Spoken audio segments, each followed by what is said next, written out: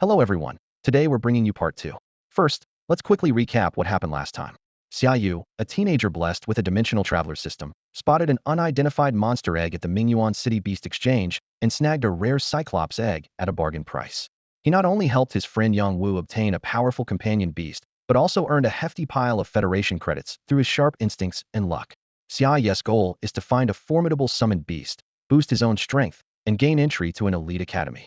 Later, he discovered an unappraised golden-feathered eagle egg at Tianbao Workshop and, relying on his system's insight, bought it on impulse and successfully hatched an elite-rank golden-feathered eagle.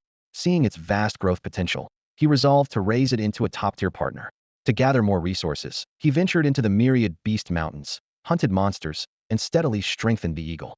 After half a month of grueling effort, the bird evolved into a thunderwing eagle, becoming Xiaoyu's key asset. During the admissions event in Mingyuan City, the Thunderwing Eagles might drew the attention of numerous academies. Despite the generous offers, Xiaoyu chose Jinma Military Academy, a top institution renowned for live combat training and honor. The decision stunned everyone, yet Xiaoyu believed Jinma was the only place where he could truly fulfill his potential. At the academy, Xiaoyu quickly made a name for himself through both intellect and skill. He excelled in drills and showcased courage and strategy in actual combat. The Thunderwing Eagle and his Nightshade Warrior shone on the battlefield, earning him the respect of classmates and the approval of instructors. His ambition is to become one of Zenmo's finest warriors and safeguard the human realm. On a mission to the undead plane, Xiaoyu and Shi Hao followed instructor Mori deep into enemy territory. Facing powerful undead creatures, Xiaoyu fought without fear, repeatedly driving back assaults with his summoned beasts and battle techniques. His bravery impressed Mori, and his standing on the front lines rose steadily. Xiaoyu understood that only by pushing his limits could he become a true powerhouse. Combat in the undead plane granted him valuable experience and rapid growth.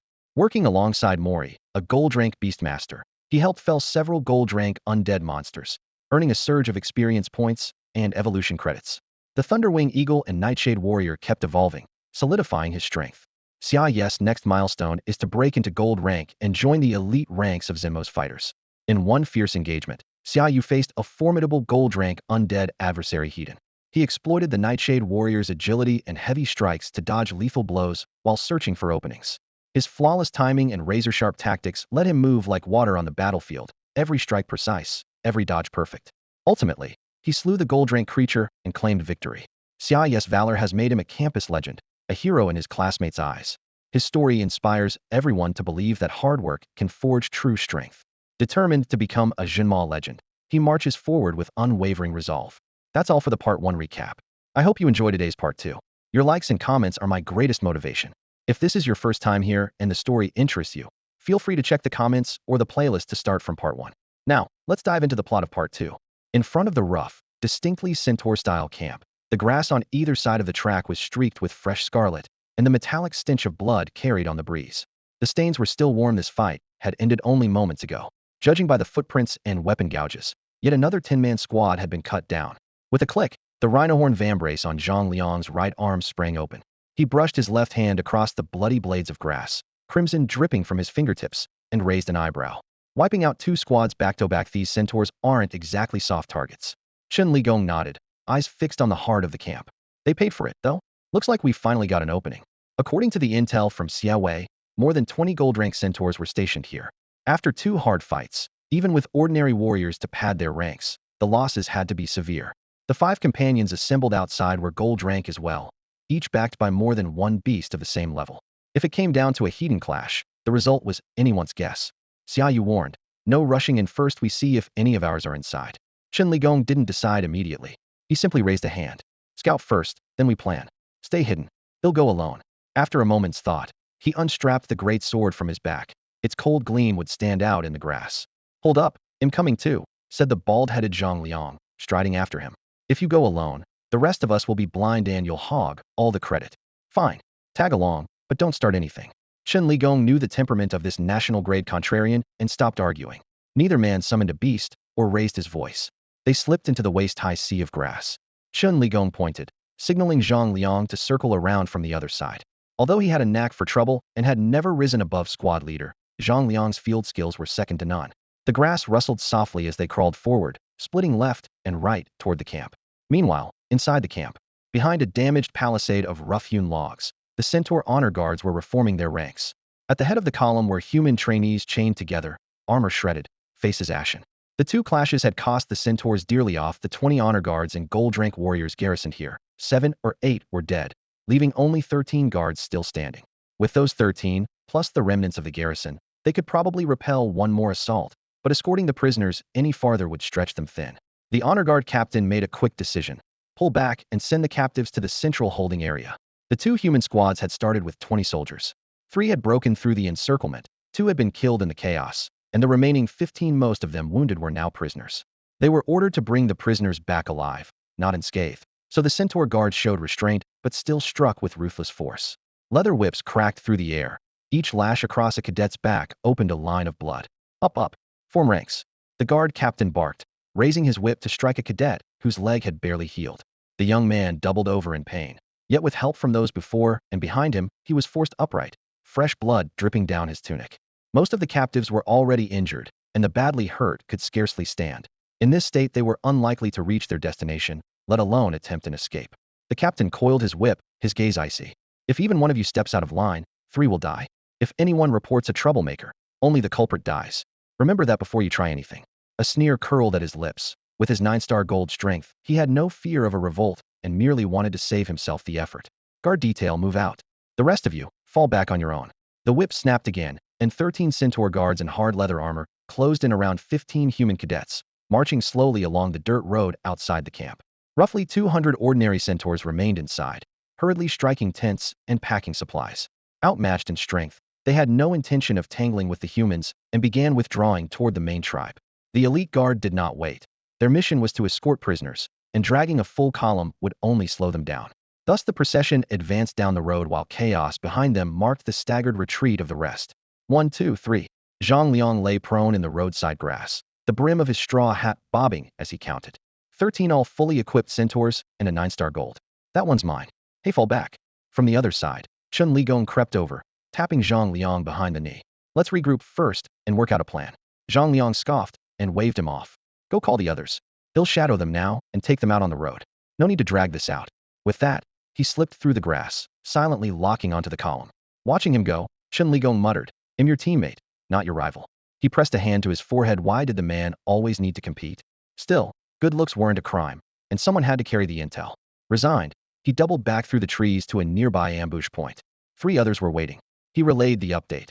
13 centaur guards, 15 prisoners, a 9-star gold captain, and the slow, piecemeal withdrawal of the ordinary centaurs.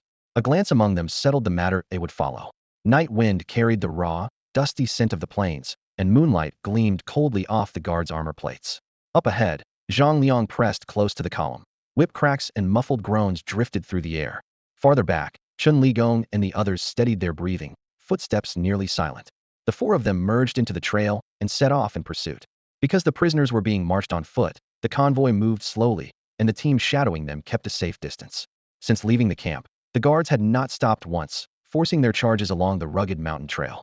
Under the blazing sun, the clang of chains and the crack of whips merged into a harsh chorus. Anyone who lagged behind or strayed, even slightly, was lashed without mercy, their screams echoing through the heat. After 3 or 4 hours of stealthy pursuit, dust had turned their boots a dingy brown, but at last a gap in the convoy's guard appeared. First things first, the leader is mine, Zhang Liang muttered, locking onto the centaur guard at the head of the column. I've had it with that bastard. I'm taking him alive and beating him to death myself. Holding back for so long had only stoked Zhang Liang's fury. In his eyes, these off-world scum deserved nothing but to grovel in the dirt, yet here they were swaggering around with whips unforgivable, and he meant to put them down. Fine, the golden 9-star goes to you, Chun Ligong said after a calculating frown. That leaves 12. I can tie up 4 at most, but I can't finish them quickly. It was the first time he had ever admitted his limits so plainly. 2 are no problem for me, Li Mingna said, raising 2 fingers. I can take on 2 as well, Jiang Ningchen chimed in. 2, 2. Plus 4, Zhang Liang counted quickly, then clenched his fist. All right, he'll handle the remaining 4. Xiaoyu raised an eyebrow and took over the tally. Those last 4 centaur guards are mine. Seeing him claim 4 heavy hitters at once, Zhang Liang snorted and patted Xiaoyu on the shoulder. No need to show off if it's too much. Brother Liang can take 1 more off your hands. Don't get all teary-eyed. Just remember who's looking out for you. He said it with a grin, but the resolve in his eyes left no doubt he meant every word. Save it. I don't need your help, Xiaoyu replied, brushing the hand away, eyes blazing with the same fight. I've had enough of these punks too. No more talk, you'll light the fuse. Knocking Zhang Liang's hand aside, Xiaoyu drew the twin battle blades strapped across his back. Xiaoyu drew both war blades in one fluid motion and summoned his 3 spirit beasts at once. This was a rescue, not a routine ambush of centaurs. A rescue demanded that every enemy be locked down in the opening strike. Let even one slip away and the hostages could die on the spot. An ambush could afford a few fugitives. Tonight, there was zero margin for error. The moment the array sprite landed, its pudgy hands swept outward, unleashing a dozen streaks of blue light that slammed into place and built layer upon layer of shields around the captured students. They were only basic defensive formations, but they would absorb the first lethal blow a centaur warrior might hurl when the fight exploded. Brothers move. Zhang Liang's rhinohorn prosthetic shot from his right arm. He grabbed the charging dragon-patterned rhinox, swung himself onto its back, and used its momentum to spear straight into the centaur ranks. The commotion drew the sentries in an instant. Startled, they shouted intruders, and fumbled for the longbows slung across their backs. Shadow flash. To keep the hostages safe, Xiaoyu and the Nightblade warrior poured everything they had into speed. 2 consecutive shadow flashes ripped through the darkness, hurling them dozens of meters forward and straight into the enemy lines. The Nightblade warrior blurred, and 4 towering figures appeared in the melee at once. The centaurs froze, bows half drawn, unable to tell which image was real. They hesitated. Xiaoyu did not. The Nightblade's true body and 3 phantoms lunged at 4 centaur guards simultaneously. The phantoms were fragile, but they only needed to stall. The guard captain was a 9-star gold warrior. Most of the others ranged from 4 to 6 star, with only 2 at 8 star. Xiaoyu wasn't greedy. He sicked a shadow clone on one of the 8 stars, and had the Nightblade's true body target a 6 star. In a flash, the Nightblade closed, his black bone blades sweeping horizontally. The 6 stars drawn bow snapped with a sharp crack, its string going slack. A dark sigil flared beneath the centaur's hooves, a wave of weakness crashing through his mind. He tossed the broken bow and reached for his spear, a heartbeat too slow. The bone blade came down. A scream split the night. The captive students jolted from their stupor as the blade sheared through the spear and tore open the guard's abdomen, spilling blood and viscera. Hell yes. Someone's here to save us, move or die. One student, covered in whip marks, seized the chance. Though chains bound his limbs, they couldn't shackle his mind. With a furious roar, he summoned a battered spirit beast, sending it headlong at the next charging centaur. That's right. If you want to live, fight like mad. Inspired by the first, the rest caught on. If they teamed up with their rescuers and killed these centaur guards, they still had a shot at survival. Otherwise, wherever they went, death would still be waiting. Many captured cadets were already gravely injured, too weak to summon their beasts. Worse, some had watched theirs cut down before they could be recalled in the previous clash. Even so, the moment the melee reignited, 6 battered familiars burst into view, some in pairs, others in threes, tearing a bloody corridor straight into the fight. Stay out of it. He's mine, he'll skin him alive for the brothers. Zhang Liang roared. No one drew more hatred from the prisoners than the centaur captain, whose blood-stained whip testified to countless tortures. 3 of the 6 beasts lunged at him but were driven back by Zhang Liang's bark. Zhang Liang's fists were sheathed in obsidian gauntlets, and the dragon-patterned rhino horn on his right forearm flashed coldly. Though only a gold 8-star, he met the gold 9-star Captain Hedon without yielding an inch. Gauntlet hammered bone armor, each impact booming like distant thunder. One sweep of the horn punched a deep crater in the centaur's torso, blood spurting like a ruptured pipe.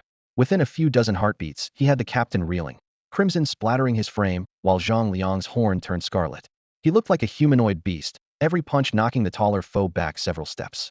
On the other flank, Xiaoyu faced 4 centaur guards.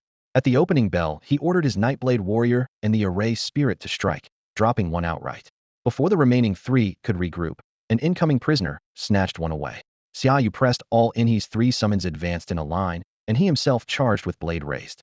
The 2 surviving guards never mounted a proper defense. The Nightblade warrior's flashing steel carved them, shields and all, into gore within minutes. The unexpected twist was that the prisoners still had fight left in them. The rescuers had rated the extraction as moderate, yet these desperate cadets and their 6 wounded beasts were turning it into a walk-in dungeon. Fueled by vengeance, the familiars tore 3 more centaur guards apart, growing fiercer as the blood flowed. Pain forgotten. Cadets from Jinma Military Academy were cut from a different cloth than the pampered prodigies of ordinary elite schools. Jinma preached war by war students entered other planes, slew aliens, and bartered heads for resources, so each had seen blood and was ready to wager life. The so-called geniuses of regular academies, protected as showpieces, had most death-level missions screened away. Lacking that door-die spirit, they had been captured. Had they been frontline veterans from Jinma, these centaurs would never have seized even one prisoner. When the dust settled, 13 centaur guards lay dead. Xiaoyu had claimed 3, Chun Ligong 2, Li Mengna scored a double kill, and Zhang Ningxian secured just one not from lack of skill, but because Li Mengna refused assistance, forcing the prisoner's beasts into Zhang's sector to poach his target. The 6 injured summons finished off 3 more. As for the strongest of them all, the centaur captain, Zhang Liang pounded him into a honeycomb, the rhino horn punching holes through his body until he collapsed pale and nearly bled dry. Huh. Still feel high and mighty. Next time you're born, remember this: when you see a human, run, or well, kill you all over again. The Silvermane tribe was one of the largest centaur clans, home to hundreds of thousands and brimming with warriors so fierce that even human hunting parties kept their distance.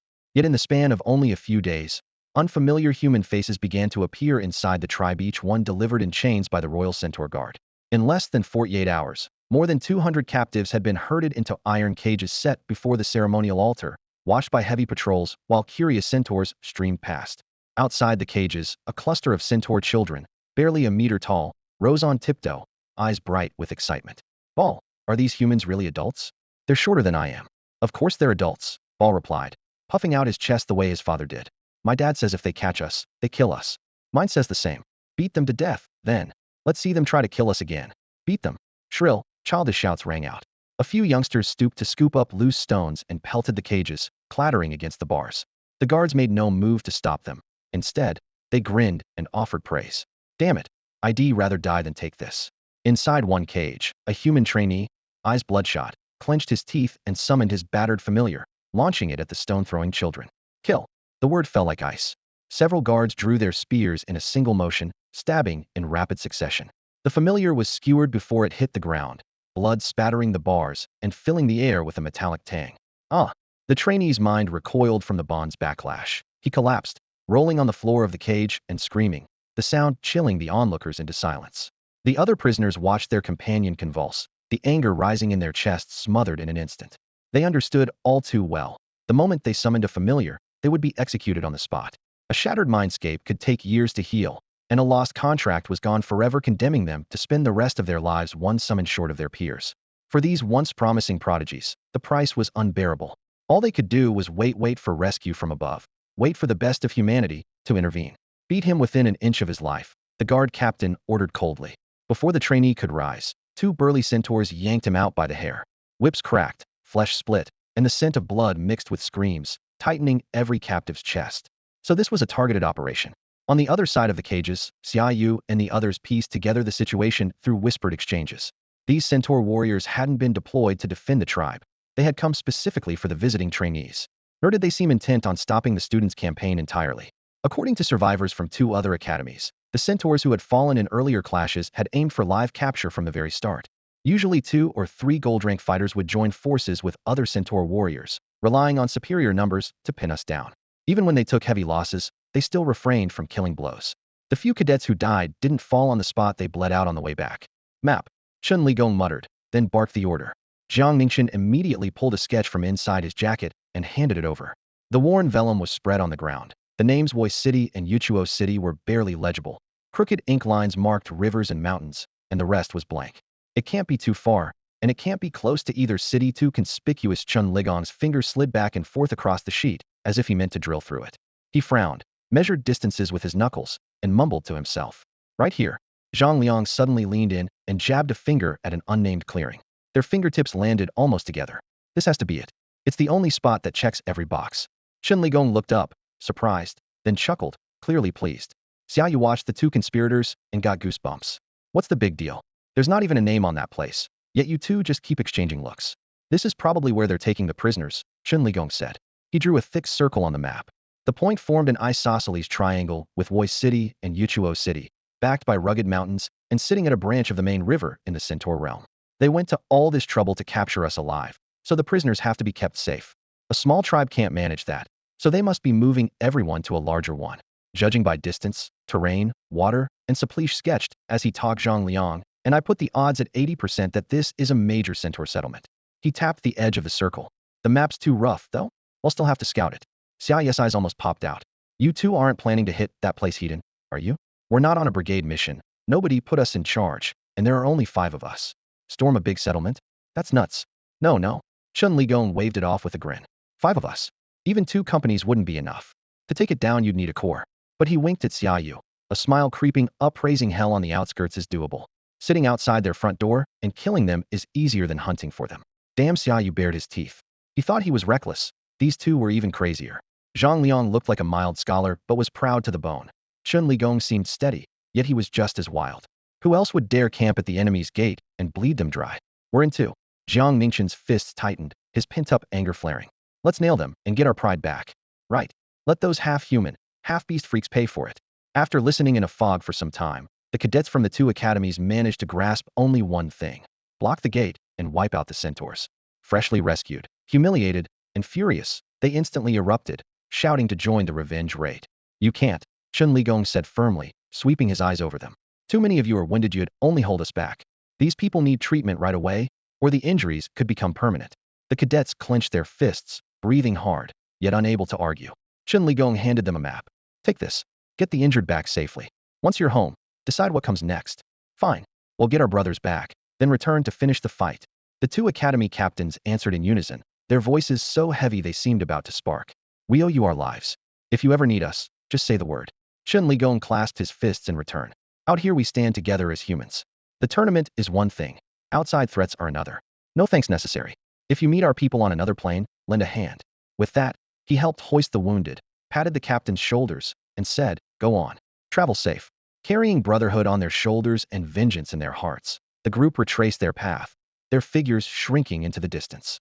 Minister Zhang, reports from the Centaur Plain say the temple has deployed its sacred guard, captured nearly 200 cadets, and cultists have also appeared. Inside Kunwa City, the Wyvern King Zhang Haoyan was personally overseeing the tournament. At his desk, the city lord Diamond Tier Beast Master awaited orders with respectful tension. Kunwa City sits atop year-round spatial rifts. Without a Diamond Tier leader, emergencies couldn't be contained. Zhang Haoyan frowned at the report. Send my orders, he said gravely. All garrisons on the Centaur Plain are to assemble and adopt a combat-ready posture, but do not intervene for now. Keep the cultists under constant watch. When the tournament ends, make sure they never leave that plane. Yes, sir. The city lord turned sharply and strode away. Known for his iron fist, Zhang Haoshan's orders took effect within hours. Troops on the Centaur Plain massed at their banners, killing intent rolling off them like heat, declaring they were ready at a moment's notice. The pressure swept through every Centaur tribe.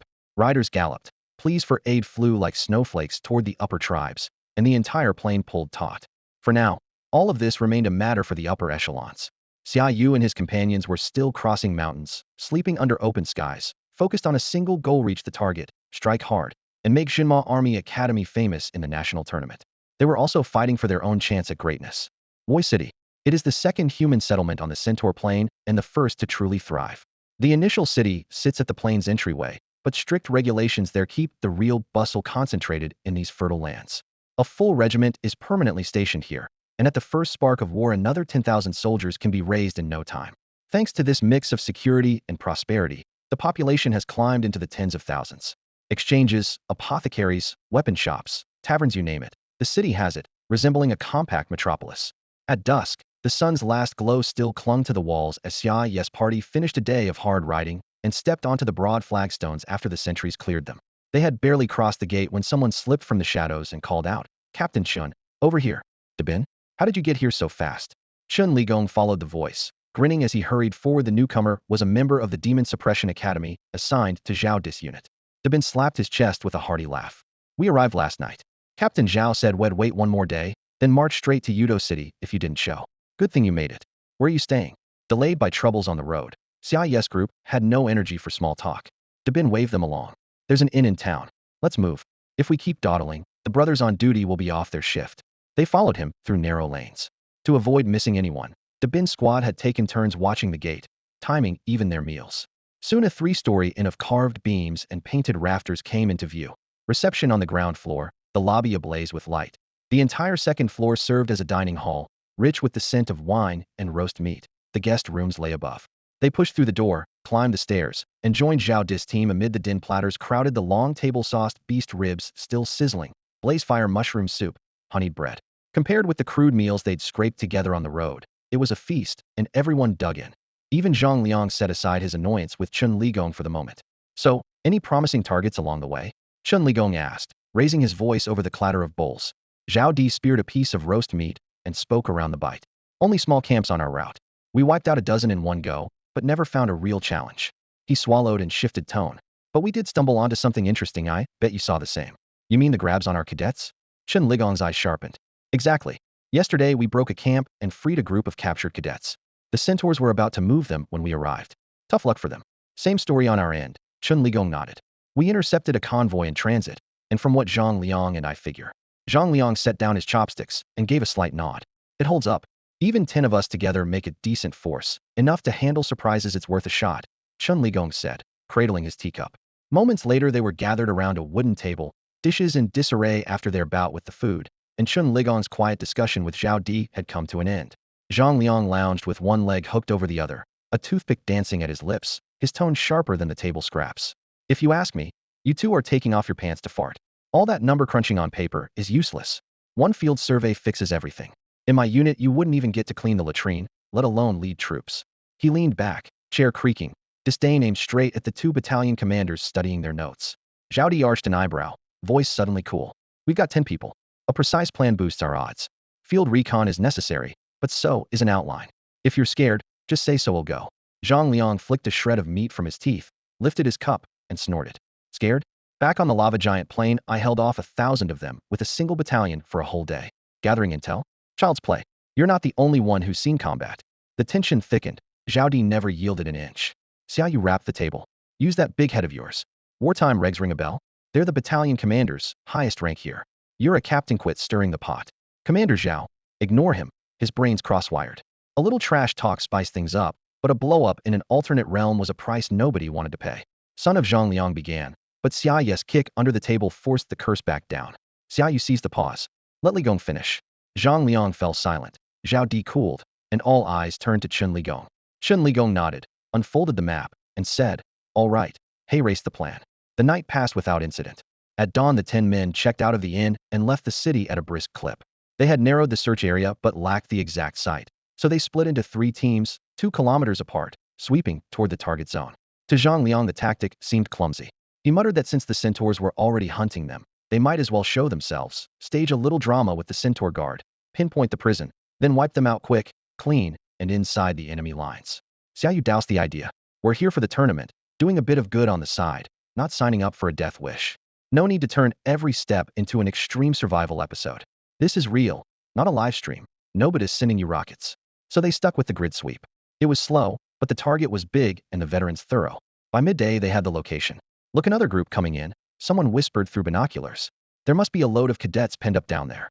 From a low ridge, the 10 of them overlooked a centaur settlement the size of a small town. In just a few hours, they'd seen 3 separate groups of human trainees herded behind the palisade. With this few people, a frontal assault buys us nothing and we'll never find the weak spot in time, Xia Yu said, eyes narrowed. We have to make one. So how about this, using the intel on hand? They formed a tight circle, each man adding a piece as they sharpened the plan. The centaur plain had been quiet for ages, but now a storm was clearly brewing. Woi City and Wutua City both mustered their legions and, on King Yilong's orders, ran daily field drills. The routes changed every time, with only one guiding rule: press hardest wherever the centaurs clustered. For several days running, the moment a legion left camp, the chosen settlement reacted as if disaster were at its gates, hurriedly packing up to retreat, only for the troops to circle the outskirts and march away. After several such feints, the small tribes abandoned their sites and merged into larger forces. Traffic on the road to the Silver Horse tribe soared, kicking up dust and noise and drawing countless eyes to that route. The Centaur Temple, ancient and austere, felt unusually oppressive today. Me.One, how do you explain the situation before us? Deep in the sanctuary, the twin kings sat on stone thrones, massive torsos gleaming in the torchlight, every gaze locked on the silver-masked figure in a black cloak. Honored kings, isn't this an ideal opening? Me.One's voice stayed calm. Everything is unfolding exactly as we anticipated. The more students King Yilong prizes, and the more of them we seize, the stronger our leverage becomes. That can only benefit us. One king slammed a fist on the stone armrest. Right now, only the centaurs are under threat. This is nothing like the promise you made. The promise still stands, Me.One said with a short bow. But under King Yilong's nose, we can't hand the captives over directly. What we can do is block any aid from outside the plain. The human garrison here is already thin, if the centaurs can't even handle that. Remember your promise. The other king snorted, his hoofbeats echoing through the hall. Or I'll tear your head off myself. Me.One spread his hands, amusement in his voice. Then allow me to wish us victory at full gallop. Up, up, up, we've got work. 50 li away, Zhang Liang lay hidden in the rippling grass, parting the blades to watch ahead. Less than 100 meters off, a centaur patrol was herding a dozen young human students along. 14 centaurs in all, counting the leader, wore half-length leather armor, spears in hand, longbows on their backs, twin quivers at their belts, the armor plates clicking softly as they moved. I see them keep it down. Xiaoyu rolled over and crawled up beside him. 14 total. A straight fight's too rough. We need to soften them first, Zhang Liang whispered. Then quit staring and go. Xiaoyu jerked his chin forward. Oh, come on. It's always me, Zhang Liang grumbled, rolling his eyes. Fine. I'll go and you clean up afterward? Xiaoyu shot back. Zhang Liang waved hurriedly. Forget it, I'm going. Muttering under his breath, Zhang Liang sighed, snapped the spirit rhino's horn attachment into place, and sank into a crouch. He lowered his center of gravity, swept his eyes through the grass, and set himself a goal. Drop half the enemy with the first strike. Just before moving, he glanced back and whispered, see it? Drag them toward that tree. Xiaoyu crouched as well, following his gaze to the tall, broad-leafed tree in the northwest. After an unspoken nod, they split up. Zhang Liang hugged the folds of the ground, closing in on the centaur squad, while Xiaoyu sprinted toward the target tree. Whoosh. Once he had the distance, Zhang Liang looked northwest again. Seeing Xiaoyu in position, he released a long breath. Dragon Mark Spirit Rhino, Dragon Mark, Tremor Wave. He bellowed. A massive spirit rhino streaked with dragon markings materialized out of thin air. Its forelegs reared high, then slammed down, and a visible shockwave exploded outward from its hooves. The wave grew more violent as it spread, and by the time it smashed into the centaurs, it was like a raging tide. Ambush. Raise defenses. Form up on me. The centaur captain roared, but several guards were already sent flying, and the rest could not regroup in time. Zhang Liang refused to give them breathing room. Savage charge. He shouted. Golden runes flared across the rhino's hide. Its speed spiked, and its razor horn crashed into the panicked captain. With a crack, the fine spear in the captain's hand snapped, the horn drove into his chest, and he was hurled more than 10 meters away. Hit accomplished, time to go. Zhang Liang spun the reins and urged the rhino toward the broadleaf tree. Feathered arrows whistled past his mount's back. He had no intention of trading blows with more than a dozen gold-rank centaur's own gold 9-star captain, 2 gold 8 stars, and the rest no lower than gold 5. He left the wounded captain where he lay and ran. 5 stay, the rest chase him. The captain coughed up blood, tossed the broken spear, and grabbed a longbow to join the pursuit. Ting, ting, ting. Arrows hammered the elemental shield at Zhang Liang's back, and the barrier visibly unraveled. They're here. Fall back. Zhang Liang shouted. Under the rain of arrows, he reached the tree, yanked up Xiaoyu and the pudgy array sprite on his shoulder. More star spots now dotted the sprite, pulsing so fast they gleamed even in daylight. All set? Zhang Liang asked. These few clowns. Easy pickings, Xiaoyu replied, sitting cross-legged on the rhino. A quick glance at the 9 pursuing centaurs and he rattled off. 1 gold 9-star, 1 gold 8-star, the rest around gold 5. 3, 2, 1 detonate. Boom. Within 50 meters of the broadleaf tree, the ground shattered. Magma surged like a tide and swallowed the centaurs the instant they entered the array. Done. Turn around. Finish the rest. Xiaoyu grinned at the roiling lava, leapt, and as he landed, a giant eagle with a 10-meter wingspan burst from the air currents and carried him skyward. Come on, you trash. Keep chasing. I'll plant every last one of you right here. The Inferno magma array spewed lava that burned at well over 1,000 degrees, and even the centaurs renowned for forging their bodies in brutal training suffered grievous wounds. Scarlet magma shot skyward like tongues of flame, wrapping around the gold 5-star centaur guards. Their flesh split and blackened in an instant, and the molten rock clung to them like a curse, roasting them alive while their agonized roars drowned out every order, including their captain's frantic call to regroup and charge. In the chaos, Zhang Liang urged his mount, the dragon-marked spirit rhinoceros, into a ground-level charge, while high above, Xiaoyu dove on a thunder eagle, launching a pincer attack. Xiaoyu knew his gold 5-star thunder eagle could handle the gold 8-star centaur warrior opposite it. All he needed was a little time. At the first clash, 5 more centaur fighters on the far side of the camp responded. They struck the prisoners with their lances, knocking each one unconscious, then thundered toward the battlefield at full gallop. To clear the scorched yet still dangerous centaurs quickly, Xiaoyu summoned the Nightblade warrior without hesitation.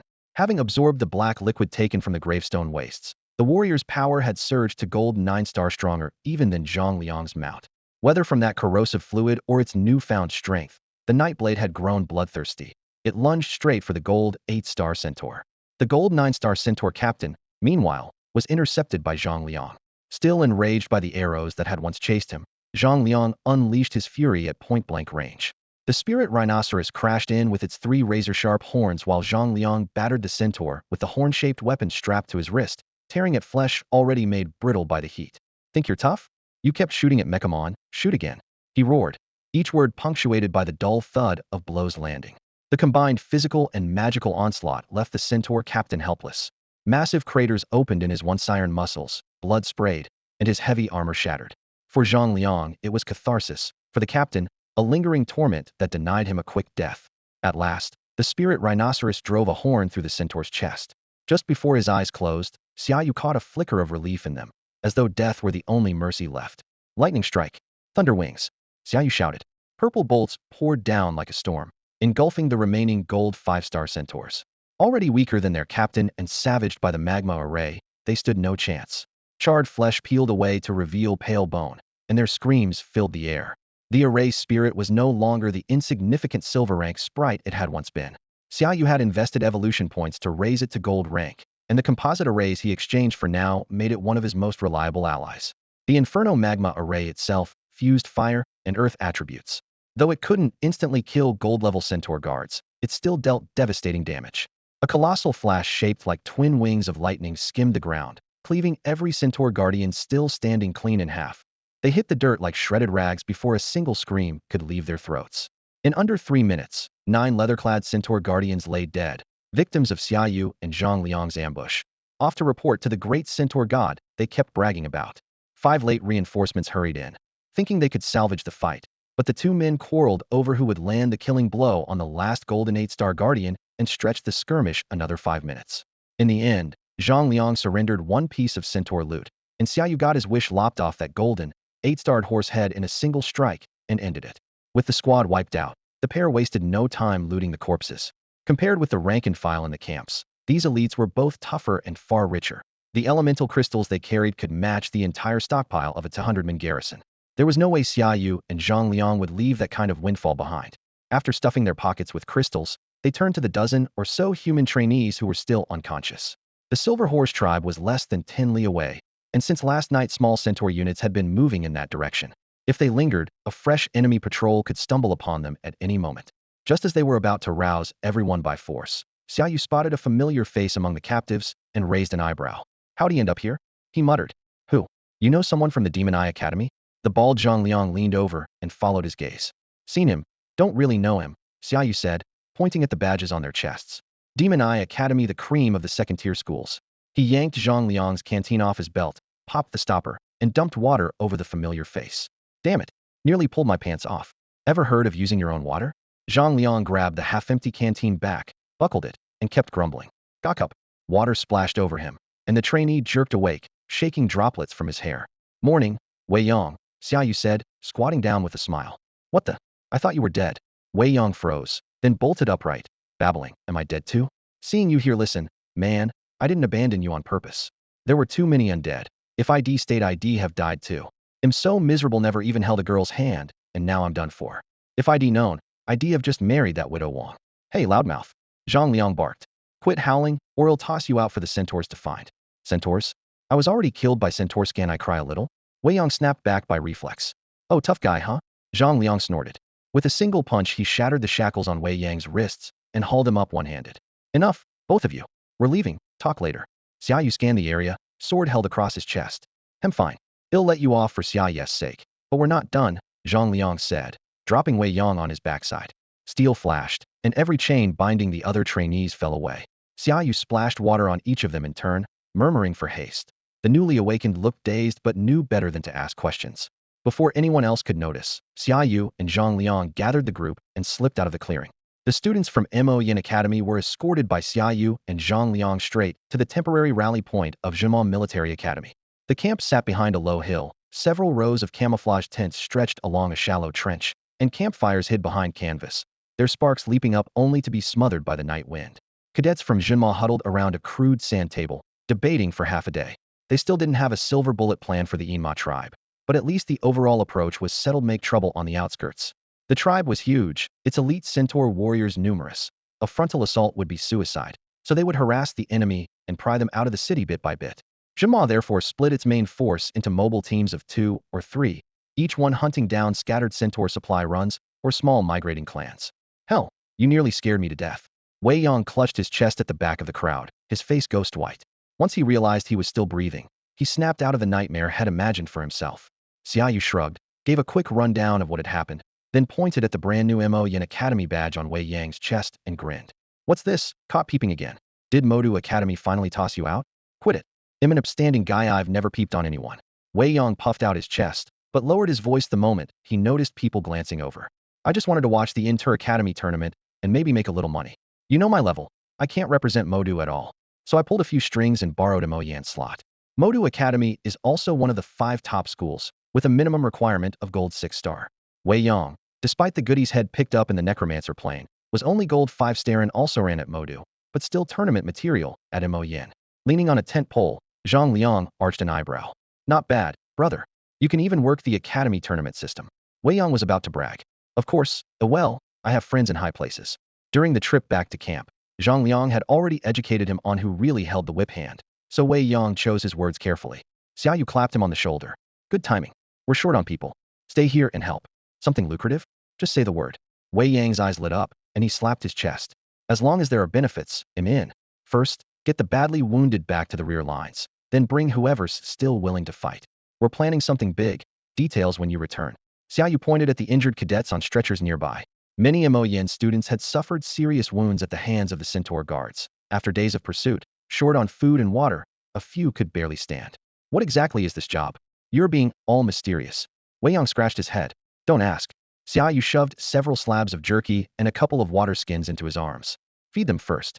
Get everyone back safely. Then we'll talk. Stay sharp out there. Wei Yang cradled the jerky, face full of pain. That's it. I haven't eaten in days, give me a little more. Enough whining. Snag more on the way if you have to, but move it, and be quick. Xiaoyu grabbed Wei Yang by the arm and ordered him to rush the wounded student back to the portal without another word. With the injured fighter now a ticking time bomb, keeping him in the party would have been reckless. Once the Moai Academy team was clear of danger, Xiaoyu and Zhang Liang slipped into the forest, bagged a few plump game animals, dug out a makeshift hearth, and lit a fire. Before long, fat sizzled on the coals, sending waves of rich aroma downwind. Not bad though, your fire pit could use some work, Zhang Liang said, nodding in approval at the smell. Good thing we picked a spot far off the beaten path. As soon as the meat was done, the scouting parties began to trickle back. After several days together and with Xiaoyu and Chun Ligong acting as peacemakers, the tension between Zhao Di and Zhang Liang had eased considerably. The two could now talk without reaching for their weapons. Zhang Liang still couldn't resist a jab. While carving up the roast, he muttered, "You hounds smelled the meat the second it was ready." Zhao Di tore off a generous chunk and raised an eyebrow. "This is premium fare, my friend. We just landed ourselves a powerhouse ally." "Ligong, tell them." Chun Ligong wiped the grease from his lips and grinned. "We ran into the Capital Academy squad on the edge of the settlement. They followed the smell, liked what they saw, and agreed to join forces. All we have to do is muddy the waters. The openings will follow. With Capital Academy at our back, our odds just doubled," Dabin said, grinning from ear to ear. They mapped out the next move. Crank up the commotion around the perimeter, draw the Centaur city's eyes outward, then slip inside during the chaos. If they pulled this off, not only would the quest in the star-chasing lands be within reach, the Academy tournament objectives would be in the bag as well.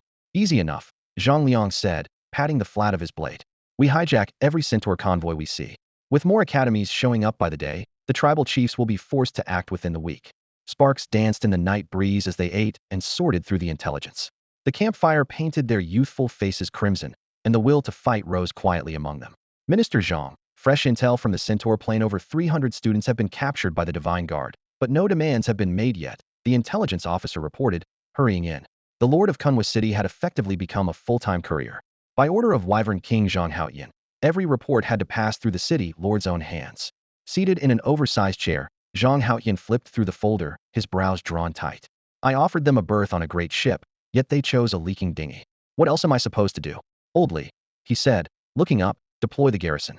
Wipe out 2 mid-sized tribes first, that should make them talk. And he tapped the file with a fingertip. Those half-wits are bound to mess things up when it matters.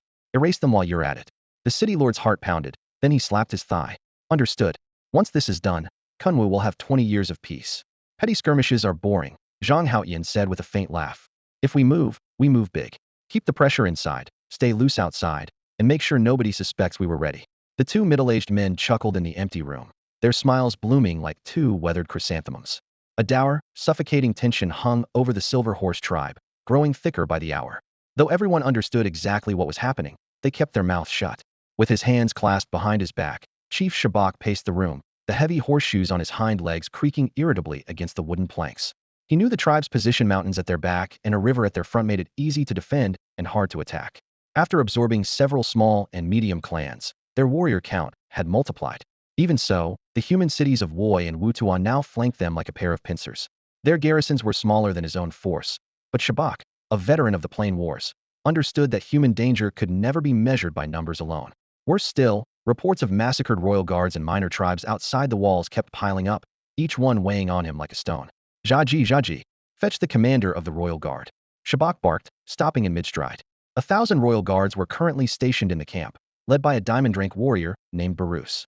In personal strength, the commander was Shabak's equal. Soon Shabak's bodyguard Jaji returned with a burly centaur. The newcomer's shoulders were broad, his chest broader still, and he stood a full head taller than Shabak. A single-handed axe hung at his muscled waist, its twin crescent blades glinting coldly. Chief Shabak, you sent for me? Barus rumbled as he stepped inside. Yes, Commander Barus. I want to discuss the raiders on our borders, Shabak replied, forcing down his irritation. Apologies, Chief. Those raiders are your tribe's private affair, Barus said bluntly, his brow furrowing. We are here by the king's order to capture human trainees, and we will not disobey him. Shabak's heart sank, but he kept his temper in check. Commander Barus, according to our scouts, those raiders are the very people you're looking for. He laid out every scrap of intelligence he had gathered. An hour later, the towering stockade gates groaned open under the combined effort of several brawny warriors. The gate, usually shut tight, swung wide faster than it ever had before. Columns of royal guards thundered out, iron hooves kicking up clouds of dust as their whistles tore through the stifling air. Damn, what happened? How did so many centaurs show up in just one day? Soft desert sand shifted aside as a dirt-smeared head poked above the surface. After confirming the coast was clear, the man scrambled out of the tunnel. Move it, everyone up. We're almost there, Wei Yong whispered, brushing sand from his clothes and calling into the opening at his feet. Figures poured out like fish, and within moments 7 or 8 trainees stood beside him. Unlike at Magic Capital Academy, Wei Yang of 5-star gold was considered top-tier power at Magi Academy. Because of that, Magi students had suffered the worst when they ran into the centaur guards. After further abuse during their escape, only the 7 or 8 standing before him had managed to stay with the group. Wei Yang lifted his head to get his bearings, recalling the rendezvous point he had agreed on with Xiaoyu. The underground tunnels were pitch black, so he expected his course to be a little off. With 7 or 8 people in tow, Wei Yang edged toward the rendezvous point he had set with Xiaoyu. They almost stumbled into a squad of centaur sentinels on the way, but he kept his head and slipped everyone past them in time. Think they got swept up and can't make it? One of the men whispered. With this many gold rank centaurs around, even a platinum rank fighter would have trouble getting out, another muttered. Maybe we should just turn back. This is getting too risky, a third said outright. They waited a full half hour. Mountain winds rustled the grass, while Wei Yang sat motionless, yet the faces behind him grew more and more agitated. They had come back because the Jinma Military Academy team's strength had impressed them. 2 people had wiped out more than a dozen centaur guardians with ease. The tournament was still on, and the results would decide not only academy resources but personal rewards. No one wanted to quit early. But the situation had deteriorated in a single day. Gold-rank centaurs now blanketed the countryside. If their little band ran into any patrol, it would be suicide. They had tasted captivity once already and had no wish for a second helping. Wei Yang frowned, letting his frustration seep into his voice. Quiet. I told you nobody forced you to come. Why lose your nerve now? Give it a bit longer. If nothing happens, then we can talk about heading back. Another 10 minutes crawled by before the brush stirred and 2 figures slipped out. Xiaoyu grinned. Centaur patrols are all over the place, so we switched locations. Didn't know when you'd get here, bet you were getting jumpy. Spotting the crowd behind Wei Yang, he raised an eyebrow. He had expected 3 or 4 followers at most. We just arrived ourselves, Wei Yang said, jerking a thumb behind him. Ran into a few herds of centaurs and lost some time. Xiaoyu clapped his shoulder and nodded to Zhang Liang. Let's move. This isn't the place to talk. We'll fill you in at the assembly point. The pair guided the group back along the trail, keeping low and quiet. While they hurried on, Wei Yang caught up to Xiaoyu. What are you pulling? Why so many centaurs in leather armor all of a sudden? We were about to stir things up when this show of force appeared, Xiaoyu said, eyes sweeping the shadows. Doesn't hurt, you actually fits our plan perfectly. Fits us? You really think we can chew through that many gold rank centaurs? Wei Yang blurted. He knew Xiaoyu had the guts to storm an undead realm alone, but going after a full centaur tribe was another story. Won't know till we try. When did you grow timid? Where's the Wei Yang who pounced the moment he smelled a bargain? Xiaoyu teased. Save the questions, he added, lowering his voice.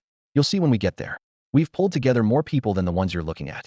Up ahead, Zhang Liang suddenly raised a fist for silence. Everyone froze. A centaur hunting squad moved across a nearby clearing. They had spotted it just in time. Hugging the shrubs, they slipped around the patrol. Another half-hour later, a gap in the mountains opened before them. The instant they stepped through, the stench of blood slammed into them, carried on a chorus of furious shouts. Move, all of you. Don't let a single one escape. Take them alive. Wei Yang's stomach lurched. Damn, we've been made. The narrow bend in the mountain pass had become a slaughterhouse. Shattered stone covered the ground, and the air was thick with blood and smoke. More than 100 centaur guardians formed a dense outer ring. In front of them, a massive, platinum-rank centaur raised a long halberd, his hulking frame shrouded in shadow. With that many centaurs out there, can the people inside hold on? Wei Yang fixed his eyes on the battlefield, the furrow in his brow almost nodding. The companions who had returned with him exchanged uneasy glances and whispered to each other. Xiaoyu shot them a sidelong glance, his voice leaving no room for doubt. They'll hold. We have 100 men inside. Two, but we have to break this line fast. The longer we wait, the more centaurs will arrive. Zhang Liang, never known for patience, exploded. Quit yapping. If you're in, gear up. If you're not, clear out. I don't need unreliable deadweight. Watch your tone, someone snapped. We're only here because we owe Yongo a favor. Nobody's eager to die for the Demon Suppression Corps. Yeah, we're not their soldiers, so drop the act. Others chimed in, their words growing sharper. Xiaoyu frowned, placed a hand on Zhang Liang's shoulder, and gave a slight shake of his head. Then he said to Wei Yang, they're your people. You decide. Keep them out of this one. We'll sort the inside later. Zhang Liang grunted. Lianga, we're going, he muttered, sneering. What a bunch of rabble. He crouched low, slipped past jagged rocks, and with a sweep of his arm summoned a silver-marked dragon-pattern rhinoceros. He vaulted onto its back, armor clanging against the beast's plated hide. Xiaoyu followed, dashing a few paces before leaping skyward. A violet hexagram flared beneath his feet, and a thunder eagle burst from the array in a blaze of lightning. Its wings beat up a gale that sent gravel skittering as it caught Xiaoyu on its back. One rider charged along the ground, while the other swept through the air. Together they closed in on the platinum-rank centaur at the mouth of the pass, murderous intent rising like a tide. Wei Yang glanced back at the men still crouched behind the rocks. Anger churned in his chest, but he forced it down. A day ago someone else saved your lives, and now you talk like this. He drew a long breath. I want to side for you, and I won't force anyone to risk theirs. If you're coming, follow me. If you're not, leave now. I won't carry this debt. Maybe we'll meet again. With that, he stepped from the shadow of the rocks, jaw clenched. He spread his arms, and two summoned beasts appeared, a 5-star chameleon drake and a 2-star greenvine sprite. The drake flashed once and vanished, taking Wei Yang with it, while the sprite remained, its vines rasping over the stone as it crept toward the centaur ranks. Behind the rocks, silence stretched. At last someone muttered, maybe we went a bit too far. Wei Yang just wants to curry favor with the Demon Suppression Academy. Why should we die for that? Him out. He'll head back, kill a few stray centaurs, and call it a day. The speaker's tone stayed defiant. Another voice argued quietly, Wei Yang has a point. They did save our lives. Cut the crap. Even if they refuse to help, the Wyvern King won't just watch us die. Someone's bound to come for us, so all they're doing is grandstanding. Behind the boulder, 7 or 8 people still crouched in place, arguing until their faces flushed red. Some were ashamed of standing by earlier, others felt perfectly justified. After a few tense minutes, 3 finally gritted their teeth, summoned their familiars, slipped around the rocks, and charged straight at the centaur. The remaining 4 hesitated, watched for a moment, and then quietly withdrew from the fight. Soul-devouring shield. Thunderfall. Dragon rune burst. A ghastly, mask-shaped shield snapped open, blocking the first counterattack for Xiaoyu and Zhang Liang. Purple lightning ripped through the air, and intricate dragon runes carpeted the ground, detonating almost simultaneously under the platinum-rank centaur's hooves. Man and beast fought as one, the chained explosions forcing even the famously strong centaur to stagger. When the smoke and flames cleared, its eyes were bloodshot. Fine cracks ran across its upright torso. The spear arm was sheared in half, and blood poured from the stump as though it had crawled out of a pool of gore. Before it could catch its breath, a stab of pain shot up its hind leg. A brown giant lizard had clamped down, fangs punching through muscle and scraping bone. Now, finish him. Wei Yang burst from hiding, clawed gauntlets gleaming as he lunged like an eagle striking a hare. The centaur, already reeling from the 2-man assault, crumpled under the ambush. Blade tip and horn pierced its chest almost together. The massive body convulsed once, then lay still. In the brief lull, figures suddenly poured from deep in the pass. More than 100 trapped students surged out in single file. Xiaoyu had not been bragging. Even without his and Zhang Liang's help, a mere 100 gold-rank centaurs could never have bottled them up. The day before, several students from the demon-suppressing military academy had settled on a plan. In just one day, they contacted a dozen schools, including those in Jingdu and Maja, gathering over 100 fighters for a small-scale engagement. With the divine guards leaderless, the centaurs were sitting ducks and broke almost instantly. Moments later, the noisy pass fell silent, and after a quick cleanup the group pulled out. We've been exposed. Sticking around is too dangerous now, we have to move up the timetable. Inside a ransacked centaur camp, a circle of young people squatted around a campfire, grease from roasting games sizzling in the flames. In the flickering light, Xiaoyu frowned and looked up at the speaker, a square-jawed man with a buzz cut and an iron staff on his back, the platinum rank leader from Jingdu Academy. It had been 7 full days since they entered the centaur plane. One by one, students who had held back their cultivation chose to advance. Chen Ligong and Zhao Di had broken through to platinum just yesterday. With the 2 team captains from Jingdu and Modu, for platinum ranks now sat around the fire. Thoughts? Xiaoyu asked, scanning the crowd. This isn't an official operation, we formed this team ourselves, so everyone has a say. Chen Ligong glanced at the Jingdu captain first, said nothing, then turned to the others. We can't afford any more delays, someone murmured. Those centaur corpses will be found soon, and when they are, we have to strike now. Another cut him off. All our people are here.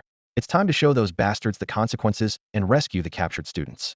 After a brief silence, the place erupted in debate. Over 100 students voiced their opinions, each with a plan of their own. Loudly, give me a status report. Winged Dragon King Zhang Tianhao lifted a hand to his brow. The man who always seemed invincible to outsiders finally allowed a trace of fatigue to surface in front of an old friend. Lao Li sat straight back across from him, speaking evenly and without a wasted word. The situation is still under control. On the Centaur Plain, we've wiped out 2 mid-sized tribes. The 2 Centaur kings have sent envoys to negotiate, but I've left them waiting. He paused, his face darkening. Outside Kunwa City, we keep spotting holy light cultists. Their strongest fighter is only platinum, but I have a bad feeling they're planning something. Both men carried crushing responsibilities. Zhang Tianhao had to keep every student in the tournament safe, while Lao Li was charged with protecting the million citizens under Kunwa's banner. They're just trying to force us to pull back, Zhang Tianhao snorted. Their strength is average, but they chose the right pressure point. Still, he's misjudged betrayed 1,000,000 lives for a few hundred students? Never. He shot to his feet, weariness replaced by a razor-sharp edge. The Centaur Royal Guard spent 3 or 4 days, mobilized thousands of elites, and managed to grab only a few hundred students. Pathetic. Even handed an opening, they fumble it. Before the words had finished leaving his mouth, he was barking orders. Send the word. All academy leaders to full combat readiness. Diamond rank captains from the capital, Magic City, and Jima academies each take 50 platinum fighters, form rescue teams, and get our people out. I want to see what those 2 Centaur kings have left to bargain with once their hostages are gone. His palm cracked against the tabletop. The Winged Dragon King was back to form. The rest of the academy leaders are under your command, he told Lao Li. Any enemies skulking around Kunwu? Show no mercy. A traitor forfeits his claim to Daxia. Understood. Lao Li snapped a salute, spine rigid, then strode out. Together the 2 men were nearly a century old, yet when Daxia's safety was on the line, they were fiercer and swifter than many in their prime. The gray at their temples a jarring contrast to their resolve. Status check, are all units ready? Amid the scorched ruins outside the Centaur encampment, more than 100 figures stood in formation, steel armor and summoned beast scales glinting under the dying sun. Capital squad ready. Magic City standing by. Linhai prepared for combat. 128 students and instructors formed 4 rows, eyes like blades, killing intent sheathed but palpable. The field commander raised his voice, assigning tasks in terse phrases. 1. Magic City Academy and Jinma Academy will each provide 10 fighters to form the assault team. Wei Yang and another beastmaster with a riftback armadillo will tunnel in through underground passages and strike the objective. 2. Linhai Academy, rich in water and sea beast specialists, will use the river outside the Silver Horse tribe as its entry route. 3. 20 beastmasters with flying units, led by Xiaoyu, will cover the air. 4. The remaining 78, spearheaded by Capital Academy, will create diversions on the perimeter, draw enemy attention, and cover the breakout. 4 detachments, 1 mission, rescue the captured students held within the Silver Horse tribe. By this stage of the tournament, the sharper students had realized that the centaurs were not out to eradicate them. They wanted to wager their lives. With 2 or 3 days still left on the clock, no team could guarantee it would avoid the Centaur Honor Guard unless it surrendered early. Once the Centaurs seized a large haul of students, they would use those captives to threaten the human leadership. Everyone, as elites of our academies, we absolutely must not stand by while the Centaurs use us as bargaining chips against our own people. Chen Ligong, the overall coordinator, finished assigning tasks as veins bulged on the backs of his hands and his usually pale face flushed red. After a week with him, this was the first time Xiaoyu had seen the cultured young man lose his cool. Chen's passion spread like wildfire, igniting every student present. A weight pressed on Xiaoyu's chest, just as it had during his first battle on the undead planet. He craved a fierce fight to release it. Well, finish the mission. The cadets from the Demon Suppression Academy shouted first under 100 pairs of eyes, even the bald giant Zhang Liang roaring until his voice cracked. In that moment, inter-academy rivalry vanished. Only a shared identity remained, warriors of humanity. Well, finish the mission. The cry rolled out in waves, 100 voices fusing into a deafening roar that shattered the clouds. Good. Come back alive now, move. With a sharp sweep of his arm, Chun Ligong sent the students scattering. Each group followed its leader toward its assigned objective. Just as Xiaoyu turned to lead his squad, a voice called out behind him. Hey, remember our agreement? Zhang Hong, the tall, lean scion of Zhaowu City's Zhang clan, stood there with his short staff, eyes locked on Xiaoyu. Come on, brother, let it go. This is a military operation, not our private sparring match. I'm sorry, all right? I never looked down on your Zhang clan. Xiaoyu lifted his hands in surrender. No, I want a real apology, one you give willingly after I beat you. Zhang Hong replied coldly, determination etched on his young face. Fine, he'll be waiting. Xiaoyu paused, then answered solemnly. Move out. A violet hexagram flared to life. A thunder eagle burst from it, wings whipping up a gale as it soared skyward. Xiaoyu leapt onto the giant bird, a dozen teammates following close behind, and they streaked toward the distant city. Silver Horse Tribe. Commander, a squad of roughly 50 human students has appeared outside the city. They've already wiped out 2 of our patrols. A Centaur Guard captain galloped up to the altar, panting as he reported. Only 50. Where are they now? Barus, commander of the Centaur Honor Guard, stood beside the altar that held the captives. He wiped sweat from his brow and tossed a blood-stained whip to a nearby warrior. At his feet, a human student lay unconscious, twitching now and then. They're pulling back, away from the Silver Horse Tribe, looking for cover. One of our patrols is tailing them. Barus nodded. He had started with 3,000 guards. 2,500 were already in the field, leaving only 500 at his side. Brimming with confidence, he decided to lead the hunt himself. Good. Assemble the troops and haul them in. I'll go myself. Barus drew the battle axe at his waist, its blade flashing cold light. Yerk, I'm leaving the captives to you. 300 guards will stay behind. Is that enough? Lieutenant Yerk gripped his spear, diamond-level aura flaring just a shade weaker than his commander's. I guarantee nothing will go wrong. If we lose even one prisoner, I'll take my own life and offer my flesh to the Centaur god. Hold to that. Barus laughed wildly, spun his axe in a half-circle, and thundered toward the main gate. Jingdu has finally taken action. Perched halfway up a sheer mountainside opposite the Yinma tribe, Xiaoyu crouched with 19 students, each bonded to a flying beast. The climate on the Centaur plain was mild, and the warm wind brushed across their armor. Yet the comfort vanished the moment they remembered the Centaur's deep-seated hatred for humans. In a world ruled by the law of the jungle, mercy had no place. Stay calm. We only get one chance to join the battle, so we have to hit the exact beat, Xiaoyu murmured, signaling everyone to steady themselves. Activating Eagle Eye, he could still see clearly across more than 10 kilometers as waves of Centaur guards surged out of the Yinma camp. Roughly 200 elite warriors in hide armor led the charge, with over 300 regular troops trailing behind, the gap in strength stretching their line into distinct tiers. Run at full speed, all of you. If those humans slip away, they'll sacrifice the lot of you to the Centaur King, roared Barus, brandishing a battle axe at the forefront. His voice echoed through the valley, harsh and commanding. Behind him, archers raised their bows and loosed whistling arrows skyward, the piercing shrieks answered by volleys from other units in the distance. From his vantage point, Xiaoyu watched multiple Centaur squads converge on the signal. Within moments, their reinforcements had swelled the force even further. At this rate, the main team from the Jingdu Academy will be pinned down hard. Forget breaking through to help anyone. Zhou Yujia of Skywing Academy, a golden 7-star beastmaster, muttered under his breath. Without Xiaoyu present, he would have been leading this aerial squad. Hold it together. We strike only at the final stage. Don't tense up. I'm keeping an eye on everything, Xiaoyu reassured them before turning back to the tribal grounds below. With most of the guards gone, life inside the Yinma settlement appeared calm. Centaurs strolling about unhurriedly in ease only a large tribe could afford. Inside the chieftain's hall, however, the air was so heavy it felt ready to crack.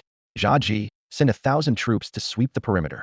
I don't want a single organized human team within 10 kilometers. Shabak snarled, smashing a stone table with his fist. As the chief of a major tribe, he considered himself near the pinnacle of Centaur life. Yet the thought of both humans and the Centaur king still filled him with dread. He could not, under any circumstances, allow the king's orders to fail. How far have we dug? Deep underground, an iron-armored beast and a rift-scale pangolin clawed side by side, rubble tumbling around them. 20 assault team members pressed close behind. Direction and distance were impossible to judge in the darkness, so they periodically punched shafts to the surface, poking helmeted heads through the soil to check their bearings. After every stretch, the group carved out another exit to see where they had emerged. They had opened 3 separate exits, yet none reached the designated spot. The last attempt even surfaced beneath the city wall, a perilous mistake. Hold on, they'll send the armored beast up for a look. Wei Yang drew a deep breath, signaled to Zhang Liang, then pointed overhead. Zhang Liang caught on instantly. The rhino horn on his forearm clicked free, faint golden light gathering at its tip, ready for the worst. The armored beast's claws scraped gently, hollowing out the soil inch by inch. As rubble tumbled away, a thin shaft of light seeped into the pitch-black tunnel. Everyone held their breath, fingers clenched around weapons, eyes locked on the single opening. 1 second, 2, 10, a full minute. Still no movement. Wei Yang met Zhang Liang's gaze, nodded, and slowly eased his head through the hole. Damn, we finally hit the right spot. He cursed inwardly, careful not to make a sound. Outside, leather-clad centaur guards armed with long spears milled about, and their target lay barely a few dozen meters away. Overhead loomed a massive stone vessel. The tunnel mouth opened squarely beneath the Enma tribe's altar. Thank the heavens. Wei Yang withdrew and turned to the 21 tense faces staring at him. He gave a firm nod. Everything was set. At the same moment, northwest of the Enma tribe, a broad river cut through the settlement like a jade ribbon. Beneath its glimmering surface, several dark shapes drifted with the current. Along the bank, centaur villagers knelt to drink. Suddenly, bubbles rose, burst, and rippled across the water. Roar! The placid river exploded as several massive forms erupted skyward. Leading them was a creature with the torso of a striking woman and the tail of a thick python. For arms brandished war blades crackling with yellow lightning. Before the stunned centaurs could cry out, the thunder naga severed one's throat, turning the water crimson. Linhai Academy, you know the mission altar ahead. Break through at all costs. A handsome young man stepped from the river beside her, thunderblade in hand, voice ringing out. Kill, kill, kill. 9 figures answered in unison, weapons flashing as they charged alongside their summoned beasts. They were not the strongest of warriors. One beastmaster in the squad was only gold rank, 3 stars. Yet an endless host of centaur soldiers awaited them, hundreds, even thousands at gold rank or higher. Still, for the sake of their people, none of them faltered. Together, they hurled themselves at enemies many times their number. At that moment, they were fearless, solitary warriors. The sea roiled as dozens of gigantic ocean beasts formed a spearhead and surged forward.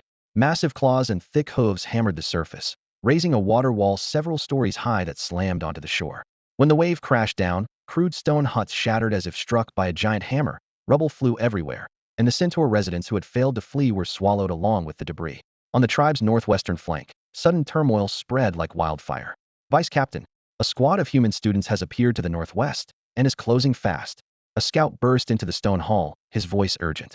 The report reached Centaur Guard Vice Captain Yerk almost immediately. Most ordinary tribesfolk were only at silver rank. Against a team of gold rank beastmasters, they couldn't mount an effective defense in time. Does Shabak know? Has he sent anyone? Yerk's brow shot up as he spun to glare at the captive students behind him, fury blazing in his eyes. I don't know, sir. I hurried here as soon as I received the news. When I left, the Silver Horse tribe still hadn't reacted. The guard answered, head bowed, cold sweat beading on his temples. Damn Shabak. He's the chief of a major tribe, yet he lets a gap this big open in the line. A single human squad gets in and causes all this chaos. Yerk roared, chest heaving. He swung around. Shalas, take 20 men and bring them back alive now. Even before the order finished echoing, a burly centaur warrior leapt from the ranks. Muscles knotted beneath his white battle robe, battle lust surging. The pressure he radiated was unmistakably platinum rank. After mustering 20 guards, he gripped a Tuzhong steel spear, bounded forward, and thundered toward the northwest. The uproar outside drew every sentry's attention. At the underground altar, the captive students exchanged glances, gathering their strength. Reinforcements from Linhai Academy had arrived, and this was their best chance to break free. All units, give it everything you've got, charge. Chun Ligong's low shout rolled through the tunnel like thunder. Dozens of hexagrams flared on the dim stone walls, silver light crisscrossing the passage. An instant later, a host of varied shapes tore into the air. Boom. The massive stone altar flipped at once, shards flying. The moment the summoned beasts appeared, they ripped apart several unsuspecting centaur guards. The 30-meter tunnel seemed to collapse under their onslaught. In a heartbeat they crossed it and cut down more guards the instant they burst into the open. Yi Erk's attention was fixed on the small team of humans that had somehow slipped in from the tribe's northwest flank. When a roar erupted behind him, he spun around and was met by a spray of scarlet hanging in the air. Hurry, help me. I can still call out my summon. The cry for help exploded from the direction of the altar. The cadets holding pens were only a few dozen meters away, yet the hundreds of centaur guards had stationed every defensive line outside the altar, never imagining that dozens of magical beasts would burst from the sacred ground beneath their hooves, each at least gold 5. The leader radiating a terrifying platinum aura. Their defensive focus collapsed instantly, and several guards were cut down on the spot. Chen Ligong's first contracted beast, the Wind Vault Sword King, bamboo hat crowning, its head had now reached platinum 2. Years of suppressed power erupted as it broke through, its 3-meter frame moving like the wind. Raising the great sword in its right hand, it sheared through a chain as thick as a wrist, as if it were paper, then sliced open a guard's windpipe in one sweep. Chen Ligong flicked a fallen spear with his toe and sent it skidding to the feet of a newly freed cadet. Grab a weapon, save the others first. At least 300 to 400 cadets were imprisoned in the plaza beneath the altar, bound head to toe in iron chains. Most could still sit up, but many, tortured beyond endurance, could only sprawl on the icy stone. If the 20-strong strike team tried to free them one by one, cutting chains alone would cost half an hour, and infiltration relies on moving like the wind. Once pinned down, it wouldn't matter if they had 24 or 200 cadets. The mounting tide of centaurs would drown them all. Chen Ligong had no choice but to let the less injured break their own shackles and then rescue those in worse shape. Courting death, Yeerk bellowed. An hour earlier he had pounded his chest before Ballas, vowing nothing could go wrong and ordering Shabak to tighten security in the guard's name. Now a squad of human cadets had appeared behind him and butchered a swath of his men. In the moment he froze, at least 30 centaur guards had fallen and many more were wounded. Worse still, the captured cadets had used the chaos to break their chains and unleash their own summoned beasts into the fight. Gritting his teeth, Yeerk charged into the melee. A single thrust of his steel lance punched through 2 cadets' throats. With a violent flick of his arm, the corpses flew like rag dolls, blood arcing through the air in bright red sprays. Yeerk had only just reached diamond rank, yet on this battlefield, he was still untouchable. Most human cadets were only at gold rank and couldn't withstand a single blow. In less than 2 minutes he had cut down several of them in a blaze of fury. Deputy Commander, the king ordered us to capture, not kill. A nearby guard shouted, seeing the bloodlust in Yeerk's eyes. The king's will was absolute. If Yeerk provoked him, even a deputy commander of the Divine Guard would have to forfeit his life, and countless comrades, this guard included, would be dragged down with him. Zhao Di, hold that guy with Mebuya's time. Qin Lang, stop tangling with them and lead everyone out. Chen Ligong had witnessed Yeerk's savagery. After toppling 2 centaur guards with a single sword strike, he bounded forward, charging straight at Yeerk in the middle of the centaur ranks. At the same moment, Zhao Di from the Demon Subduing Academy joined the assault. Newly advanced to Platinum 1 star, he was slightly weaker than Chen Ligong, but still a force. His first summoned beast was a Knight Assassino lean, black mantis with scythe-like arms wreathed in shadow. It darted through the melee, felling several centaur guards in one swift rush. The 2 attacked from front and rear, Platinum against Diamond. A mayfly striking a tree, but they gambled on the faintest chance of survival. It's breaking out inside. Should we move? On a mountainside more than 10 kilometers away, Zhou Yujie tensed to act, but Xiaoyu, his eyes glowing with eagle sight, grabbed his arm. No, wait. Xiaoyu could see clearly some captives were slipping their chains, but others still lay helpless on the ground. If they attacked now, those still able to move might live, but the ones pinned down would surely die. Everyone, get our wounded up and charge. Qin Lang, captain of the Shanghai Academy team, shattered his shackles with a punch, hoisted a weakened cadet onto a summoned beast's back, scanned the chaos, and roared the order. Chen Ligong and Zhao Di used their speed to pin Yeerk down briefly, but victory was impossibly. An entire tier separated them, and centaur reinforcements were converging fast. Chen Ligong, Zhao Di, fall back, Qin Lang shouted. Forget us, get the wounded out. Zhao Di yelled back. Before he finished, pain lanced through his shoulder. Yeerk's spear had punched clean through. Damn it, lousy aim, called and even skewer me right. He cursed, fighting the pain as he drove both blades toward Yeerk's chest. Zhao Di, you alright? I'm fine. His spear's dull, and my bones are tough, almost snapped it in half. He ripped a cloth strip, stuffed it into the wound, and flung himself back into the fray. Elsewhere, Zhang Hong swung a short staff, murmuring, 8, 9, 10. The count rose with every centaur guard he dropped. 3 summoned beasts orbited him, carving up enemy ranks and clearing the way. Move, move. Stay here, and we're dead. Scattered cadets hauled their immobilized comrades, slinging them over shoulders or onto any non-centaur beast they could find, and bolted for an opening. On the field, flesh and bone flew. Streams of crimson merged, pooling into a glare of red that burned the eyes. Captain, another wave of centaurs is coming. The breakout force had advanced less than 50 meters when fresh centaur reinforcements flooded in like a tide. Most were only silver rank, yet their sheer numbers made everyone's scalp prickle. Chen Ligong and Zhao Di were pinned down, leaving Qin Lang as the sole platinum rank beastmaster still able to move, and the burden on him was crushing. His iron fist armor thundered as he led the charge, fists blurring like wind, but concentric rings of centaurs kept closing in. Even worse, 3 platinum rank centaur templars stared him down, the real hard cases. Anyone with guts, Get over here and tie them up with me. Qin Lang growled, blood dripping from his gauntlets in a steady line. His chest heaved while his eyes locked onto the three Templars. Afraid to die? If I were scared, I wouldn't be here. The long one Lingxi barreled into the melee, its razor horn flinging aside several centaurs. Zhang Liang stormed in behind it, more battered than Qin Lang, yet twice as savage. His visor smeared crimson and scraps of flesh hanging from the rhino horn braced on his arm. Count me in. No coward ever came from the Zhang clan of Zhaowu. At the rear, a spotless robe stood out. Balanced on a wood giant warrior's shoulder, Zhang Hong looked refined and composed, a stark contrast to the carnage below. Branch-like limbs sprouted from his summon, casually shaking off centaur corpses.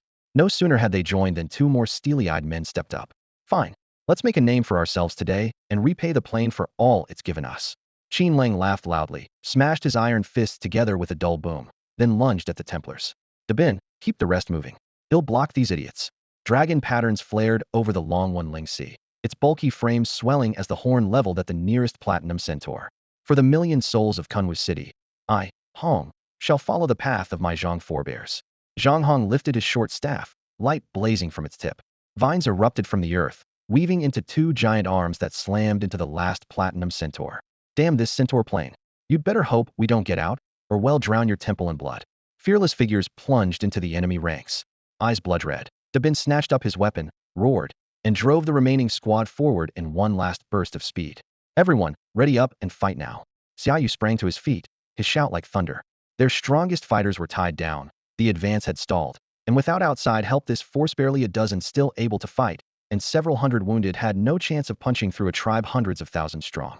A breakout lives on momentum. Once it falters, the whole team gets buried alive. Get the hell up. Battle stations. Move. Slumped in a corner, Zhou Yujia jolted as if stabbed.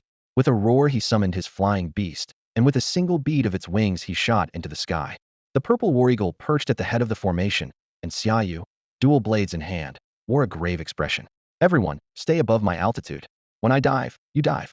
No lone wolves fight in squads and hit as hard as you can. It was his first time commanding an aerial unit, yet he remained composed. A graduate of the Jinma Military Academy who had seen heavy action as an infantryman, he carried far more experience than the cadets behind him. Charge! At the order, 20 diverse avian beasts surged skyward: thunder rocks, lightning-winged condors, frost ravens, nether falcons, and more. The mix looked chaotic, yet each creature was elite.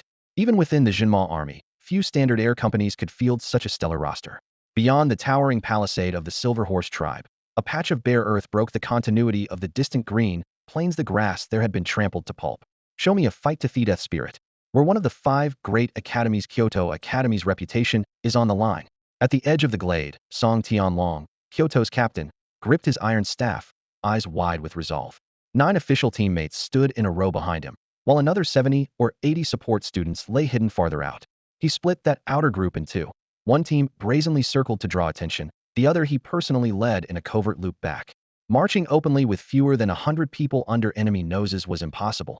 Cunning was their only option. If the lower-tier schools aren't afraid to die, we at Kyoto sure won't choke. Captain, just give the word. We won't let the other academies mock us. No further rallying was needed. Each of them was a standout among their peers, and youthful pride forbade failure. Enough talk. After the battle, drinks are on me in Kunwu City. Song Tianlong laughed, sprang to his feet, and shouted, everyone summon your beasts and charge. 6 pointed sigils of every color flared across the open ground. Out front, a platinum-grade, legendary silver-fang tyrannosaur threw back its head and roared. Song Tianlong vaulted onto its back, iron staff across his knees. The beast's massive hind legs pounded the earth as it hurtled toward the stockade gate. Ready all ranged attacks. 10 kilometers was a heartbeat for gold-rank flying beasts. The cutting wind whipped Xiaoyu's hair, while violet lightning crackled along his blades and the thunder rock's talons. Fire! Elemental beams tore the sky and slammed into the Silver Horse camp. Explosions hollowed out the air, flagstones and houses shattered like tinder. Centaur warriors at ground zero never even screamed lightning. Fire, ice, and wind reduced them to scarlet mist. One volley erased at least 100 centaurs from the field. On the ground, Dabin, leading a breakout, was drenched in blood. A blast wave flung him down, yet he scrambled up. With top fighters locked elsewhere, his gold Sevenster squad was losing steam, their steps growing heavy. Just as the breach seemed doomed, air support arrived. Hold on, brothers, reinforcements are here. If you can move. Grab the wounded and push through. The aerial barrage punched open dozens of meters of space, and hope surged anew. Another volley. Watch for arrows coming up. Roar. Outside the Silver Horse tribe, a silver-fanged tyrannosaur charged forward, its thunderous bellow echoing as it slammed its massive body against the heavy stone gate. A thick crack snaked across the doors at once, chunks of rock cascading to the ground. Roar. The beast backed up 2 paces, muscles bunching, then hurled itself forward again, carving another deep fissure in the stone. Silver-fanged tyrannosaur, dragon breath blast. Realizing the gate was tougher than expected, Song Tianlong ordered his mount to unleash its skill. Scalding silver light pooled in the creature's throat, then shot out like a meteor. The gate exploded into rubble. Shattered rock and the aftershock of dragon fire smashed into the centaur guards at the entrance, filling the breach with screams. Secure the passage. Hold it until every one of our brothers gets out. No retreat. Song Tianlong leaped from the tyrannosaur's back, swung his iron staff overhead, and planted himself in the center of the gap. Inside, the fighting had reached a fever pitch. Overhead, Xiao's air squad circled in support while the Bin drove the ground team forward. The tribe's elite centaur guards had numbered barely 300 to start. Now only a handful remained. The rest were ordinary warriors rushed in to plug the line. Most of them were silver rank, led by a few gold-tier centaur snuff for regular troops, but hopeless against an all-gold strike force. Everyone dive again. With a shrill cry, the thunder eagle folded its wings and plunged like a violet spear toward the earth. Move it. We're almost at the gate. Bin roared, hacking with a battered broadsword head picked up somewhere, its edge already ragged. The aerial dive whipped up a gale, clearing a 20-meter swath on the ground. Bin's unit charged in at once, their boots landing in the eagle's shadow. Whoosh, whoosh, whoosh. As the flyers skimmed low, centaur archers raised their bows and loosed, a dense volley filling the sky. But arrows from silver-tier bowmen bounced harmlessly away. Only shots from gold rank and above posed any real threat. Help! Platinum-tier centaur ahead of aid. A single arrow flashed like lightning, piercing a fire raven's wing. A nearby cadet caught the falling rider just in time, preventing casualties. All units, pull up now. Zhou Yujia, keep the path clear for the ground team. They'll handle the platinum. Xiaoyu locked onto the platinum-level warrior. His thunder eagle beat its wings like a hammer and dove straight into the centaur ranks. Stay safe. Fine, don't worry. Xiaoyu clenched his jaw, brow furrowed, and tightened his grip on the warblade. As the strongest human on the field, he naturally belonged at the very front. Facing a higher-tier centaur champion himself was better than letting others die in vain. Chief! Chief! The city gate has been taken by a group of humans. What? Shabake froze, agitated like an ant in boiling water. He paced the wide stone hall, thoughts racing. This couldn't be a coincidence. Humans had planned this. If those intruders escaped, the king's wrath would crush the Inma tribe. Why are you still here? Lead a squad to the gate now. Shabake barked. If even one human gets away, they'll sacrifice you to the centaur god. Guard Captain Jajia, platinum rank warrior, who seldom acted, shot off like a thunderbolt. Wait. Shabake added. Once you retake the gate, recall the outer search battalion. Trap every human inside the tribe. Yes, sir. Jaji saluted, then lowered his voice. Should we summon Commander Belusi back as well? Do it. Shabake frowned. He technically lacked authority over Belusi, but the stakes were too high. As the tribe's strongest warrior, he had held back only to see if the enemy had another card to play. Years of war had taught him that humans never strike unprepared. 100 gold-rank fighters daring to raid a settlement of hundreds of thousands? They had to be hiding something, and he meant to tear that secret apart himself. Spectral doppelganger shadow cross slash. Xiaoyu burst forward, clashing with a platinum-rank foe for the first time. The centaur fought on brute strength alone, yet each swing carried enough force to numb Xiao's arms. A thunder raptor dove from above. A Nightblade warrior lunged low, the 3 allies swirling around their target, but together they could only fight the platinum centaur to a deadlock. 30 meters away, Bin and 2 gold-rank cadets held off another platinum enemy. The nearer they drew to the gate, the fiercer the resistance. Platinum centaurs multiplied. The tribe had only 1 diamond rank, yet platinum ranks were plentiful. Lacking equivalent power, the humans could only meet force with numbers teams of 3 or 4 buying precious seconds. All of them understood.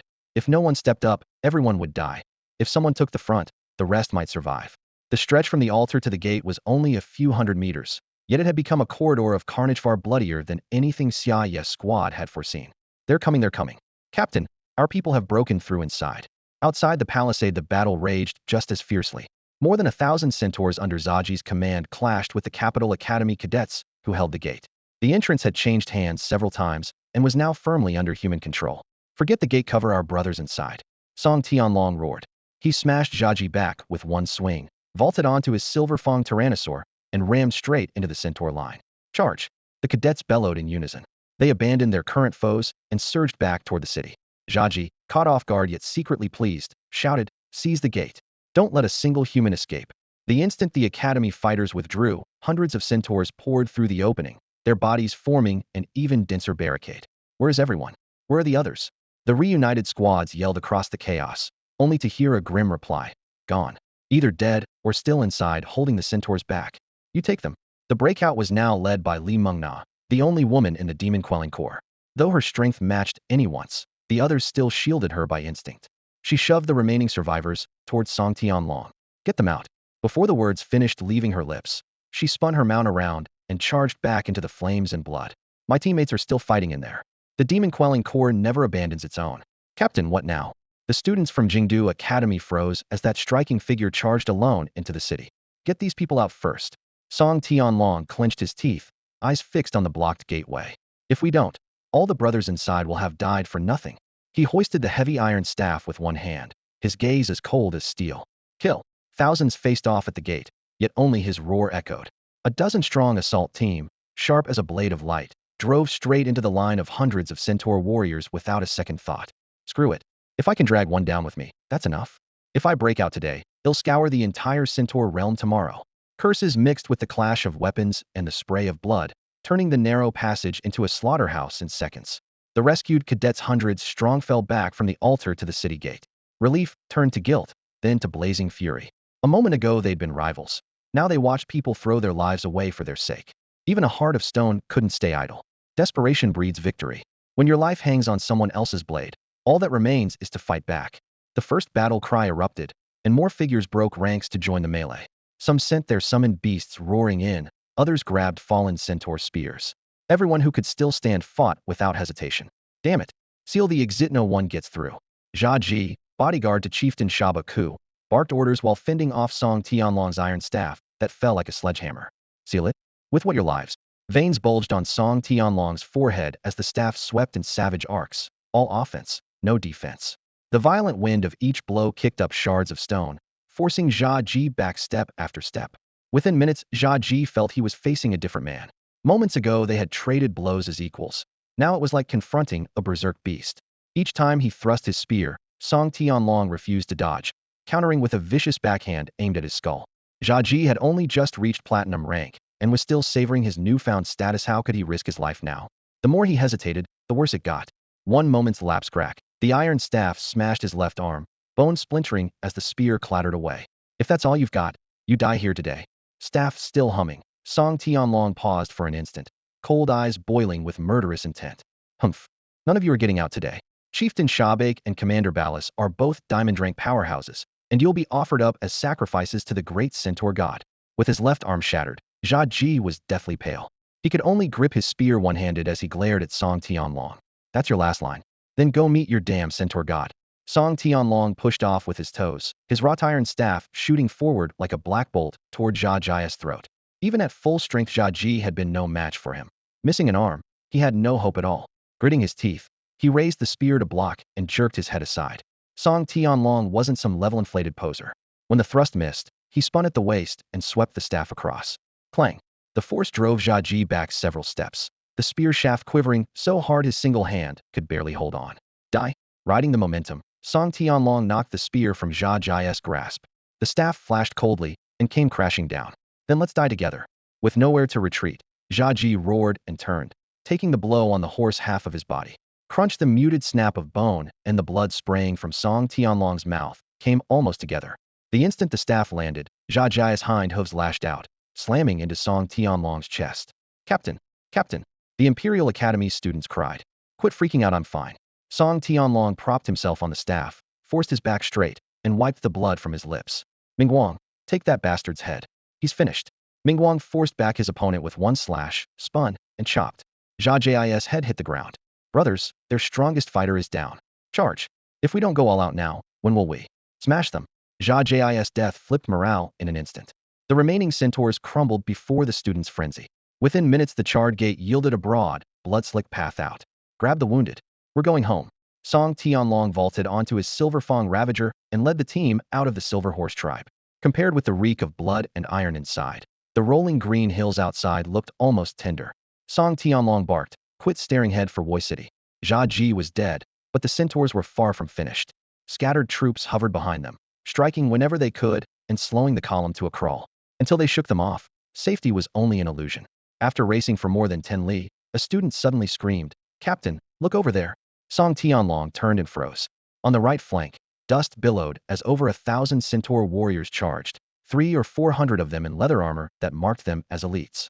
At their head was a centaur whose pressure was as sharp and heavy as a mountain. Another diamond rank fighter. We're done for. There's no way out.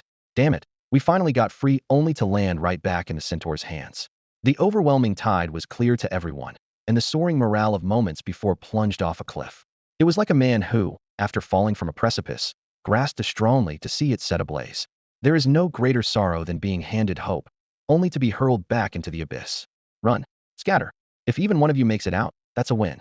Song Tianlong's roar shook the air, freezing everyone in place. He crouched low on the back of his silver-fanged tyrannosaur, one hand clamped over his torn ribs while blood poured through his fingers. Don't just stand there. He'll hold off that diamond rank centaur used the time to get away. Every word scraped his throat. Each shout felt like a blade grinding across his ribs. Captain, I'm coming with you. Ming-Guang swept the blood from his face with his sword. Dust streaked his once pale skin, making him look like an enraged masked cat. I'm going too. If we're dying, we'll die together and take a few of them with us. At his words, the other students from the capital academies surged forward, voices overlapping in chaos. Enough. All of you go. I can handle this. Sweat beaded on Song Tianlong's brow. Fire flared in his ribs. Sheer will had been holding him together. Now that will was dwindling, leaving only ripping pain. Captain, move. Stay any longer, and none of you will get out. Live first, then come back for revenge. He shoved Ming-Guang aside, tightened his grip on the iron staff, and kicked his heels into the tyrannosaur's flanks, charging straight toward the onrushing centaurs. Ming-Guang, shut it. The captain's orders retreat. Ming-Guang roared, sword raised. Hot tears mingled with sweat and blood, carving pale streaks down his cheeks. Hundreds of cadets who had just escaped the demon pit scattered like frightened beasts. Staying meant certain death. Only the living could speak of vengeance. Quick, surround them. Don't let a single one get away. The diamond rank centaur Barus charged, eyes blood red, hooves pounding as he swung his axe. 2 monarchs had ordered this operation, a bid to restore centaur glory. If the prey slipped through, Barus would be damned forever. The students scattering suited him. Fani would hunt them down one by one. Only one figure rode against the tide, staff raised, challenging a diamond-class warrior Hedon. Fury ignited. Barus gripped his massive axe and slashed sideways with brutal force. Clang. Metal shrieked. Song Tianlong and his staff were hurled through the air like a rag doll. The staff spun free, blood spraying from his arms. Shockwaves tore through his chest. He spat a mouthful of blood before he even hit the ground. A freshly minted platinum beastmaster, no matter how many tricks he had, could not overcome the raw might of a diamond rank foe. Killing you will break the humans' hearts. The thought of butchering such a young platinum warrior filled Barus with savage delight. Ballas shifted his battle axe to his left hand, lunged forward, and clamped a massive hand around Song Tianlong's throat, lifting him clear off the ground. Look at this. He bellowed, veins bulging in his neck. Your leader hangs in my grasp like a dead pig. Brave warriors of the Centaur clan, seize every last one of them for our king. His roar rolled across the plain like a beast unleashed. At his command, the Centaur ranks thundered into motion. Spears, bowstrings, and pounding hooves merged into a single boiling tide. From above, thousands of armored centaurs swept in from both flanks, tightening into a vast closing net that swallowed the fleeing trainees in an instant. Those who had managed to burst through the gates were already wounded, arrows in their backs, armor shattered, their pace faltering. The centaur formation, untouched and organized, drew its circle tighter and tighter. Escape was no longer possible. Ballas threw back his head and laughed, yanking Song Tianlong around to face the collapsing battlefield. See it? This is what happens when you stand against the centaurs. You'll watch your comrades dragged back in chains. Watch the iron pierce their collarbones. Song Tianlong gasped for air, blood bubbling at the corner of his mouth, his face darkening from lack of oxygen. Tears slid down as he saw his companions about to be surrounded again. Guilt, regret, and rage churning inside him. If only he were stronger, he might have bought them another chance. Even if I die, he rasped, they'll tear a piece of you off first. He lunged forward and sank his teeth into Ballas' arm. Blood sprayed as a chunk of flesh ripped free. Arg, filthy worm. Die. Ballas roared, swinging his arm and slamming Song Tianlong into the ground. Dirt exploded. He raised his axe, its blade catching the light above Song Tianlong's face. Song Tianlong wheezed out a jagged laugh, his own blood mingling with his enemies, the sound mocking and half-mad, infuriating Ballas even more. A thunderous shout split the sky before the axe could fall. Lay a hand on a human and pay with your life. A gale whipped across the grassland. Who's there? Ballas snapped, bringing his axe across his chest. A thread-thin streak of azure shot from the heavens, tapped the axe head, and boom, sent Ballas hurtling backward, axe and all, crashing into the turf. When the smoke cleared, an elderly man with snow-white hair and beard stood beside Song Tianlong. His back was slightly bent, yet his presence felt like a mountain. Cold light flickered in his eyes. "You did well, boy. You've done all you could," he said softly, and the words hit Song Tianlong like a drum. "Senior, please, inside the city brothers are still fighting, and in the Silver Horse tribe many are still captive." Song Tianlong choked out. "Rest easy," the old man replied, his gaze sharp as a blade. "I'm not the only old relic who's come." He hoisted Song Tianlong upright and snapped a cold glance backward. "This one is mine." Above them, several figures blazed across the daylight sky like falling stars, each radiating a heavy, commanding aura, the weakest among them already of platinum rank. "Head to the city, save the trainees," the old man barked. "Song Tianlong thanks you, seniors." Overcome, Song Tianlong could no longer hold back. His eyes brimmed, and the tears finally broke free. The Centaur warriors, although they had completed the encirclement, did not press the attack, and the fleeing cadets likewise came to a halt. Above the battlefield, a royal griffin with a wingspan of dozens of meters hovered in place, its golden pinions whipping up a violent gale. A human powerhouse stood on the creature's back, his presence as immovable as a mountain, stealing the breath from everyone below. He was not Chu Tianming but another diamond-rank beastmaster, and alone he was still no match for a diamond-rank centaur commander backed by more than 1,000 divine guards and soldiers. You just couldn't resist, could you? The king was right, you care too much about these little bastards." On the ground, Barus steadied himself after being driven back, clenched his battle axe with both hands, and surveyed the suddenly appearing human experts with contempt. The rugged features of his face showed not the slightest trace of panic, as though everything were still under his control. "Keep me here? You're not qualified." Chu Taiming's voice came from the rear of the crowd. He wore only a tight training outfit, no armor at all, yet the edge he radiated was razor sharp. "You were already diamond rank when the centaur plane fell, and you've been standing still ever since. Choose. Kill yourself and atone, or die by my hand. Believe me, it will hurt far more than you think." Barus threw back his head and laughed, raising his axe as he strode forward. "Then here are your options: kneel and beg before I hack you to pieces, or I hack you to pieces right now." With a bellow, he thundered forward, for hooves shattering the ground as the axe swept toward Chu Tianming with the roar of wind and thunder. "Worthless cur, and you dare boast." Chu Tianming snorted and pressed his palm to the earth. A colossal teal hexagram blazed into existence, runes swirling across it, and a jade ribbon of light snapped out like lightning to smash directly into Barus' axe. Qingmu Ghost Jiao. With an explosive crash, Barus was flung back dozens of meters, plowing a deep furrow in the ground and looking utterly bedraggled. When the green radiance faded, a dragon serpent tens of meters long and thick as a barrel coiled in the heart of the hexagram. 2 half-foot black horns jutted from its head, leaking tendrils of dark mist, and its low growl shook every eardrum. Cough. Blood dribbled from Barris' nose and mouth as he forced himself upright on his axe. To suffer a wound from a single strike despite being diamond rank, as well, was a crushing blow to his pride. For the king's will kill. Thinking of his people's downfall, Barus let out a hoarse roar and charged again. Even dying in battle was better than letting the king's will be buried. Meanwhile, the diamond rank captain from Jinma Military Academy led dozens of platinum rank and higher experts in a forceful assault on the Silver Horse tribe. "It's over, everything's over." Hearing the uproar, Shabak burst from his quarters, but by the time he reached the central altar, the unknown force was already slaughtering its way through the settlement. The instant he appeared, the diamond rank warrior from the academy locked onto him, and Vice Commander Yerk of the Divine Guard lay in a pool of blood, his torn throat still gushing. The bin. Hang on, our champions are coming." With both warblades in one hand, Xiaoyu knelt on one knee and strained to pull the gravely wounded Dabin upright. Dabin was soaked in blood. A blade had run clean through his abdomen, and crimson poured down his tunic. He had met a platinum-class foe with only gold-class strength, and now looked like a corpse that refused to fall. "Open up, drink. Drink it." Pressing his left palm against the gaping wound, Xiaoyu drew on a ray spirit power to trigger the rejuvenation array. Pale green lines spread beneath his hand. With his right, he fumbled in his coat, produced the last vial of liquid medicine, forced Dabin's jaw open, and poured it down. The rush of medicine made Dabin cough violently in his stupor, splattering bright blood across Xiaoyu's face. "Xiaoyu, did the others get out?" Dabin's eyes cracked open, his voice ragged and broken. "They did. Everyone's clear. Human reinforcements are here, we're going home." Xiaoyu nodded hard, letting the blood stream down his cheeks as he gave the firmest answer he could.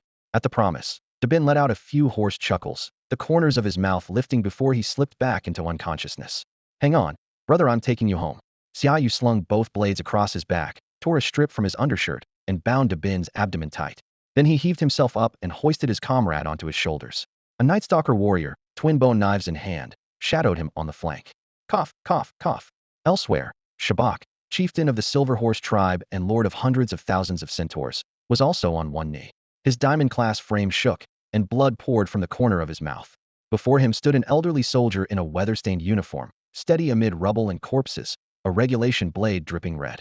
This was Feng Tianhui, a veteran diamond-class powerhouse and among the first demon suppression troops to storm the Centaur Plain. I said long ago those who are not of our kind can't be trusted. Once a plane falls, mercy is a luxury. Feng Tianhui's voice was low, his gaze glacial. He had never believed these four-hoofed beasts, and the carnage had seen left him with no pity at all. When he entered the city, he had found Chun Ligong and Zhao Di of the Demon Suppression Academy both platinum class slugging it out with diamond class enemies, wounded yet unyielding. Pride mixed with fury in his chest. 3 strokes broke the guard. Feng Tianhui severed Yerk's head and then crippled Shabak. Ha an invader talking mercy? Your mercy is just captivity. Shabak planted his spear, laughing through ragged breaths. Losers pay the price. If your people had lost, you'd think it only fair. Feng Tianhui flicked his blade. In the moonlight, the edge flashed icy white. The city was secure. Dozens of human elites had flipped the battle, every student was freed, and nearly every centaur above platinum lay dead. The sorrow of a lower plane, Feng Tianhui thought. Even a race's full might can't stop a corner of a higher one. Shabak suddenly threw back his head in manic laughter. Wiping blood from his lips, his eyes burned with madness. The centaurs lay silent for decades. You really think we'd move without a perfect plan? 1,000 gold-class students were nothing but bait. We can afford to lose a high-tier plane. A low-tier one costs us even less. Feng Tianhui's expression tightened, knuckles cracking on the hilt. Kunwa City must be in chaos by now, don't you think? No matter how strong the Wyvern King is, he can't spare himself. Shabak advanced step by step, spear tapping stone. Add you people to the tally, and I say, even the Wyvern King will have to bend. The more he spoke, the wilder his face twisted, until it was nearly monstrous. Shabak of the Silver Stallion tribe bowed low to greet the king's arrival. Feng Tianhui stood unmoving, while Shabak's smile widened with amusement. The smug human believed he had already seen through the monarch's plans, unaware that the real prey was the platinum-ranked and above heroes expected to intervene, the true backbone of humanity. Centaur's king. Feng Tianhui's face went pale. Before Shabak could finish speaking, a brutal, resonant aura exploded across the camp. Deep inside the tribe, an unremarkable stone hut shattered to rubble, dust billowing skyward. Hooves thundered as a centaur king clad in metal armor and wielding a silver spear strode through the air, stopping before Feng Tianhui in the blink of an eye. Even before the creature struck, its overwhelming pressure stole Feng's breath. You have only one choice: kneel and beg for mercy, and I might spare you. The centaur held his spear across his chest, arrogance etched on every line of his face. The realm of kings was an unfathomable chasm. Beneath it, all others were as stray dogs. Even a swarm of diamond ranks could only bow their heads. The demon-suppressing army dies on its feet, never on its knees. Feng Tianhui clenched his teeth until his bones creaked, forcing his back ramrod straight. Come on, let's see whether you kill me or I twist off your head. He tossed aside his saber, rolled up his sleeves, and revealed a pair of ancient iron gauntlets. A golden 6-pointed star bloomed behind him, its light surging like a tide. 100-meturtle golden ape slowly took shape, the golden beeman, a brute force species from the beeman plane that ruled its food chain. Like the centaurs, it mastered no elements, trusting only muscle and steel. An insect dares shake the tree? Die! The centaur king roared. He ignored Feng's iron fist swinging straight at him. His silver spear howled, sweeping at Beeman's massive knuckles. A 4-meter-tall centaur faced a 100-meter ape, a sight as startling as it was lopsided, but the true shock came an instant later. Fist and spear collided, the air detonating around them. The centaur king staggered 3 steps, yet the golden beeman was sent flying. Worse, Feng Tianhui's full-force punch had failed to make the centaur yield a single pace. He had taken the blow one-handed and stood his ground. Pitiful ant, do you see the gulf you can never cross? The centaur king threw back his head and laughed, then smashed a fist forward. Feng Tianhui tumbled like a broken kite, spinning through the air before crashing into the toppled beeman. I was still too hasty. A faint sigh drifted from high above, striking the centaur king's heart like a hammer. Voila! The sky darkened under a vast pair of wings. Sunlight vanished as a storm wyvern with a wingspan of nearly 100 meters descended from the clouds. I had planned to pit you against him so you could grasp the law of strength through battle, but I misjudged the gulf between you. Since a fight is no longer possible, we'll simply take his crystal core. Perhaps that will still unlock the law of strength. High above, the storm wyvern hovered, its vast wings whipping up gale after gale. Dressed in charcoal combat gear, Zhang Haoyan stood on the creature's broad back, hands clasped behind him, eyes fixed on the horizon as though the entire centaur domain beneath his feet were nothing more than a brittle game board.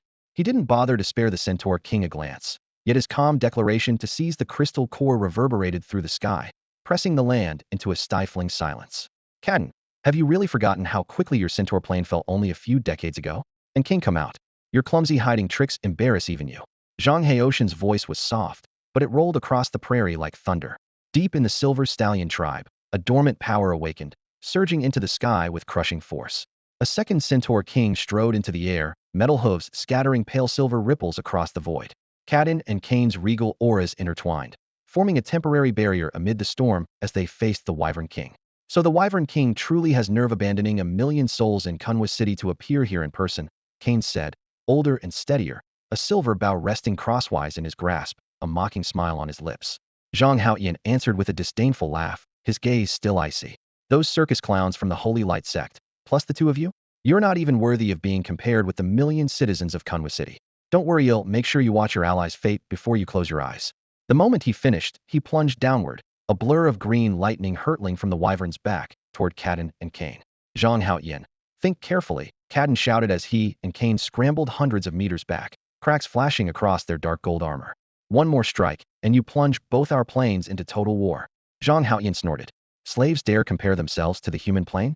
If I have to wipe out the centaur plane a second time, so be it. A pitch-black tyrant spear materialized in his grasp, over 2 meters long and etched with dark red sigils. With a flick of his wrist, the spearhead bloomed into a deadly flower, tearing the air apart. Impudent! Cadden roared, lunging with a silver spear aimed squarely at Zhang Heotian's chest, a blazing arc of killing light trailing behind it. Zhang Haoyan stepped lightly on the spear's butt, vaulted upward, and brought the tyrant's spear crashing down. Cadden's weapon skewed offline. Forced backward, he tried to steady himself, only to meet a sweeping strike that blasted him dozens of paces away. By the second exchange, he had completely lost the initiative. Outside the duel, Kane drew his bow at once. The silver bow bent full moon, threads of elemental light coiling around the arrow as he took aim at Zhang Haoyan. Above, the storm wyvern shrieked. Several thick azure wind blades locked onto Cadden, engulfing the entire battlefield. Wild turbulence burst forth, and the sky over the silver stallion tribe darkened. Moments earlier the heavens were clear, now low clouds swallowed them. Thunder rolling as sheets of rain lashed the earth. Raindrops struck stone huts and blood-soaked ground like whips. Invincible among peers, that is the true terror of a human beastmaster. The strongest can match 2 kings alone. Zhang Haoyan and his wyvern were unleashing their full might, grinding the battlefield into a vortex of storm. Within the silver stallion tribe, home to hundreds of thousands of centaurs, buildings swayed under the deluge. The aftershocks of 4 king-class powers swept through stone dwellings, toppling them in an instant. Cries, curses, and the crash of masonry merged, while blood and rainwater pooled into a vast crimson basin across the streets. Move. Keep up. We must get every student out. In the downpour, Feng Tianhui's cloak hung in tatters as he waved a command flag, leading academy captains through the rubble to escort survivors to safety. Even a stray ripple from a king's clash can shatter a gold-rank youth on the spot, especially students who had just fought a brutal battle, their strength and mana nearly spent. Through the curtain of rain, Xiaoyu spotted familiar faces in the evacuation line, some still on their feet, others carried away on makeshift stretchers. After the furious shockwave subsided, the students trapped in the Silver Horse tribe were finally escorted beyond the walls. Yet not a single smile appeared along the way. The mingled stench of smoke and blood weighed on every chest, and an unspoken sorrow seeped through the ranks. The 10 Coastal Academy students who had volunteered to engage first and retreat while fighting took the brunt of the clash.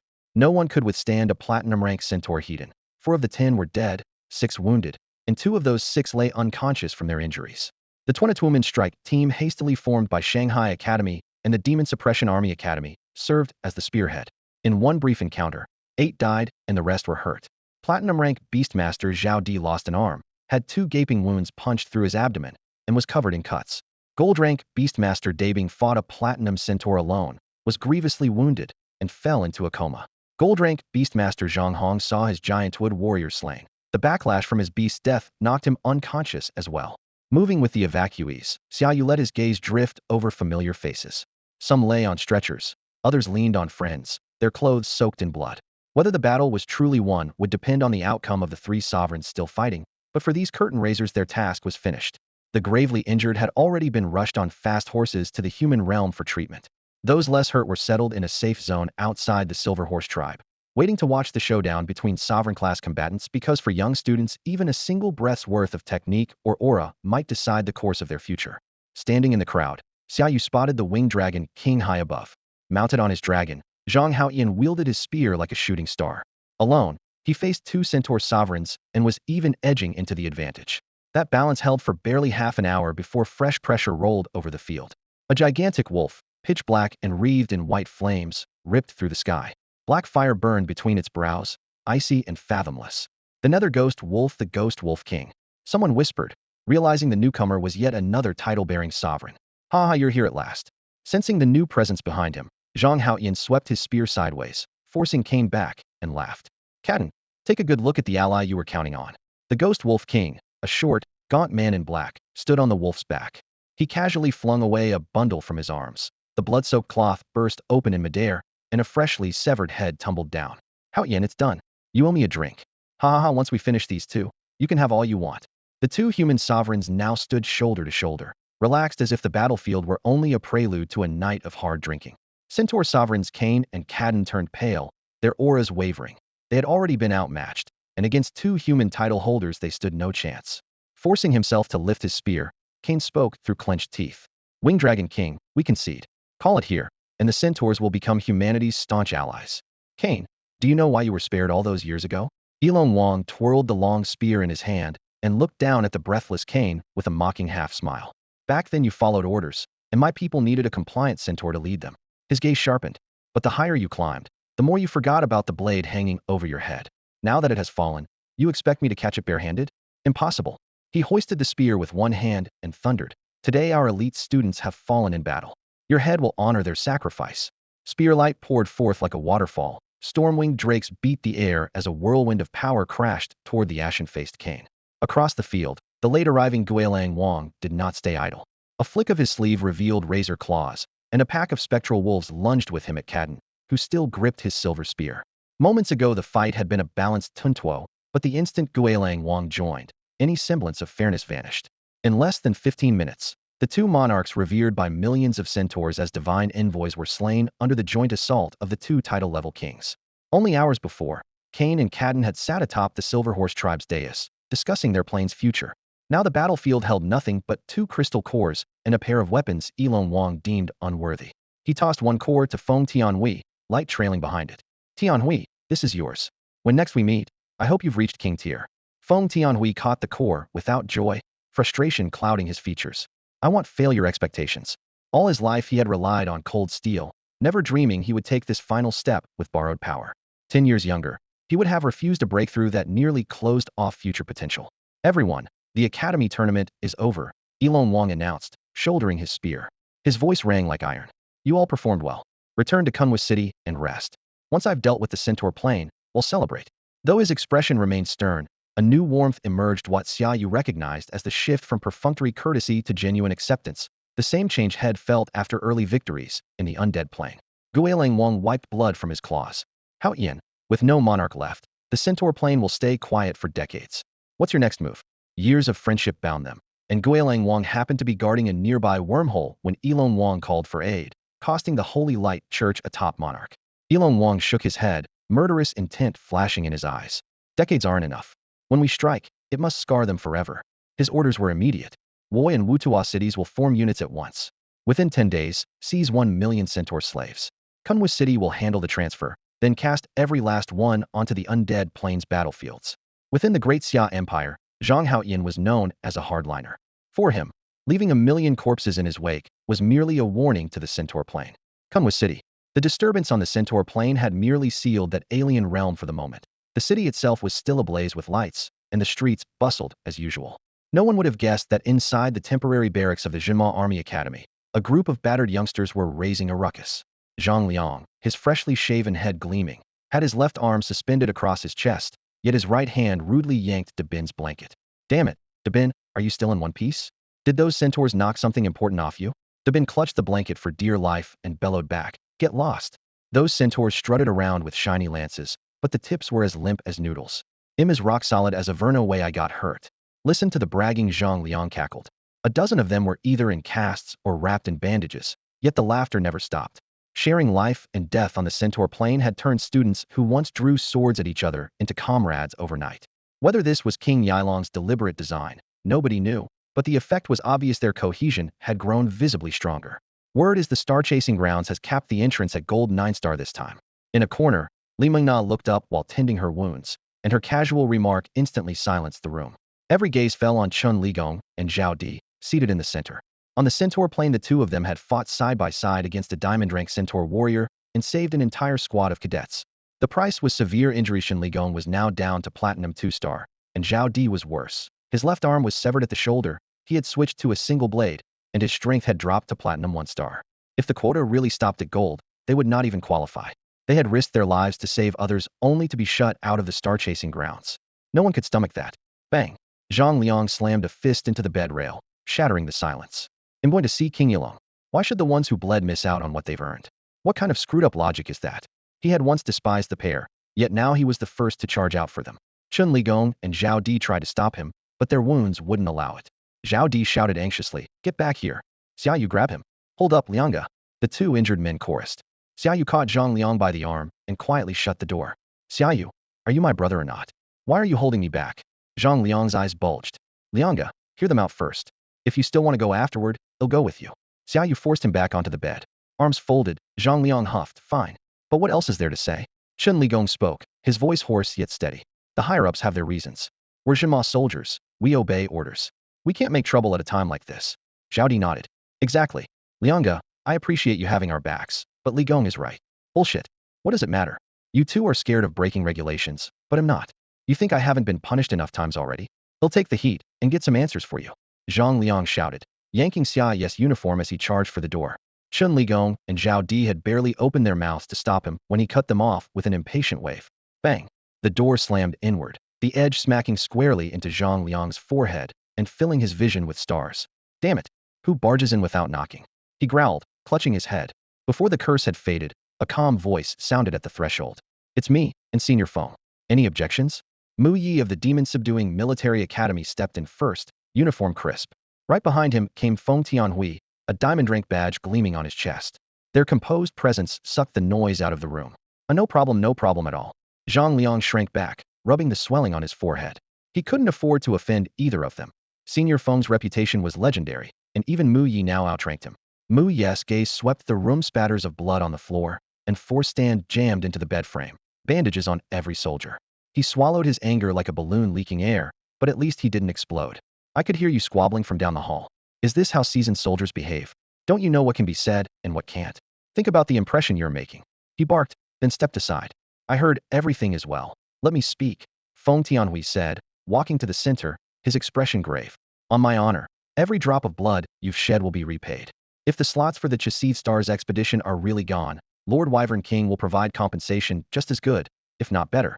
After seizing a Power Law Sovereign core from the Centaur plane, his aura had been tempered like steel. It seemed dense enough to tear the air apart. You're too generous, Senior Feng, Chun Ligong said, lifting his bandaged arm and giving a small bow. We're members of the demon-subduing army. Suppressing other planes and protecting humanity is our duty. We wouldn't complain even without a reward. Zhang Liang was merely worried about his brothers, not showing disrespect to Lord Wyvern King. No need to explain. I'd feel the same in your place. Feng Tianhui glanced at Zhang Liang, his tone softening. I saw your performance on the Centaur plane, brave, but tactically imperfect. Once you're healed, get together often and work on it. The future of the demon-subduing army rests on you. He actually smiled, patted Chun Ligong on the shoulder, then looked at Zhao Di. And you well done. Dual blades may no longer be an option. Switch to a single saber. If you have questions, come to me anytime. Thank you, Senior. Zhao Di grinned, cupped his fist with one hand, and bowed deeply. Feng Tianhui looked over each young face again and said, word by word, you were outstanding. You did not disgrace the demon-subduing army. When this is over, I will report to the Northern Theater and petition for your commendations. A whirl of emotions welled up in him, grief for the fallen, pride in the survivors. Words fell short, but he was certain these young yet resolute comrades understood. 3 days later, the purge of the Centaur plane was nearly complete. 1 million Centaur slaves had been rounded up and were waiting for escorts to nearby staging areas before being sent to the undead plane. Amid the bustle, the busy Wyvern King finally made time to preside over the final phase of the grand competition. Kun was city again, but today it was far livelier than usual.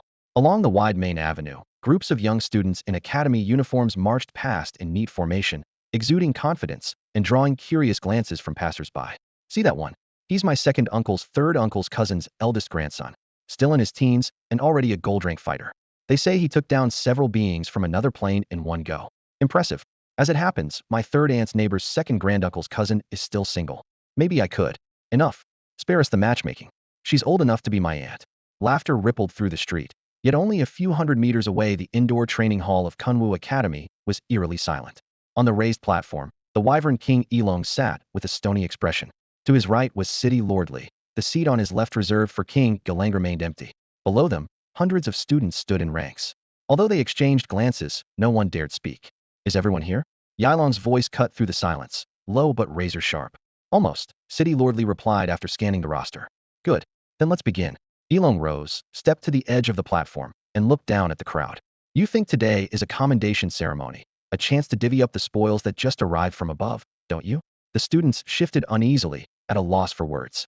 Don't be shy, he went on, his tone darkening. You all know your own scores, and you can guess how big a share you'll get. Those at the top feel smug, those at the bottom complain. I understand that. But today, I refuse to play along. His voice, warm a moment ago, turned suddenly razor-edged. You've read the reports on the Centaur plane. Even if the truth is worse than what's written, I could accept it. What I cannot accept is this. Of nearly 2,000 competitors, almost 400 were captured, and only a little over 100 of you tried to mount a rescue. Where were the rest of you? Tell me, where were you? A crushing pressure swept the hall. Yilong's gaze sliced from face to face. The students held their breath and remained silent. Humanity has survived and even expanded under constant assault from other planes because we compete within but unite without. From you, I see only hyenas fighting for scraps, without the hyenas' teamwork. The reprimand landed heavily. These youths, usually hailed as prodigies, now stood still, even their breathing restrained. Elong paused, then sighed. I won't say more. You'd better think hard about this. City Lord Li announced the results. He returned to his seat with a slight nod. Very well, Li said, stepping forward. On Minister Zhang's behalf, he'll now announce next year's resource allocations for each academy. 13 academies, including Jingdu, Modu, Zhima Linhai, and Moyan, will receive first-tier resources next year. 37 academies, such as Namling, Wuling, Kunmu, Kuitu, and Zhaowu, will be granted second-tier resources. 50 academies, among them Yongmu, Jushi, Qianyao, and Mengqin, will be allotted third-tier resources. No sooner had the allocation chart finished scrolling across the holographic screen than the enormous indoor training arena erupted. A few low whispers quickly merged into a booming roar, and the air seemed stuffed with frustration and disbelief. Elong King Zhang Qingwu sat in the center of the rostrum, his dark gray uniform stark and unyielding under the cold white lights. Seeing the turmoil below, he suddenly knit his brows and slammed a palm onto the alloy tabletop. Silence. The crisp crash rang out, coating the air with a layer of frost. Everyone instinctively straightened. Got something to say? Think you deserve more? If you're not satisfied, step forward and speak up. They'll explain right here. Zhang Qingwu swept his gaze around, eyes sharp enough to pin a person in place. Silence spread. After a full half-minute, a slightly trembling voice finally rose from the crowd. Minister Zhang, sir, I'm from Nanling Academy. I believe this distribution of resources is somewhat unfair. The speaker was a young man barely past 20. His navy Nanling uniform was immaculate, yet his fingers shook with nerves. He drew a deep breath and pressed on. First, the rules for this tournament were stated before it began. Anything goes, and rankings are based on the number of centaurs killed. Nanling upheld that principle from start to finish, hunting with all we had in the centaur plane, never slacking off. The young man straightened his back even further, his voice suddenly louder. Second, our academy may be short of resources, but we can make up for it ourselves. Some schools granted first-tier supplies can't even use that much. If they sit idle, those assets will only go to waste, and that isn't a fair allocation. He deliberately avoided naming names, yet all eyes instinctively swung toward Moyan, Linhai, and the other leading academies. The students under scrutiny looked unpleasant but stayed silent. A short hush followed, then a low chuckle rolled across the rostrum. Haha, you make a good point. Zhang Qingwu did not seem angry. On the contrary, his smile deepened. Seeing this, the young man relaxed, the tension in his shoulders easing as the corners of his mouth inched upward. Taking the risk to speak out had been worth it. The minister appeared to agree with him. If he could push Nanling into the first-tier bracket today, his name would be made. The smile had barely formed when Zhang Qingwu's laughter cut off, and his face went cold. Nanling Academy, was it? Oldly, make a note. Nanling's quota for next year is to be cut by half. The words sliced through the hall like a drawn blade, leaving dead silence in their wake. The young man's smile froze, his fair face flushing scarlet all the way to his neck. Zhang Qing's eyes were like lightning, his tone hard. Remember this. All of you terms like top tier and first class are forged out of resources. Your comrades are not weak because they lack talent or effort. On the contrary, the less they have, the harder they fight. Resources belong to those who are willing to risk everything, not to those who beg upward, afraid of pain and death. His words hit like hammers, and many students lowered their heads, their fists bleaching white. As Minister General, I hereby order effective immediately. Every academy is to intensify combat training across the board. Each student must spend no less than 4 months a year training in an alternate plane. Any violation will be punished severely. For months, the instructors exchanged looks, faces equally grim. Minus holidays, that was nearly half a school year. Elong King was truly enraged, ready to wield the axe. Zhang Chengwu took a deep breath, reining in his edge, and let his gaze sweep over the crowd. Of course, though the overall performance in this tournament was disappointing, a number of students did stand out, sacrificing greatly for others, and they must be commended. He paused, turned to his aide, and his voice settled. Casting a glance at the audience, Elong King stopped his reprimand and shifted the topic to the commendations. The ceiling for the star-scouring lands had been fixed at 9-star gold, a decision beyond the Winged Dragon King's control. If a single word from Great Xia could have overturned it, he would have fought for his people with everything he had. Unfortunately, Great Xia still lacked the clout to rewrite the rules. Lowering his head before the crowd, the Winged Dragon King apologized. I failed to secure any slots for the star-scouring lands. That is my shortcoming. But I give you my word the compensation you receive today will match the harvest of the star-scouring lands in every respect. With that, he swept his arm. Several uniformed attendants stepped onto the stage, each carrying a tray draped in scarlet silk. Zhima Military Academy Qinligong, Zhaodi. Capital Academy Song Tianlong. Modu Academy Qinlang. Step forward. When the 4 names rang out, conflicting emotions flooded the Winged Dragon King's eyes, pride tempered by heartache. These students had shown on the Centaur plane, proving humanity's courage and resolve. To offset the loss of the star-scouring lands, he had petitioned the General Affairs Office in person, extorting the treasures hidden beneath that red cloth. On stage, he let go of his usual oppressive aura and smiled like the kindly uncle next door. He turned and lifted the first piece of silk. A pet egg bathed in eerie blue light came into view, and the hall drew a collective breath. He whisked away the second cloth, triggering another explosion of cheers. The third and fourth eggs followed, each glowing in a different hue, each radiating a fearsome presence. 4 legendary-grade pet eggs in a row. Yu Xiaoyu below nearly cracked his jaw on the railing. The luster of those eggs reflected in his eyes, and drool threatened to escape the corner of his mouth. Me too, Your Excellency Winged Dragon King. I'm injured as well. Bald Zhang Liang thrust up his bandaged arm, elbowing forward as he shouted about his wounds. Don't stop me. De Bin, midsection swathed in gauze, glared wide-eyed, almost leaping from his wheelchair. Send me back to the Centaur plane, and I'll fight those bastards to the death. The uproar grew louder. Legendary-grade pet eggs hatch at legendary rank, a height most people will never reach in a lifetime. Even Xiaoyu, blessed with his own cheats, could not hide his envy. He had slaughtered countless beasts and spent a fortune to raise his Thunder Rock to legendary, yet his Dark Knight Warrior was still stuck at epic. Now others were soaring in a single step. Where was the justice in that? The Winged Dragon King raised a hand, and the noise died instantly. His voice was calm, yet every word struck home. High-quality resources are scarce. Getting these 4 eggs was already a miracle. Choose the one that best matches your attributes. He had slammed his fist on the table to obtain them. The General Affairs Office had extracted a steep price. None of that struggle showed on his face. What he wanted from the students was faith and loyalty, not pity. The 4 legendary pet eggs became the highlight of the entire competition. Some spectators were driven mad with jealousy, while others felt their blood ignite. The Winged Dragon King knew better than anyone. Reward is born of sacrifice, and the path ahead will twist according to the price each person is willing to pay. The Academy tournament wrapped up amid a chorus of cheers and complaints, and bustling Kunwa City finally enjoyed a rare moment of calm. Despite the event's end, the Jinma Military Academy contingent remained in their temporary courtyard. Chun Ligong and Zhao Di each cradled a legendary-grade beast egg, refusing to let them out of their sight. The journey home was too risky, and they would leave only after the eggs hatched and the packs were sealed. I just want one look. Why are you two so tight-fisted? Zhang Liang yelled, leaning across the table. If I hadn't stepped up to negotiate with the Wyvern King, would we even have these beauties? Save it, Zhao Di shot back. You didn't dare so much as breathe in front of Mintermai, yet here you are bragging. Though he had lost an arm, Zhao Di was tougher than ever. His remaining hand rested on the turquoise shell, a soft glow seeping from his palm into the egg. Legendary eggs devoured energy at an astonishing rate, so in addition to the incubators, the 2 of them fed the shells with a steady stream of mental power. Crude mouth, honest point, Chun Ligong laughed, hugging the jet-black egg to his chest. He patted the shell. Anyone who tries to take it from me, they'll fight to the death. Right now this thing is closer to me than a wife. I'd rather sleep with the egg than with a woman. Am I right, Xiaoyu? Xiaoyu crossed one leg over the other and gave his iron staff a lazy shake. No way. You're the one missing an arm, not me. If I ditch a wife, what am I supposed to do with this staff? Damn, Zhang Liang barked. Turns out you're the kinkiest of us all.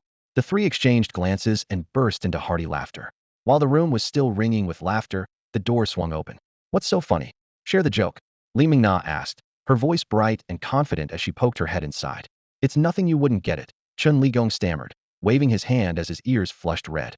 Usually the picture of composure, he wasn't used to being caught discussing such topics in front of a woman. Behind Li Mingna, Mintermai strode in, his gaze sweeping over the group. Good, everyone's here. I have two announcements. He held up two fingers. First, the slots for the Land of Chasing Stars have been finalized. At once everyone perked up except Chun Ligong and Zhao Di, who had already lost eligibility. For students from Jinma Military Academy made the cut: Zhang Liang, Xiaoyu, Dabin, and Zhang Hong. The first three names came as no surprise, but the fourth raised eyebrows. Once the team's weakest member, Zhang Hong had clawed his way up during the Centaur Plain expedition. In the final battle, he and Zhang Liang took down a platinum-rank Centaur warrior, and the effort left him unconscious for 3 days and cost his summoned beast dearly, but it forced his name onto the list. The Land of Chasing Stars is set to open in about a month, Mike continued, his tone hardening. Until then, no one is too advanced to platinum rank, understood? He paused, then said, second, rewards. Securing first-tier resources for the Academy is thanks to all of you. After consulting with the Commandant, each of you will receive 1,000 merit points and a promotion in rank. The exact insignia will be awarded once we return. My beloved roommates, your daddy's back, give it up. The door to dorm 515, Block A of Jinma Military Academy, flew open as Xiaoyu kicked it in. Arms flung wide and wearing an eager grin, he was greeted only by an empty room and a deathly hush. A thick layer of dust on the coffee table seemed to sneer at his enthusiasm. Obviously, no one had been here for ages. He tossed his duffel onto the table and flopped onto the couch. A cloud of gray instantly swallowed him. Cough, cough. Seriously, can people even live like this? He sputtered. After slogging through a grueling trip, had expected cheers. Instead, he got a cold, deserted room and not even a sip of water. Not that he would have dared drink, it still remembered the ironclad dorm rules. With a sigh, he rolled up his sleeves, filled a basin in the bathroom, and started cleaning. Stargazer territory wouldn't open for a few months, so he had to hole up here, and the place was unlivable. Asses. Had thought about going home like everyone else, but Yangwa's classes weren't over yet, and had only be alone there. Compared with an empty house, a filthy dorm was practically lively. Orphaned the day he arrived in this world, Xiaoyu was used to flying solo, though he still envied the family ties he could never touch. Bang!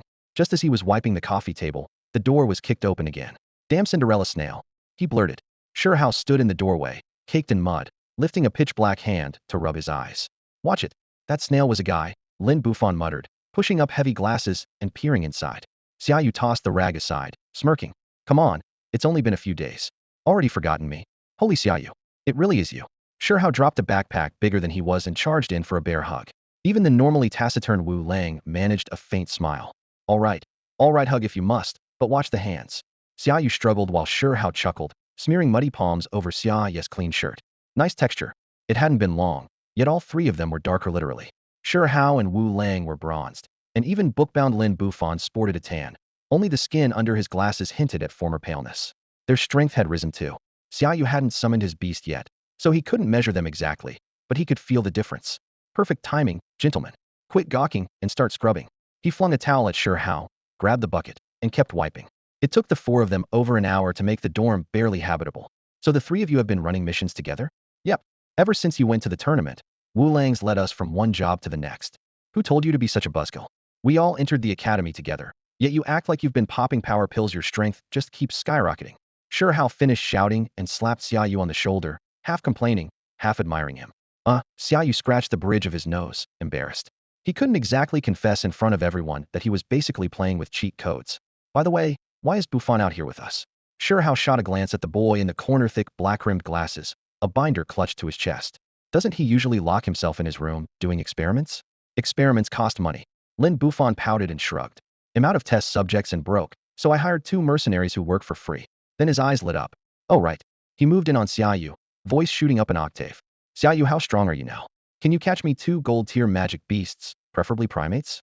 A moment ago had looked pitiful. Now he clung to Xiaoyu like a drowning man to driftwood. Xiaoyu blinked. I mean, I can catch them, but didn't you just bring in a batch? He pointed at the doorway where 4 huge, sealed bundles lay piled in the dorm corner, fabric stained dark red and smelling faintly of blood. Those won't do. Too weak. They'd never survive the reagent's impact. Lin Bufan scoffed, as if the bundles were scrap metal. Sure how rushed to hype his friend. Yuga, listen, Bufan's going to be the next superstar in alchemy. His formula can give sub-gold beastmasters the punch of a gold tier. Once it hits the market, the potion will sell out overnight. Invest now, and you can't lose. Before Buffon could speak, Shurhao was already on a roll, finishing with a flourish. Guaranteed profit, are you in or not? It's true. Wu Lang, usually silent, nodded. I tested the potion myself. Very mild side effects. Most products out there only boost speed, strength, or berserk. Nothing else lets you hit with gold tier lethality. Feeling 3 words weren't enough, the taciturn Wu Lang added 2 more sentences for emphasis. Xiao's eyes lit up. That's powerful. If we paired sub-gold beastmasters with armor-piercing weapons, they could actually take down monsters. He pictured that day in Mabe City raising his rifle like Zhou Dingtian, firing at carrion vultures, nearly dropping the gun from recoil. If he'd been stronger and the weapon sharper, with thunder-winged eagles' speed those birds would have been toast. If this potion spread through the demon suppression core, just how much would humanity's combat strength soar? The thought sent a rush of excitement through him. He'll invest. This project has real legs. He slapped his thigh, eyes blazing. Haha, so you're in. Here, Yuga, have some water. Lin Bufon grinned, so wide his face nearly folded as he thrust a disposable cup at him. After hanging out with Shi Hao and Wu Lang, Bufon was no longer that stiff, labanly nerder rather, had simply found something beyond experiments to care about. His complexion looked healthier, muscles more defined, and he even showed the energy someone his age should have. Xiaoyu raised the cup to his lips, then paused, remembering the dorm's unspoken prank prevention rule. Ahem, you didn't spike this, did you?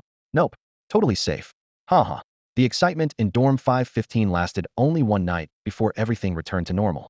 Lin Bufon tore the fresh specimen apart until it was unrecognizable, a row of flasks on the lab bench glowing with eerie light.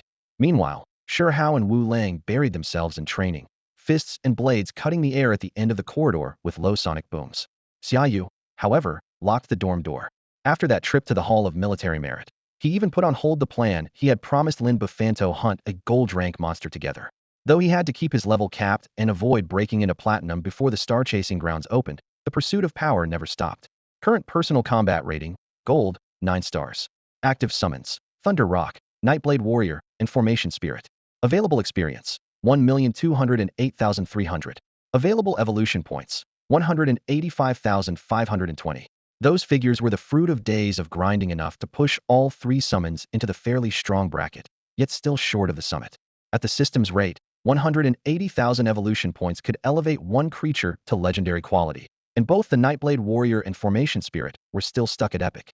Under normal circumstances, he would have dashed out to scour for resources, but the haul from the Hall of Military Merit had filled the gap. The merit points from the tournament had already been credited. The demon-suppressing army was famous for its efficiency. The sooner their fighters grew stronger, the more lives they could save. Xiaoyu dumped all of his merit points into 2 Necro Blossoms and a Ghost Pearl, the core materials required for the Nightblade Warrior's evolution.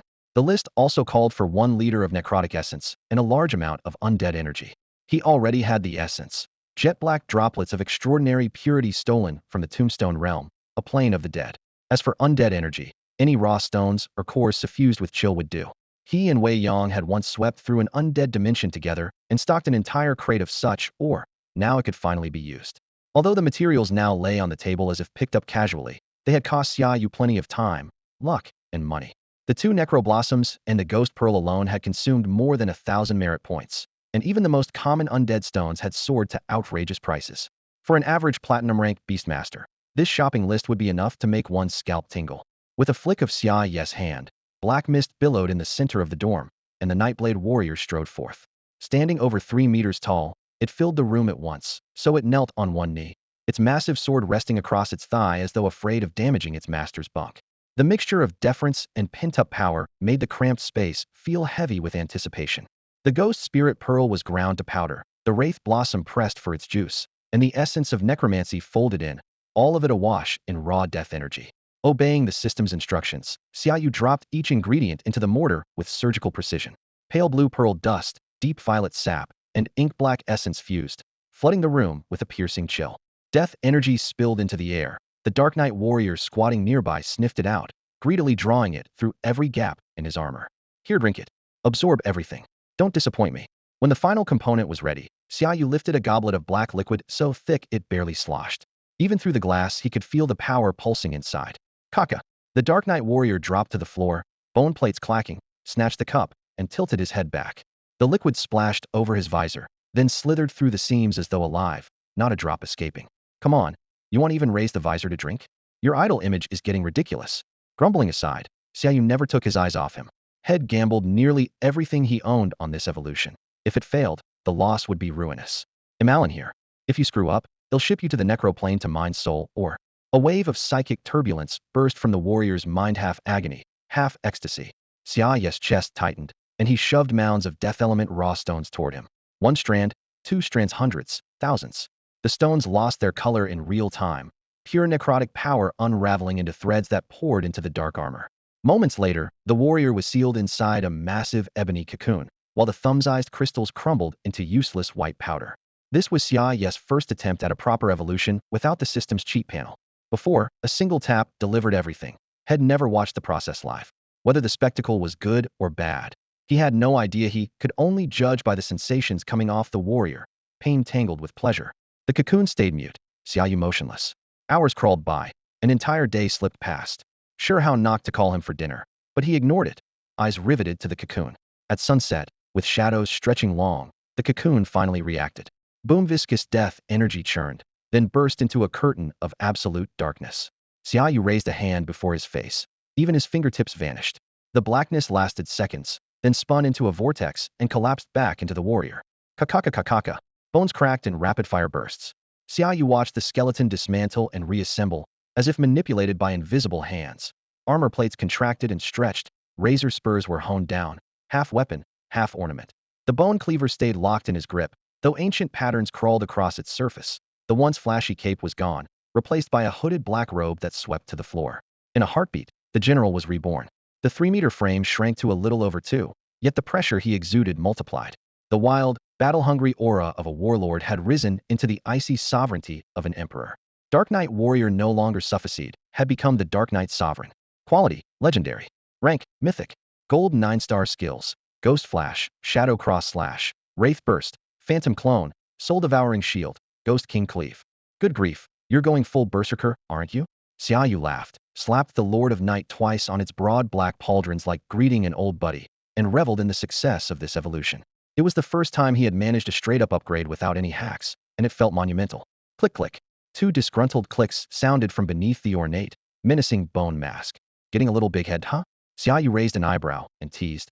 Can't tell who's in charge anymore? Go cool off in the contract space for 2 days. A snap of his fingers flashed the packed seal, and the newly evolved brute vanished. The upgrade had trimmed its bulk a bit, but a moment ago it still filled every inch of the cramped single dorm room. 3 contract scrolls hung on the wall. With the Lord of Night now at peak gold, only the Formation Spirit and the Thunder Rock still needed upgrades. Unless Xiaoyu pulled another miracle out of thin air, pushing those 2 any higher would be brutally expensive. The higher a Beastmaster climbed, the more grotesque the resource drain became, something he knew all too well. He remembered the savage grind on the Centaur Plain, and every scrap had hoarded since. It had only just been enough to drag the Lord of Night to the threshold of legendary quality. Without that, the effort required to reach the top was staggering enough to make even Xiaoyu shake his head. A sudden shout erupted down the hall. Holy crap, that was insane. If my stance wasn't solid, I'd have been shoved right under the table.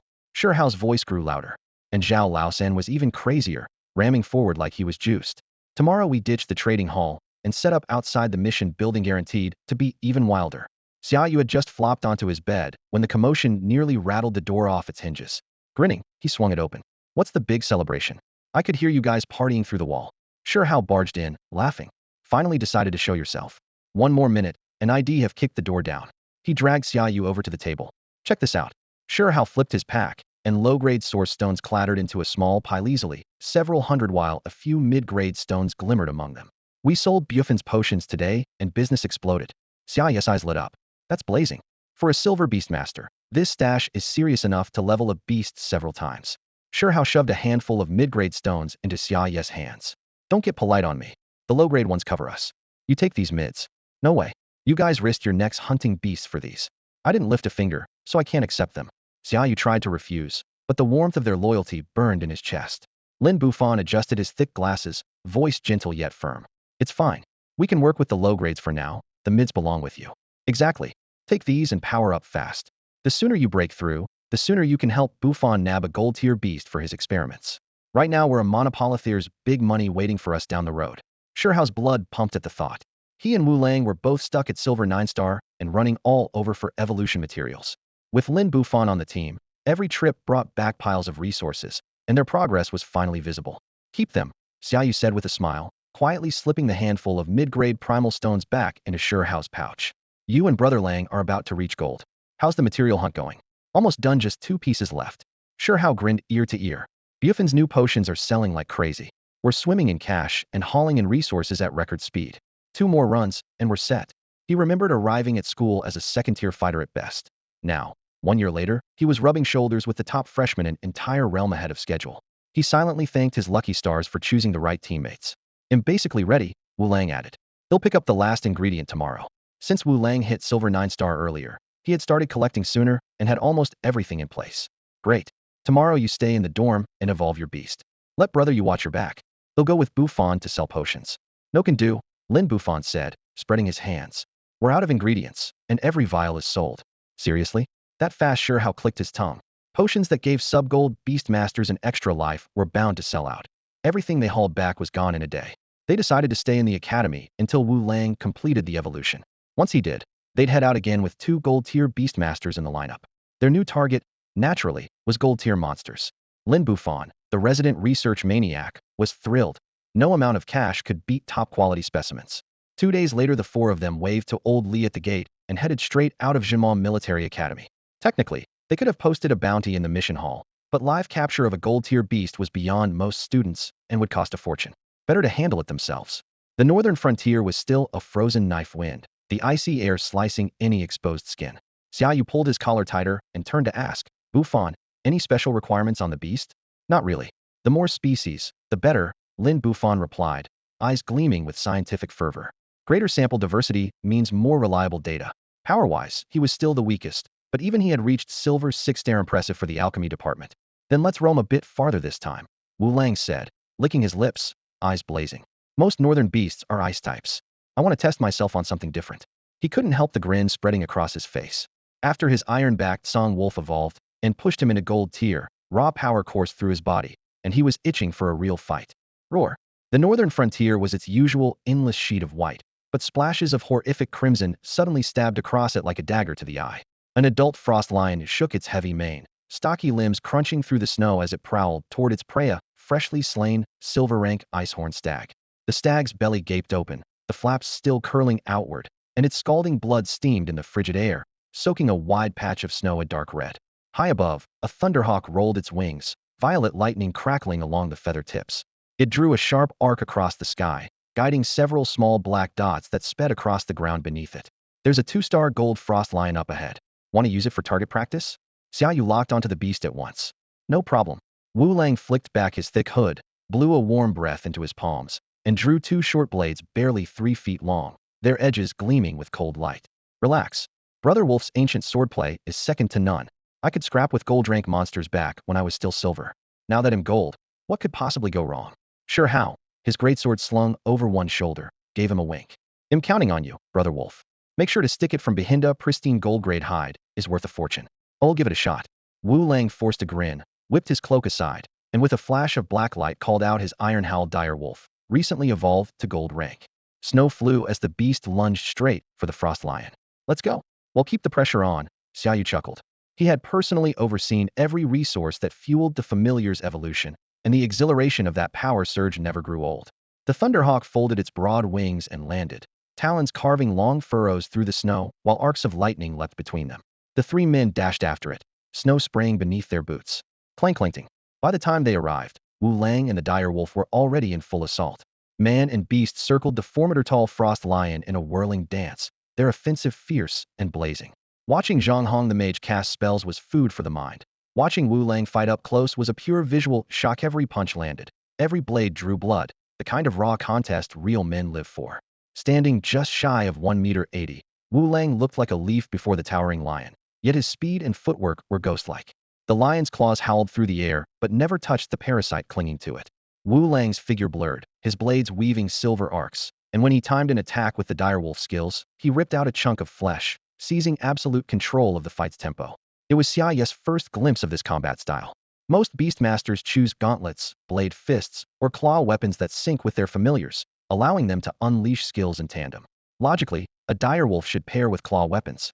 Yet Wu Lang insisted on ancient blade arts lacking the explosive burst of summoned skills, but hiding a subtler, deeper mastery in every move.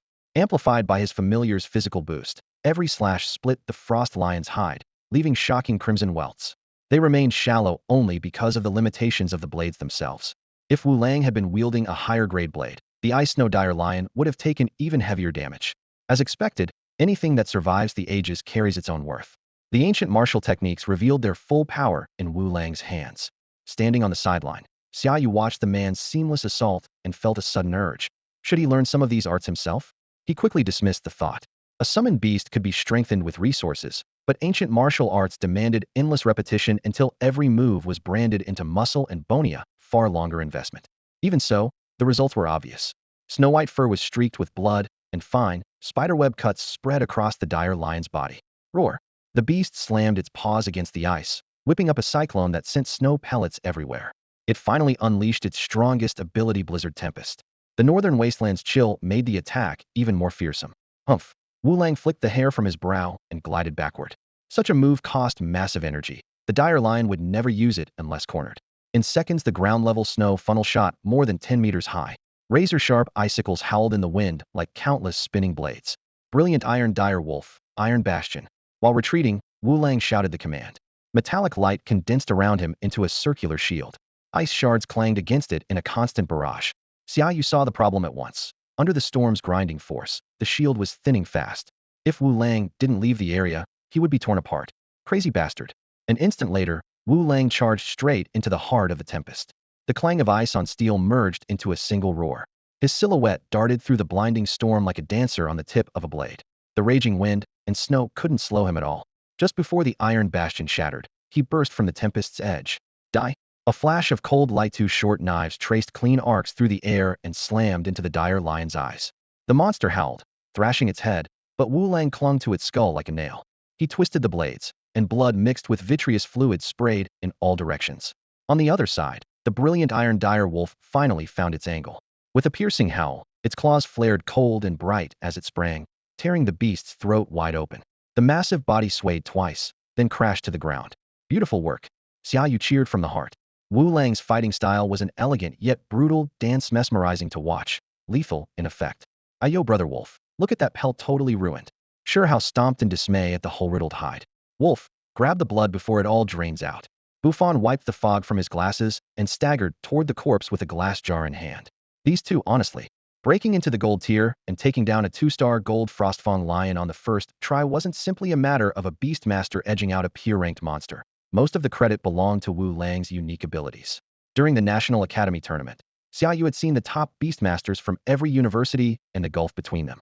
Most leaned on their beasts' innate skills, while almost no one mined their own potential the way Wu Lang did.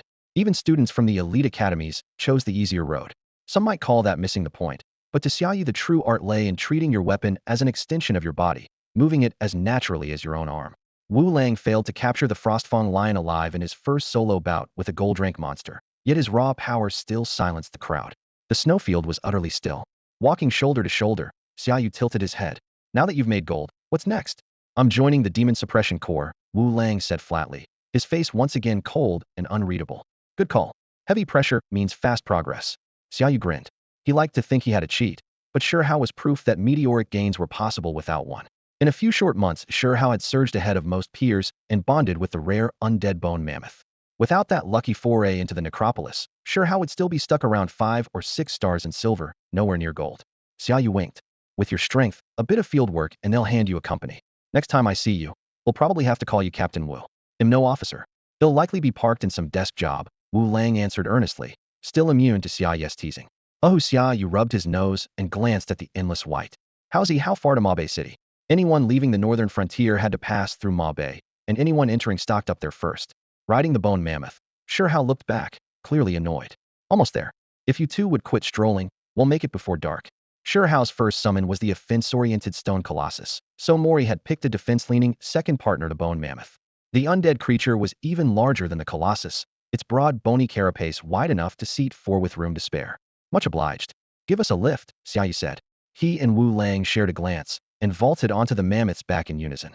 Charge! Shurehao roared. The giant beast thundered forward, thick bone legs smashing ice and snow, throwing up a swirling white mist. Heat and sweat mingled in the logistics office of Ma Bei City. Commander Zhou, the city guard, sent another man. Skinny old Ma pushed the door open, bare-chested, wiping sweat from his brow. Inside, Zhou Dingtian was hunched over a desk, working through a stack of papers. Old Ma, I'm not a commander anymore. Just call me Zhou. Who is it this time? He looked up from the files and gave old Ma a faint smile. Who else could it be? The Bai family's second son, Bai Lo. Lao Ma flashed a tooth-gap grin at Zhou Dingtian, the broken stubs of his front teeth stark in the dim light. Him again? Zhou Dingshan's brow knitted as he pressed a hand to the table. What does he want now? The supplies were handed out days ago. No idea, Lao Ma said, scratching the back of his head. He brought a whole crowd with him. Burst through the door, yelling the numbers were wrong. Zhou Dingtian was already up, shrugging on his coat as he strode out. Lao Ma hurried after him, their steps thudding across the wooden floor. The yard was small but packed. Along the wall, shirtless quartermasters stood shoulder to shoulder, sweat and dust streaking their backs. Opposite them, 7 or 8 armored soldiers waited, breastplates catching what little light there was. At their head stood a young man barely in his 20s, straight-backed, his finely made light armor advertising his status. The Bai patriarch had 3 sons. The eldest, Bai Mingtian, the most gifted, vanished mysteriously over a year ago and was presumed dead. The second was the man before them, Bai Lo. Though less talented, he had used his family's influence to seize the post that once belonged to Zhou Dingtian and had since become a captain in the city guard.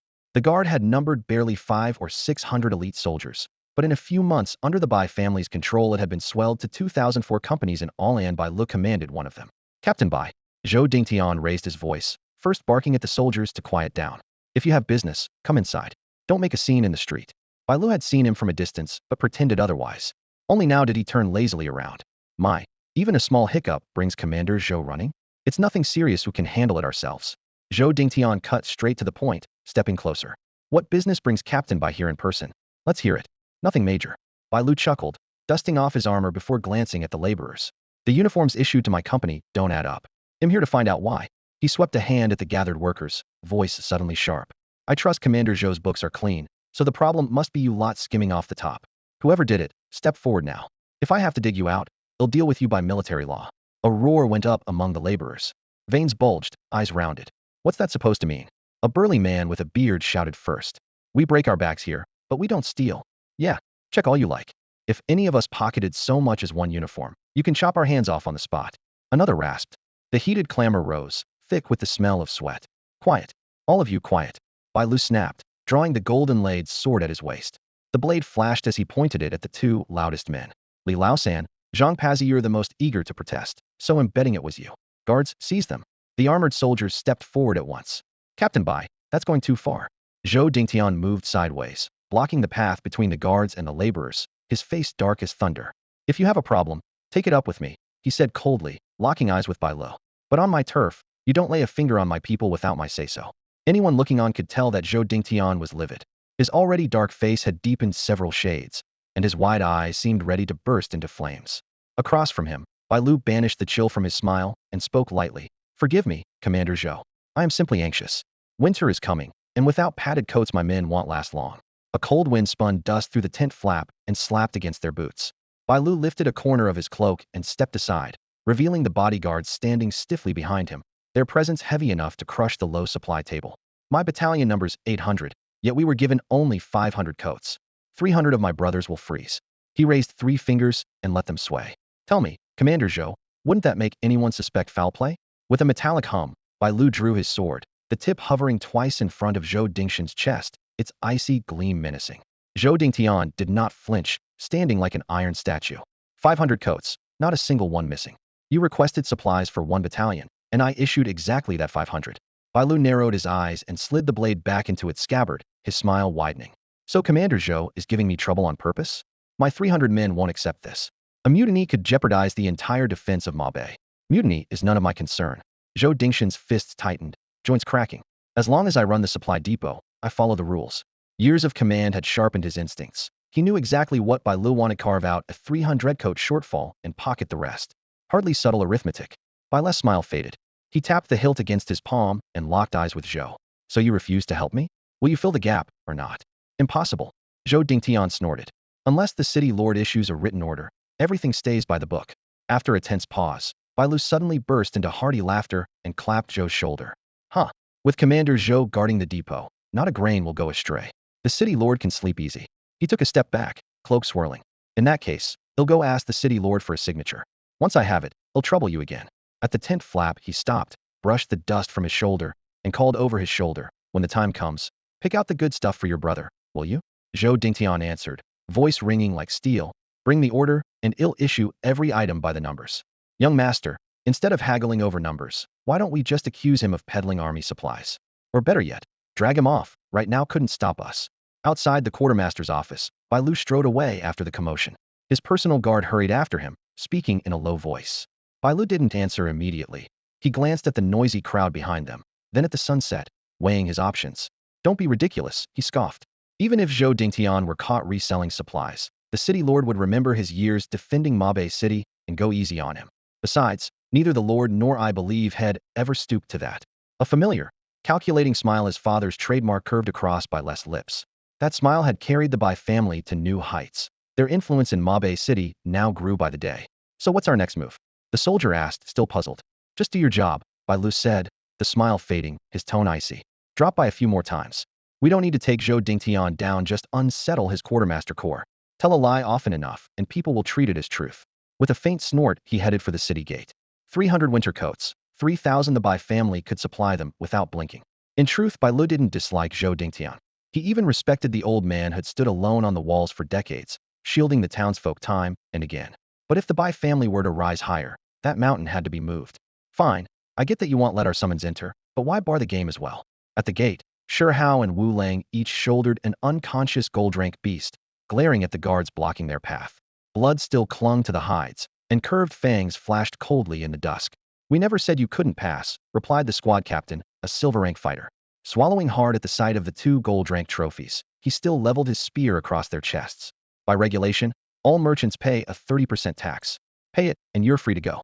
Xiaoyu stepped in front of the hot-headed Shi Hao, speaking patiently. Captain, these beasts are for my friend's research only. We won't be selling them. If you're worried, log our names and check again when we leave. The captain relaxed a touch under Xiaoyu's calm tone, but he kept his face stern. No can do. Rules are rules. No bargaining. Why can't you listen? Shi Hao snapped. Slinging the beast higher, he stepped forward, his broad frame forcing the captain back against the gate. Attacks on personal use? Are you running a private toll to line your pockets? I'll report you to the city lord. Say one more slanderous word, and I'll charge you with defamation. The city gate, already busy at the best of times, was now completely jammed. People surged forward like a tide, and within moments the road that had been inching along became an immovable wall of bodies. Shouts and squabbling filled the air, turning the entrance into a raucous marketplace. Liangzi, who's on duty today? Why is the gate such a mess? A tall, striking young man strode over from the logistics office by Lu, second son of the Bai family. A flash of irritation crossed his face. He had worked hard to unseat Zhou Dingtian as commander of the city guard, and if the Bai family couldn't even keep order, their reputation would be in tatters. It should be third company, sir. We'll check it once. The soldier Liangzi frowned and started pushing into the crowd. Wait, I'm coming too. Bai Lu quickened his pace, signaling the others to clear a path. Move aside. Make way. The guards barked. The crowd, seeing the uniforms, hurriedly parted. Captain, sir. I'm on duty today. At the gate, the squad leader who had been arguing with Shi Hao ran over and saluted. What's going on? This commotion is ruining Mo City's image. Though Bai Lu spoke softly, the weight in his voice was clear. The squad leader felt both relief and dread. Relief that the captain was here, dread that he might be judged incompetent and lose the hard-won post. The Bai family paid well, even a squad leader's pay was nothing to sneeze at. Sir, He raced the situation. He explained that Xiaoyu and Shi Hao wanted to enter with two magical beasts. They claimed the animals were for personal use and refused to pay the tax, so the parties were deadlocked. Bailo listened, then let a faint smile appear. He glanced at Xiaoyu and the others, his tone gentle yet unyielding. From what I hear, my men have done nothing wrong. Taxes are set by Great Xia law. Every exchange inside pays regularly, and so do the small vendors outside. Because scattered taxes are troublesome, we collect them here at the gate. I need your cooperation. Are you deaf? Shi Hao snapped. Personal use. We're not selling anything. A year ago, when he passed through Mo Bay, The guards had been far more reasonable. Had winter frozen their brains? By smile didn't budge. No one can guarantee you won't sell them later. I can't spare men to follow you around, can I? If you do trade them, it isn't fair to the merchants behind you who paid to get in. He's right. Yeah, those beasts are worth a fortune. If they go in for free, next time they'll do the same. The surrounding traders muttered, eyes fixed on Xiaoyu and sure how. That was the way of the world. When most people were shackled, their first instinct on seeing a free man was to drag him back down. Xiaoyu frowned. So even if we're not selling, we still pay? That doesn't match Great Xiao law. Hey, race my proposal, Bai said, as if Head had it ready all along. Leave the beasts with the city guard, pay a custody fee, and pick them up when you leave. Sure Hao started to argue, but Xiaoyu raised a hand and agreed. Fine, have it your way. They were already at odds with the crowd. The guard's concession was better than nothing, and digging in would only make things worse. Then please follow my men for the paperwork, Bai said politely, and enjoy your stay in Mo Bay City. After they left the city guard barracks, the soldier named Liangzi escorted Xiaoyu and his companions to the gate.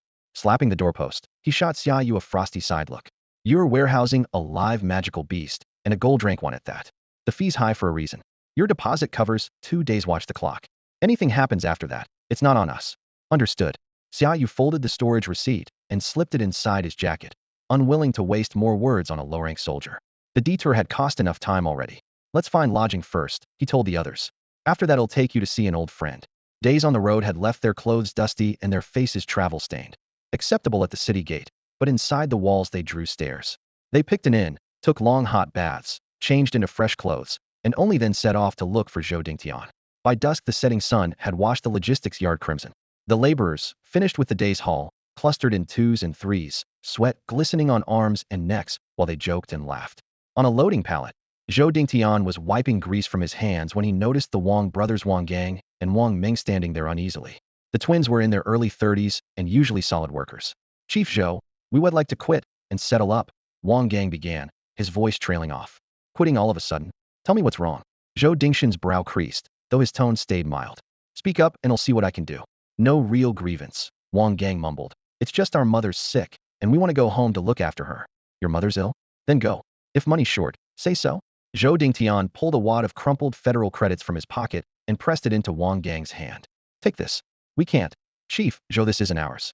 Spineless wretches.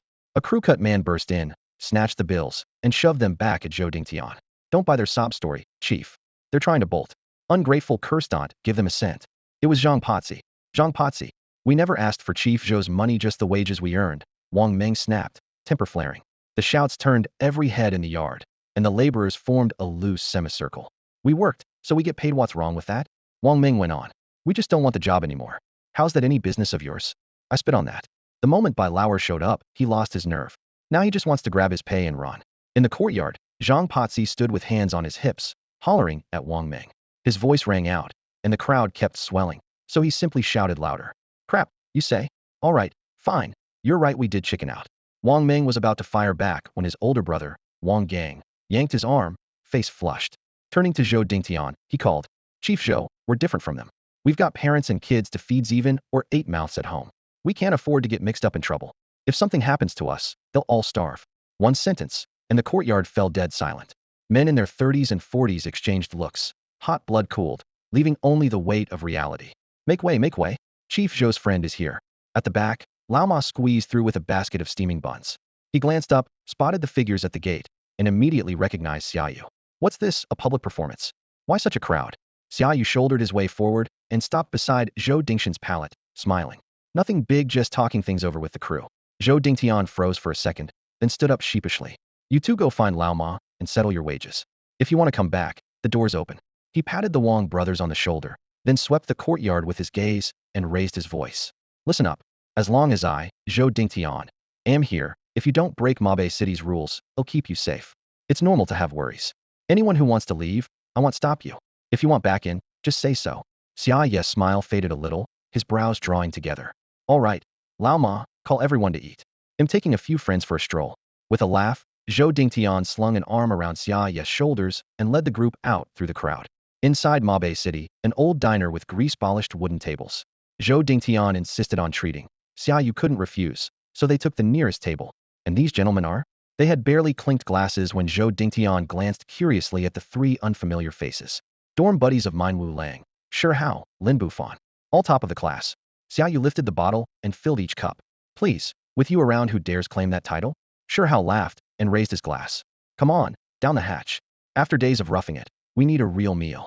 Don't count the cost, brother. Say no more. I've got you covered. Lao Wang, 10 more skewers of grilled kidney. Glasses clacked, strong liquor burned down their throats, and the place warmed instantly. Hao's chatter met Zhou Dingshan's barracks humor beat for beat, while Wu Lang and Lin Bufan, though quiet, grinned wide under the glow of the drink. After several rounds, Xiaoyu saw the furrow still between Zhou Dingshan's brows and lowered his voice. Brother Zhou, the mood in the logistics yard felt off. Something happened? They're hardworking folks making a living with their backs. I've dragged them into my mess. Zhou Dingtian sighed, thumb idly tracing the rim of his cup. Still the Bai clan? Yeah. In their place I'd be uneasy too if I got shifted to logistics. He stared out the window, under dim street lamps. Familiar Mabe City looked dressed in strangers' clothes. Huh, what's there to brood over? If this place won't keep you, another will. Hao slung an arm around his shoulders, laughing loudly. A gold-rank beastmaster could join the Jinma army as a battalion commander. Same authority as here, just a bit more dangerous. That's not at Xiaoyu knows why. Zhou Dingtian opened his mouth, then simply tossed a helpless look at Xiaoyu. Brother Zhou isn't after money or power. He just wants to protect his hometown, Xiaoyu explained. Too small a map, man. A real man calls the whole world home. All of Xia is our hometown. Xiaoyu blinked, then burst out laughing. Look at that, actually said something with perspective. Still, Hao's point wasn't without merit. Someone with your talent should never have stalled here. During our last drink, Xiaoyu retold Zhou Dingshan's whole story. At 16, Zhou awakened his Beastmaster gift. At 18, he donned armor and joined the North Desert City garrison, where he has now stood watch for 20 years. 15 years ago, at just 23, he broke through to gold rank, then climbed to gold 6-star in only 3 more years and became a frontier legend. But 12 years ago, a beast tide swept the northern defense line and changed everything. The demon suppression army had yet to arrive, so to buy the townsfolk time to retreat, he alone faced 3 gold-rank magical beasts, one of them the notorious gold 8-star giant python. For 2 straight hours, dust and blood mingled on the field while he held them back. By the time reinforcements reached him, 2 of his summons were dead, the 3rd crippled, and his own sea of consciousness torn apart.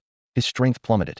Since then, he has had only one usable summon, a crippling handicap for a beastmaster of his tier. A crystal lotus could heal his mental wounds, but it costs a fortune. Sacred wood spring water helps too, yet must be taken in large doses for 2 or 3 years. Lin Bufan, sitting at the corner of the table and adjusting his glasses, tossed out those 2 options as if they were nothing. I can't afford either one, Zhou Dingtian said with a wry smile. After the injury, he sought every remedy he could, but the barren North Desert economy is weak, and such sky-high prices were no more than a mirage. The city lord's office scraped together a decent payout, yet it still fell short. Even so, he has kept his post on the wall day after day, spending the prime of his life in that freezing wind. The Bai clan may be greedy, but at least they're responsible. Outside their own business, they do handle other affairs properly, he said, shaking his head as the drink flushed his cheeks. Responsible? They're just blocks of ironwood. Hao snapped, slamming his cup on the table. Remembering how the gate guards questioned him earlier, he fumed. If I hadn't been carrying supplies, I'd have kicked that guard's fat backside over. The more he thought about it, the hotter he grew, wishing he could go back and flip the whole checkpoint upside down. Oh please, all you do is glare.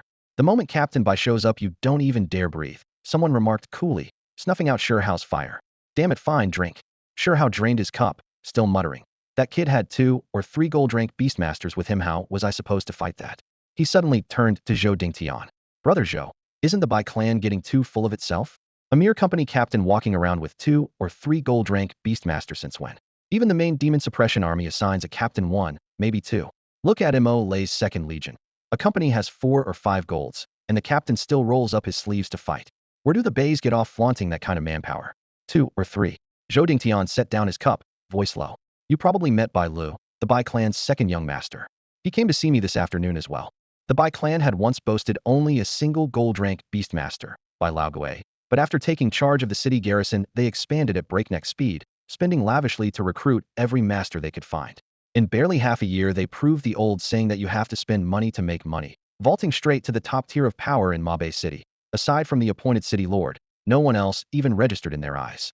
Xiaoyu raised his cup and glanced at the downcast Zhou Dingtian, a sudden wave of emotion washing over him. The world is never simply black or white, he thought. As long as you stand where you're meant to stand and carry out your duty, you've already outdone most of humanity. Come on. Mabe City doesn't need you to hold the line anymore. It's time you lived for yourself. He drained his drink and gave Zhou Dingshan's shoulder a friendly pat. Zhou Dingtian stared at him in a daze, cup in hand. He, too, had once been like these young men, halo on his head, ambition in his chest, carefree and unrestrained. Can I really start over? He murmured as his vision blurred. Night deepened. A full moon hung high, and the dim street lamps stretched the last table's shadows long and crooked across the wall opposite. Dawnlight slipped through the window lattice. Xiaoyu sat up, head throbbing slightly, and surveyed the room. 3 people sprawled messily across the neighboring wooden beds. Zhou Dingtian was nowhere to be seen. The rickety door creaked open, and the thin Lao Ma stepped in with a tray. Awake? Have some hot rice porridge. You'll feel better with something in your stomach. His weather-beaten face still managed a warm smile. Thanks, Brother Ma. Where's Commander Zhou? Xiaoyu smiled back and walked to the table, but instead of sitting, he remained standing to talk. Lao Ma was Zhou Dingshan's aide, not his own servant. He had no right to sit there waiting to be waited on. No idea. Commander Zhou left before dawn and didn't even arrange for anyone to unload the cargo. Lao Ma set the tray down. Eat first. I've got to go supervise the unloading, so I'll leave you to it. Thanks again, Brother Ma. Xiaoyu saw him to the door just in time to meet Zhou Dingtian coming in. Where'd you disappear to so early? Xiaoyu raised an eyebrow. Nowhere special. I stopped by the Bai estate, and then the city lord's manor. Zhou Dingtian told Lao Ma to round everyone up, washed his hands in the basin by the door, and bit into a steamed bun. After our talk last night, I realized that me sticking around has turned into a liability. Once I'm gone, the Bai clan can focus on the city's defenses. He spoke lightly, no hysterics, no resentment, as if he were discussing someone else's affairs. So I made a deal with Bai Laogue. I leave, he does his job. Whatever shady business he runs is none of my concern, but he keeps the defenses solid. I've also handed my resignation to the city lord. Once the handover's done, I'm out. He polished off a second bun in 2 bites, lifted the steaming porridge, and blew on it gently. Since you lot talk me out of a post, you'd better make sure I don't starve. Count on it. We'll find you a place where the food's plentiful, can't promise it'll taste great though. Xiaoyu grinned at him, genuinely happy for the man who had finally laid down his burden. Plentiful? What food? Behind them, Sure suddenly jerked upright, eyes half closed and mumbling. Young master, those are 2 gold-class beasts, alive and kicking. If we let a squad of 9-star silver tamers try to bond with them, the odds are slim, but if it works we'll gain 2 more gold-rank beast masters. In the city guard barracks, the soldier Liangzi was visibly excited, fists clenched as he tried to persuade Bai Lu, who lounged at the head of the hall. Bai Lu reclined in a broad chair upholstered with the pelt of some unknown creature, lightly tapping 2 raw crystals between his fingers while he shook his head. Trying to forge a contract across ranks with only 9-star silver strength, even when you're a step from gold, usually ends with a mature gold beast shattering your mind in an instant. Most tamers would never take that risk, but Liangzi was gambling on that tiny chance. Absolutely not. Bai's voice was low and decisive. The Bai family has just taken charge of Mabe City's defenses. We can't ruin our reputation while everyone is watching. Besides, those people are Zhou Dingshan's friends. Why should we fear him? Liangzi stepped closer, lowering his voice. Let him make trouble. The more noise he causes, the easier it'll be to drive him out. Unlike the gold-rank tamers the Bai clan hired for lavish wages, Liangzi was a trusted aide raised by the family since childhood. He had only reached 9-star silver until they poured resources into him, finally pushing him into gold. To him, the family's interests outweighed everything. Zhou Dingtian is leaving. Bai Lu paused, the crystals motionless in his palm, eyes narrowing.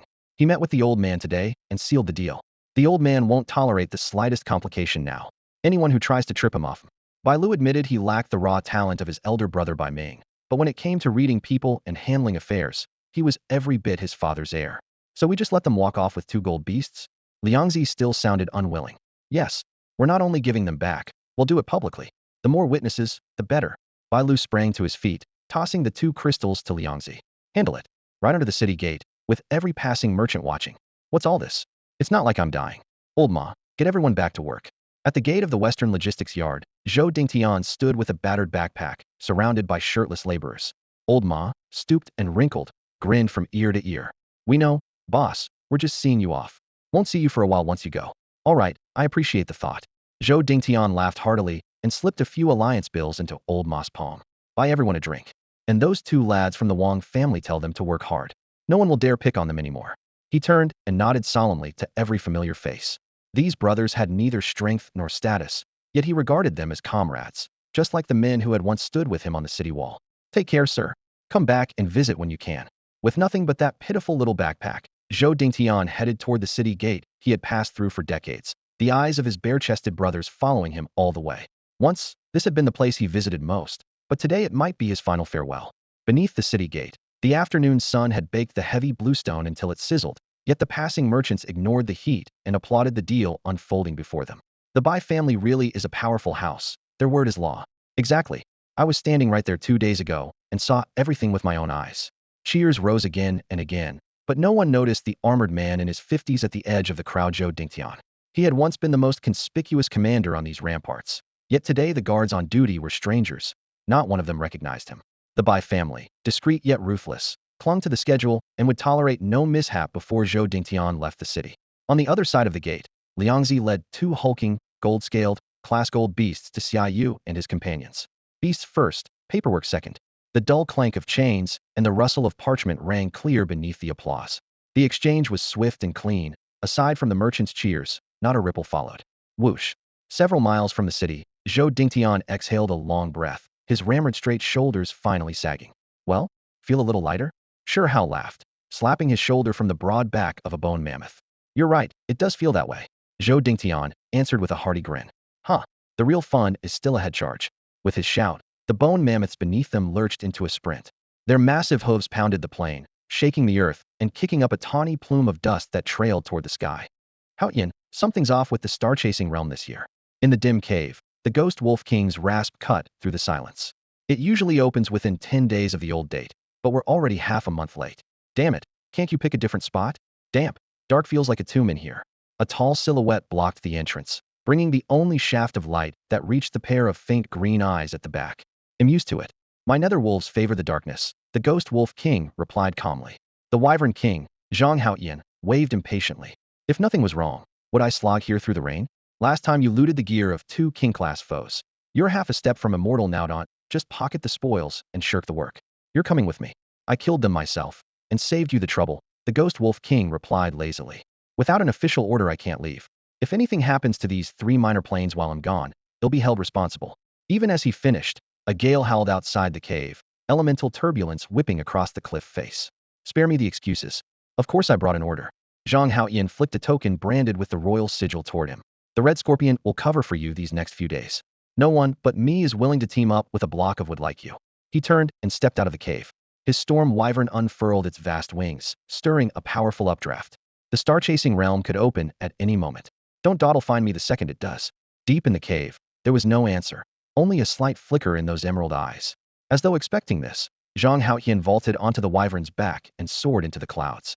Behind him, the cave mouth was framed by a swirl of multicolored elements, a planar wormhole that winked into tiny vortices before collapsing again. Hurry, grab the sinew nets. Don't let it escape. I'm on it. Hit it with 2 more blasts. Knock it out cold. Outside Mabe City, the wind in Icewind Valley cut like blades, yet 5 figures worked in a frenzy amid the snow. Leading them was a bone spirit mammoth as tall as the city wall, its ivory tusks glinting with frost. Nets woven from beast sinew hung on either flank of its massive frame, each one crammed with a magical beast still thrashing wildly. Among the 5 hunters, 3 were genuine gold-rank beast Tamersa lineup, so lavish even Mabe City could scarcely match it. They had headed straight for Icewind Valley the moment they left the city. Xiaoyu remembered this place well. Had captured his first snow troll here, later sold to Bai Ming, the Bai clan's eldest son, for 800,000 credits. Xiaoyu had never seen Bai Ming summon that troll, nor did he know what had become of such an expensive beast. Let's find some shelter and get something hot to eat. We've got enough ice-type beasts for now. Next we head south. Xiaoyu and Shurhao hoisted their newest prize onto the mammoth's flank, brushed ice chips from their gloves, and exhaled plumes of white breath. Xiaoyu called back to Lin Bufan. Sound good to you, Bufan? They could handle the hunting, but the experiments were Lin Bufan's domain. Pushing up thick glasses, Lin Bufan studied the 8 frost attribute beasts writhing in the nets. 8 should last a while, but they might not meet the standard. The attributes are too uniform. We need more from other elements to be safe. He was always meticulous when it came to experiments, and everyone was used to it. Got it, south we go, Xiaoyu agreed. Next stop, Jiaimo City. Plenty of mountains, plenty of variety. By his count, they'd been out 10 days already. Factoring in the trips to Kunwa City and delays at the academy, their 1-month deadline left barely 10 days. Xiaoyu could spare only 3 to 5 more days for hunting. So if they wanted Bufan's materials to pass inspection, they had to speed things up. That night they camped in a sheltered hollow.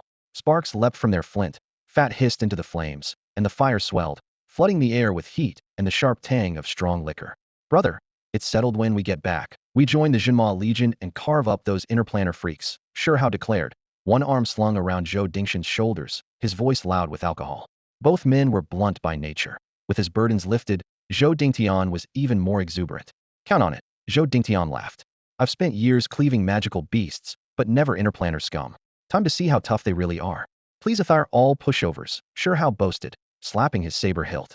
Back in the necropolis plain, I had them bawling for their mothers. The liquor burned warm. Exhilaration surged, and their laughter chased away the cold night. A day later the five reached the outskirts of Jiaimo City, only to stumble into a crisis. What? An emergency mobilization order? How long has it been up? At the city gate, Xiaoyu stared at a conspicuous red notice pinned to the board. This is a summons for the star-chasing realm. All selected candidates must proceed to the capital immediately. Time is short, latecomers will be left behind. Crimson paper snapped in the wind as the gate guard nailed the notice in place. He eyed the young travelers who had just arrived and barked. It's already the second day, isn't it? If this involves you, move it. Our captain says the matter's urgent. Young Master Zhu from Jiama City left the moment he saw this. He pressed again. Well, don't just stand there, get to the capital now. Sure, Hao and the others had long known Xiaoyu had been chosen, yet the notice made them even more anxious than he was. Wu Lang glanced at Xiaoyu, read the worry in his eyes, and said, "Relax, brother Zhou, and I have got this." Xiaoyu nodded. "All right, handle things as you see fit, and listen to brother Zhou. I'm leaving now."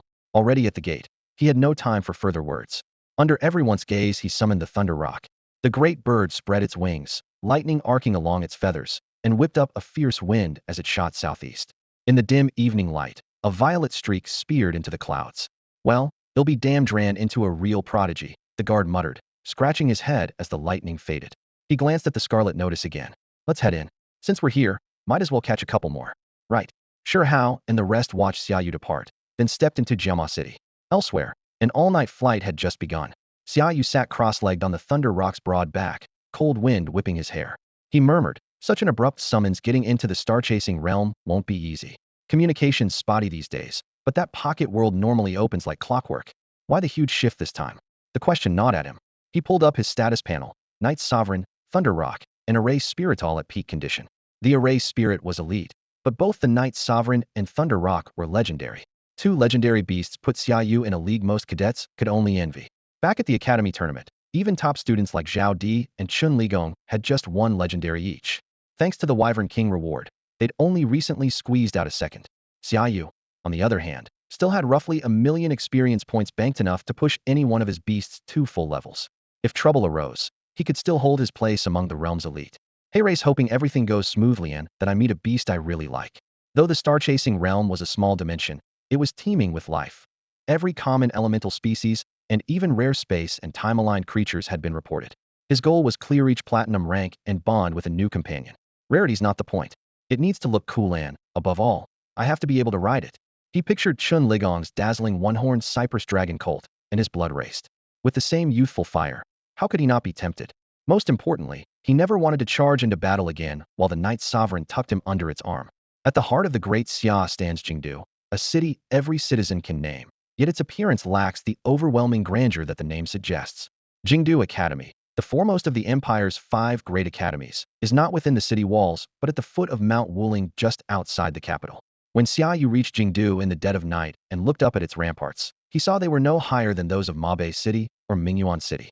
He guessed the capital's sheer power, and perhaps its prestige as the first city of Great Xia, made extra thick fortifications unnecessary. Few would dare attack it in the first place.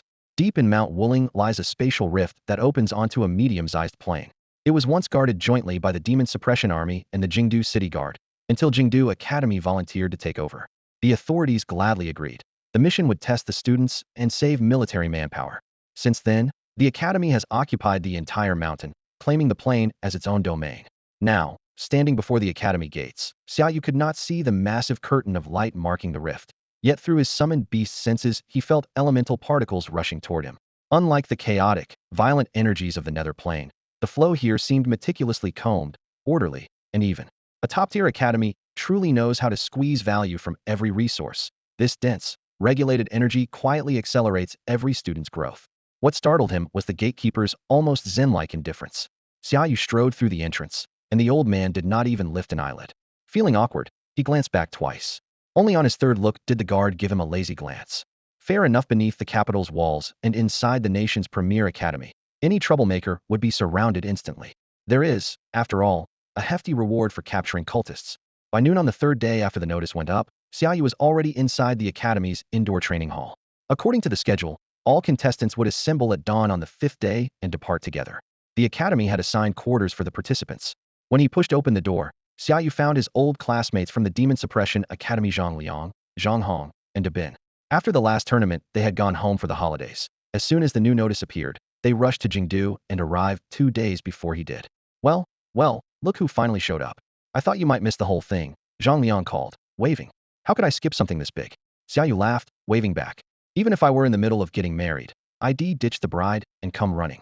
Still grinning, he greeted each of the 3 in turn. Among the 3, there had never been any friction. Xiaoyu had always gotten along with Dabin and Zhang Liang. Even Zhang Hong, who used to keep his distance, had become a kindred spirit after the uproar they caused together on the Centaur Plain. Any past uneasiness was long gone. I wouldn't give up my wedding night for anything, Dabin declared. That's one of life's 4 great joys. Only a pretty boy like you would even consider it. Him? He's not half as good-looking as I am, Zhang Liang shot back, giving Dabin a sidelong glance and polishing his gleaming bald head until the glare made everyone squint. Enough, Xiaoyu cut them off. The 4 of us are heading into the Zhuxing domain, and we'd better figure out how to squeeze the most profit out of it. The domain opens for only a month. Exploring an entire miniature plane alone in that time is impossible, let alone meeting every kind of magical beast, and picking the perfect summon. It all comes down to luck. Did you even read the briefing before you came? Zhang Liang asked, sounding exasperated. Random teleport as soon as you step through the gate. We might not bump into each other for the whole month, so forget maximizing anything. Random teleport? Xiaoyu blinked. That's not how dungeons usually work. Liang's right, Dabin added. The Zhuxing domain has beasts of every element, and the energy particles are constantly reshuffling. Space tunnels open and close without warning. Plenty of tamers wash out on the very first transfer. He traced an invisible screen in the air as he summarized. 1. Top-tier resources and a full spectrum of beasts. 2. Unpredictable landing sites. Some people drop onto a cliff ledge and break bones. Some splash down in deep water and nearly drown. Then there are the lucky few who spawn right in a diamond-rank beast's lair. Each year, a couple of so-called children of fortune show up. So we're basically flying blind, Xiaoyu sighed. Maybe I should just find a temple and pray. You'd be waiting in line. Dabin laughed, shoulders shaking. By the time the Buddha gets to your wish, you'll be fertilizer for some high-tier creature. Screw you, Xiaoyu cursed, and the 4 of them burst out laughing, the tension easing for a moment. The next few days were the last calm before the storm. Xiaoyu was awestruck by Jingda's sheer bustle. Trading houses for beastmasters filled several entire streets, easily hundreds of shops. Crowds flowed shoulder to shoulder, uniforms and contract sigils gleaming in every color, proof that tamers from all over the country had converged here. Tianbao Zhai, Yubao Pavilion, Xiaoyu muttered, surprised to see the 2 venerable chains in the capital. Their branches dotted almost every city in Daxia. That morning, the 2 martial brawlers, Zhang Liang and Dabin, insisted that fists are the real truth and marched off with gym bags to work on body techniques. Only the newly minted mage Zhang Hong quietly tagged along while Xiaoyu wandered the streets. Want to take a look? Xiaoyu raised an eyebrow at Tianbao Zhai's signboard, then turned on his heel and strode straight into Yubao Pavilion across the road. He had earned his first fortune in that very franchise, spotting bargains, haggling hard, striking it rich overnight, and he figured it deserved his patronage now. With any luck, the place would still have a surprise or 2 in store for him. The Yubao Pavilion in the capital looks almost identical to the one in me.One city. Sandalwood beams, circular eaves, and neatly layered trading floors. After all, every city within Great Xia shares the same boundaries and aesthetics, so architectural styles rarely diverge dramatically. The main difference is the range of merchandise and the much heavier foot traffic. The egg gambling section still claims the prime spot. Unlike the sparse crowd back in me.One, the counter here is jam-packed. Buyers cluster in small groups, magnifying glasses in hand, studying rows of unappraised monster eggs. Dressed to impress and flush with cash, they're not desperate gamblers, but wealthy heirs who treat egg gambling as a hobby. From the sidelines, Xiaoyu scanned the display and immediately spotted several rare-grade eggs. In a nearby corner, he even noticed an elite-grade egg, though its aura was so weak that it had clearly suffered hidden damage and been dumped in the general area for lack of a better price. Evidently, blind box gambling is never truly in the buyer's favor. Customers may think they've struck gold, but the merchants never lose. Let's head upstairs, he said with a soft laugh, already moving toward the second-floor stairs. The run-off-the-mill eggs and hatchlings on the ground level no longer served his needs. At his current strength, they were useless. What are you planning to buy? He asked Zhang Hong beside him. Restorative potions, and if I'm lucky, a couple of defensive alchemical items, the mage replied, sounding well prepared. Xiaoyu clicked his tongue inwardly. Don't these affluent families stockpile supplies for their juniors, or do they prefer self-reliance? If so, the lifestyles of the rich are truly all over the map. The 3rd floor was devoted to potions, and the crowd thinned considerably. Each tiny vial carried a price tag that would make an ordinary person blanch. Most beast tamers would rather risk their lives for money than spend money to save their lives. Those who stood at the counter either had deep pockets or were willing to burn cash. Xiaoyu had long belonged to the former group, and now he could squeeze into the latter as well. He selected 2 mental recovery potions, a dozen for external wounds, and 3 or 4 for internal injuries. In minutes, his stash of federal credits was gone. The empty wallet didn't bother him. Another rich kid had donated the funds, so it felt like free money. Even so, his haul paled next to Zhang Hong's. That young master bought potions by the set tin per bundle, stuffing entire crates into his storage ring as though potions were drinking water. Catching Xiaoyu's stare, Zhang Hong explained, "Don't look at me like that. Your summoned beasts boost your physique. Mine work on the mental side. With these potions, my odds of survival jump at least 20%. He shook the vials once, then carefully packed each one away. Potions sorted. "Shall we try the alchemical gear next?" Xiaoyu asked, waiting for him to finish before pointing to the next flight of stairs. On the 4th floor, where alchemical items were sold, the crowd was even thinner. Although weapons count as alchemical items, they aren't disposable. One fight won't break them, so beast tamers don't need many. The 4th floor was arranged as a semi-open lounge. Rows of plush chairs lined the windows, each paired with a low table. Steam curled from porcelain teacups, pastries smelled sweet, and the most eye-catching piece was a dark gold catalog of alchemical goods. Alchemical items come in endless varieties, many far too large to display, so a catalog is essential. Open it, and each page features just one item: dimensions, materials, effects. Even standard weapons like sabers, spears, swords, axes, and hooks are all included. "Here, bring me a Choyu shield." Barely seated, Zhang Hong beckoned a waiter and tapped a blue glowing shield in the catalog. Xiaoyu turned to the same page. Choyu shield, defensive alchemical item. Forged from the swim bladder and oil of a deep sea, platinum grade Choyu fish. Blocks attacks below platinum 3-star for 15 minutes. Price, 200 mid-grade spirit stones. That kind of defense is more than enough in Star Chaser territory, Xiaoyu judged. The cap this time was gold 9-star. Even if someone pushed a beast to platinum, they couldn't jump straight past platinum 3-star. He had zero interest in the shield. Platinum 3-star couldn't threaten him. "I'm sitting on a million XP. If I want platinum, I can get it in minutes. A mere platinum 3-star would be the one running from me." Smug, he kept flipping pages. A bold entry in the index caught his eye. Spatial alchemy, item spatial ring. His hand trembled. The must-have for every transmigratora space ring at last. Rustle, rustle. He flipped so fast the crisp sound turned heads. The patrons here were all aristocrats, every gesture refined. His frantic page-turning was jarringly loud. He didn't care. When he reached the page, he froze. Spatial ring, spatial class alchemical item. Forged from spatial stone by a king-ranked spatial beast tamer. Functions as portable storage. Note: payment accepted only in spirit stones or items of equal value. Price: 200,000 mid-grade spirit stones, or 20,000 high-grade stones. A moment ago had thought Zhang Hong was wasting money at 200 stones. Now that looked like a steal. 200 stones? What a bargain. Zhang Hong glanced over. "You don't actually want a space ring, do you? Just go kill a king-rank tamer, and you can afford one." Xiaoyu laughed awkwardly. "Bro, I've always admired the Zhao clan, so I was wondering." "Stop." Zhang Hong rolled his eyes. "You really think my family's richer than a king-rank tamer? And you didn't sound this polite when you were beating my little brother. Don't be petty. I only need a loan. I've got most of it. I'm not asking you to cover me." "How much?" Zhang Hong paused, eyeing him anew. The guy had pinched pennies over potions, had hidden depths. Xiaoyu held up 2 fingers, solemn. "Just short of 198,000. 198,000. Zhang Hong's eyes went wide as he stared at the perfectly serious Xiaoyu. "You've got, what, 2,000 raw stones to your name? How the hell are you buying a spatial ring?" He bellowed, loud enough to lift the roof. "Can a guy dream?" Xiaoyu spread his hands, sounding righteous even as his eyes stayed glued to the delicate ring in the display case. It cost 200,000 mid-grade spirit stones, and he didn't have a single one or anything he could trade for it. Half a month ago had still had a few necroelement stones and some death essence that would have fetched a decent price, but the Night Monarch's latest evolution had wiped him out. Now, aside from a couple of beast cores, his pockets were cleaner than his face. The ring was wonderful, but being broke was unforgiving. He sighed. "Broke again, sorry. Charming girl in the alley. Any way to snag a spatial ring without paying?" He stroked the picture in the catalog, full of regret. "Sure. Find one on the ground," Zhang Hong answered flatly. Xiaoyu rolled his eyes. "A ring worth 200,000 stones? Who just tosses that aside?" "I'm serious," Zhang Hong insisted. "At the star-chasing grounds we're about to visit.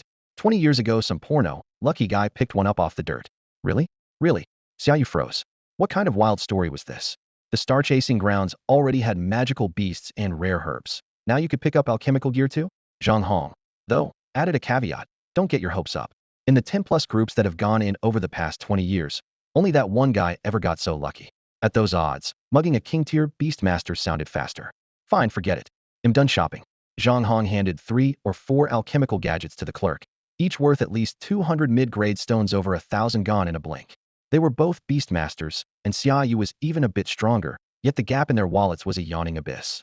Turns out being born rich really is a skill-pure economic advantage. Outside Treasure Pavilion, a lavish carriage drawn by a rainbow-wantler deer rolled to a stop. A few attendants hurried over, helping an elderly man in ornate robes step down. Master Chun, we've taken in several rare pieces these past few days. Would you mind giving them a look? The shopkeeper asked with a broad smile. You flatter me. It's my job, though I can't promise he'll recognize everything, the old man replied. His beard and hair were snow white, yet his eyes were bright and his voice carried. You're too modest, Master Chun. This way, please. The shopkeeper stepped aside and gestured him in. Master Chun chuckled as he crossed the threshold. Then he suddenly stopped, his gaze landing on the 2 young men who were just walking out. His white brows knit as though he were trying hard to remember something. Master Chun. Master Chun. The shopkeeper called. What's wrong? I think I just saw someone I know, but... Someone you know? Where? Shall I bring someone to keep you company? No need. Shall we? Old Chun raised a hand to stop Manager Zhang from calling anyone, shaking his head with a calm smile. Let's see the treasures you've acquired recently, Manager Zhang. Business for you Bao Pavilion comes first. Very well, very well. Manager Zhang replied with a smile and a respectful bow. Several days flashed by. Dawn's thin mist had yet to lift, but the plaza of the Capital Academy was already ablaze with excitement. More than 100 beast tamers from every region stood in orderly blocks, arranging themselves by rank without any command, their varied attire perfectly disciplined. Of the 100 coveted slots, 3 were filled at the last minute. Some candidates missed the city's notice, others failed to arrive on time. Whatever the reason, once the hour struck, the expedition moved out, and absentees forfeited their places. A long line of alternates stood behind the Wyvern King, ready to step in, yet only 3 fortunate souls caught the falling pie from the sky. The final count showed 47 seats held by the academies, the very ones whose students had missed the call. The remaining 50 participants formed a mixed contingent: city guards in regulation armor, soldiers of the Demon Suppression Corps, and a few exquisitely dressed youths. Despite their differing origins, they shared one trait: they were all in their early 20s, with not a single person over 30. The Wyvern King swept his gaze across the crowd, his raspy, yet powerful voice cutting through the noise. I won't waste words. You all know why you're here, but let me remind you of a few things. You are the youngest spear-bearers of Great Xia, and I don't want anyone lost in an alternate plane. He paused. I steady. This time the star-chasing realm is different from before. Monitoring shows activation waves far beyond normal, bringing unpredictable dangers. We will secure the perimeter and see you in safely, but what happens inside is unknown. If you're afraid, there's still time to back out. Silence followed, and no one moved. Having conquered fierce competition for this chance, their resolve was harder than steel. To become stronger, they had already put life and death aside. Without power, mere survival held no meaning. The Wyvern King drew a deep breath and shouted, Excellent. I admire your courage. He continued, Remember, the star-chasing realm isn't reserved for Great Xia alone. Other nations will send their own. If we can coexist peacefully, fine. If they strike first, take them down. The 100 beast tamers replied in unison, eyes blazing. That's right, take them down. The Wyvern King laughed, a rare burst of bravado breaking his usual severity. Forget courtesy and consequences. If trouble comes, he'll take the blame. The rules were then announced. 1. Any method of combat is permitted. 2. Everything obtained belongs to the individual. 3. The stay inside the star-chasing realm is limited to 1 month. Each participant received a timer and was warned to return to the designated point before it expired. At the Wyvern King's signal, attendants stepped forward with trays, handing the finely crafted devices to everyone. You have 1/4 of an hour to prepare, then step into the teleportation array. Inside Wuling Mountain, beside the medium-sized plane sealed by Kyoto Academy, lay a level clearing 100 meters across. The ground, smooth as polished jade, was covered with an intricate web of lines mesmerizing, geometric, and impossibly complex. Xia Yu had studied arrays on the necropolis plane. With one glance, he counted well over 100 nexus points and knew this formation was a masterpiece. Everyone on the platform, activate the array. Ilon Wang's voice rang out. Without even spreading his wings, he dropped into the center. In silence, Guilang Wang cloak as black as the night followed close behind. Thud, thud, thud. 100 soldiers stepped forward in perfect unison, though no one called cadence. A deep hum burst beneath their feet, and the array flashed blinding white. Simultaneously, the spatial gate to the medium plane shuddered a few dozen meters away, its towering light curtain dimming at once. Brilliant radiance surged like living water along the engraved channels, engulfing the entire array. Move! Ilon Wang shouted. A pillar of light shot heavenward, The next instant the glow collapsed, and the 100 figures vanished. Zhang, long time no see. The team reappeared before a shimmering wormhole already crowded with arrivals. The speaker, a burly, dark-skinned man, greeted Elon Wangzhong Haoshan with a booming laugh. Long time no see, Lamb, Zhang replied with a slight nod. Come on, don't be so stiff, my friend. This is a rare gathering. Look at the youngsters behind me. Can't you feel their excitement? Lamb chuckled, gesturing to the scattered dozen at his back. A fine opportunity, Zhang answered mildly. Let's hope they all find what they're after. Clearly old acquaintances, the two bantered across a few meters, Lamb doing most of the talking. Teams kept appearing yellow, black, and white faces alike, numbers ranging from a handful to 100. Before Xiao's wormhole alone, more than 1,000 people had gathered, and the crowd was still swelling. By dusk the array fell silent. The assembled cultivators waited wordlessly, and the hush stretched into the depths of night. Under the dark sky the wormhole glittered, then suddenly went transparent. All units, stand by entry now. The change was obvious to everyone. Silence shattered as thousands leapt to their feet, hurriedly checking weapons and packs. Move out. Xiaoyu was fastening the last buckle when the first team stepped through the transparent curtain and disappeared. One after another, the remaining squads followed, swift and orderly. Daxia's contingent arrived neither early nor late, taking up position in the middle of the gathered forces. The winged dragon king rolled his armored shoulders, swept his gaze over the 100 warriors beneath him, and spoke in a low, penetrating voice. Remember, if trouble comes, I'll cover you. Your job is to claim your own fortune. Move out. Even before his words had faded, several vanguard units ahead disappeared into the curtain of light that looked like a wall of falling water. The winged dragon king barked again. Move. Move. The 100 warriors answered in unison. Their synchronized strides sent a steady, urgent clatter of metal ringing through the air. As they marched, Xiaoyu turned and lowered his voice to Zhang Liang and the others. Stay sharp. Dabin grinned. Relax, those scallions aren't even an appetizer for us. Zhang Liang, his shaved head gleaming, flexed his wrists. Damn right. Anyone bears fangs, they'll rip his head off. Zhang Hong tightened his grip on a brand new jade-green staff topped with a pulsing mana crystal. Let's hope so. They shared a quick smile, then stepped through the transparent barrier. The dizziness of teleportation had barely faded when Xiaoyu opened his eyes and froze. Hundreds of emerald pinpoints surrounded him, the eyes of a pack of ravenous wolves. Ah, son of, he blurted. The alpha wolf threw back its head and howled. The pack surged forward, closing in at terrifying speed. To hell with this, I quit being fate's chosen punching bag. Xiaoyu cursed, flinging two formation discs, a ring of fire and a mire trap. Flames roared, mud churned, and a few wolves skidded to a halt. But most of the gale terror wolves simply sprinted on the wind. A howling gust snuffed out the 7-meter fire ring in a heartbeat, and the mire might as well have been a puddle. We agreed on melee, and you use magic? No honor at all, Xiaoyu shouted, slamming more array stones into the ground. Backup formations bloomed around him, while a violet summoning circle ignited beneath his feet. Golden arcs crackled outward, and a 9-star thunder rock burst from the sky. The alpha wolf howled again, cyan currents coiling between its fangs before a windburst shot toward the rock. Ghost King slash. Xiaoyu drew his blade. A black flash became a roaring spectral head that collided with the windburst. The clash blossomed into dazzling ripples before both forces vanished. Seizing the moment, the thunder rock beat its wings. Xiaoyu vaulted onto its back, sheathed his sword, and waved at the frustrated wolves below. See ya. We'll play again sometime. Clear of danger, he settled onto the bird's back and scanned the landscape. The land of the chasing stars was nothing like the undead plane or the centaur realm. Uncanny barely covered it. Ahead to the left, a spring boiled furiously, yet less than 2 meters away a lake lay frozen solid, scorching heat and bitter cold, sharing one breath of space. Xiaoyu had never seen anything like it. Stranger still was the sky. Moments earlier, a hornbill had blinked out of existence right before his eyes, leaving not even a feather. That sight made him dive 100 meters and swear off climbing higher for now. Yet the realm teemed with life, just as the rumors claimed. In less than half an hour he had spotted a dream eater from the nightmare school, a holy light beetle, and even an abyssal creature, a 4-winged gargoyle. Ha ha ha. Little darlings, here I come. Because he was too afraid to mount the thunder rock, Xiaoyu had no choice but to travel on foot. All the way he fumed, shooting a glare at the shadowy figure following him. What good are you really? Even Haozi's bone spirit mammoth is more useful. Once I reach platinum rank, I'm trading you in for a taller, better looking, and more comfortable ride. Anya Junju said nothing. His black cloak snapped in the wind as he raised a hand and pointed ahead. Xiaoyu reacted on instinct, diving face first into the muck. The Dark Knight Monarch wasn't rider-friendly, but his danger sense was flawless, and Xiaoyu never doubted it. When he poked his head up, though, he froze. Only a wobbling skeletal fiend stood there, gripping what looked like a leg bone from some unknown creature, eyeing Anya Junju with equal curiosity. Seriously? You freaked out over that sad little pile of bones? Xiaoyu muttered. Anya Junju answered with a haughty ripple of soul energy. Darkness and death magic surged around him, lifting him off the ground.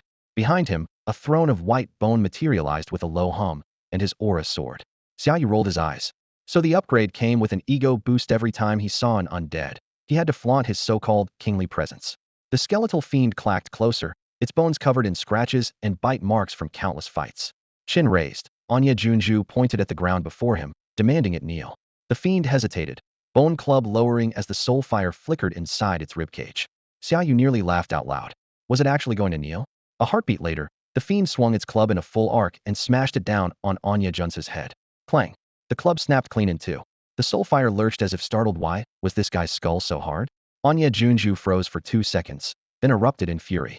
He seized the fiend's oversized skull, squeezed, and crack shattered the toughest part of its bone helm. Black mist swallowed the pale flame, hissing as it corroded the soul into nothing. Xiaoyu wiped off the mud and chuckled. Still feeling regal? Embarrassed yet? Anya Junju growled, bones clacking as he drew the blade strapped to his back. Whoa, take it easy.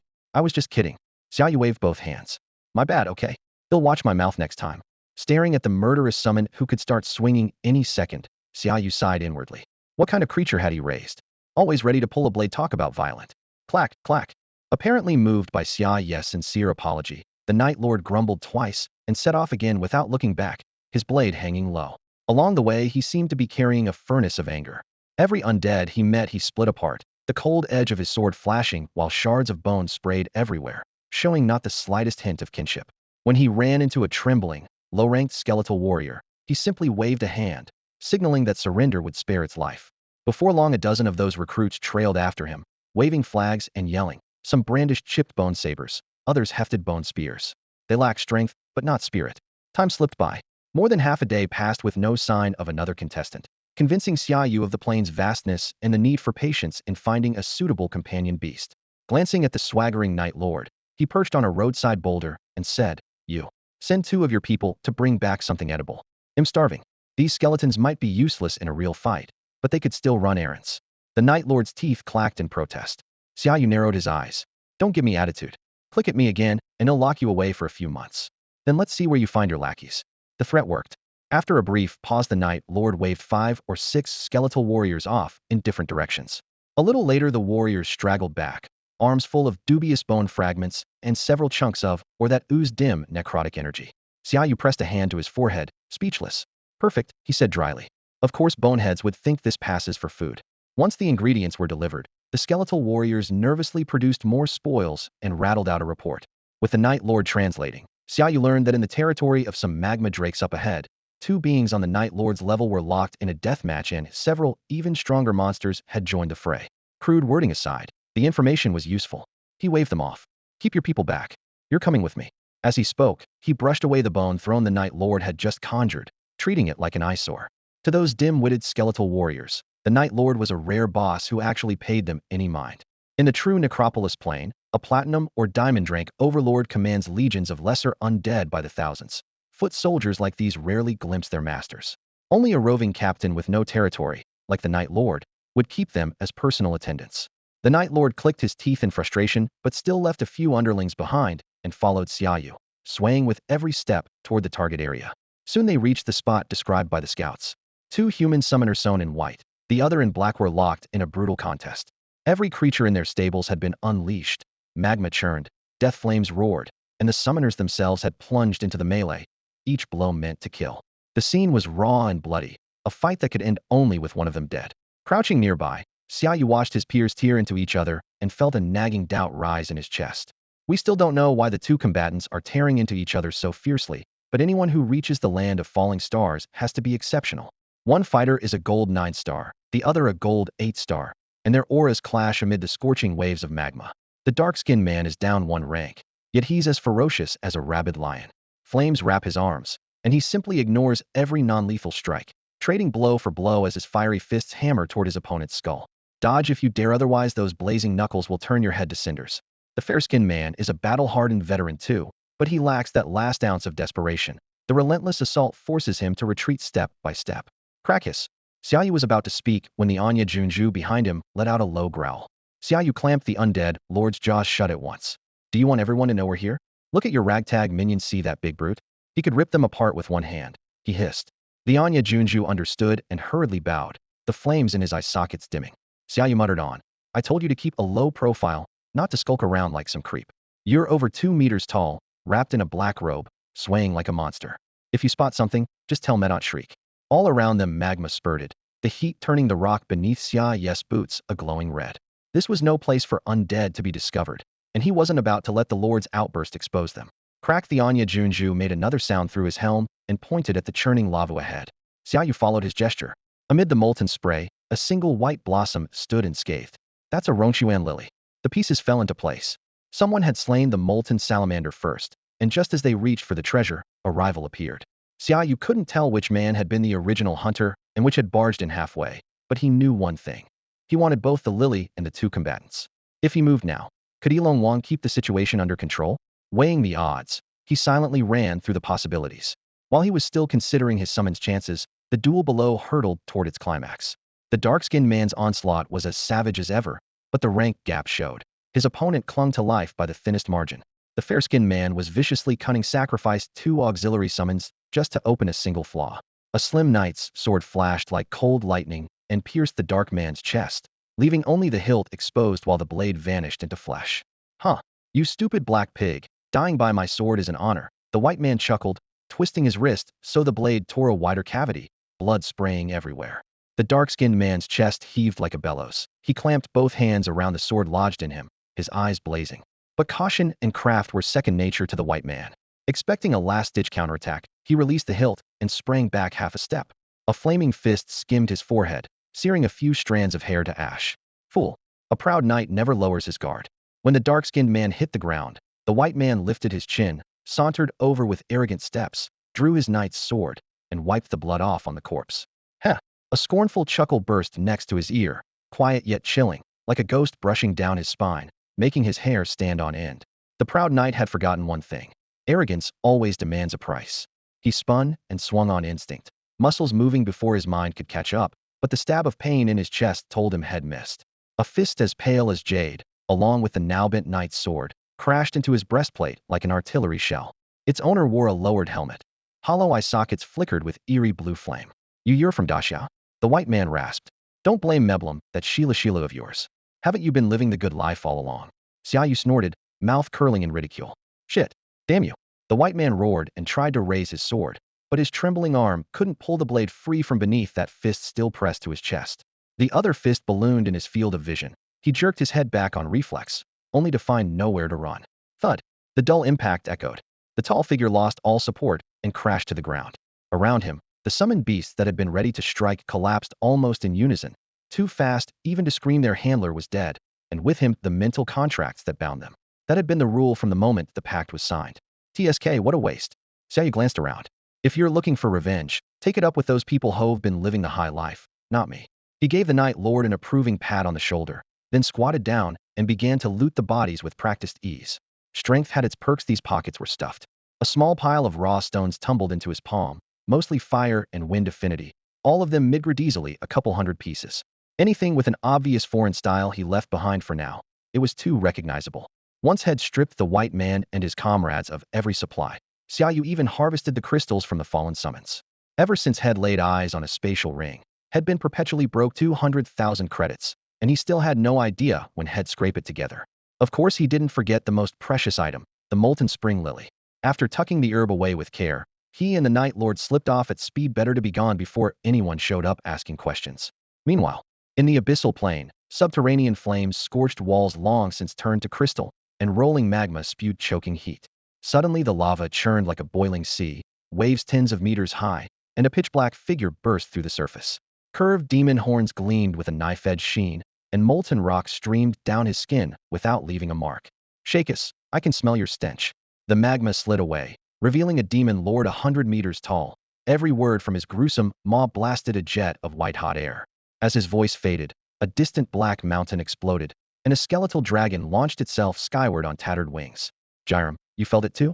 The bone dragon's voice was raspy, steeped in abyssal energy. Specks of pitch black mottled its translucent bones, giving it an eerie strength. 200 years, it hissed, circling on ragged wings. The gate to the dimensional battlefield is finally loosening. I won't rot in this darkness any longer. Shakusi was an ancient skeletal dragon whose true age had been lost to history. 2 centuries ago, the planar battlefield shattered. Swept into a rift, Shakusi crashed into the abyss. Unlike other outsiders who barely clung to life, it adapted with alarming speed to the searing, corrosive, hateful realm. Over the endless years, it even learned to harness a fraction of abyssal power. Gray-white bone wings darkened with crimson fissures, and the cold blue soul fire in its skull now flickered with pitch-black abyss flame. Far from weakening, Shakusi grew stronger strength enough to survive the covetous gaze of countless demon lords. No, Shakusi, the newly stabilized wormhole is still too small for either of us, rumbled the demon Lord Gylem. From his shoulders to his ankles, lava cooled and hardened into heavy obsidian armor, orange magma still pulsing in the cracks. If you want to return to the undead plane, you'll have to wait. But whatever fell on that battlefield will take it back. Roar. Gylem's massive right arm swept down. A gigantic double-bladed axe, trailed by splattering lava, whistled through the air and slapped into his palm. The thunderous bellow rolled across the abyss like distant storm drums. Boom, boom, boom. Before the echo faded, the ground quaked as though 1,000 armies were charging. Ramhorn demons hefted bone spears, greater demons dragged chains, succubi beat bat-like wings with shrill laughter, hellhounds spewed twin jets of sulfurous flame, and gargoyles swarmed overhead. In moments, the horde flooded the plain beneath Gylem, packing the vast expanse shoulder to shoulder. Target the planar battlefield. Slaughter everything. Roar, roar, roar. At the command, the tide of demons surged away even faster than it had gathered. In the abyss, strict hierarchy rules all. A single whim from a superior decides the fate of the weak, and rebellion carries a lethal price. At the same time, similar scenes unfolded across nearly every known realm: the angelic plane, the necropolis, the Orcish wastes, the dragon domains. The newly reopened planar battlefield had become the eye of a storm, instantly drawing the attention of every plane. Yet the human trial takers trapped in that storm felt nothing, nor did the human powerhouses guarding the outskirts of the star-chasing grounds notice any disturbance. All they knew was that a ruthless newcomer had appeared, snatching rare treasures left and right. Eyewitnesses claimed the culprit commanded an undead creature and called himself a cherry blossom man whose life is going just fine. The report sparked furious outrage among beast tamers, who quickly joined forces and turned all their weapons on the so-called cherry blossom man. Within a few short days, the already scarce Sakura citizens were almost hunted to extinction. In the star-chasing grounds, not every nation follows Daxia's creed of harm me not, and I harm no one. No country has ever banned beast tamers from killing each other. The glory of the strong is forged in blood, whether the opponent is a monster, an outsider, or one of their own. Some nations even openly encourage their beast tamers to hunt rivals, convinced that only repeated brushes with death can breed true champions. Good thing I had a disguise, or they'd have torn me apart by now. Xiaoyu, a highly active beast tamer from Daxia, muttered in relief. He kept close tabs on every shift in the wind, but with tension mounting, he no longer dared summon his true trump card. The Dark Knight Lord was off limits for daily use now. Show that creature in public, and every hostile gaze would converge on him at once. When it came to highway robbery, the Lord of the Night was a natural. Flash that card, and everyone decided the perpetrator was a Sakura Islander, never once suspecting him. For several straight days, Xiaoyu used the Sakura Islander calling card to pull off one big score after another. Rare herbs filled basket after basket, and spirit stones stacked up like small hills. He only went after so-called prodigies, every one of them carrying nothing but mid-tier stones. A rough tally put his haul at more than 8,000 mid-grade spirit stones in just a few days, an astronomical figure even among gold-rank beastmasters. Even Zhang Hong would be jealous. Along with the stones, Head picked up an odd trophy, part of a feather sealed in ice. When Xiaoyu arrived, for beastmasters were already beating each other bloody, and he, the latecomer, snatched the prize. From the moment it hit his hand, he tried to figure out what it did. A pure mental probe drew no response. When he tested it with the Night Lord's necrotic power and dark energy, he felt an instant corrosive hiss, and jerked back in fright. Trekking hard-won loot would be a joke on himself. Seeing no clues, he strung the feather on a strip of beast sinew and wore it like jewelry. It looked rather stylish. With no one left to blame, continuing the stick-ups looked risky, so Xiaoyu quit while he was ahead and turned to serious business. Head been inside 7 or 8 days. Though Head made a fortune, his real target hadn't shown itself. Head seen plenty of rare beasts, but none worthy of standing beside his 2 legendary summons. Boom. A dull blast snapped him from his thoughts. The clear sky darkened at once, as though day had been twisted into night. Xiaoyu's heart skipped a beat. He drew his blade and burst from the temporary cave. In the distance, the heavens had caved in, leaving a pitch-black gash from which countless demons poured like locusts. They slaughtered every human and beast in their path. What the hell? Who kicked over a demon nest? Xiaoyu had no time to investigate. He summoned the Thunder Rock, wrapped himself in layers of defensive arrays, and launched a low-altitude escape. Screech. A piercing shriek shredded his eardrums. The rock had barely skimmed the ground when hundreds of gargoyles dived after them. Their hides looked like stone, their talons like knives, twin wings giving them brutal agility. They were low-rank abyss creatures, but sheer numbers made a heat-and fight impossible. Luckily, the rock was absurdly fast, buying them a little time. Damn it! Wasn't this supposed to be easy money with a burlap sack? How did it turn into a fight for my life? Even as he cursed, he twisted and hurled several attack arrays. Fire and lightning blossomed behind him. At the same moment, disaster swept the entire land of chasing stars.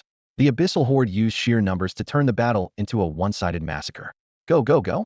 Zhang Hong, you run first, I'll hold them off. Dabin, clad in combat gear, cleaved an on-rushing goblin in half, foul green blood splattering his boots. Bullshit. Dabin, fall back. Zhang Hong charged instead of retreating. Forming seals with both hands, he made countless vines erupt from the ground, raising a thick emerald wall in an instant. Why are you still staring? Retreat. Purgatory Heavenly Thunder Spear. In Xiaoye's hand, raging lightning condensed in an instant, forming a purple spear over 3 meters long that pierced straight through a four-winged gargoyle's chest. Charred rubble and violet sparks scattered as black smoke billowed from the gaping hole. Xiaoyu glanced back. The gargoyle swarm he had shaken off was now at a safe distance, yet abyssal creatures still spread across the sky. This four-winged gargoyle was the one that slipped through. A common gargoyle is only silver class, and even after evolving into the four-winged form it barely reaches low gold. For Xiaoyu, already at the peak of gold 9-star, a single thrust was effortless. The real threat lay in the monster's near-fanatical obsession. Once they locked onto a target, they never let go, as if the order were etched into their bones. Outside the star-chasing domain, human plane.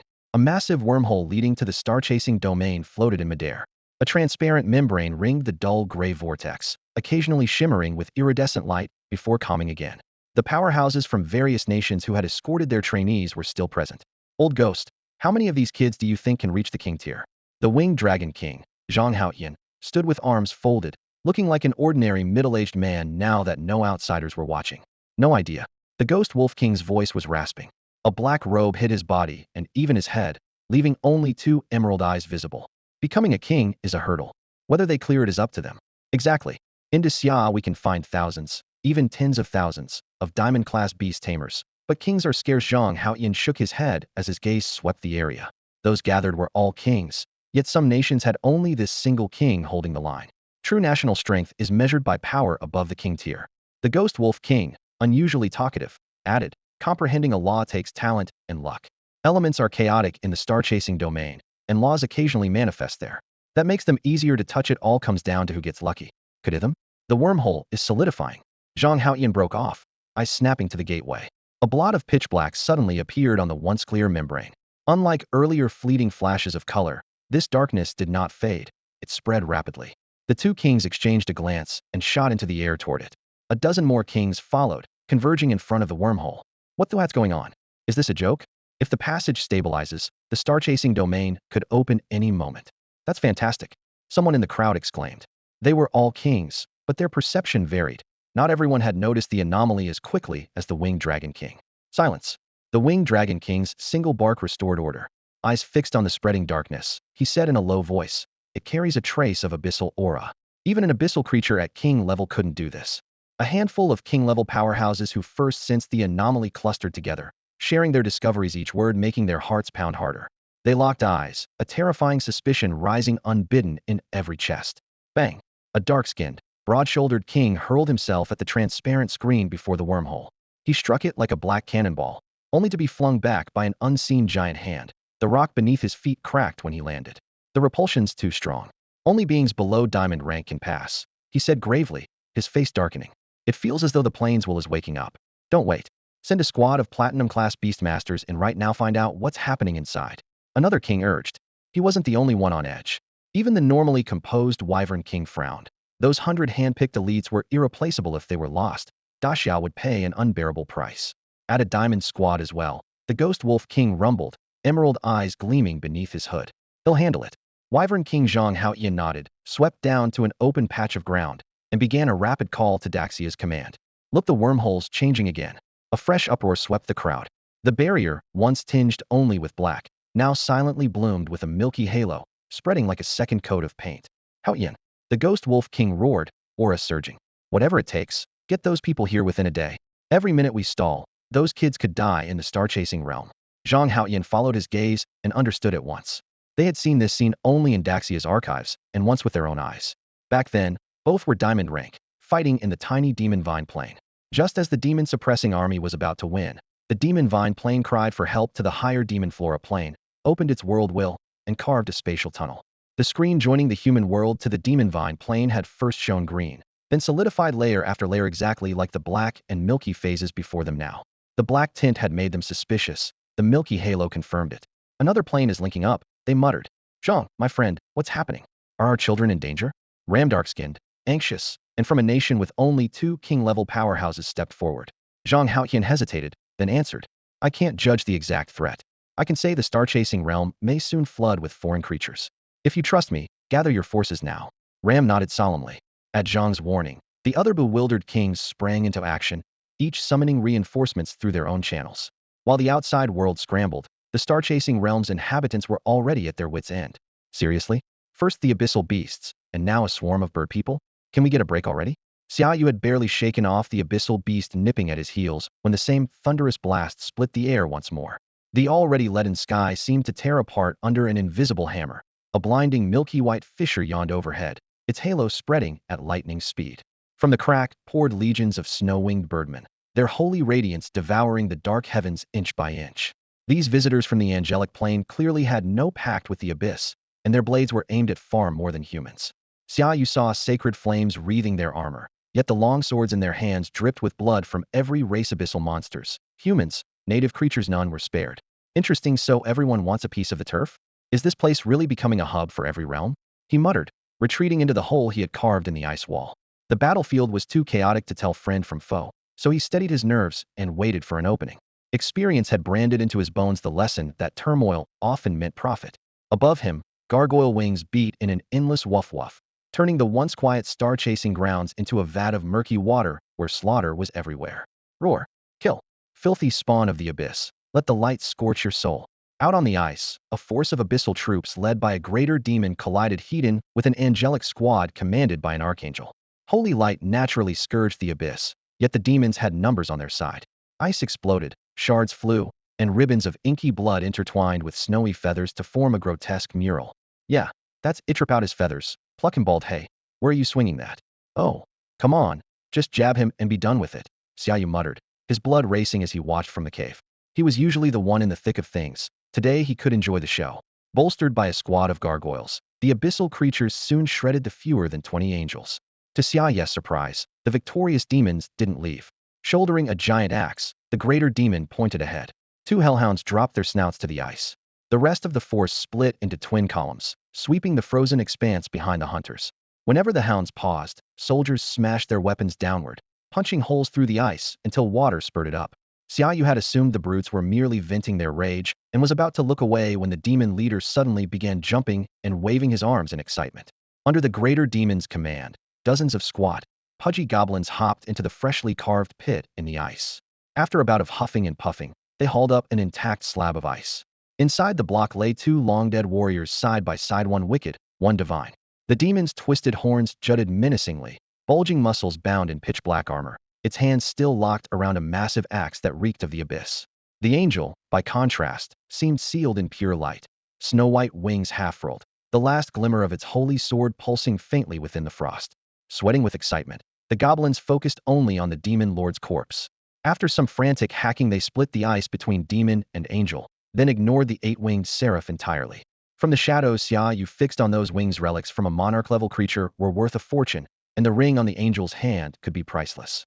If it was a spatial ring, 1 platinum, 15 golds, and a swarm of grunts. If I move fast, that's doable, Xiaoyu calculated, provided he reached platinum first. A beastmaster could fight outnumbered, but with mere gold 9 strength, he couldn't solo 16 foes 8 or above his tier. If humans could, the planes would have wiped them out long ago. Night Lord, Array Spirit. Deep in the cave, 2 hexagrams flared, and 2 summoned beasts, 1 large, 1 small, sprang forth. The Array Spirit was now gold 9 as well. Its rotund body had grown to 1.20 meters, the starry specks on its back weaving an increasingly intricate diagram. Xiaoyu shoved a fistful of ice element cores into the spirit's arms and pointed outside. These are yours. Go set up something big. Head raised the creature for years. Since hitting gold, it had mostly leached experience from the rear. Time to see if all those resources had paid off. The spirit tilted its head, wiggled its plump body, and waddled out of the cave. The entrance was close to the frozen lake, yet the abyssal creatures were so absorbed in excavating their lord that none noticed the little wanderer. All right, your turn. Don't leave a single one standing, cut them all down. Gritting his teeth, Xiaoyu dumped 1.5 million experience points into the Night Lord, forcing it from Gold 9 to Platinum 3. I was saving that to stay alive, now it's all yours. You'd better bring back something shiny, or I'm docking your pay. He tightened the gauntlets on his wrists and drew the twin blades from his back. If there were background music, it would have to be thunderous war drums to match his swelling confidence. Hey, you grave robbers up front, come, get what's coming to you. Interrupted, the greater demon roared, pathetic human. You're dead. With a sweeping motion of its colossal axe, dozens of goblins screeched and charged, brandishing their mismatched weapons. That's all you've got? Don't underestimate me. Night Lord, cut them down. Two jet black chains whipped past Xiaoyu and shot forward, impaling several green demons in an instant. Undead chains links forged from necrotic Kiku to attack, control, and defend. Once they coiled around a victim, the ghostly energy would seep in and corrode the body. But against these silver-rank green demons, a single strike was already fatal. Damn it. Everyone, charge and hack him to pieces. The leading greater demon roared, his rasp echoing across the field. The chains skewered more green demons like candied fruit, blood spraying everywhere. Enraged, the greater demon hefted his massive axe and thundered forward. Thunder Rock, give those gargoyles a lightning bathwash that stench right off them. Xiaoyu ordered, lifting his hand. A violet hexagram flared in the sky, and a lightning-wreathed Thunder Rock spread its wings, its shrill cry splitting the clouds. In the next heartbeat, a storm of bolts swallowed the rushing gargoyle swarm. The Thunder Rock, a gold 9-star creature of legendary quality, overwhelmed them completely. When the light faded, only mounds of ash remained, their sole trace of existence. Even the gold-rank four-winged gargoyles could not escape judgment. Of the 5 present, 1 was vaporized outright. The other 4 crashed down, shells of charred flesh, groaning in pain. Lightning might not counter abyssal beasts the way holy light did, but its raw destructive power was just as terrifying. Come on, more. They'll take 10 today, no, dozens. Xiaoyu curled a finger at the greater demon, brimming with mockery. He swung his blade, releasing a black crescent that gouged a deep trench in the earth. Roar. The greater demon's twin horns flared crimson as he vaulted over his own troops, bringing his giant axe down like a hurricane. Clang. A pitch-black bone saber blocked the blow above Xiaoyu's head, stopping it cold. The 30-meter demon and the 3-meter hooded skeleton, the Anya Junju, formed a stark contrast, yet the Anya Junju held the axe one-handed without retreating an inch. Fueled by rage, the greater demon gathered strength for another strike, but the Anya Junju moved first. A twist of his right wrist deflected the axe, his left hand drew a second bone saber, and a horizontal slash ripped open the demon's abdomen, exposing bone as black blood sprayed. Wounded, the greater demon recoiled and yanked back his axe. Attack! All of you! Kill them! He bellowed. Abyssal creatures answered with shrieks, brandishing crude weapons as they surged forward. To these lesser bloodlines, a superior's command was absolute. Even a sovereign standing before them would not halt their charge. Xiaoyu laughed. Anya Junju, let's go. Time to see what the array spirit can do. He strode away, the skeletal lord following at his side, and the Thunder Rock wheeling above. The greater demon, baffled by their sudden retreat, clutched his torn abdomen and burned for the chance to tear those foes apart. As long as he could stack up these creatures' corpses and claim their energy cores, a platinum-rank fighter like him might grow even stronger. Power was everything, and these low-blooded lesser demons scarcely counted. Yeah. On the narrow clearing outside the cave, the chubby array sprite spotted Xiaoyu, flailing its stubby arms and screeching as it pointed at an innocent-looking patch of ground beneath its feet. The earth seemed ordinary, but a few flattened tufts of grass betrayed the lethal trap laid there long ago. Whether you end up lounging in a clubhouse or sweating it out at sea is up to you, so don't let me down. Xiaoyu vaulted over the array zone in a few bounds, landed, and patted the sprite's round head. The little fellow was as soft and chilled as a frozen rice cake, strangely satisfying to touch. Roar, roar, roar. The fetid howls of abyssal creatures followed one after another as they poured in like a tide. Hellhounds thundered on 4 legs, the first to charge. Green imps hurried after them, always half a beat behind. The strongest among them were only 2 gold-rank 2-headed hellhounds, hardly worth detonating the array for so early. Night Lord, Thunder Rock, hold them back. Draw a line with me until every last one of them steps into the array, nothing gets past. Twin blades flashed, crossing in a burst of cold light. With a flick of his wrist, Xiaoyu's shadow cross slash ripped apart the front rank of lesser demons. 2 sharp clicks later, chains of the dead streaked out, wreathed in ghostly miasma. Like black pythons, they punched through bodies and pinned several hellhounds that tried to break around the flank. Overhead, An eagle's shriek cracked the air as the thunder rock beat its wings, hurling arcs of blue-white lightning that wove into a giant net and dammed the monster tide. You're too literal. I said don't let them through, not don't kill them. If you've got the juice, fry a few more. Xiaoyu shouted upward, but the thunder rock only flicked its wings with flair and kept the net intact. 3, 2, 1 fall back. Trigger the array. Seeing every abyssal creature inside the circle, Xiaoyu leapt back and signaled the sprite to set off the mechanism. In an instant, a wave of killing frost erupted from the ground, and a 100-meter radius was swallowed by icy blue. The blizzard icicle formation had taken shape, a gale whipping dagger-shaped ice shards into a storm of death. Blood spattered the snow curtain, red, black, and green churning into sludge. Silver-rank beasts died in the space of a heartbeat beneath the whirling blades. Brittle gargoyles lasted less than 10 seconds before they were sliced to gravel. Horned fiends and two-headed hellhounds struggled for barely half a minute before being shredded into severed limbs and bloody foam. Unfortunately, the supply of beast cores was limited, and the fearsome formation could last only 30 seconds. When the blizzard finally subsided, the 100-strong abyssal horde had been reduced to a single enormous silhouette. It was a great demon dozens of meters tall. Ebony skin, scored like torn cloth by countless fine cuts, oozed black blood that ran in streams along its muscular frame. The array had spared its life, but left it grievously wounded. Night Lord, he's yours. Even at his peak, the archdemon was no match for the Lord of Night, let alone now when he was wounded. Without so much as unsheathing his twin bone blades, the Lord of Night ended the demon's planar sojourn with 2 whirling chains. Well done, you haven't wasted the resources I poured into you. Your old man is pleased. Xiaoyu praised with a grin, giving the chubby formation sprite a casual pat on the head, though he would never admit it was simply because it felt nice. As the battle's aftershocks faded, 2 corpses buried deep in the ice came back into the light. Lesser abyssal demons panted as they hammered away, leaving only a thin shell of what had once been iron-hard crystal. Xiaoyu tapped the surface with a blade's hilt. The shell cracked with a clear clang, shards flew, and he finally faced the remains of an ancient demon lord. Even after countless years, the abyssal pressure leaking from the corpse bored into his bones and made his heart tighten. The stronger he grew, the more he grasped how terrifying a monarch-class being truly was, and both bodies before him had clearly reached that realm.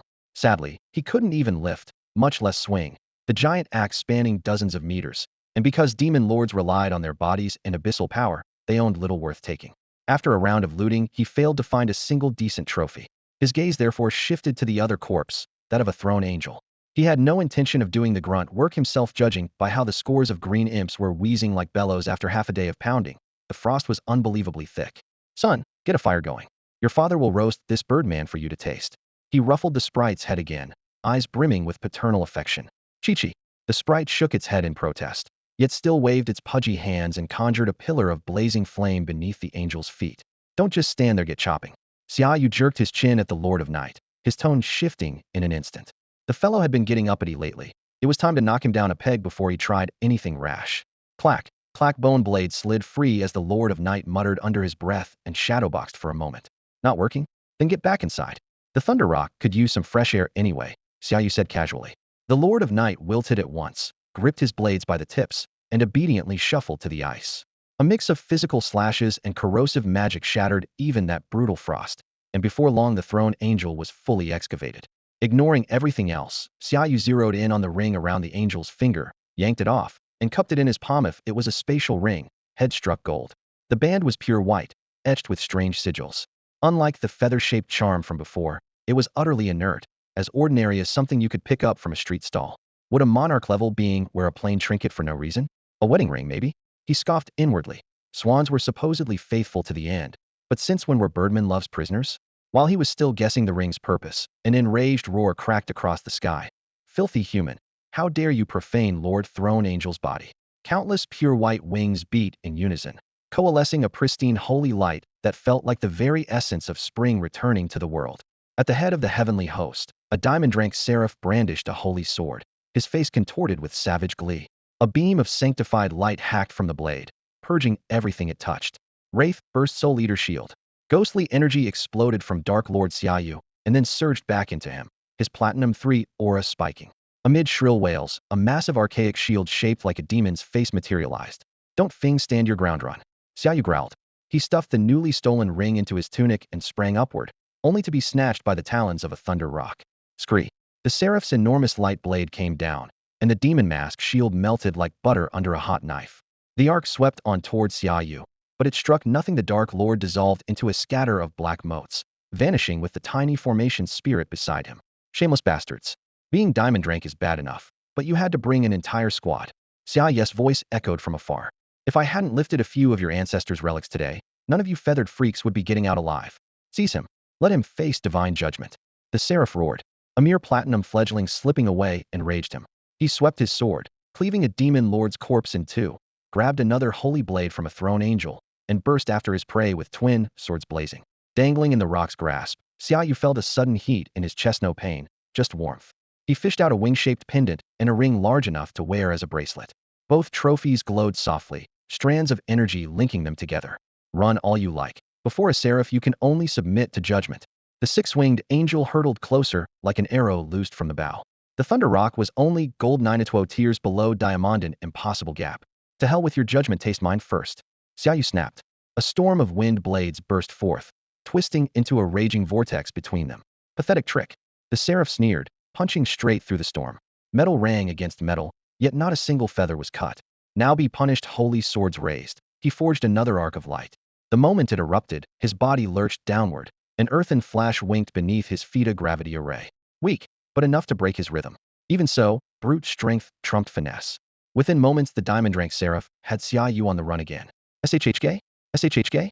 SHHK? Blades of light streaked after them, forcing the Thunder Rock into wild dives and rolls.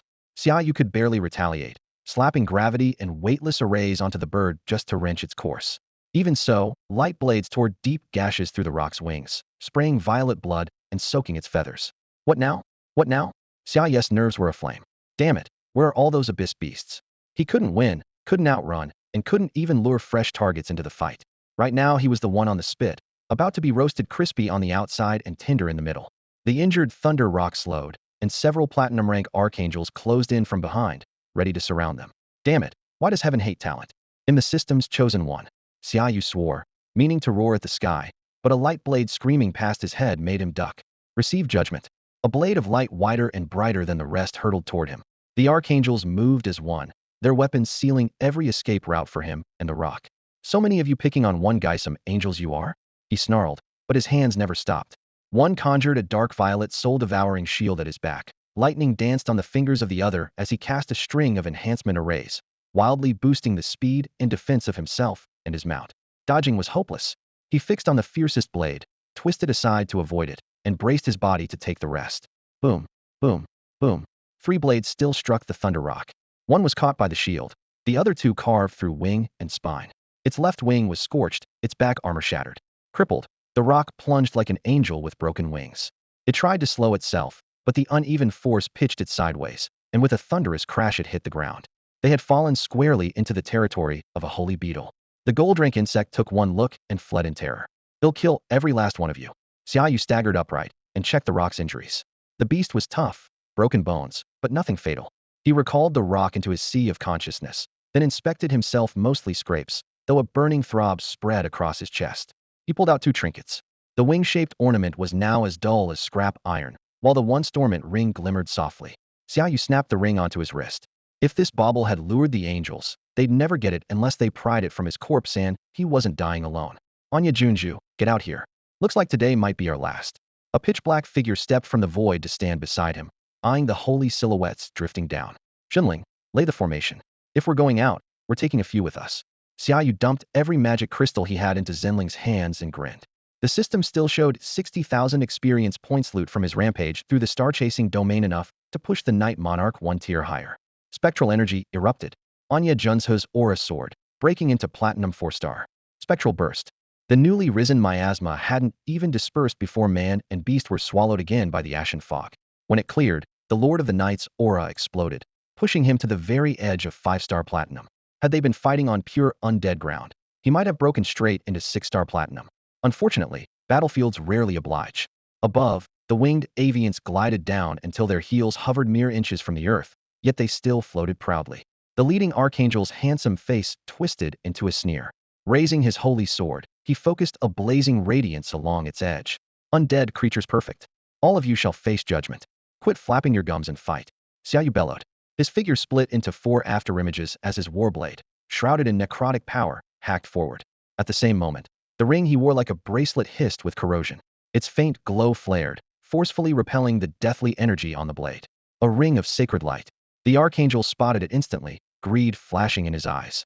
Stand back, this one is mine. Before his words faded, his sword swept out, releasing arcing light blades that stopped every strike from Xiaoyu and the Lord of the Night. A single beat of 6 wings brought him face-to-face with Xiaoyu, his blade slicing level at the ring-bearing wrist. Ghost fire erupted as the Lord of the Night unleashed the long-prepared Ghost King slash, carving a frigid rift through the sea of holy radiance.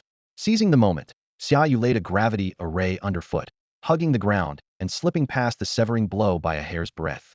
The gap remained brutal. Even with Xiaoyu, the Lord of the Night, and the array spirit attacking in concert, their seamless offense was dismissed with ease. Crossing an entire rank, each swing of the archangel's sword pressed down like a mountain. Around them, ever more angels converged, their beating wings whipping up a gale that wove into an unbroken wall, cutting off every retreat. Hell, other transmigrators punch grandmasters, kick war gods, and marry impressisui. Am I the one getting dogpiled? Did I pull a dud system? Surrounded 3 layers deep, Xiaoyu felt his heart sink. 2 Legion commanders wouldn't survive this, let alone him. Even so, Head dragged someone down with him. Lord of the Night hit him. Drawing a deep breath, he charged again. The archangel, seemingly bored, met him with an even fiercer edge. Judgment of holy light. A brilliant blade of light ripped through the air. Crack. The spectral skull shield burst apart, and the light blade slammed into the Lord of the Night's chest. Black bone armor shattered, white bone flashed, and his soul flame flickered low. The archangel's brow lifted in surprise. Still alive? You actually withstood a judgment of holy light. Sacred light naturally restrains dark creatures like those from the undead abyss, and with the added advantage of his superior level, the archangel was surprised that his first strike failed to kill the Night Lord. Then take another hit, he shouted, raising his blade. Holy radiance converged on the weapon, and a dazzling flare once more lit up the battlefield. Damn it, if I die, you're coming with me. The Night Lord's chest was pierced by the holy beam, black mist gushing out. Realizing escape was impossible, Xiaoyu lifted both blades overhead, channeling all his psychic strength into them. It's now or never. A blinding streak tore across the sky. Both broken swords were blasted far away, clattering to the ground. Blood sprayed. Xiaoyu staggered upright, wiped the corner of his mouth, and gave a bitter smile. Figures I still kicked the bucket. Next time I'm steering clear of the Chosen One gig. Teetering, he shuffled over to the Night Lord's shattered body and sighed. Kid, if you hadn't bonded with me, some random undead would have used you for spare parts long ago. Guess this ending's fair enough. I'm done listening to your pitiful last words, die. The archangel snapped. His 6 wings beat once, golden light flooding the sky as he raised his holy sword and cleaved downward. Clang. The expected burst of flesh never came. Instead, metal rang against metal. Frowning, the archangel looked down to see a shield of white light, brighter than his own aura. Xiaoyu's instinctively raised wrist blocked the blade, the seemingly fragile ring on his finger utterly unmoved. What the words barely formed before the ring blazed with white fire. A pillar of light exploded outward, its irresistible pull swallowing Xiaoyu whole. Moments later the glow faded. The battlefield stood empty, leaving the stunned archangel alone. Towering trees blotted out the blazing sun, and the dim forest reeked of decaying leaves. How is it? Any better? Zhang Hong asked softly. Half kneeling behind a massive ancient trunk, he dabbed a green herbal paste onto the ragged wound in Dabin's shoulder. I'm fine. I'm not dying. This scratch is nothing, Dabin hissed, teeth clenched, determined to sound tough. The cool salve seeped into torn flesh, flaring like fire. But his mind was on the bizarre situation they were in. This round of chasing stars is insane. I've never heard of creatures from other planes breaking in. No idea how Lianga and Xiaoyu are doing. Pressing the last leaf in place, Zhang Hong wiped his fingers on the bark, then shifted to sit directly opposite Dabin. Can't leave a blind spot behind us. After years of working together, a single glance was all it took for them to switch positions. Dabin rotated his arm, pain ripping through him, and still muttered, damn it. If Lianga and Xiaoyu were here, those Nordic bastards would have been wiped out already, nothing but a bunch of scallions. So far, luck hadn't treated them badly. They'd linked up as soon as the trial began, and 2 unit-level fighters could dominate the early phase. Then everything went sideways. Dimensional gates ripped open like tears in cloth, and hordes of monsters poured through. The creatures chasing them were bad enough. Once chaos erupted, human greed surfaced too. Last night, deep in the woods, they'd found a millennium herb. Draining their energy to drive off the guarding beasts, they'd cleared a blood-soaked clearing. Before they could harvest it, a squad of Nordic contestants burst in and plucked the prize. 4 more teammates appeared out of nowhere, tipping the numbers against them. If Zhang Hong and Dabin hadn't fought back-to-back through a corridor of blood, Dabin's wound would be the least of their worries. Both of them would likely be dead. Remembering it, Dabin's anger surged, then ebbed into a sigh. Chances are slim. This place is huge. We've met only a handful of Dasha people in days. Trying to find Lianga and Xiaoyu is next to impossible. Zhang Hong shook his head, opened a flattened pouch, pulled out a sinew-strung length of jerky, tore it in half, and handed one piece over while crunching the other himself. Dabin tore at the meat and mumbled, "Hell, I'm not giving up. Heaven, he'll stay single 10 more years if you just let us link up with Lianga and Xiaoyu soon." Crack a dry twig snapped. Overhead, a shrill scream split the air, followed by a heavy thud as something hit the ground, startling birds from the canopy. Both men whipped around, springing back to back, blade and spear low. Sound came from that way, Zhang Hong murmured, squinting ahead. Dabin surged forward, but his wound burned, making him suck in a sharp breath. "Do we check it out?" "We do. Stay hidden," Zhang Hong said, voice like iron. The unknown was the most dangerous. They had to take control. Knife tips parted dense branches as they crouched and crept along a dried game trail. Heartbeats merged with their steps. Wild grass bent underfoot and sprang back, dew sliding in silver threads down their bracers. At last they pushed aside the final shrub and froze. What the hell, what is this? Dangling from the branch of a towering tree, Xiaoyu still had no idea what had happened or how he had landed here. The night breeze rustled the leaves beside his ears, and all he could remember was a sudden flash of blinding white light and a soul-wrenching pull. The world had spun, and when his senses returned, he was hanging upside down like a slab of cured meat. At least, he reassured himself, he seemed safe for the moment as long as he could free himself from this absurd pose. Well, look who it is. Trying out the monkey routine? Too hot on the ground for you. Two figures drew near. Through the swaying foliage, Xiaoyu craned his neck and saw their teasing grins. Yeah, I found a secret manual. Just practicing my skills." He forced a laugh, drew the knife from his belt, and with a flash of steel sliced through the branch. Crack. A dull thud followed as he plunged into the mud, a cloud of dust erupting around him. "Told Yoha always survives longer than the two of us," Zhang Hong muttered, arching a brow at Dabin. "Of course he does. We're only human, how could we keep up?" Dabin roared with laughter, stepped forward, and drove a fist into Xiaoyu's shoulder. "Who are you two mocking? Say it again, and Zhang Liang will pound you both." Xiaoyu shot back, landing a punch of his own while brushing off the dirt. "Ah, damn it, my shoulder's still injured." "Zhang Hong, check if it's split open." Dabin howled, his voice echoing into the night. Fortune hides in misfortune. In just a few heartbeats, Xiaoyu had escaped a death trap, reunited with Dabin and Zhang Hong, and most importantly finally uncovered the true purpose of those two eerie artifacts. Elation surged through him. Who could even argue with luck like this? Call him the chosen son of fate. Lady Luck hadn't just smiled on him. She had pulled up a chair to stay. Beyond the star-chasing grounds, the night was pitch black, and the jagged highlands teemed with people. King-rank captains stood in formation at the front while waves of support personnel flooded in, their chatter rising in waves. A sudden anomaly in the planar wormhole had every nation on edge. Like Daxia, they had all sent urgent calls for reinforcements. Nearby units had already arrived, and the tension kept climbing. "Haoyan, when will our troops reach us?" The Ghost Wolf King's raspy voice dripped with impatience. If this ragtag crowd stormed the star-chasing grounds, no one could predict the fallout. "Fastest is dawn tomorrow." Starlight traced the winged dragon king's profile. His usual sharpness was sheathed, leaving calm resolve. It happened too suddenly. Scrambling fresh forces takes time. Why not teleport an advance team first? Do you realize how critical this is? The Ghost Wolf King's voice fell to a blade-thin whisper. "Old Ghost, if you could tame that temper, you'd outrank me already." The winged dragon king lifted his gaze, steady and piercing. The Ghost Wolf King blinked, then glared. "What the hell does that have to do with now?" "Everything. With enough authority, we wouldn't be stuck reacting. And trust me, no one's getting inside before our men arrive." The winged dragon king grinned, teeth glinting in the dark. "Remember the lava giant plane?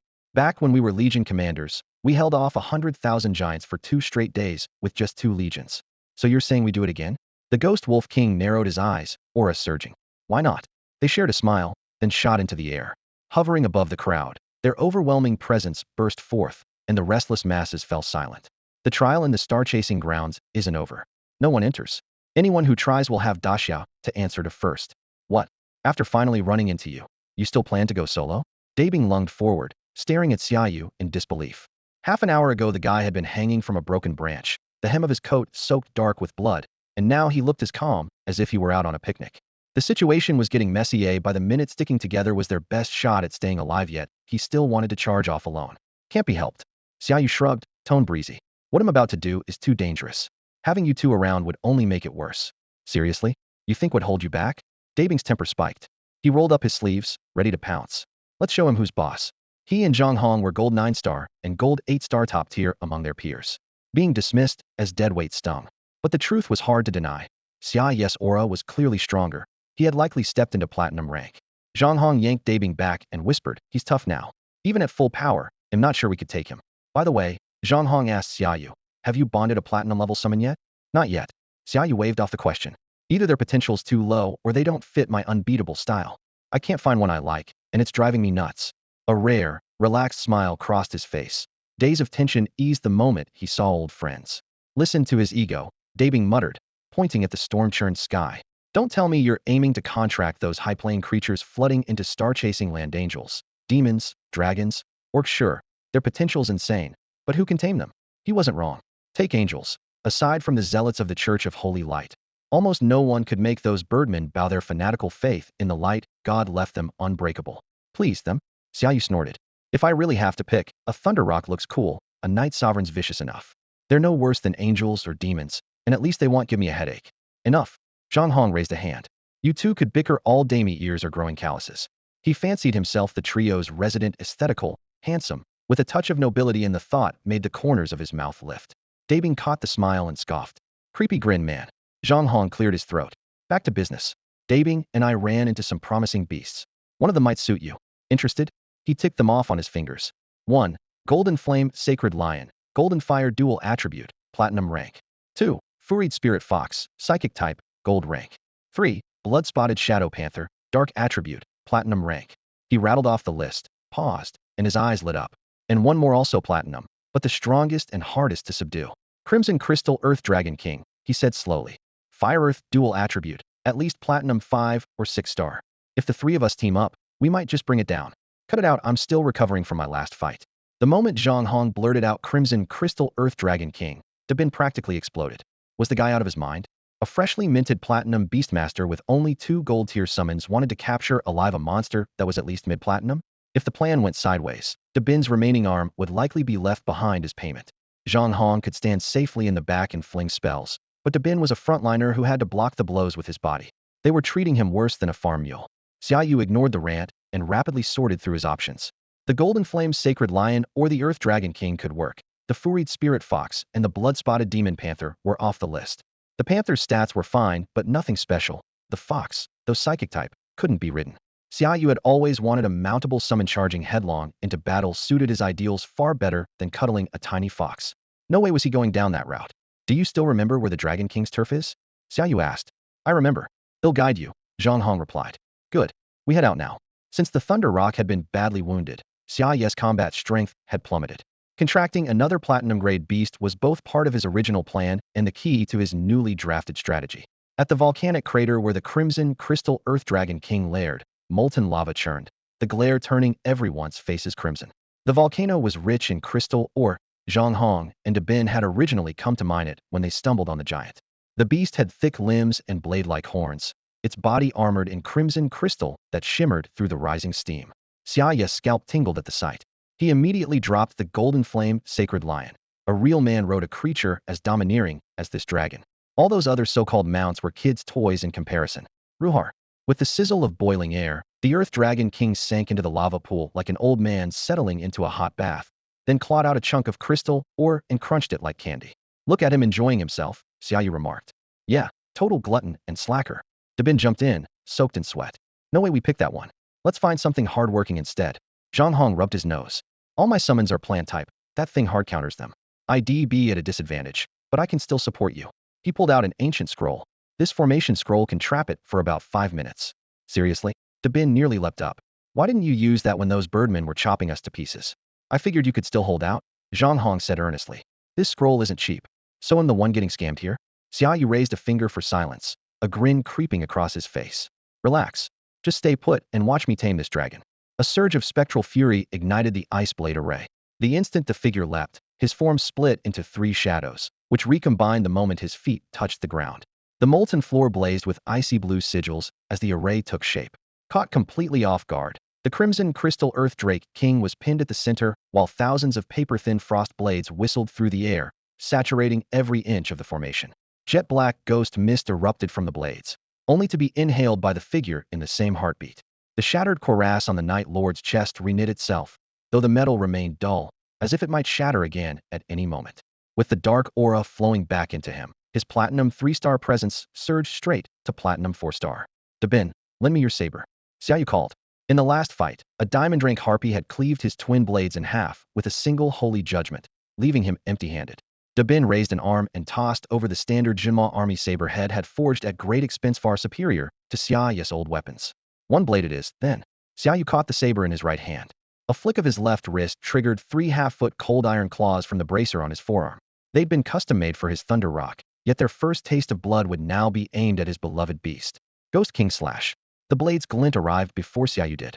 It crashed onto the drake's head as the creature burst from the ice blade array, etching a pale scar across its honed horn. Roar. Provoked, the platinum behemoth bellowed skyward. Jets of white vapor blasted from its nostrils as its 4 limbs hammered the molten ground, the lingering frost on its scales melting into beads of water.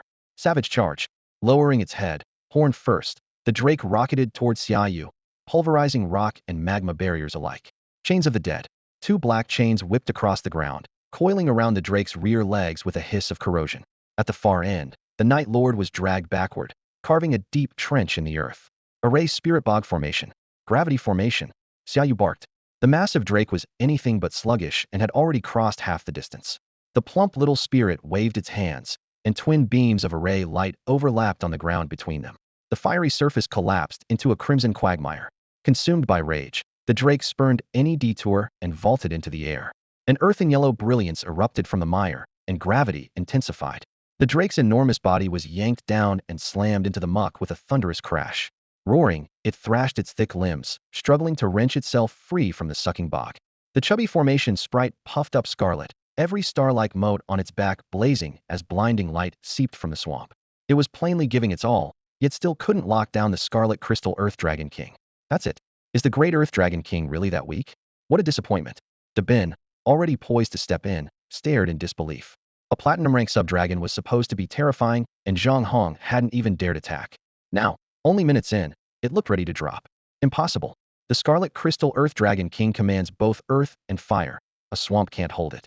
Zhang Hong gripped his staff, the gem at its tip glimmering as he kept his eyes glued to the fight. He and Dabin would only intervene as a last resort. Taming a beast came down to raw power.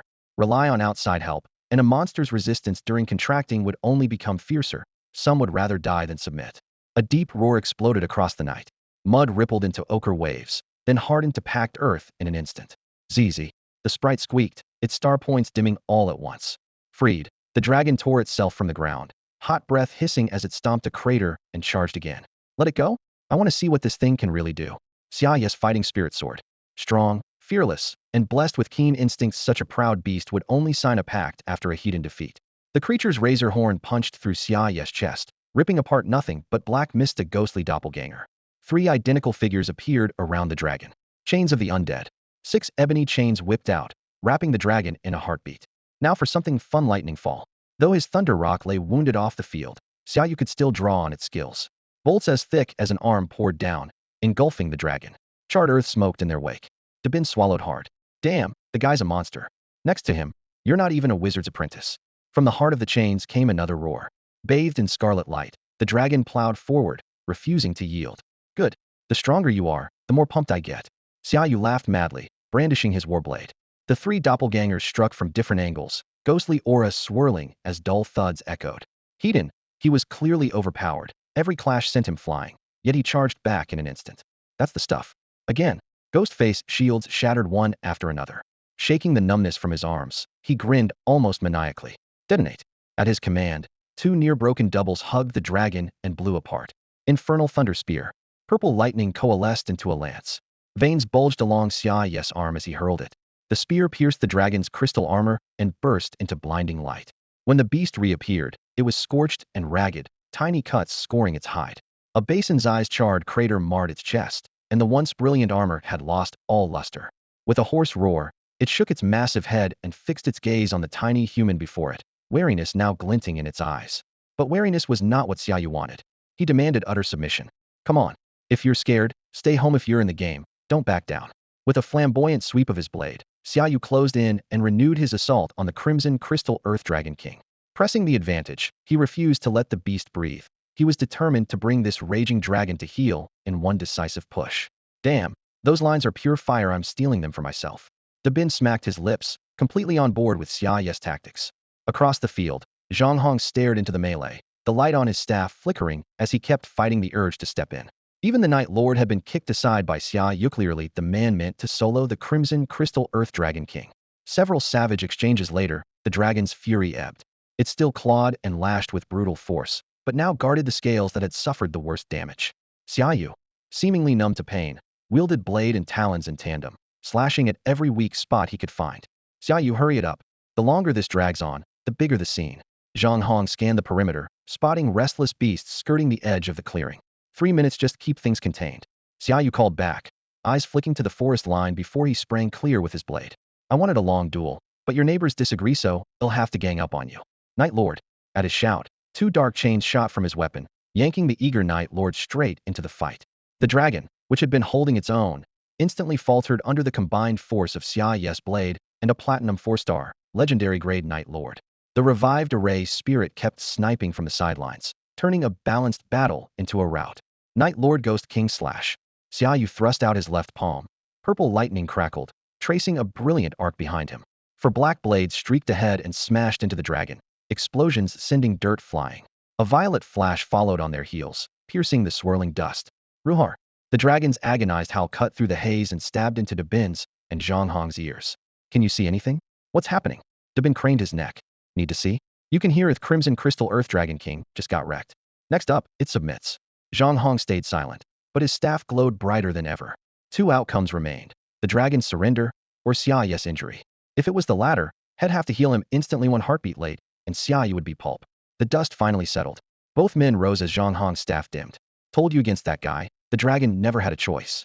Amid the clearing smoke, Xiaoyu gripped a long purple spear, its head buried deep in the dragon's chest, half the shaft driven home. I know you understand me, so make a choice fast. 1 twitch of my finger, and this spear will shatter your core. Blood trickled from the corner of Xiaoye's mouth. He wiped it away and smirked. With a slight tilt of his head, he signaled to the beasts prowling nearby, their fangs flashing in the gloom. Roar! The scarlet crystal Earth Drake King bellowed, rattling the loose stones around them. Xiaoyu merely angled his violet lightning spear, pressing its tip to the drake's forehead. The roar cut off at once, collapsing into a subdued whine. Well, chosen yet? Xiaoyu pushed a fraction harder, feeling the point graze the drake's magic core. After a few strangled grunts, the massive creature sank to its knees. Thick forelimbs thumped to the ground, and its huge head bowed to the dust. In the monster realm, survival was harsher than among humans. The drake had clawed its way to the platinum rank by crushing countless rivals, but the moment its core shattered, it would become a meal for the pack now circling them. Faced with that reality and with a contractor who was clearly formidable, it yielded. Xiaoyu chuckled, dipped a finger in his own blood, and touched the drake's horn. The blood seeped into the grooves, and a ribbon of contract light coiled around them, sealing the bond. Heal up. A bigger fight is coming. He stuffed a few magic cores and a vial of healing potion into the drake's maw. Soft light flared, and the colossal beast vanished. What are you gawking at? Move. These things have been itching to pounce. Xiaoyu whipped his spear in a broad arc to keep the restless beasts at bay, then spun and bolted. Closing in were 3, maybe 5 platinum-grade monsters. If they didn't run now, when would they? Vine wall. With a flick of his staff, Zhang Hong made thick vines erupt, blocking the lunging beasts while he sprinted after Xiaoyu. Oh, come on, ditch me, why don't you? Wait up. Bringing up the rear, Dabin yelped and hurled himself forward. 2 legs weren't enough to outrun the pack, so Dabin summoned his second contracted Biasta black-feathered sword eagle. Its wings snapped open. The 3 of them vaulted onto its back, and a burst of wind carried them clear of the pursuing monsters. Outside the star-chasing grounds, people jammed every available space, and the atmosphere reeked of gunpowder. All right, our team's here. No need to stick our noses in further time to change objectives. The Wyvern King and the Ghost Wolf King stood side by side, 200 beast tamers arrayed behind them. The weakest was Platinum class. At least 10 were Diamond tier. Few powers on the planet could field such strength. Sending 200 Platinum plus experts for a mere 100 rookies was a luxury most nations couldn't afford. But for Xia, the mission was never just about safe escort. Intelligence was the real prize. Whoever first grasped the changes inside the star-chasing grounds would seize the initiative. Everyone else would scramble for leftovers. Open the grounds now. We're going in to bring our people out. A few hours earlier, Ilong Wang had sworn he would never allow outsiders into the star-chasing grounds. Just a few hours later, he flipped faster than a page in the wind, becoming the first to demand an expedition. The king-level powerhouses he had just enlisted for the boycott turned ashen.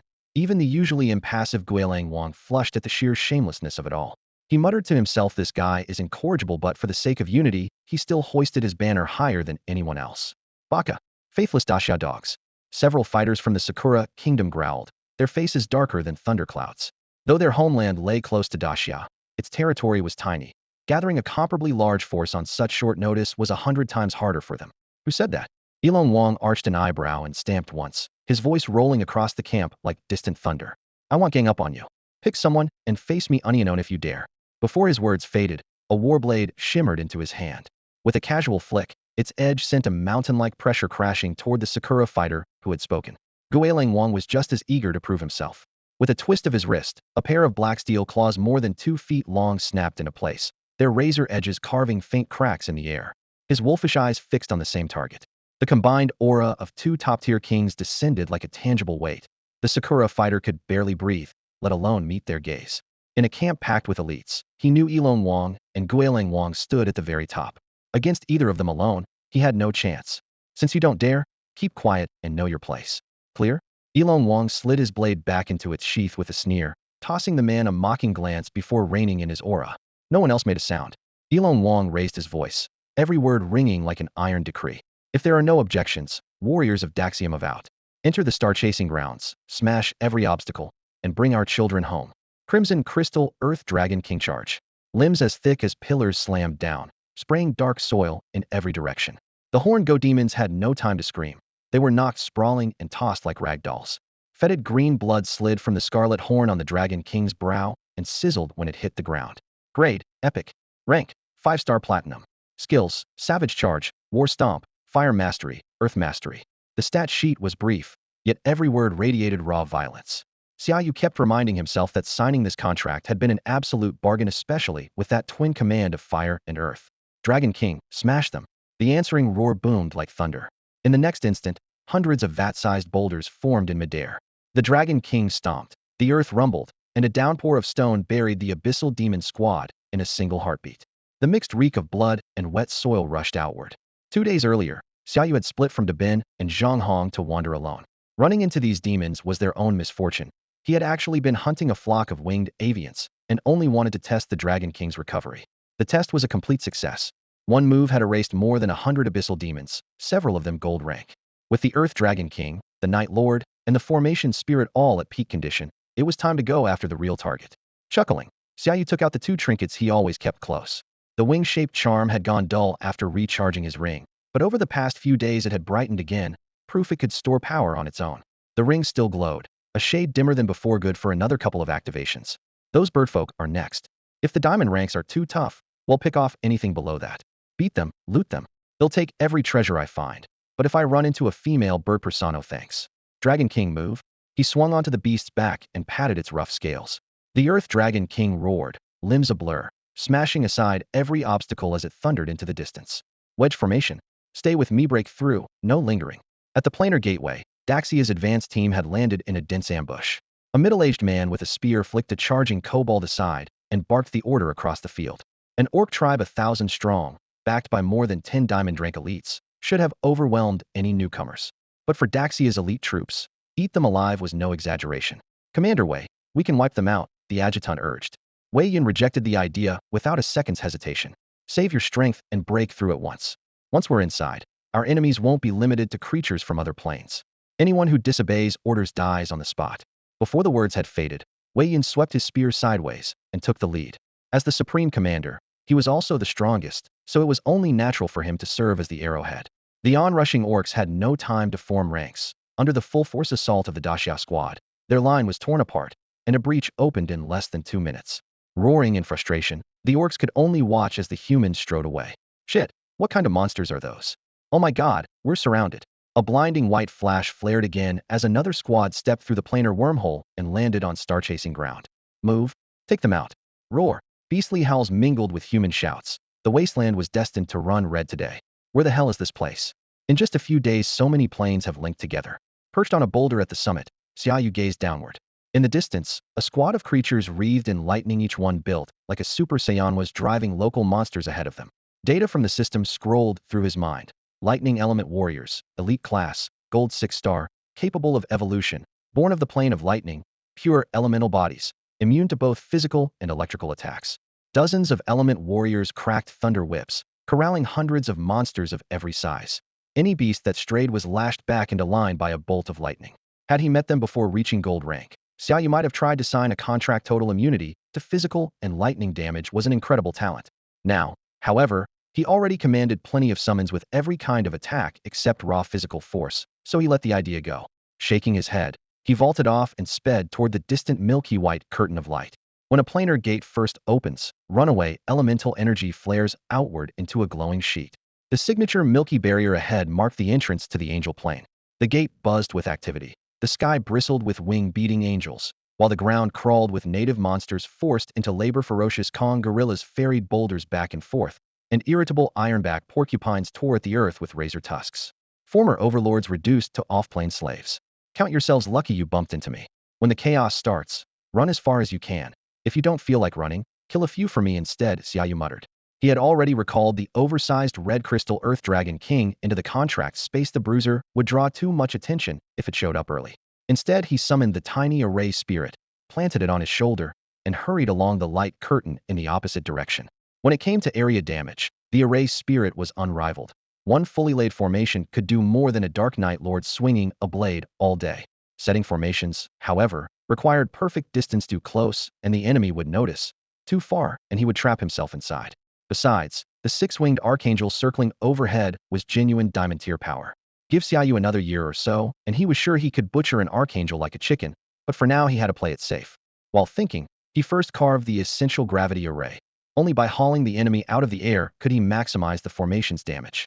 Then he inscribed the Dark Swamp array, the natural nemesis of light-based creatures. Its potent corrosion even stronger with a few enchantments stacked on. Those two will be more than enough. Better give everyone else a little prep time. No need to be too rough, there's always tomorrow. Content, Xiaoyu patted the chubby array spirit on the head, pleased with its professionalism. Come on, the banquet hall is ready. Time to invite our distinguished guests and make sure they drink their fill. When you drop in looking for trouble, the first thing you need is presence. Xiaoyu sat astride the ferocious crimson crystal Earth Dragon King, a ball of crackling violet lightning blazing in his palm and lighting him up like a lantern as he barged into the angel's field of view. Hey, Featherbrains, listen up. Hand over anything worth money. Stall for even a second, and I'll level this place. His voice wasn't loud, but it carried clearly, and with the massive Earth Dragon King beneath him, every eye snapped his way. Ars, capture that beast. Something that big would make perfect transport. High above, a four-winged archangel swooped down, his holy sword flashing cold light at the Earth Dragon King. He didn't spare Xiaoyu a glance. A lone human was beneath his notice. Even an entire human army would gain nothing at Heaven's Gate, so one cocky kid could feed the dragon after the fact. Spit. Act like I'm invisible and you're begging to die. The contempt lit Xiaoyu's fury. He had once soloed a diamond rank seraph and several platinum angel shed taken a pounding, but his reputation stayed intact. Being dismissed now was out of the question. Thunderfall. Meteor shower. Violet lightning exploded from his palm, unfurling into a dense cascade that swallowed the four-winged archangel. Snow-white wings beat frantically, but the electric net left no gaps. A savage bolt struck home. The angel's body locked, wings rigid, and he plummeted. The numbness hadn't faded when the sky went black. Above the clouds, a swarm of incandescent meteors jammed the heavens, shrieking toward the same spot. At full strength he might have dodged, but now there was nowhere to run. Terror filled his widened eyes. Boom. Meteors slammed him into the ground, blasting up a wall of dust. Angels weren't built tough. The blow didn't kill him, but it left him shattered. Residual lightning and stone rained unchecked. The brand new fortress was reduced to rubble at once.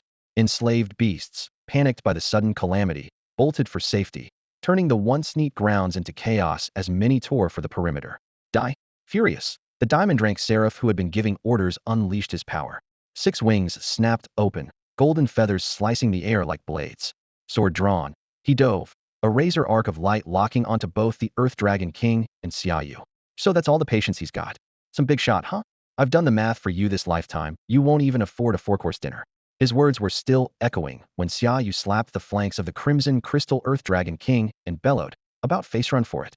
He had already sampled the six-winged archangel's fists and knew exactly how much they hurt. If there was a chance to bolt, he'd take it. As the dragon's back bucked beneath him, he twisted around and hurled two-chain lightning spells into the densest knot of angels, filling the sky with crackling arcs. The pursuit ballooned from a single archangel into a storm of wings, four-winged, two-winged, all of them diving at once. Getting slapped in the face at their own planar gate was humiliation no angel could swallow. If Xiaoyu slipped away, the entire angelic plane would be a laughingstock. Beneath a crumbled wall, two furtive figures poked out their heads. Second brother, that greeny demon ape got away. Do we chase it? Chase my foot. We were its saviors while it was a slave here. Now it's free, why would it stick with you? Damn bad luck. Wings whooshed overhead, and the pair shoved their faces back into the rubble, mouths full of dirt. Second brother, who is that guy? I didn't see anyone this fierce when we came in. Cut the crap. Fierce as he is, can he top me? In the #1 little cannon of Jiangnan. Forget it, no chance here, we're out. They cast a final, reluctant glance toward the demon ape's escape route, then slunk away from the turmoil. Xiaoyu never noticed. He was far too busy staying alive. Behind him, a diamond rank archangel and a host of lesser angels came on, light blades flashing. The archangel's blade was as thick as a roof beam. The others were thinner, but made up for it in sheer numbers. Blades of light churned the earth into a flying mist that rattled off Xiaoyu's head and shoulders, turning his once swaggering figure into a dust-covered mess. Earth Dragon King, shields up. Take a page from the Thunder Rocks playbook. Xiaoyu raised his sleeve to shield his face, still urging his mount on. The shield meter plunged. 300, 200, 100 were nearly dry. On the last word, the crimson crystal Earth Dragon King snapped around, its limbs plowing twin furrows in the ground. The archangel managed only a single roar before a crushing gravity spike slammed down. His wings hadn't even finished their first beat when he was driven into the dirt. Even a diamond rank struggled to resist. The gold rank angels behind him fared worse, wings snapping as they crashed in droves. But the impact zone was no longer solid ground, it had become a pitch-black swamp. The moment flailing wings touched the bubbling mire, hissing steam erupted, and the air filled with the sound of sizzling corrosion. Screams and thrashing achieved nothing. Run. Your turn now. Xiaoyu snorted, clicked his heels into the dragon's sides, and the crimson crystal Earth Dragon King roared forward. Man and beast wheeled around and charged straight back at the hundreds of enemies. More than 100 angels gave chase, yet a single formation crippled most of them. The array spirit waved its tiny hand, calling out targets as it executed them. Under the corrosion of dark energy, the wings of those gold rank angels withered to ash before they could fight back. The real danger, however, was the diamond rank archangel. The formation only grazed him, and while his wings were still intact, he tore free of the restraints and shot skyward only to meet two lethal auras Hedon, the fully recovered Lord of the Night, and Xiaoyu. The Lord of the Night had been nursing a grudge ever since one of these birdmen nearly killed him. For overlapping shadows unfurled behind him, and 8 pitch-black chains howled out, binding the archangel like a trussed-up roast. Before the chains even tightened, a storm of lightning crashed down, followed by a blade of icy light. In the very first clash, the archangel's chest erupted in a mist of blood that streamed down his armor. Even so, bolstered by an entire rank's advantage, he steadied himself and dragged the fight into a stalemate. Just then, the crimson crystal Earth Dragon King barged in. Tougher than the Lord of the Night and a full star stronger, he plowed through several wounded high angels. Lava-hot fire mingled with heavy earth magic as a few sweeps of his tail and a burst of dragon breath pulverized the plucked chickens. With the riffraff cleared, he dove straight into Xiaoyu's melee, and the three of them closed in on the archangel from every direction. The battle lasted longer than expected, but the result was flawless. Every pursuing angel, the diamond rank archangel included, sank into the reeking, viscous swamp of darkness. The lone regret was that Xiaoyu had no time for a proper loot fest. He managed only a cursory search of the archangels and a few high angels packs. Nothing beats plundering for fast profit, he muttered, though his grin could have lit the night. They had tossed a mighty foe into a cesspit, a heroic send-off. A gravestone would have been polite, but there just wasn't time. He twirled an exquisite ring between his fingers. Its bezel bore an angel standing with a sword, wings poised for flight. The craftsmanship screamed of the angelic plane, yet it held no soul brand, so anyone with enough mental strength could use it. The inner space was only about 10 cubic meters, but it held some worthwhile spoils, several healthy herbs, 100 or so softly glowing light element crystals, and a gold and silver inlaid one-handed sword. Meat is meat, even from a mosquito. Xiaoyu kept every last item, then crammed in all the odds and ends had collected over the past few days. The once empty storage ring now felt pleasantly full. Meal devoured, belly satisfied, time to hold the gate again. Chuckling, Xiaoyu hummed a Johnny tune while he set up a fire and started cooking. Commander Wei, so far we've identified creatures from at least 27 planes besides our own, and the particle readings suggest even more portals could open. The woman strode up, a folder pressed to her side, her voice trembling after days of tension. 28 planes in one pocket of space, highly abnormal. Wei Yun muttered, then looked up. Have Qiuming report to me at once. And what about the trial participants? While speaking, he dropped cross-legged to the ground, tore a strip of unknown hide, and methodically wiped the grime and blood from his spearhead, inch by inch. Of the testers, 38 have regrouped, 26 are confirmed dead, and 36 remain out of contact. She flipped through her folder, tone steady but waited. Understood. Send Xiaoming in. Decades in uniform had chiseled Wei Yun's emotions to stone. He knew the mission's priorities lives must be saved, but haste would kill them. Intelligence had to move immediately, or Great Xia would pay dearly for every lost day. Commander Wei, you called for me. Moments later a man in chainmail dropped from above, landing without a sound. His aura spread, unmistakably diamond rank. Staff Officer Chiu, you know the situation. I need someone to reach the Wyvern King and the Ghost Wolf King with a full report. It's dangerous, think it over. Wei Yun rose, meeting Chiu Ming's gaze, voice grave. No need to think. He'll take it. I'm an old soldier. I know the stakes. Unless I die, the message will be delivered. Chiu Ming clasped his fists, resolute. He alone rode a flying beast, the diamond rank Kanglin Wingbird, so both men understood the choice was made for him. He'll leave at once. Good. For Great Xia. When we're out of here, I owe you a drink. Wei Yun's mouth twitched into the briefest smile. Looking forward to that wine. With a light laugh, Chiu Ming summoned the Kanglin Wingbird. Blue wings beat the air, kicking up a gale, and in a blink rider and mount streaked toward the horizon. A horn blast burst from deep inside the camp, its low note pounding every chest. All units to battle stations. Prepare to break through on my signal. The camp erupted into motion. Half-rolled bedding abandoned, rations shoved into mouths, weapons snatched on the run. They had fought from sleep, from meals, from patrols for days. This was their new normal. Including the humans, 28 species from different planes crowded this turbulent zone, and battle was the only language left. On the horizon, several titanic dragons roared closer. Scorching breath poured seas of fire. Icy exhalations raised instant glaciers, leaving scorched earth and frozen scars in their wake. Diamond rank tamers with mesplit their formation. Everyone else, focus fire and finish them fast. Wei Yun surged forward, eyes like torches. He slammed a foot into the ground and rocketed toward a black dragon 100 meters long. Dragons, unlike angels or demons, were walking arsenals. They were nightmares to hunt in normal realms, but in this chaos their flesh was free for the taking. Kill. The commander's charge ignited his exhausted troops. Blazing elemental blasts and cold flashes of steel crashed together like floodgates flung open, and the two forces collided with earth-shaking fury. Outside the star-chasing grounds, every beast master below king rank who came as reinforcements had already passed through the wormhole, leaving only the kings barred by the Celto stand guard.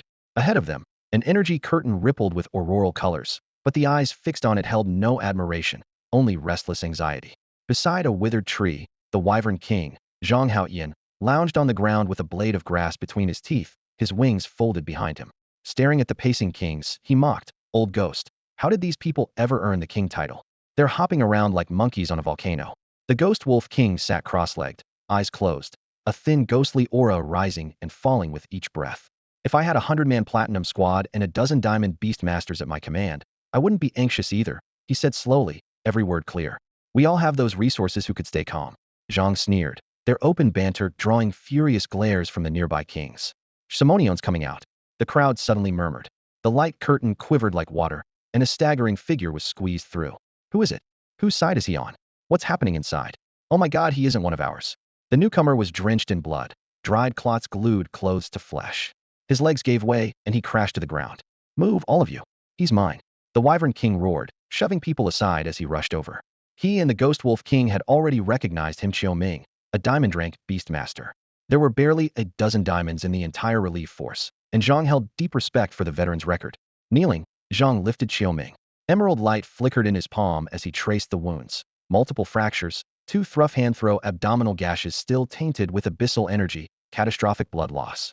After a moment, he met the Ghost Wolf King's gaze. He's too far gone. No saving him, someone in the crowd said. Give him a nether lily, buy us a few more minutes. Let him tell us what happened in there. Sir Carls is right. Intel is what matters most now. More voices joined in.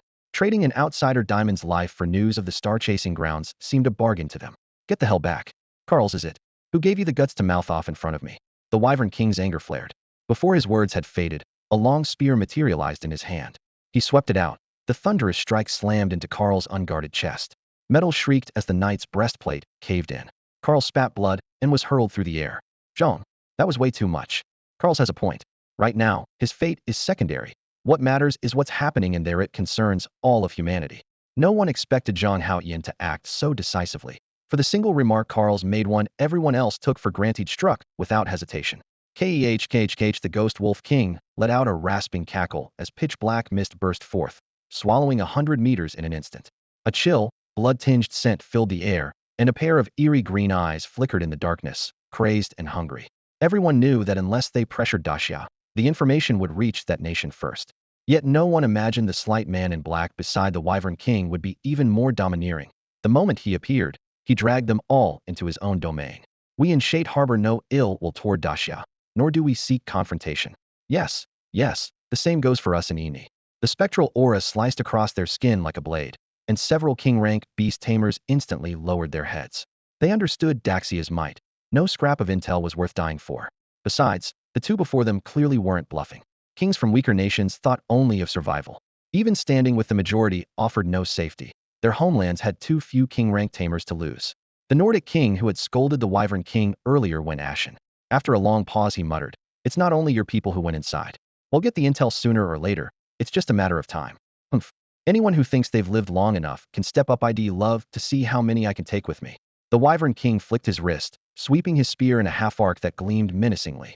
The gathered kings avoided his gaze. Challenging these two lunatics was sheer folly. Anyone who stands in our way is finished. Delay the rescue, and you die. The Wyvern King roared, his voice booming like thunder. Backed by their nation's strength, the two kings spoke with icy arrogance even before 100 peers, something rulers of weaker countries would never dare. Retracting his spear, the Wyvern King exchanged a glance with the Ghost Wolf King, then produced several vials and poured them down Xiao Ming's throat without hesitation. Cough cough. The elixir burned its way down, and Xiao Ming hacked violently, whether from its potency or the Wyvern King's rough hand. "Minister Zhang, I was ordered to report on the situation inside." "Easy. Too many ears around. Catch your breath first." The Wyvern King wiped the blood from the corner of Xiao Ming's mouth, then nodded to the Ghost Wolf King. "Everyone else, clear out. Step into the domain, and you die." The Ghost Wolf King snapped. Ghostly haze surged, sealing a 50-meter radius. At its center, a bluish aura blossomed to the same distance due overlapping domains to keep Xiao Ming's report from being overheard. Bracing himself, Xiao Ming began haltingly. "Seniors inside, we encountered creatures from 27 different planes in massive numbers." As his account unfolded, the expressions of the Wyvern King and the Ghost Wolf King grew darker and darker, until in the end disbelief was written across their faces. Come on, everybody in. Little ol me is treating you to a soak pitch black volcanic mud, great for your skin and your health." The wormhole thundered at the border between the angelic plane and Starchaser realm. Xiaoyu sprawled casually on a chunk of molten rock, while the mud in his hand bubbled and hissed. He kept taunting whoever was on the other side, his voice riding the chaotic energy currents deep into the tunnel. "Hurry up. If you want a beauty treatment, form an orderly line." The problem was, the angelic clients were ridiculously generous, hundreds of thousands of crystal coins in a single payment. Xiaoyu had planned to keep his dignity, but they had smashed that dignity to pieces with raw cash. At first they sent a single diamond rank archangel. Now they showed up in threes. The spectacle alone made his skinny frame tremble. Still, money smelled sweet. After days of spreading warmth, his shriveled system panel finally puffed up like dough full of yeast. System panel. Host, Xiaoyu. Power, Platinum 5-star. Summoned beasts. Thunder Rock, Lord of the Night. Formation Sprite, Red Crystal, Earth Dragon King. Available XP, 1.5 million. Available evolution points, 380,000. Of the 4 beasts, only the Red Crystal Earth Dragon King was still stuck at epic quality. The Formation Sprite was too low-level to upgrade for now. The dragon could hit hard, take a beating, and even moonlight as a caster. It was Xiaoyu's pride and joy. Raise it all the way. He slapped the confirm button, dumping every last bit of 1.5 million XP into the dragon. In an instant, its level rocketed to Platinum 8-star. He still had 380,000 evolution points, more than enough. It cost only 100,000 to jump from epic to legendary, so why not? Red Crystal, Earth Dragon King. Quality, legendary. Level, Platinum 8-star. Skills, Brutal Charge, War Stomp, Fire Element Control, Earth Element Control. Further evolution, current path maxed out. Bloodline upgrade required for additional evolution. Bloodline upgrade? Xiaoyu's eyebrow twitched. Don't tell me I need 2 king-rank beasts just to give it a transfusion? He squinted at his empty wallet and felt a toothache coming on. How much would it cost to hire a Wyvern King? That monarch strutted around with a diamond-studded spatial ring bright enough to blind you from a mile away. Xiaoyu had once lost sleep over a plain ring head found on the ground. Now he thought he could hire a Wyvern King? Huh. Broke and still daydreaming. 2 seconds later he slapped himself, figuring any delay would insult the angel's reward money. Once calm, he eyed the panel and weighed the other option. System, spend evolution points to upgrade the dragon's bloodline. The system answered in its mechanical monotone. Current evolution path is capped. Bloodline enhancement required. 2 available methods. 1. Blood and core of a king-rank creature. 2. Fusion with a law rune. Are you kidding me? King rank blood and a core? Xiaoyu rolled his eyes so hard they nearly flipped. That was a death mission, either risk his life capturing one or beg someone else to. Trouble was, he had zero backing. As for law runes, based on years of experience in his previous life, those usually had to be comprehended on your own. Everyone else seemed to grasp a law rune just by wandering through the mountains or strolling beside a stream. Yet he spent each day fretting over which one to fuse next. By contrast, the protagonist was about to enter battle and still hadn't comprehended a single rune. Anxious and annoyed, he wondered if the system had crammed his mind so full there was no space left at all. Shaking his head, he noted the question and resolved to ask a king-ranked beastmaster for guidance once he escaped better than take the wrong path and end up dead. Outside the star-chasing grounds, the glow of the communication array had barely faded when the winged dragon king folded his wings, his face darker than the night itself. He strode up to the ghost wolf king, a chill gale swirling in his wake. Old ghost, tell me you figured this out. From Qiu Ming's report and ancient texts unearthed by several immortal rank elders, the winged dragon king distilled the truth into a few terse lines. This place was not the real star-chasing grounds, but the legendary all-race plain battlefield. It connected not only to the human realm, but to countless worlds. Once sealed for unknown reasons, it had now reopened and was actively linking to every plane. He stopped, his gaze drilling through the black robe and into the ghost wolf king's eyes. In other words, we have to withstand pressure from every single realm? For a heartbeat, fear flickered in those once placid eyes. Great Xia dealt with barely 100 alien wormholes at home, losing tens of thousands of soldiers each year. Faced with all the realms at once, even the battle-hardened ghost wolf king dared not imagine the cost. He let out a cold laugh, ghostly aura surging as razor-sharp nails sprang from his gaunt fingers. Then what are we waiting for? He'll stay and hold the line. You go back and settle your affairs. Old ghost, there's still a chance. The winged dragon king pressed down on that clawed hand. According to Qiu Ming, the alien passages share our own origin. Right now they can handle only diamond tier power. We still have a buffer. As the tension in the other's fingers eased, he continued, the elders propose forming a global defense alliance at once. We'll build a front line here, unite all of humanity, and hold off the myriad races. And the people trapped inside? The ghost wolf king's eyes blazed. Abandoning our own is something we will never do. Trust me and trust yourself. We've already done everything possible. The winged dragon king met his gaze, resolve gleaming like steel. Enough speeches. Make the arrangements and call me when it's time. The ghost wolf king yanked his hand free, walked to a corner, sat cross-legged, and closed his eyes. Understood.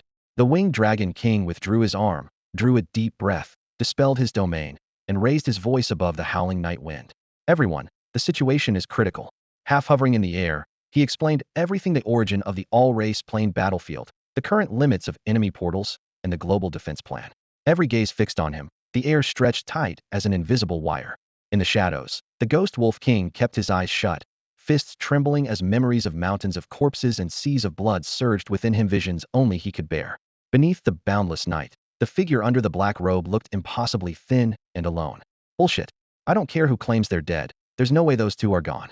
Inside Great Xia's makeshift encampment on the dimensional front, rows of tents flapped in a haze of dust. Dabin stood bare-chested, his muscles roped with white bandages that formed a ragged suit of armor, dark red blood seeping through the gaps.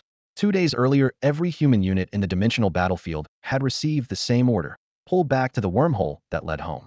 The command covered not only the latest reinforcements, but also the very first trial fighters. Of the 100-strong trial squad sent from Great Xia, only 63 had returned. 37 were still missing, 32 were confirmed dead, and 5 including Xiaoyu and Zhang Liang were listed as unaccounted for. Perched on a wooden crate, Zhang Hong twisted the cap off his canteen, took a long pull, and growled. Where could those two have gone? Before he left, Xiaoyu kept saying he was going after those birdmen. Could he be waiting at the Angel Plains wormhole? Since entering the battlefield, they had seen Xiaoyu only once, and Zhang Liang had vanished without leaving so much as a feather. That's it. That has to be it. Dabin smacked his forehead, whirled, and sprinted out of the tent. I'm going to find Commander Wei and get him to send a rescue team. Dabin, get back here, Zhang Hong shouted. But by the time he reached the camp's edge, Dabin was already a distant figure. Ahead, the shimmering curtain of the wormhole loomed like a silent beast guarding their rear. Hurry up. A hoarse bellow rolled across the forward position. The thicker the fortifications, the longer you'll live. Slack off and you'll die thin. Wei Yun was the one barking. A commander who always took the front line. He had simple orders from above. Fall back to the wormhole and begin building a transit base as soon as the men were safe. Great Xiao's iron rule was clear: the fight had to be carried onto alien soil to keep casualties down at home. Warfare wasn't just about courage, it was about logistics. An army marches on its stomach, and no one fights on an empty belly. Building a fortress that could house troops and store grain inside the dimensional battlefield was therefore mandatory. Commander Wei. Commander Wei. I have urgent information. Dabin, bare-chested and panting like a bull, barreled across the dusty construction site. If you're hurt, lie down. What's so urgent? Speak. Wei Yun brushed dust from his palms and fixed his eyes on the bandaged rookie. A young body covered in scars where, but great Xia, could you find soldiers like this? Commander, Tu think Dabin hesitated, suddenly unsure about dragging others into danger over a hunch. Out with it. I'm right here, you don't have to make the call alone. Wei Yun's tone was iron. Yes, sir. Dabin snapped to attention. It's about the missing. Many believe at least one of them is still alive, and I think I know where he is. His name is Xiaoyu. He spent a few days with Zhang Hong and me, then said he was going to pick a fight with those birdmen. So I doubt he's really missing. It's just that no one has reached him, and he doesn't know we've pulled back everywhere. Wei Yun's brow furrowed. As commander, he couldn't act on guesswork. Any decision might cost several lives, even dozens. How sure are you? His voice was low. I'd have been faltered. It was only a hunch. Enough. Get some rest. I'll keep an eye on it. Wei Yun waved him away. The situation's tight. Battle could break out at any moment. Dabin pressed his lips together, looking deflated, and walked off. When he had disappeared, Wei Yun straightened and sighed. Ah, to be young. Qin Yong.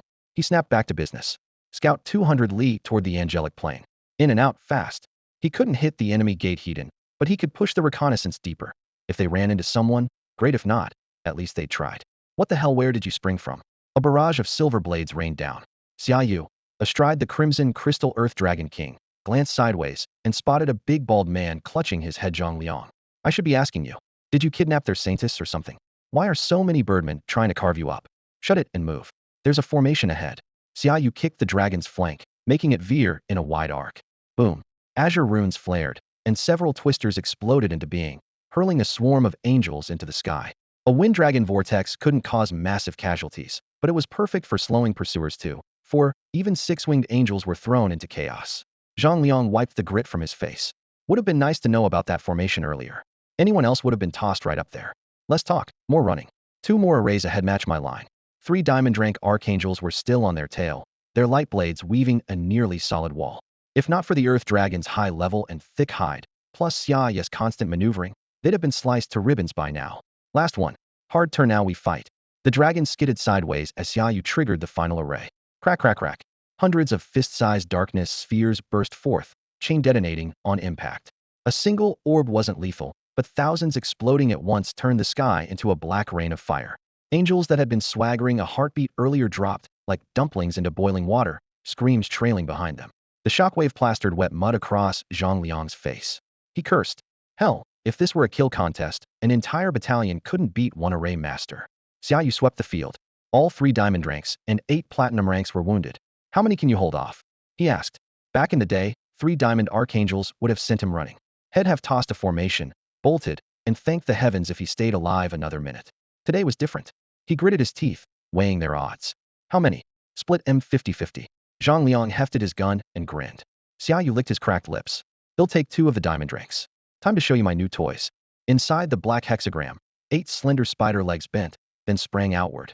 The giant arachnid's carapace looked like forged iron, carved with snarling demon faces. Emerald eyes glimmered in the dark, and a pair of fangs flashed cold light. It was the big prize Zhang Liang had boasted about, the soul-devouring Spider King. A legendary creature of abyssal blood, it was born with mastery over both psychic and necrotic arts. Little spider, go? Zhang Liang slammed a gauntlet onto his left fist, an osseous horn shot from his right forearm, and the dragon-patterned spiritrino beneath him kicked off like an arrow.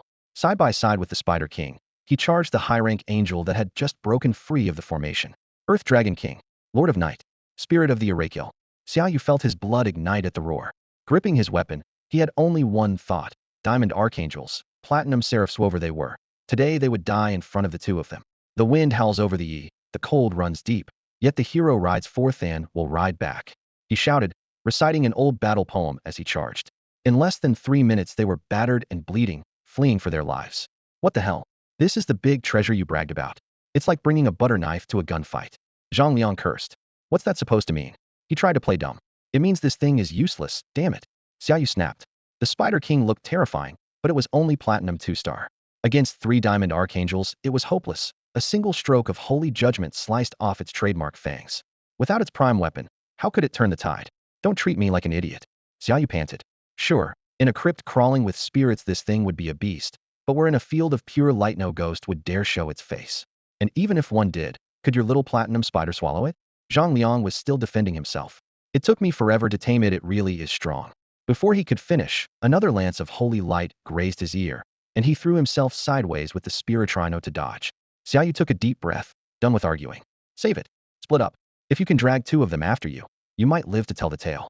Outrunning a six-winged archangel on four legs was almost impossible, but taking just one down might give them a chance. He yanked the reins, and the Crimson Earth Dragon King beneath him pivoted sharply and sprinted off to the right. Heartless, you're really leaving me, Zhang Liang yelled, face twisted in despair. If I don't make it back, apply for a martyr's medal in my name. And save me if you get the chance. He got no answer, but Xia Yes resolute back. High above, the three six-winged archangels hesitated when their prey split. Then two of them wheeled after Xiaoyu. That clearly wasn't in their plan. Damn, Zhang Liang clenched his teeth. Little spider necrotic howl. He made up his mind to trust Xiaoyu. The Spider King sprang into the air, its obsidian carapace splitting open as three ghostly faces emerged and released a wailing scream. The specters were invisible, yet the treetops rippled in visible waves, and the pursuing angels all faltered in midair. The badly battered platinum-class archangels dropped like they had been struck by lightning, spearing straight toward the ground. Looking to die, are you? Who dares defy the holy light? The furious shout cracked the air as Zhang Liang's necrotic howl sent black sound waves ripping outward, forcing one of the two archangels chasing Xiaoyu to break off. For zealots who worship the holy light, anyone who provokes them must pay with blood. Xiaoyu, I'm betting my life on you don't let me down. Zhang Liang flashed a grin over his shoulder, slammed his heels together, and the runes on the dragon-patterned spirit rhino blazed. Its thunderous hooves hammered the earth, and its speed spiked. Array spirit, prep the gravity matrix. Dark Knight Lord, Earth Dragon King hit him the moment he snared. Xiaoyu had already paced out the distance. After a 15-minute sprint, he finally made his move. In his mind it was crystal clear. So what if it was an archangel? He had taken down at least 3, maybe 5 over the last few days. This one wouldn't be any different. The array spirit pressed its palms together, a tawny formation disc spinning to life between them. At Xia Yes order, the disc shot forward, expanded the instant it touched ground, and wrapped everything in a 200-meter radius. For the array spirit, a low-tier array like this hardly needed charging. Its only job was coverage. The airborne archangel blundered into the field unprepared and was yanked downward, as if a mountain had landed on his back. In that split second, a barrage of purple lightning crashed from above, and searing meteors followed hard on its heels. If you're going to hit, hit with everything. Lightning and stone slammed into the target. With a single exchange, the archangel was driven into the dirt. Before he could wrench free, the ground collapsed and a forest of jagged earth spikes erupted around him. Tap, tap, tap, golden blood dripped from the archangel's arm. Half a minute ago he had been riding high. Now his 6 wings drooped, shattered bones poked through flesh, and his silver armor was mashed into a mess of dents and shards. Xia Yes' silky little combo had landed perfectly. Dark Knight Lord, Necro Chains. Array Spirit, Weakening Field. A second's hesitation might have cost Zhang Liang his life, and Xiaoyu refused to give the archangel any breathing room. Crunch. Screech. Chains coiled around the target while runes drained his strength. Xiaoyu gathered crackling lightning in his palms as the Crimson Crystal Earth Dragon King roared, its razor horns aimed straight at the archangel's chest. War Stomp. The Earth Dragon King reared up and slammed both foreclaws down. The ground quaked visibly, and the bound archangel toppled before he could dodge. Then Xiaoyu and his 3 summoned beasts laid into him with a storm of fists and claws, 4 hulking brutes pummeling a smaller man into the mud. Faster. Senior, please, a little faster. Elsewhere, a jet-black shadow panther streaked through the forest like living lightning. Clinging to its back, middle-aged Qin Yong and the freshly rescued Zhang Liang held on tight. Hang on, Qin Yong said grimly, tapping the panther's flank and squeezing out even more speed. Moments earlier, Zhang Liang had been hunted by 2 archangels, and only a chance patrol by Qin Yong had saved his life. Once clear, his first thought had been Xiaoyu because another archangel was still on the man's tail. Xiaoyu had laughed it off, but the danger was obvious. That the trainee you were talking about? Suddenly the shadow panther skidded to a halt, and Qin Yong's eyes went wide with disbelief. Up ahead, in a clearing, 1 man and 3 beasts were punching and kicking a blood-soaked archangel into submission. Where? Zhang Liang craned his neck and saw Xia Yes kick circle in full swing. Oh, would you believe me if I said that's him? Behind Qin Yong, Zhang Liang froze exactly as Qin Yong had, dumbstruck by the sight. Platinum 8-star? You're telling me that cadet named Xiaoyu is already at Platinum 8-star strength? Wei Yun stared at Qin Yong in the dimly lit command tent, disbelief edging his voice. Yes, sir. Qin Yong snapped a salute, his words spilling out in a rush. I saw it myself, and his beast skipped an entire tier. 1 kick shattered a principal angel into light. If I hadn't witnessed it, I wouldn't believe anyone could jump from gold 9-star to platinum 8-star in just a few days. Wei Yun's brows twitched. Fighting above one's rank was common enough. A gifted beastmaster could slay creatures a star or two higher without raising eyebrows. But a rise this meteoric had never seen its like in all his years in uniform. Every race both feared and resented the human bond with beasts. Weakness was a crime, yet too much power invited hatred as well. He thought for a moment, then issued a crisp order. Put Xiaoyu in the first evacuation group. If the battle collapses, get him out before anyone else. Understood. Qin Yong straightened and strode from the tent. God, an actual bed. This feels freaking amazing. On the far side of the camp, a row of makeshift log bunks had just gone up. Zhang Liang didn't even bother to peel off the jacket crusted with mud and blood. He dropped onto the mattress like a sandbag, stretching until his joints popped. You have no idea how I made it through these last few days, he said, lying on his side while his hands carved the air. The moment I stepped into the star-chasing grounds, I fell into an underground crypt, wall-to-wall, undead, not one living soul around. If I weren't born a fearless warrior, you'd be looking at a very handsome corpse right now. The bed slats dug into his back, but it still beat, clinging to a cold headstone. Beside him, Xiaoyu bent to loosen his laces and slapped the wet mud from his boots. Fearless warrior? Sure you didn't just hide until now? Air caught out. Zhang Liang changed tack and yanked over his bulging pack. Anyway, I hauled back plenty of good stuff. Didn't you pick up an undead-type beast? See if any of this helps. He dumped the contents onto the bunk with a flourish. Remnants of a monarch-class skeleton. A raw necrostone. Pure undead essence. He recited the items like a street vendor, grinning like a cat in cream. Xiaoyu gave them a glance, his tone as flat as turning a page. Is that it? Monarch bones have limited use, and I've got mountains of stones and essence in storage. The Dark Knight Lord didn't even finish them when it evolved. Damn. Grow a pair of wings, and suddenly you're picky. Zhang Liang huffed, then carefully produced an ink-black plant from the bottom of the pack as if cradling a treasure. But this one's gotta impress you. Xiaoyu's eyes narrowed. Is that Beiming grass? Had only seen the name buried in academy texts. This was his first time laying eyes on the real thing. Zhang Liang nodded smugly. Bingo, Beiming grass. It's a first-rate tonic for undead creatures, good for at least half a tier. Interested? We can talk, but I don't have much to offer. Xiaoyu traced a finger across his spatial ring. A pulse of dark violet light flared, and a fist-sized crystal core, its surface patterned like a swirling abyss, dropped into his palm. A platinum-grade abyssal creature core. Interested? It works wonders when you feed it to a soul-devouring spider queen. Are you kidding me? Zhang Liang held up a glowing green Beiming herb, his face darkening. This treasure is worth at least one full level up, and you want to fob me off with a useless rock? Do I look like a beggar to you? He stuffed the herb back into his pack and rolled his eyes. Xiaoyu spread his hands. We're negotiating, right? One core not enough. They'll toss in 2 more. No way. Final offer 5 cores. That's my limit. Still no. I don't want them. Zhang Liang cut him off with a chop of his hand. Xiaoyu shrugged and let it drop. 50,000 experience for a level was nothing. He could farm a few more platinum monsters and make it back. Zhang Liang grinned. Come on, let's keep talking. With my strength, you think I'm short on cores? The real issue is this shabby backpack. It ruins my heroic image. How about you swap me your spatial ring instead? Dream on, Xiaoyu snapped. Seeing he was getting nowhere, Zhang Liang opened his mouth to argue, but Xiaoyu suddenly pointed toward the doorway. See that? Where? All I see are hills and grass. Zhang Liang craned his neck. Look closer, right by the door. Bending low, Zhang Liang stuck his head out again. Where? I don't. Before he could finish, Xiaoyu planted a boot on his raised backside and kicked him straight through the doorway. Trying to trade a chicken for an elephant, what a clever little scheme. He snorted. A single core for my ring? Had suspected from the start that Zhang Liang was after it.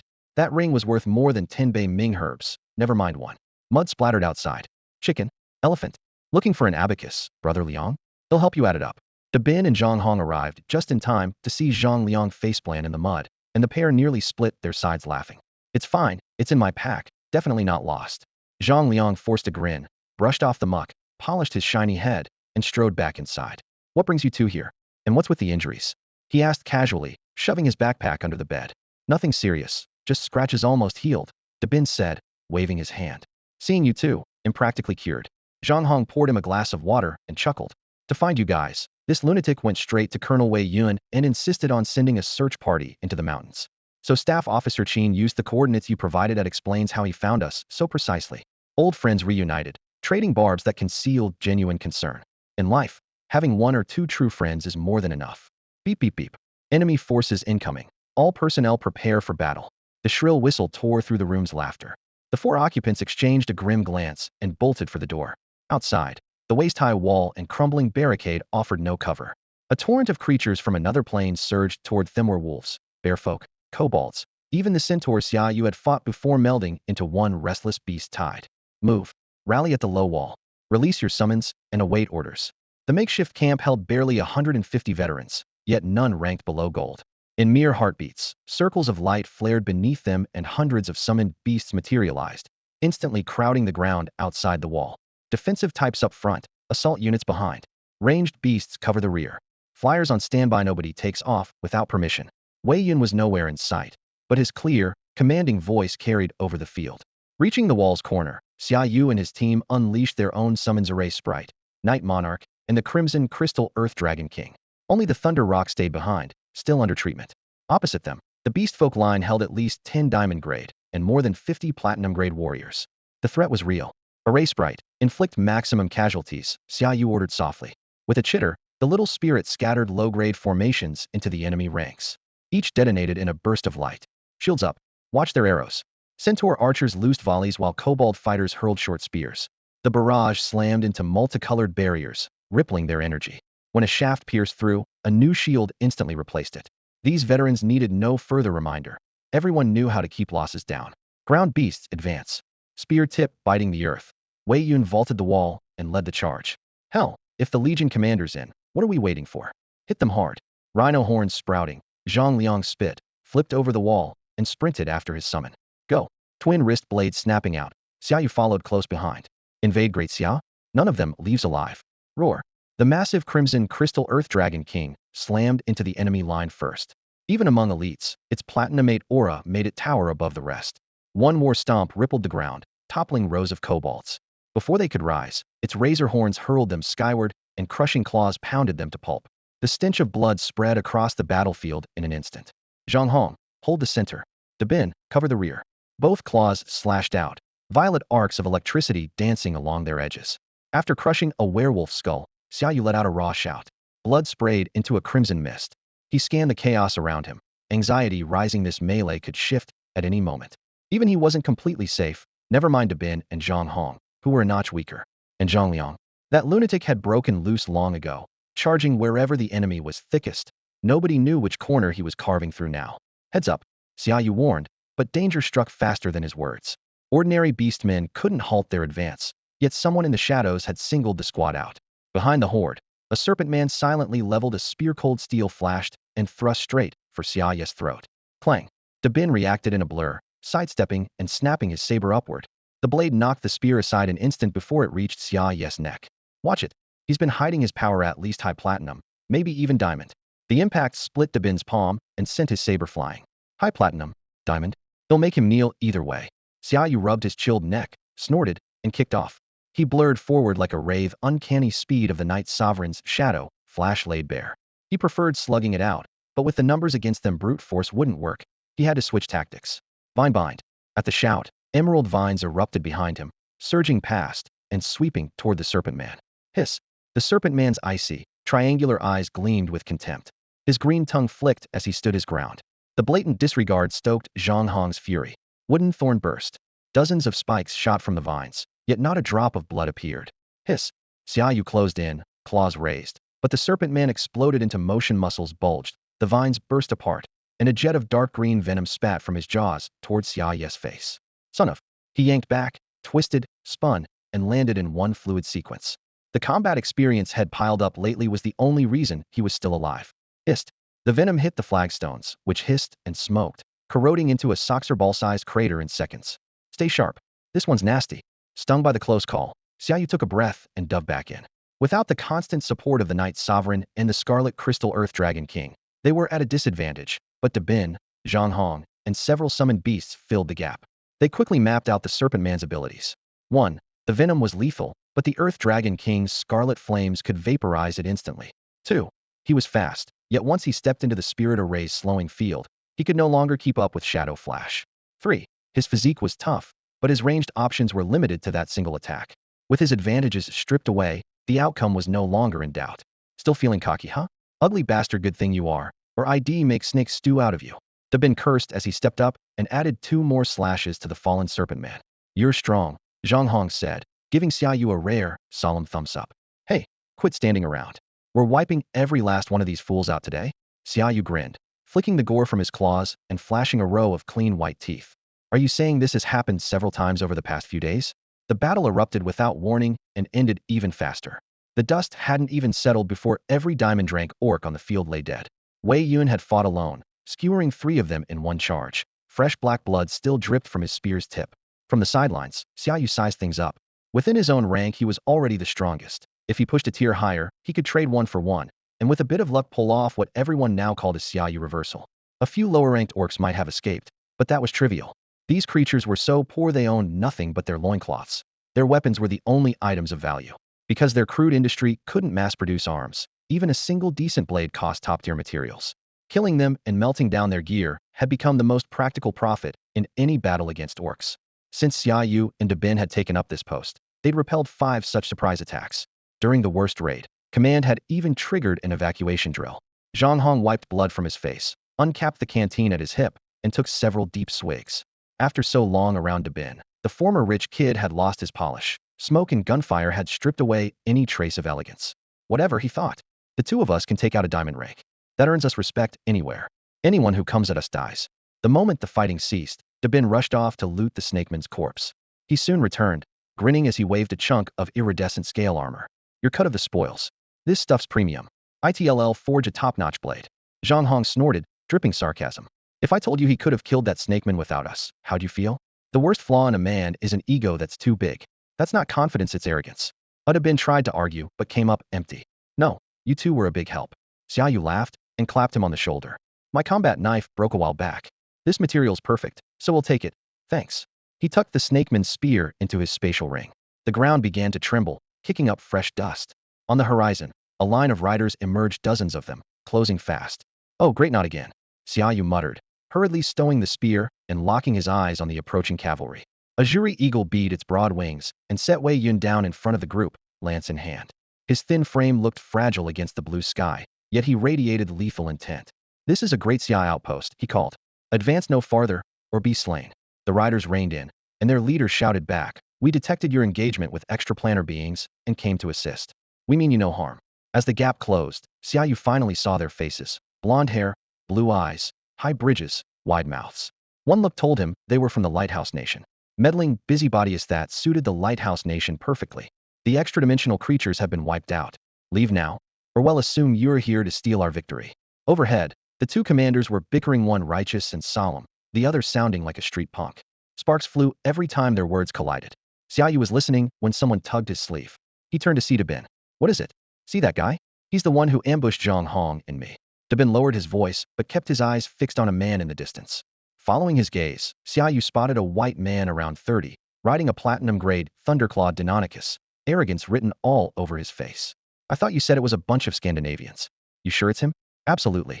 Dabin thumped his chest. I remember the scar on his left cheek perfectly. He kept bragging he was from the Kingdom of Frost. Back then Dabin had taken a beating and looked like a panda. He wasn't about to let it slide again. All right, I've got him in my sights. We're taking him down. Above, the shouting match dragged. Unknown said east, the other insisted west. One said 7, the other yelled chicken. The foreigners wanted a share of the spoils, and the standoff was unbearable. Xiaoyu snorted. Come with me. Those loudmouths won't dare throw a punch. With Commander Wei here, they won't make waves. He shot a sidelong glance at the Tower Nation group. If you're coming, come with full strength. Send a token squad, and expect your flag to be enough. While everyone's attention was glued to the confrontation, 3 figures slipped out the back of the Great Xia camp. They came from that direction, so they'll probably leave the same way. We set up here. They sprinted for a solid 15 minutes before Xiaoyu stopped. Maybe they'll fake a detour, but a show's a show. I'll use this path. Keep the distance just right. You're kidding, an ambush? Dabin's eyes widened. That squad has several diamond-tier beastmasters. For once I agree with Dabin, this is nuts, Zhang Hong said, poking his head forward. Xiaoyu waved them off. You 2 just watch and report. I've got friends to handle the ambush. No need for me to get my hands dirty. His reputation on the Angel Plane carried weight everywhere. In a shallow pond there are plenty of bosses, a couple of calls and the job was done.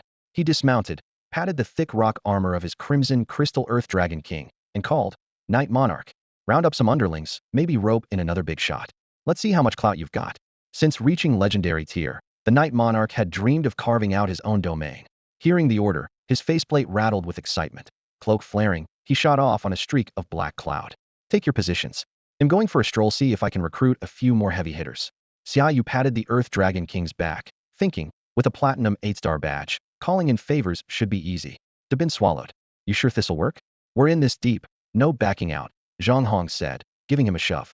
If things go south, the Winged Dragon King and Ghost Wolf King take the heat. We'll be accessories at worst. What's there to fear? Let's move. Damn it. Those Xia bastards would rather start a war than let us advance even one step. Outside the makeshift camp, a battered Dingta squad pulled up in the swirling dust of the open plain. More than 20 high-bridge-nosed beast tamers gnashed their teeth, rage burning in their eyes. Someday they would wipe Xia off the map, yes. Kill every man.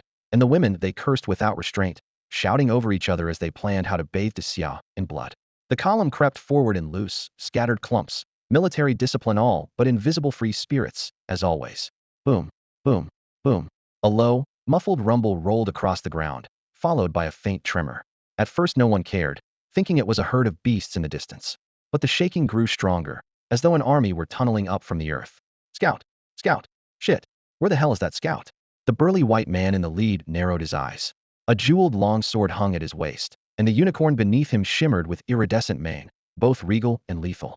When no answer came, he roared, "Everyone, call out your second familiars. Form up and get ready." Even after the shouting, the scout never appeared.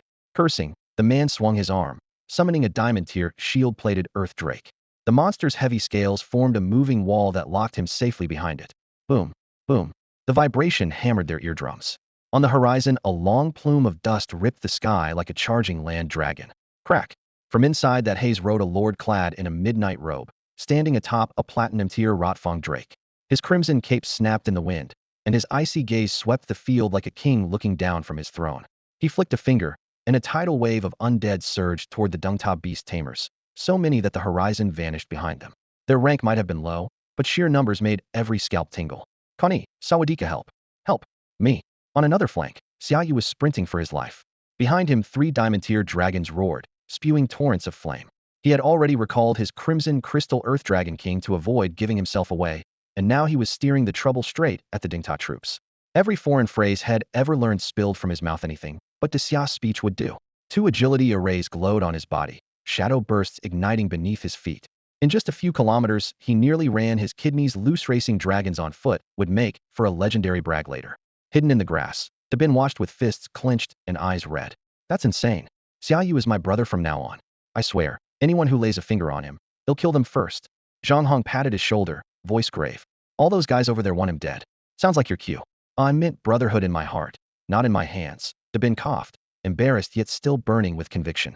By now the Dungta fighters were trapped between the undead horde and the 3 giant dragons, nerves stretched to the breaking point. The leader's face turned a deep, ugly purple as he jabbed a finger at the approaching Xiaoyu. Damn cherry blossom scum. Get those things out of here, or we'll slaughter your whole country. His long sword flashed free, gathering a blade of golden light more than 10 meters long that screamed through the air toward Xiaoyu. Humph. You can wipe out the cherry blossom kingdom for all I care, Xiaoyu muttered, curling his lip. Then his expression snapped into furious outrage, eyes bulging. You're dead. You hear me? Dead. A flicker of inky ghost mist swirled beneath Xiaoyu's feet as he sidestepped the light blade and surged forward again. Shit, die already.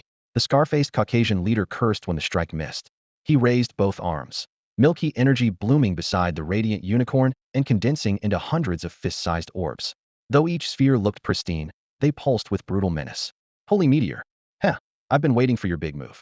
Ghost mist churned at Xiaoyu's feet as several shadow flashes from the Lightfoot array whisked him clear of the kill zone in an instant. The moment he vanished, the orbs hammered the 3 pursuing dragons. With a thunderous boom, scales burst into shrapnel, and the sudden provocation sent the beasts into a frenzy. 3 ear-splitting roars shook the sky while torrents of fire, frost, and lightning poured forth, sweeping toward the foreign squad like a world-ending curtain. Damn it, Zarls, can't you hold them off with me? The scar-faced captain blanched, shoving 2 diamond-rank beastmasters to the front.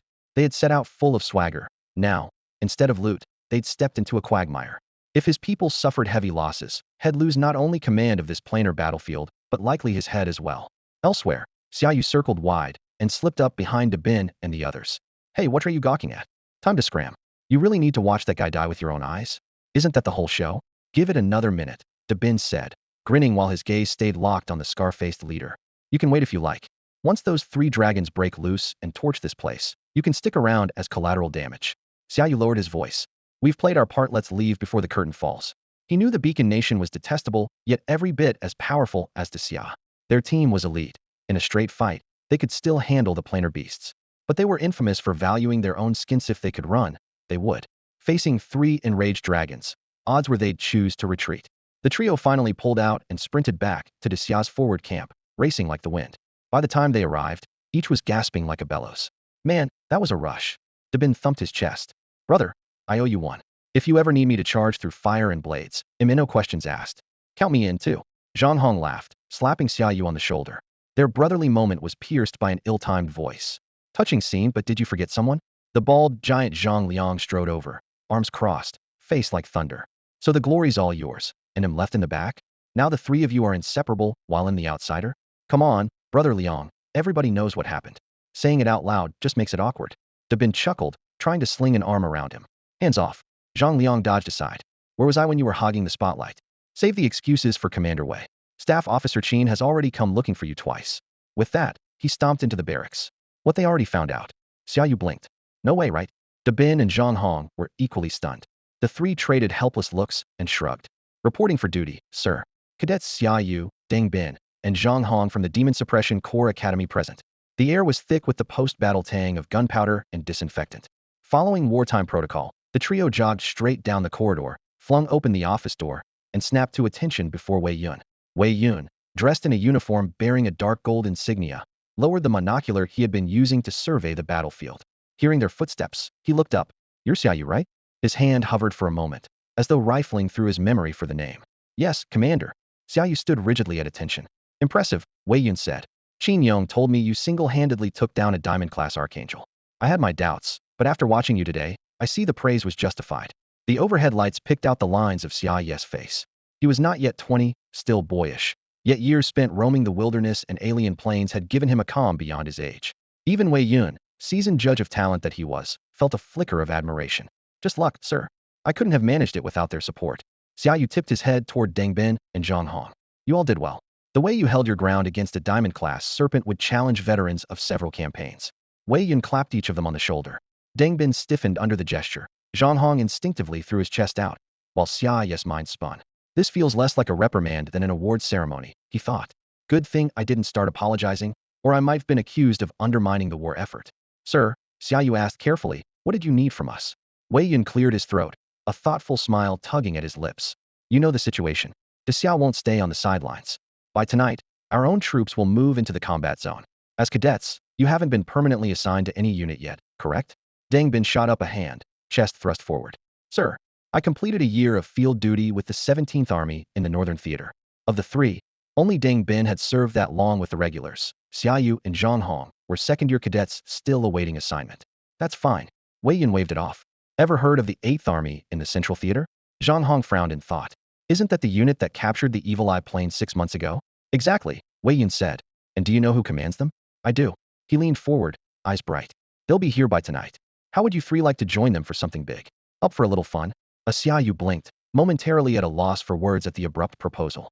With your abilities, you could easily come in as an operations advisor and command 2 or 3 battalions. But because you lack frontline leadership experience, I can only give you 1 battalion for now. Once you build that experience, forget 2 or 3 battalions, I'll hand you 5. Wei Yun put the offer on the table, and the room went silent. The 3 men wore different expressions, heavy breathing echoing in the air until even heartbeats seemed audible. Report, Commander Wei. The door swung open and Qin Yong strode in, shattering the awkward quiet. He glanced at the 3 officers, then nodded to Wei Yun. Recon just sent word latest intel on the Lighthouse Nation. Speak. Wei Yun's eyes narrowed, his reply clipped. Yes, sir. The Lighthouse Nation beast tamers who were surrounding our perimeter ran into a horde of extra-dimensional creatures on their way back. Both sides took heavy casualties. PFF. Dabin couldn't hold it in. The phrase heavy casualties made him burst out laughing. The other 2 flushed red, struggling to keep straight faces. It's fine, Wei Yun said, casting Dabin a sideways look and chuckling himself.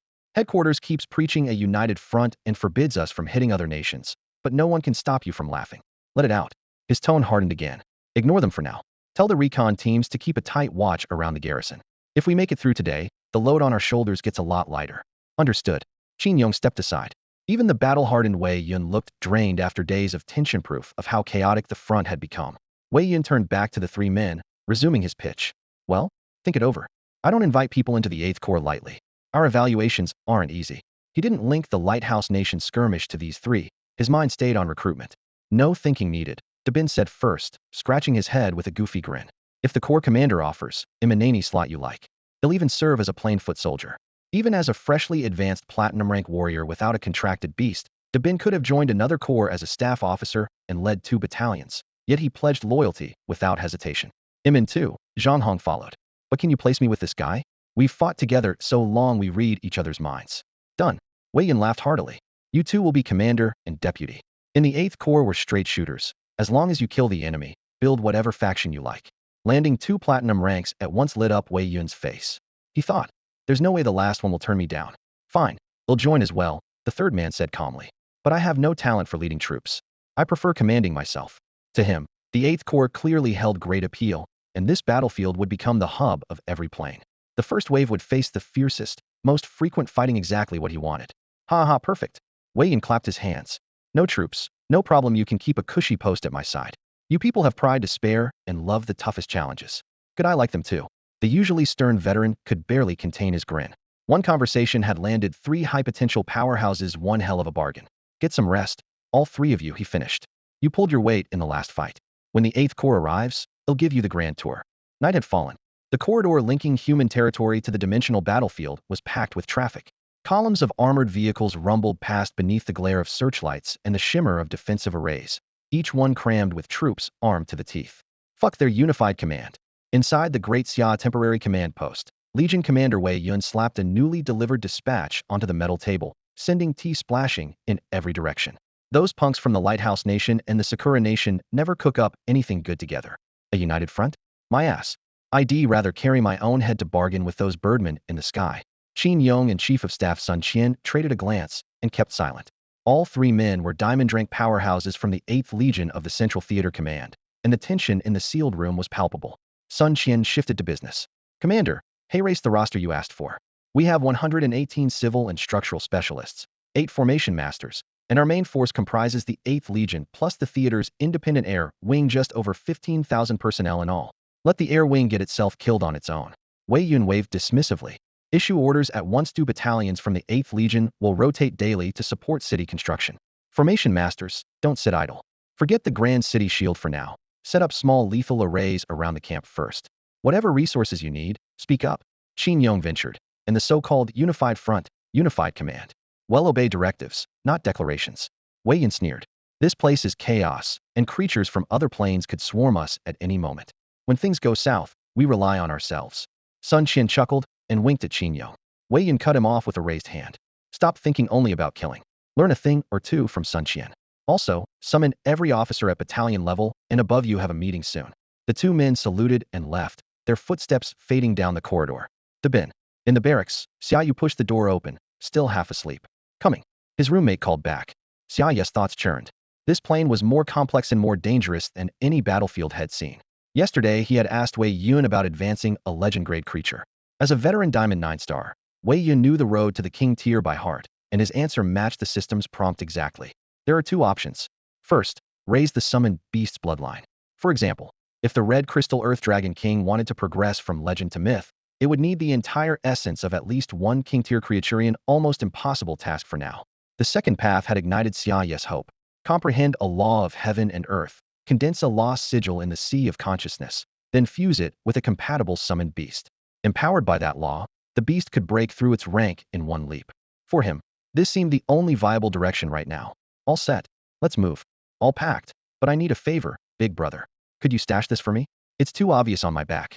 Dabin chuckled, and, before Xiaoyu could answer, shoved over a bundle so huge it looked ready to flatten a man moving with the speed of someone who'd planned it all along. Fine.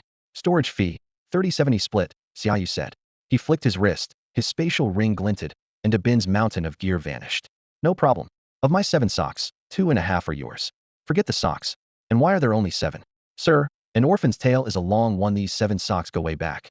Joking as they went, they slipped past the low wall of the makeshift camp while the nearby soldiers weren't looking.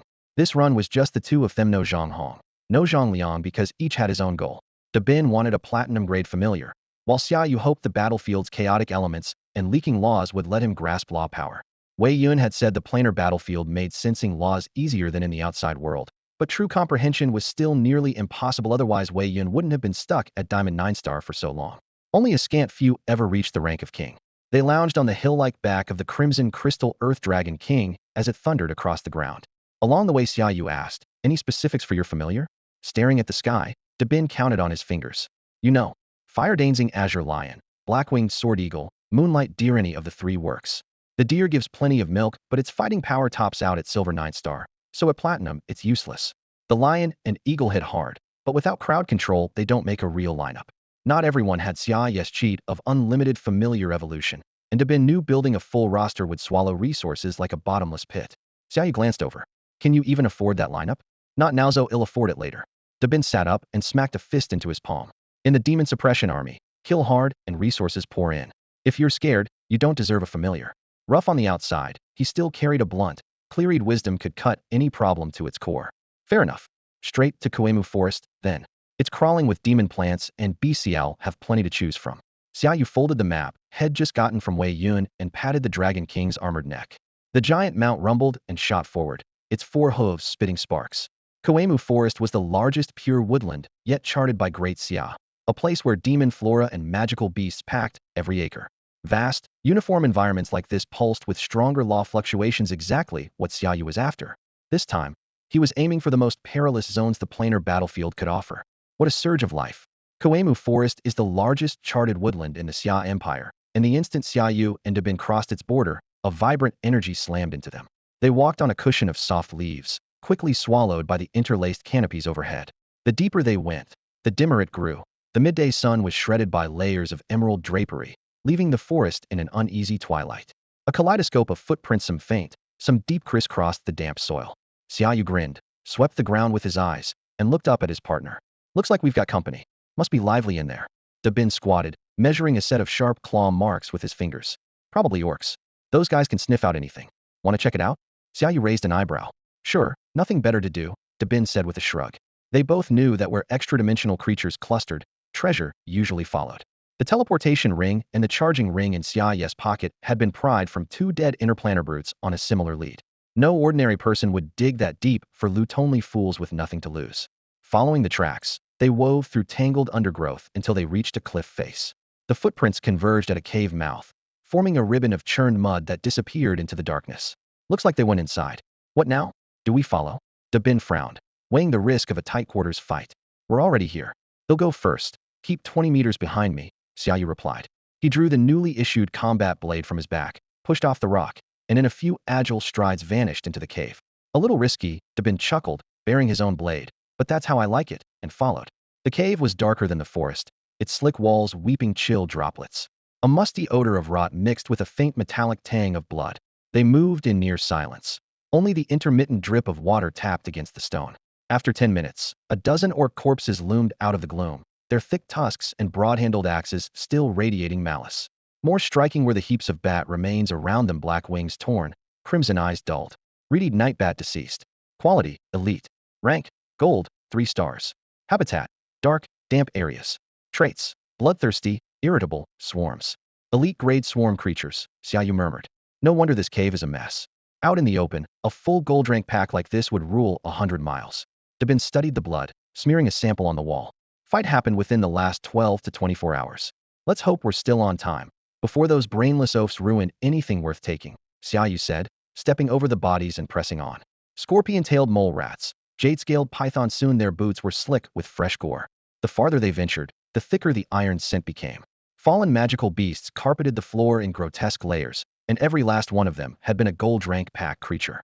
Thanks to the brute who crashed through ahead of them, the pair advanced with almost laughable ease. The passage wound on, silent and deep, and Xiaoyu had no idea how long they'd been walking when a faint gleam finally appeared. "Easy, we're almost out," he warned, tightening his grip on his battle blade and edging forward with his back to the rock wall. A burst of sunlight blurred his vision, then the cavern's interior came into focus. "Holy, this is like a slice of heaven," he muttered. Dabin, right behind him, stopped dead. A beam of light poured through the gap, washing the ground in emerald. Dew-tipped blades of grass unfurled, buds trembled in a soft breeze. A few cicad deer glanced at them, then bounded into the woods. "Look, spirit-soothing flowers prime for mending a broken sea of consciousness. And healing grass. We hit the jackpot." Dabin gawked like a kid fresh off the farm, grin stretching ear to ear. Come on, dig out the whole root, well, trade these for a mountain of merit. The custom blade he normally polished 3 times a day now doubled as a shovel. Crouching, he hacked at the soil, dirt flying while he ignored the muck on the steel. Quit staring and start digging. When you're done, toss everything into the spatial ring and keep it away from my 7 pairs of socks.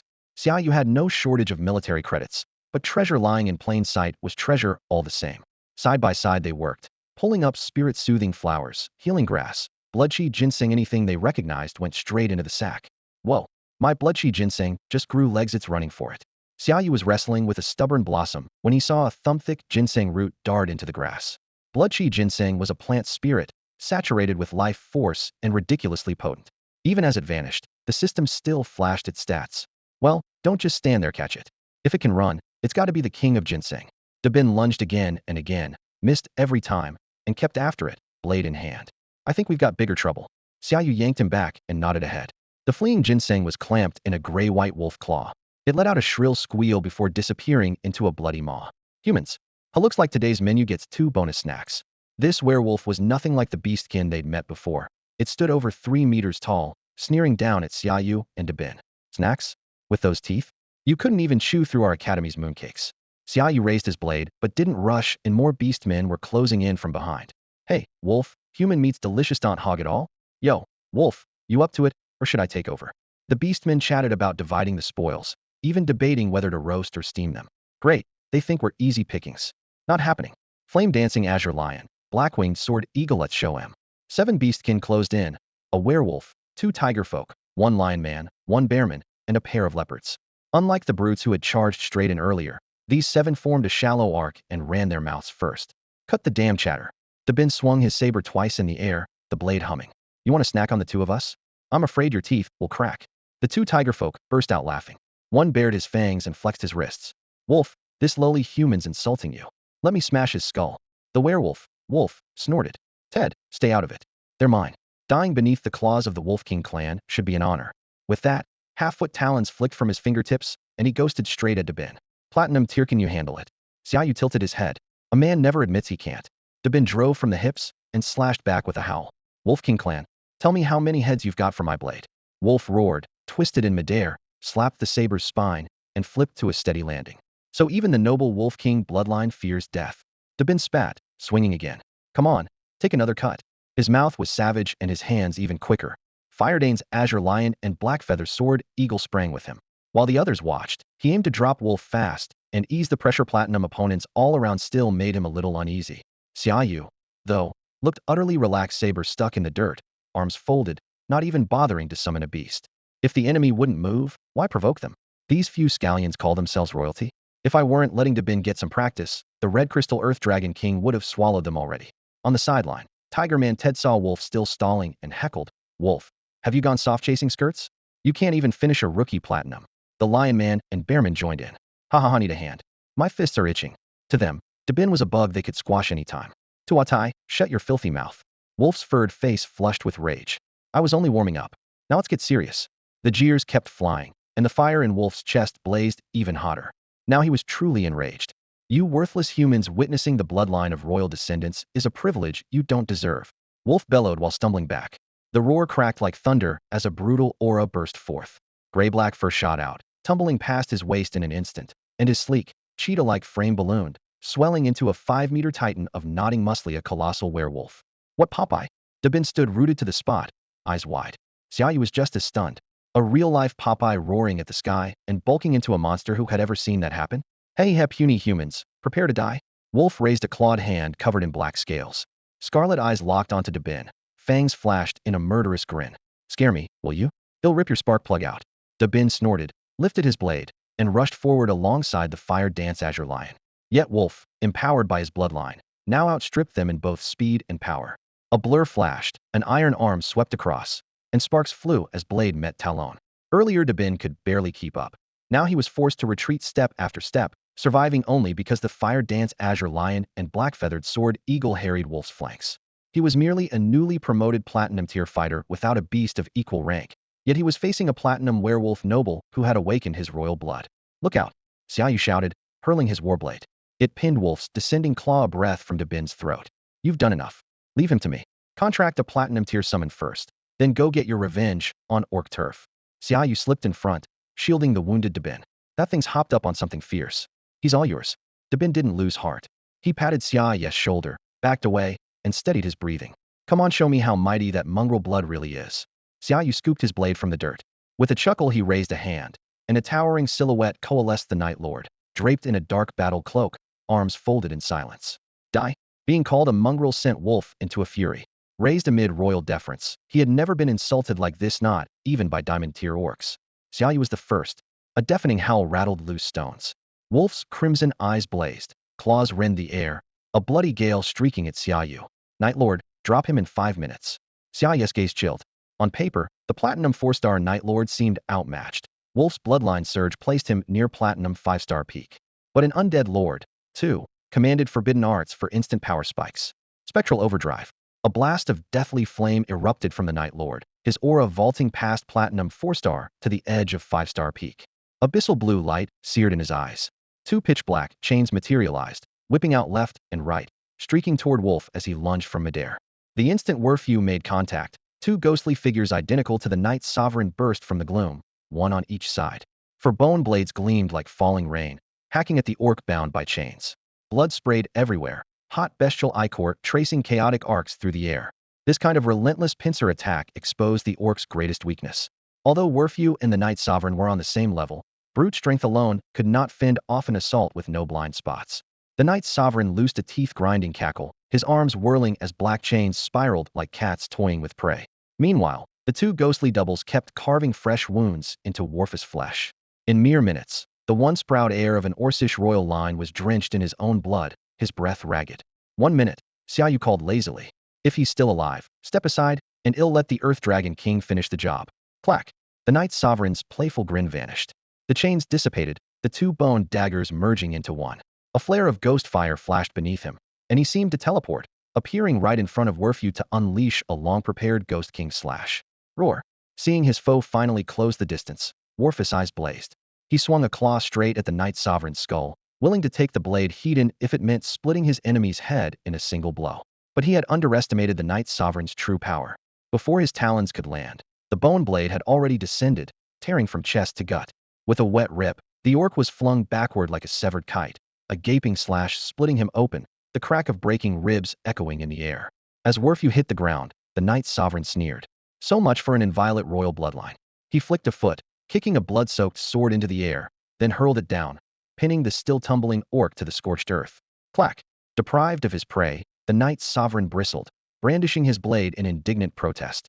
What are you whining about? There are still plenty of them standing. If you're so great, go chop every last one of them down for me. Xiaoyu curled his lip, ignored the Lord of the Night's complaints, yanked his blade from Wolf's corpse, and wiped the blood off with the matted gray fur. He flicked the sword clean, then swept a teasing glance over the enraged orcs in front of him. So, boys, are you coming one at a time or all at once?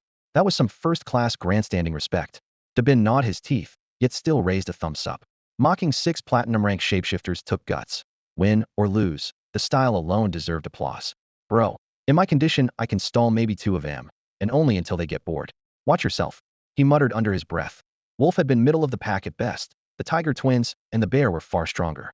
1 against 6 Dabin's side, and pushed himself slowly to his feet. Save it. Sit tight. Xiaoyu arched an eyebrow. Watch how the old man cleans up this mess. Courting death. The bearman Tortai roared. You kill that trash Wolf and dare act smug. He'll smash your skull while you watch. Wolf's death drew not a flicker of sorrow from the others, but Xiaoyu's taunt lit a wildfire in the bear's chest. With a thunderous bellow, Tortai ballooned to nearly 9 meters, his paws as thick as truck tires. Good, good, good, Xiaoyu shouted, eyes roaming over those massive paws. Bigger is better though one pot won't hold those bear claws. Want to play the size game? Let the Earthworm King join in. A sandy yellow hexagram flared. Heat surged as the colossal crimson Earthworm King crawled from the array, coppery eyes locking onto the equally swollen Tortai. Big guy versus big guy, make it quick so we're not late for roasted bear tonight, Dabin muttered, squinting at the blazing sun overhead. A heartbeat later the 2 titans slammed together with a deafening crash, the ground quaking, dust billowing skyward. Xiaoyu tapped the flat of his blade and beckoned to the remaining orcs. Quit gawking. Anyone else want to work out? The sooner we start, the sooner we finish. He trusted the Crimson Earthworm King completely, his strongest summon. Heavy offense, thick hide, and dual elements. If fate hadn't paired it with him, the beast could have been the hero of its own tale. You're dead meat. The tiger brothers folded their arms, killing intent glinting in narrowed golden eyes. As royal bloods, pride was their creed. Letting a plaything bait them twice had crossed the line. Had arrogance not stayed their hand, Xiaoyu would already be in shreds. Couple of fancy words, and you think that makes you royalty? Xiaoyu snorted. Take a swing at my blade first. Even the Lord of the Nights getting impatient. What's taking you so long? Sword aura surged, ghostly energy boiling. He lifted his weapon and unleashed a Ghost King slash, a black and crimson arc cleaving straight at the tiger pair. Crack! When Xiaoyu struck, Anya Junju let out an excited howl and lashed out with 4 iron chains, clearly intent on wrapping up the 2 tiger folk. Greedy, aren't we? Fail to drop them, and he'll lock you up for 6 months. No more field missions until you hit diamond rank. Xiaoyu laughed, leaving the tiger pair entirely to his subordinate. Anya Junju ranked lower than the Qijing Dilong Wang, but his strange tricks were endless. Even if he couldn't finish an enemy, he never came out on the losing end, though he did have a bit of an ego. With those targets handed off, Xiaoyu flicked his blade toward the curly-haired lion man. Ugly as sin, and you still perm your mane. Makes me lose my appetite. Eat steel, he growled, raising his sword. Roar. The lion man, who had been watching the show, exploded with fury the moment he was targeted.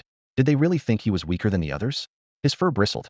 One thunderous punch shattered the blade light aimed at his face, and in a single stride his bloodline erupted, swelled into an 8-meter behemoth. Muscles knotted beneath rippling shockwaves. Size alone doesn't cut it, you need to be tough as well. Xiaoyu ghosted more than 10 meters away. His right hand held the sword as a guard, lightning coiled around his left palm. A curtain of thunder crashed down. The lion man bore into the lightning column heated, bloodline defenses pushed to the limit. The crackling volts gave him another unwilling perm, this one badly overdone. Still standing? Try this. Xiaoyu arched a brow and gathered electricity between his fingers. Seconds later, a spear of violet lightning snapped into existence. He casually dropped his sword, let inky ghost mist flood his right arm, and whipped 2 black chains through the air. Behind him, his battle spirit slid from the armor, scattering points of light. An instant gravity array bloomed across the ground. Necrotic chains plus gravity, double lockdown. Trendy or not, take my spear. Xiaoyu lunged, the weapon trailing a violet tail. It punched clean through the lion man's chest. A nearby leopard man tried to intercept, but grazed only the shaft. Boom. The lion man's torso erupted into a charred crater, his body skidding several meters before being pinned to the dirt.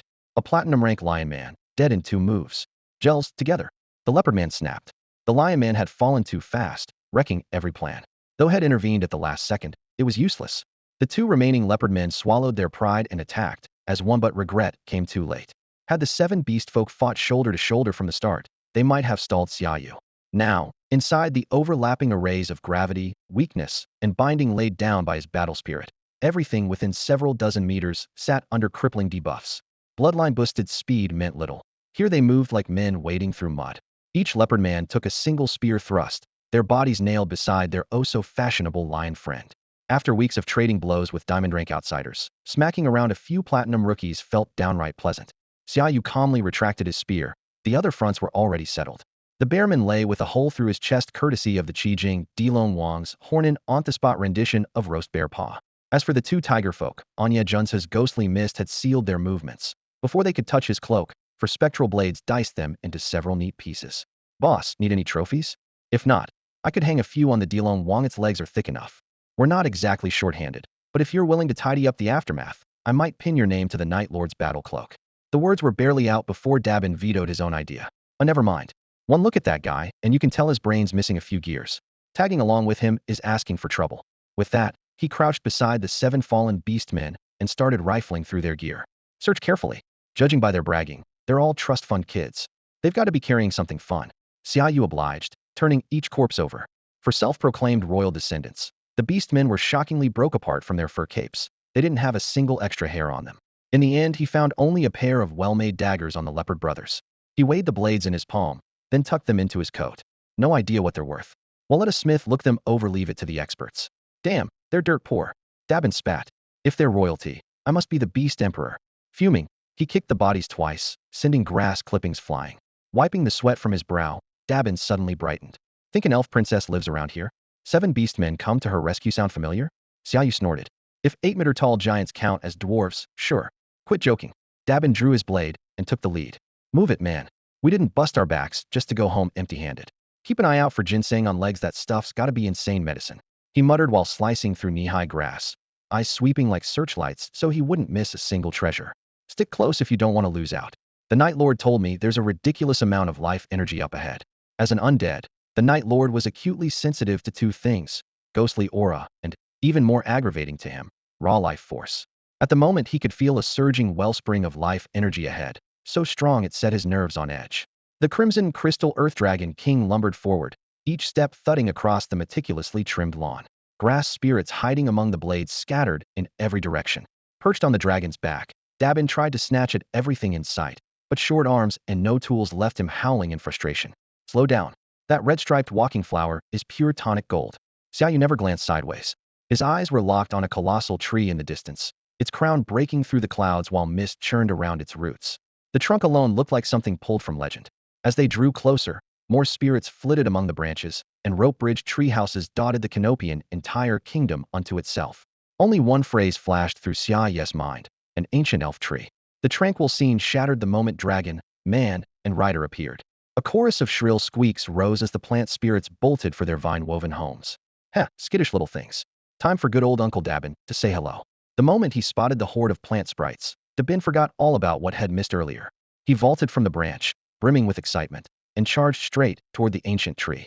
Squeak, squeak, what began as a few faint cries swelled into a full-throated howl echoing through every limb.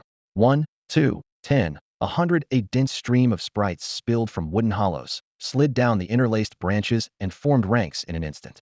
Each gripped a sharpened wooden spear, surrounding the tree like a well-drilled honor guard, though even the tallest barely reached a person's waist. Gulp. Halfway into his dash, Dabin slammed on the brakes and shuffled back 2 steps. Bro, why don't you take the lead? After you. He ran a quick count around 8,000. Give or taken goosebumps erupted on his skin. Plant sprites don't hit hard, but there sure are a lot of 'em. Xiaoyu shot him a glance. Dabin, since when do you leave money lying on the ground? Aren't you the tight-fisted one? Money's fine when it's on the ground, but those spears are aimed at our necks. Stop whining. You want the loot without the work dream on. Xiaoyu rolled his shoulders, raised his blade, and burst forward. The sprites weren't his objective, the colossal tree behind them was. To reach it, he had to tear through the living shield first. War stomp. Earth spikes. Like a moving mountain, the Earth Dragon King plowed into the ranks. Its forelimbs rose high and thundered down, a shockwave hurling sprites through the air. The ground cracked open and a forest of jagged spikes erupted. In the span of a few breaths, swaths of sprites were shredded, jade-green fluid pooling in the fissures. Numbers offered them no protection. They were brittle as paper before the dragon's brutal assault. Swish, swish, swish. Without a breath of wind, the ancient crown rustled and released a rain of emerald light, sprinkling over the broken bodies. You've got to be kidding, limb regeneration? Xiaoyu's eyes bulged. Where the light touched, torn bodies knit together. Moments later the sprites stood in formation once more. Stop, outsider. Do not harm my children. I will give you what you seek. The words, ancient and weary, sounded beside Xiaoyu's ear. Who's that? You? His gaze finally settled on the towering tree before him. Yes. Order your summon to stand down. It is hard for plants to take form. Spare these little ones. This fruit of life will help you grasp the law of vitality. Think of it as compensation. The lofty canopy quivered. A mass of deep green light drifted down and settled in Xiaoyu's palm. When the glow faded, a fist-sized, verdant fruit radiating pure life energy remained. Not bad, but only one. There are 2 of us. Xiaoyu flicked the fruit into his spatial ring, signaled the Earth Dragon King to pause, yet left it on standby. Only then did Dabin notice something was off. Wait, are you talking to that tree? In 10,000 years I have borne only 9 fruits of life. The one you hold is the 8th. So there are only 2 left? Xiaoyu clicked his tongue. Stingy, aren't you? Hand them both over, 1 for each of us. Easier for everyone. Miss this chance, and there won't be another. The treetop swayed in clear refusal. Fine, if you're that tight-fisted, don't blame me. Earth Dragon King, ready. Xiaoyu's face darkened as he raised his warblade again. Crack, crack, crack. The answer was not words, but 3 sharp snaps. 3 limb-thick branches sheared off and slammed to the ground. Emerald light wrapped each one, and before their stunned eyes they morphed into 3 diamond-rank war treants. Sorry to bother you then. Xiaoyu admitted defeat when he saw the 3 diamond-tier war treants. If 3 simple branches could turn into 3 diamond-level fighters, he didn't dare imagine how powerful the colossal main body must be. Better to leave while ahead. Why risk losing hard-earned gains? Sensing his change of heart, the 3 war treants returned to branch form. Green orbs drifted from their trunks, slowly merging before floating toward the bewildered Dabin. This feels amazing, Dabin murmured, half closing his eyes in bliss. Damn, that's disgusting. Could you sound any more seductive? Xiaoyu grumbled, though he knew the light had to be doing Dabin good. Still, Hearing a man moan like that was hard to take. Moments later, the orbs had fully merged into Dabin. He opened his eyes, still savoring the sensation. I feel incredible, better than ever. Every nagging injury is gone. Years of frontline fighting had left Dabin with a laundry list of chronic problems, yet now they'd vanished. Xiaoyu nodded in approval. Worth the trip. The ancient tree might not have spare fruits of life, but it wouldn't let visitors leave empty-handed, even sweetening the deal. No wonder it was the forest's true boss. Since the tree had shown goodwill, staying any longer would be impolite. Xiaoyu clasped his hands.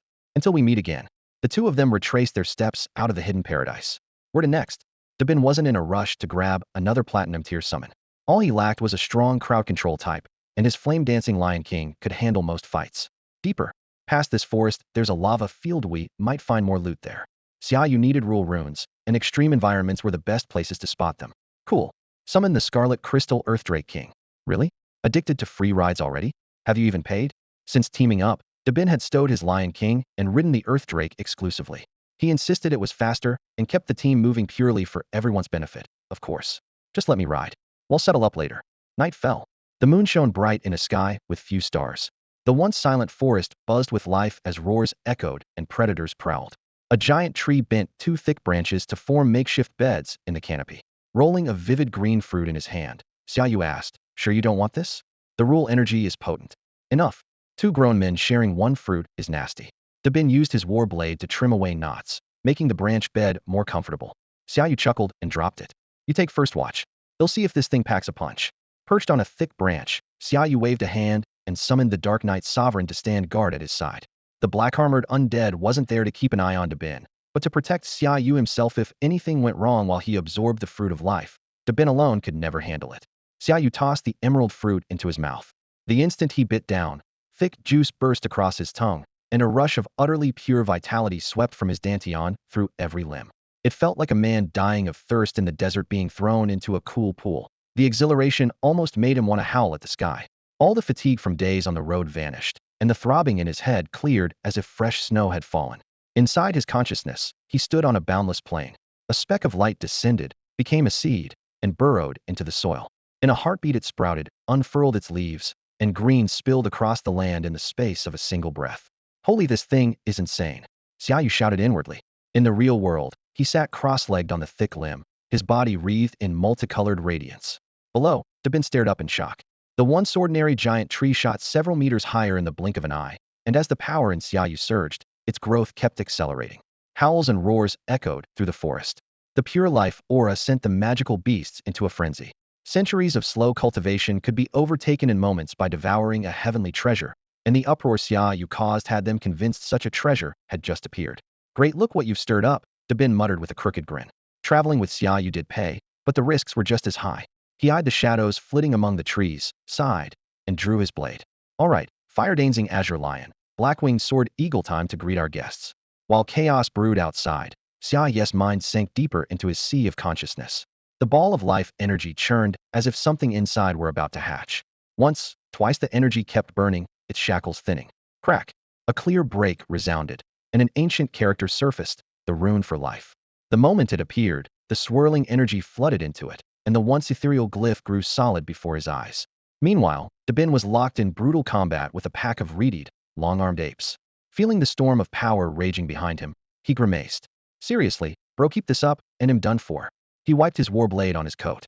Dozens of ape corpses lay at his feet, the stench of blood thick enough to choke on. A guttural roar split the air.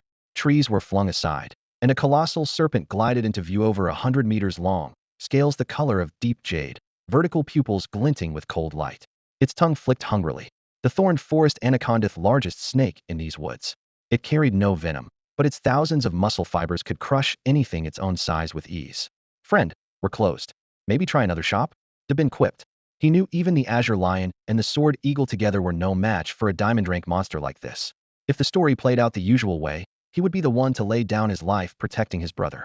The anaconda plowed forward, carving deep furrows in the earth, tongue tasting the air in refusal. "Peace is my middle name. I hate violence, but here we are," Dabin sighed, raising his blade. Blazing flame slash. Fire roared along the edge of the weapon as he swung with all his might at the advancing, thorned forest anaconda. Cough, cough. Dabin dropped to one knee, bracing himself on his blade, and spewed a mouthful of blood. He glanced at Xiaoyu, who still sat with his eyes shut, and managed a bitter smile. Damn, this brute can really hit. The massive Jingji forest anaconda was wrapped in thumb-thick scales that gleamed like overlapping blades of steel. From high above, a black-feathered sword eagle-ranked gold 9-star dived straight down, but its talons pried off only a few scales before the anaconda's tail lashed out, swatting the eagle backward and splintering ancient trees. The platinum 1-star flame dance azure lion was stronger, its fiery mane blazing, yet after the eagle's misfortune Dabin dared not let it close. Man and beast could only stay at range, trading fire and steel against the serpent. Even so, they still couldn't halt the forest's overlord. All three were bloody dread beads seeping from between scales, feathers, and armor plates. When the anaconda abandoned restraint and whipped its tail like a killing hammer, Dabin started plotting a retreat even though that meant interrupting Xiao's enlightenment.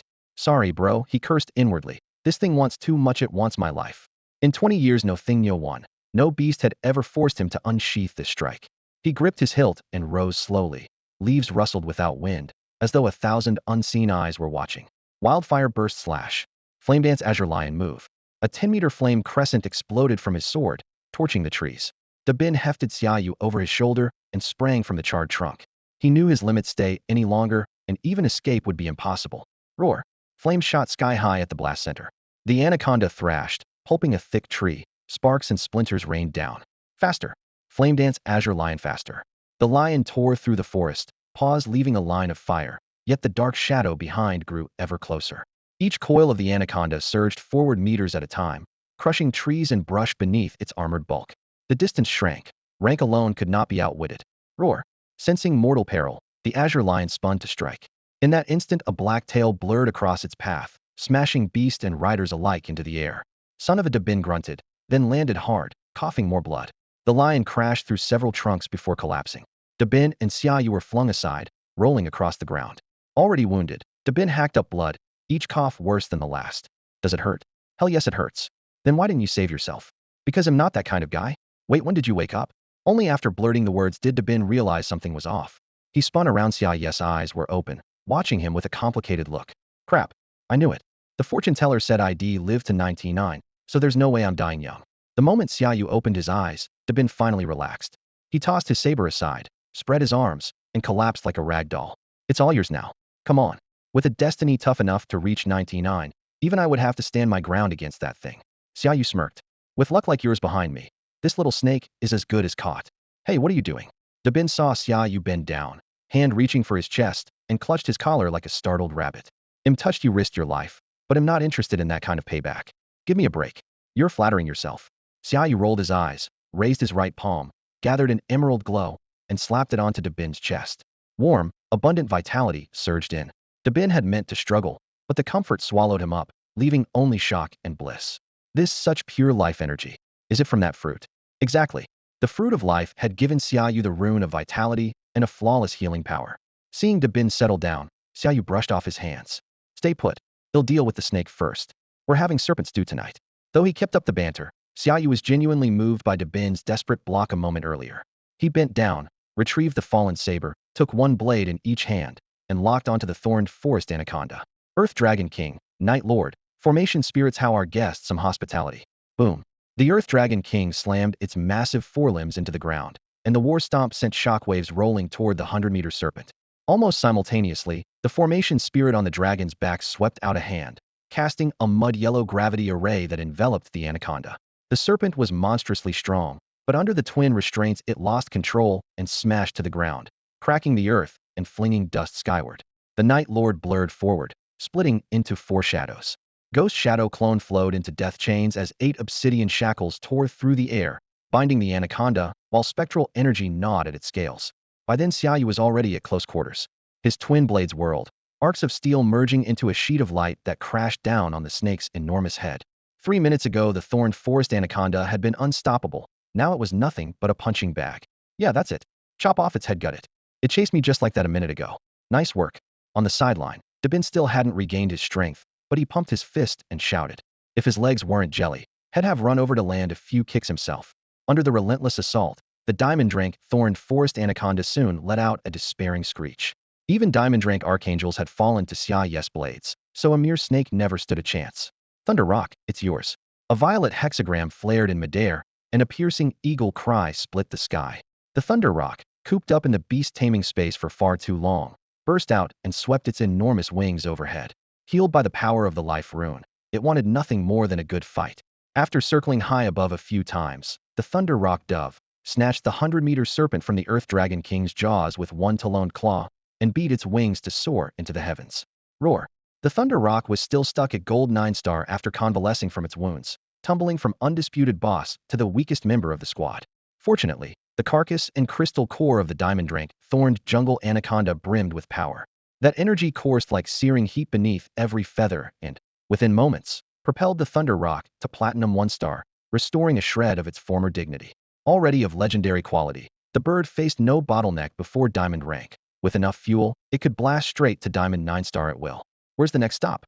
Dabing exhaled a long breath, rose to his feet, and accepted the warblade Xiaoyu handed back. What's wrong? Xiaoyu arched an eyebrow. Think tagging along with me is too dangerous? Even while he had been deciphering the life rune, he had never been completely deaf to the world outside, merely unwilling to break focus at a critical moment. Afraid? Dabing swept his blade across the air and grinned. I, Dabing, have punched my way through the South Mountain retirement home and kicked my way across the North Sea kindergarten. I've fought from south to north. When have I ever known fear? Truth is, being around you pays off too well. During the battle beneath the ancient tree, Xiaoyu had pocketed the main hall, but even the small lump of life essence left behind had erased years of hidden ailments in Dabing's body. Who could refuse a bonus like that? My man, that's the spirit, Xiaoyu said, patting his shoulder. Next stop, the lava firelands. The Crimson Crystal Earth Dragon King now stood at Platinum 8-star, making it Xiaoyu's strongest asset, and advancing it was top priority. A king-grade dragon core or corpse was out of reach for the moment, so he aimed instead for a law rune. The lava firelands, a chaotic blend of flame and rock, were the perfect hunting ground for a beast with earth and fire dual attributes. Inside Great Xia's temporary command center on the planar battlefield, Wei Yun stood over a sand table, listening to the staff officer's report. Commander, the second group of formation mages from the rear has arrived. Should we send them straight to the front lines? Wei Yun's brow tightened. Since submitting the Found a City proposal, he had received only 8 terse characters from headquarters. When the general is in the field, act as the situation demands. The latitude was unprecedented, and so was the pressure that came with it. As time passed, the battlefield's layout began to solidify. Humanity held one corner, while the light, abyss, undead, orc, and slightly weaker dragon planes each carved out their own territory. Not every race dug in the way humans did. Dragons, born pillagers, refused to build cities at all. Every few days they would swoop in on a raid, gaining little, yet always stirring up trouble. How's the main city wall coming along? Wei Yun asked, opening his eyes. The frame is complete, sir. We just need to keep thickening it, the officer replied. Against foes of every conceivable size and skill, wall thickness was measured in zhong, often more than a dozen. In truth, it resembled a colossal rampart dozens of meters high and wide enough to ride 5 horses abreast. They're off the front lines for now. Pull 2 battalions to cover them in rotation and start laying the grand array. Get the forward defenses up as fast as humanly possible. Understood. The staff officer saluted, then hesitated. Commander, several major trade guilds have sent people in, calling it aid. He paused, drew a sheet from his folder, and handed it over. Wei Yun frowned at the list and let out a cold snort. 5 diamond tier beastmasters, 38 platinum tier. Those money-sniffing vultures really opened their wallets. He tapped the tabletop, thinking for a moment. Issue the order. Every guild relief team gets slotted straight into the frontline roster. If they want profits, they can pay and sweat first. Yes, sir. The officer hurried off. The tent fell silent again. Wei Yun lifted the flap and looked toward the dark, distant sky. The situation was clearer now, yet the main battlefield would stay bloody for a long time. All he could do before the storm broke was hammer the warship of Daxia into thicker steel. Damn, it's boiling. Let Night Monarch out and have him stand next to me as a portable AC. Dabin wore only a sleeveless vest. The sweat sliding down his cheek vanished in the scorching air. Xiaoyu rolled his eyes. Want an ice-cold beer and a couple of kebabs while you're at it? Quit it. No alcohol on duty. An ice soda's fine. Thunder Dew, Solar Cola, whatever. Watching him place the order with a straight face, Xiaoyu sighed. If had known, he would have given this clown his own beast contract and let him show off elsewhere. A platinum-grade Thunder Rock carried them quickly to the lava fire zone marked on the map. The landscape glowed red, bubbles burst in rolling magma, and sulfur stung their noses. Lava giants dual fire and earth. How about those? Xiaoyu pointed at the 10-meter hulks luxuriating in molten rock, lava running over their rocky skin like warm water. Nope, Dabin shook his head. Fire and earth can't be split, and it overlaps my flame-dancing azure lion. Not worth it. Magma Drake, then? Near the crater, a crimson dragon dozens of meters long spewed lava, its wings whipping up sheets of flame. Pass. Ride that, and you'll fry your backside. My black-winged sword eagle is way comfier. Flame-clad warrior? Still no. After several flat rejections, Xiaoyu spread his hands. Fine, big shot, shop at your leisure. I've got work to do. He summoned Night Monarch and headed for the crater. Wait for me. Can I cling to Night Monarch's leg? Like the earlier forest, elemental laws surged through the lava zone. But here fire and earth coiled together like twin serpents. Without something that perfectly matched, say, a crimson crystal earth dragon king isolating pure fire or earth insight would be nearly impossible. They stood at the volcano's lip, smoke billowing as enormous shadows churned the magma below. Pressed against Night Monarch, Dabin fretted. You're not seriously jumping in, are you? What else? Hang around the rim, doing free air purification? No guts, no glory. If you want the prize, you've got to sweat for it. You know the drill. Ready? Go. Son of Ea. Damn, that was insane. Dabin landed hard on the Thunder Rock's broad but unforgiving back, still shaken. He thumped his chest with both palms, gasping for air while glancing sideways. The molten lava felt close enough to scorch his nostrils, each wave of heat burning like a blast furnace. Intense, huh? The real rush is still ahead. Xiaoyu chuckled, squeezing his knees against the mount. The Thunder Rock beat its wings and shot upward. Boom, boom, boom. The moment they left the crater, it was as if someone had stuffed the volcano with dynamite. Dozens of lava plumes, each several stories high, erupted skyward, and the liquid surface dropped in an instant. Who was that for a thrill? Having fun yet? It's crazy. Xiaoyu's purple silhouette traced afterimages in midair like living lightning, weaving through the lava columns. He wasn't showing off. This move was called luring the serpent from its lair. 358. As the lava receded, the hidden shapes were laid bare. Using the rock's eagle eye, Xiaoyu locked onto 8 magma wyverns, 9 if you counted the one that had flown off earlier. Besides them, the crater swarmed with flame lizards, crested fire serpents, and other lesser beasts, but neither their strength nor their numbers posed a threat. After all, hovering above the volcano were 2 platinum tamers, even if one of them was a bit underpowered. Roar! Failing to catch their target, 3 burly magma wyverns took to the sky, their crimson scales gleaming with a metallic sheen under the sun and lava's glow. Looks like they don't think much of us. Dabin clicked his tongue. Sending 3 high-star platinums is plenty of respect, Xiaoyu shrugged. Those things had no weak spots, elemental or physical. If Dabin hadn't seen Xiaoyu pound a diamond-rank beast to death with his own eyes, he would have bolted by now. I can stall one at most. Finish the other 2 fast. Dabin sighed, drew the warblade from his back, and leapt off the rock. As he fell, his black feather harrier materialized, flapping beneath him to catch and steady his descent. Brother, I'm counting on you. Xiaoyu laughed, blade flashing. The Thunder Rock flipped in a tight 180-degree roll and charged the trio of wyverns Hedon. Infernal Thunderlance. Cold steel glinted in his right hand, while violet lightning poured from his left. A spear of pure electricity ripped through the air, punching straight through the membrane of one wyvern's massive wing. Roar! With a piercing scream, the lava-spouting wyvern lost its balance and spiraled downward only to meet the Thunder Rock's talons, hard as forged iron. A creature with a wingspan of over 10 meters is massive by ordinary standards. Yet next to a wyvern stretching several dozen meters, the rock looked like a fierce but tiny raptor. Its agility, though, let it dance through the 3-way assault. Still, as merely a low-star platinum, the rock lacked the raw power. A slashing grab could do no more than shatter a few magma-hardened scales. Haha, you've got room to improve. Watch how it's done. The first blow failed to bring it down, and the Thunder Rock screeched in displeasure. Standing on the great bird's back, Xiaoyu threw his head back and laughed. As his blade descended, pitch-black ghostly mist surged outward like a tide. Ghost King Slash! He roared. A spectral face howled through the air as the blade carved a path straight into the neck of the magma wyvern that had just broken free of the rock's grip. A heartbeat later, scalding blood fountained skyward. Losing its balance, the dragon never even flapped its wings before crashing into the crater, sending molten rock flying. Come on, bro, we're both platinum tier. I'm calling hacks. Dabin, perched on his black-feathered sword eagle, shouted as he watched his own attack chip off only a few scales while his backside sizzled from the heat. Riding their momentum, the Thunder Rock and Xiaoyu closed in and finished the second magma wyvern quick, clean, decisive. One left, nothing to worry about, Xiaoyu said, signaling for the rock to dive. The battle ended in short order, and they hauled the yelping Dabin out of danger. Treasure nothing but treasure. Moments ago Dabin had been hopping in pain. Now his eyes glittered as he dragged the dragon corpses aside. Magma wyvern hide, perfect for armor, dragon blood, prime alchemy stock, and this its crystal core, the finest of the fine. Elbow deep in gore, he worked with practiced speed. Xiaoyu gave an approving nod. Having Dabin around did prove useful. 3 down, 5 to go, let's get the lot of them. Dabin wiped the sweat from his brow and stared at the churning lava in the distance. They'll put my life on the line. Draw off 2 sound good? Look at you, volunteering before I even ask. Xiaoyu tilted his chin. A brother you. a sidekick's got to know his limits. Maybe we should rethink the plan Dabin wilted at once. Banter aside, Xiaoyu had no intention of sending him to die. Facing 5 high-star platinum magma wyverns, he drew a deep breath and raised both arms. Come forth, Knight Sovereign. Crimson Crystal Earth Dragon King. The Knight Sovereign billowed up as swirling ghost fog, while the Crimson Crystal Earth Dragon King landed with a roar. Each step solidified the lava beneath its claws into dark red rock, forging a stable battlefield. The crater erupted sparks, molten fragments, and jet-black miasma shooting toward the sky. 5 magma wyverns shrieked and lunged at this sudden forbidden zone.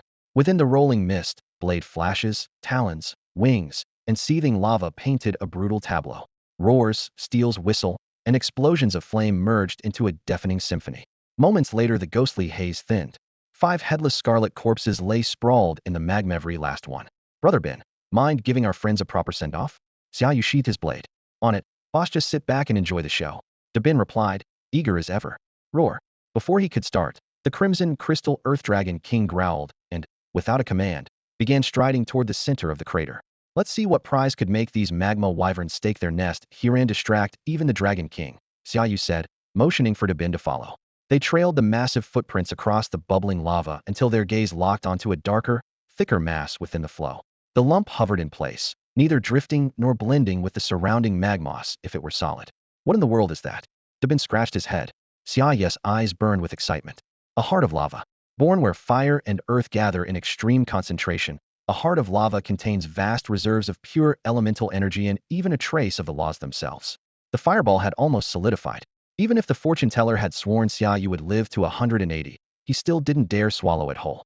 So he handed the blistering heart of lava, hot enough to drip molten rock, to the red crystal earthworm king. With his master's approving nod, the WYRM threw back its head and roared, serrated fangs flashing, then gulped the cord down in one bite. In the next instant, twin ribbons of scarlet and ochre light raced across its metal-like scales, sweeping from snout to tail and lighting its body like a beacon. The radiance lasted about a quarter of an hour before gradually fading. When the final gleam winked out, the WYRM roared again. A near-tangible wave of pressure exploded outward, rolling firestorms for miles. Lesser beasts scattered in every direction, abandoning the volcanic prize they had fought to keep. Xiaoyu's eyes lit up success. The Earthworm King had vaulted to platinum 9 stars, half a step from the diamond threshold. Even better, faint traces of insight into both fire and earth laws had taken shape within it. Unlike the fully formed life rune granted by the Fruit of Life, this was the first stroke of a new character. Given time, the rune would write itself. That triumph spelled misery for every creature in the lava wilds. With power now strong enough to challenge diamond tier experts, Xiaoyu and the WRM rampaged through dozens of craters in a few short days, leaving only scorched earth where the flames had raged.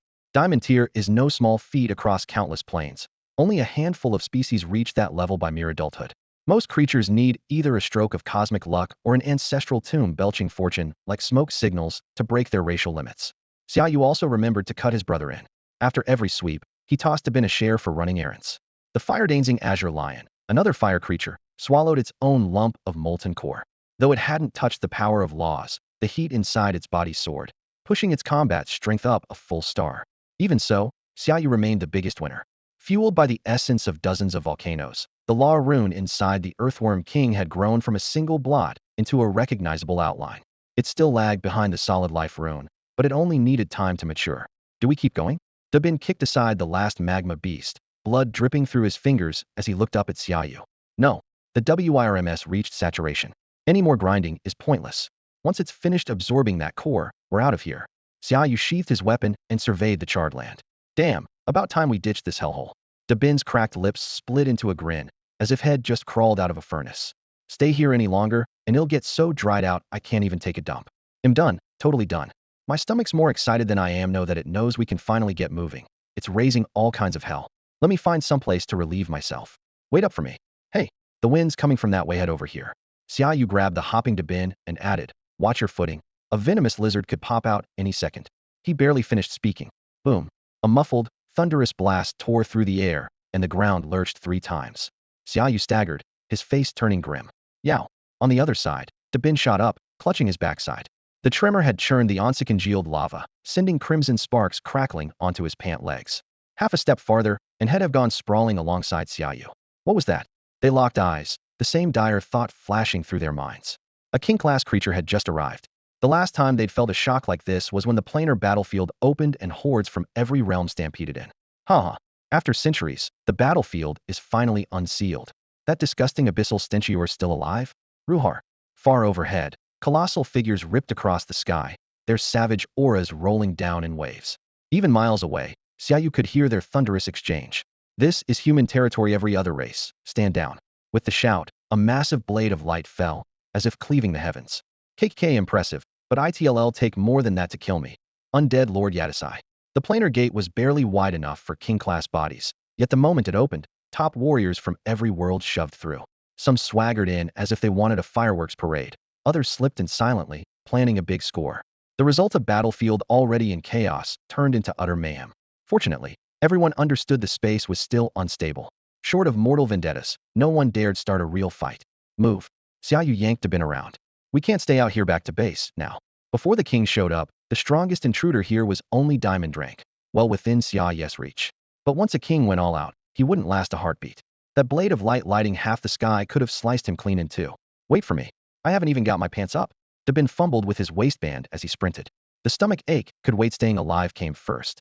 On the run back, Xiaoyu didn't forget their main mission, finding Dabin a platinum rank summoning beast. To his mind, the whole Wu Tsang sure was limited. Instead of forcing multi-element synergy, better to specialize. All of his own beasts carried legendary potential, each could grow to diamond rank, and the Qi Jing Dilong Wang already had 1 foot in the king realm. Any single one could hold a battlefront. Dabin needed a partner that could complement fire, yet still fight solo. They finally settled on the Jihan Bing, Imon, native to lands of eternal frost. This half-elemental had strong physical power and commanded razor-cold ice. Best of all, it paired perfectly with the Huo Wu Tsang Shi, ice in one hand, flame in the other. Freeze foes in an Arctic storm, then roast them alive. Just imagining it was exhilarating. How did they build all that so fast? Dabin gaped at the new fortifications in the distance. Fast. Xiaoyu snorted, patting the ash off his face. Look at this weather-beaten mug, and tell me it's only been a few days. Stop right there. Show your papers. No one but citizens of Daxiao may enter. The two figures had slipped out by hugging the base of the wall, but sneaking back in was another story. The iron-gray rampart, dozens of meters tall, stretched before them like a giant screen. From their vantage point, the sentries could spot anything that moved within 10 miles. The moment Xiaoyu and Dabin poked their heads up, the heavy crossbows behind the crenels locked on, bolts gleaming coldly and ready to fly. Captain, hold your fire, we're friendlies. Xiaoyu threw both hands into the air, voice trembling, a picture of panic. Dabin copied the gesture but gave Xiaoyu a sidelong, contemptuous look. Could he be any more spineless? The pair crouched with their hands over their heads. As they traded looks of mutual disdain, 2 officers dropped from the wall with a whoosh. Sunlight flashed off their regulation armor, and the rank on their shoulders read Battalion Commander. Where are you coming from? Identification. Their tone was calm, but their formation practiced. One reached for the IDs while the other hovered a few meters up on his summoned beast, fingertips sparking, ready to strike at the slightest twitch. Sir, we're with the 8th Corps of the Central Theater Command, just back from field training. Still squatting, Xiaoyu and Dabin handed over their passes. In a straight fight, these gold-rank battalion commanders might not be able to take them. But the wall bristled with repeating crossbows, a few heavy magic crystal cannons, and a whole corps on alert. Forcing away and would last exactly 2 breaths, the first for the arrows to fly, the second to die. From the 8th Corps, huh? Who's your battalion commander? The officer scanned their ID cards and found the Demon Suppression Military Academy seal paperwork for their transfer hadn't been filed yet. Our battalion commander? Oh, what Corps commander Wei count? He recruited us.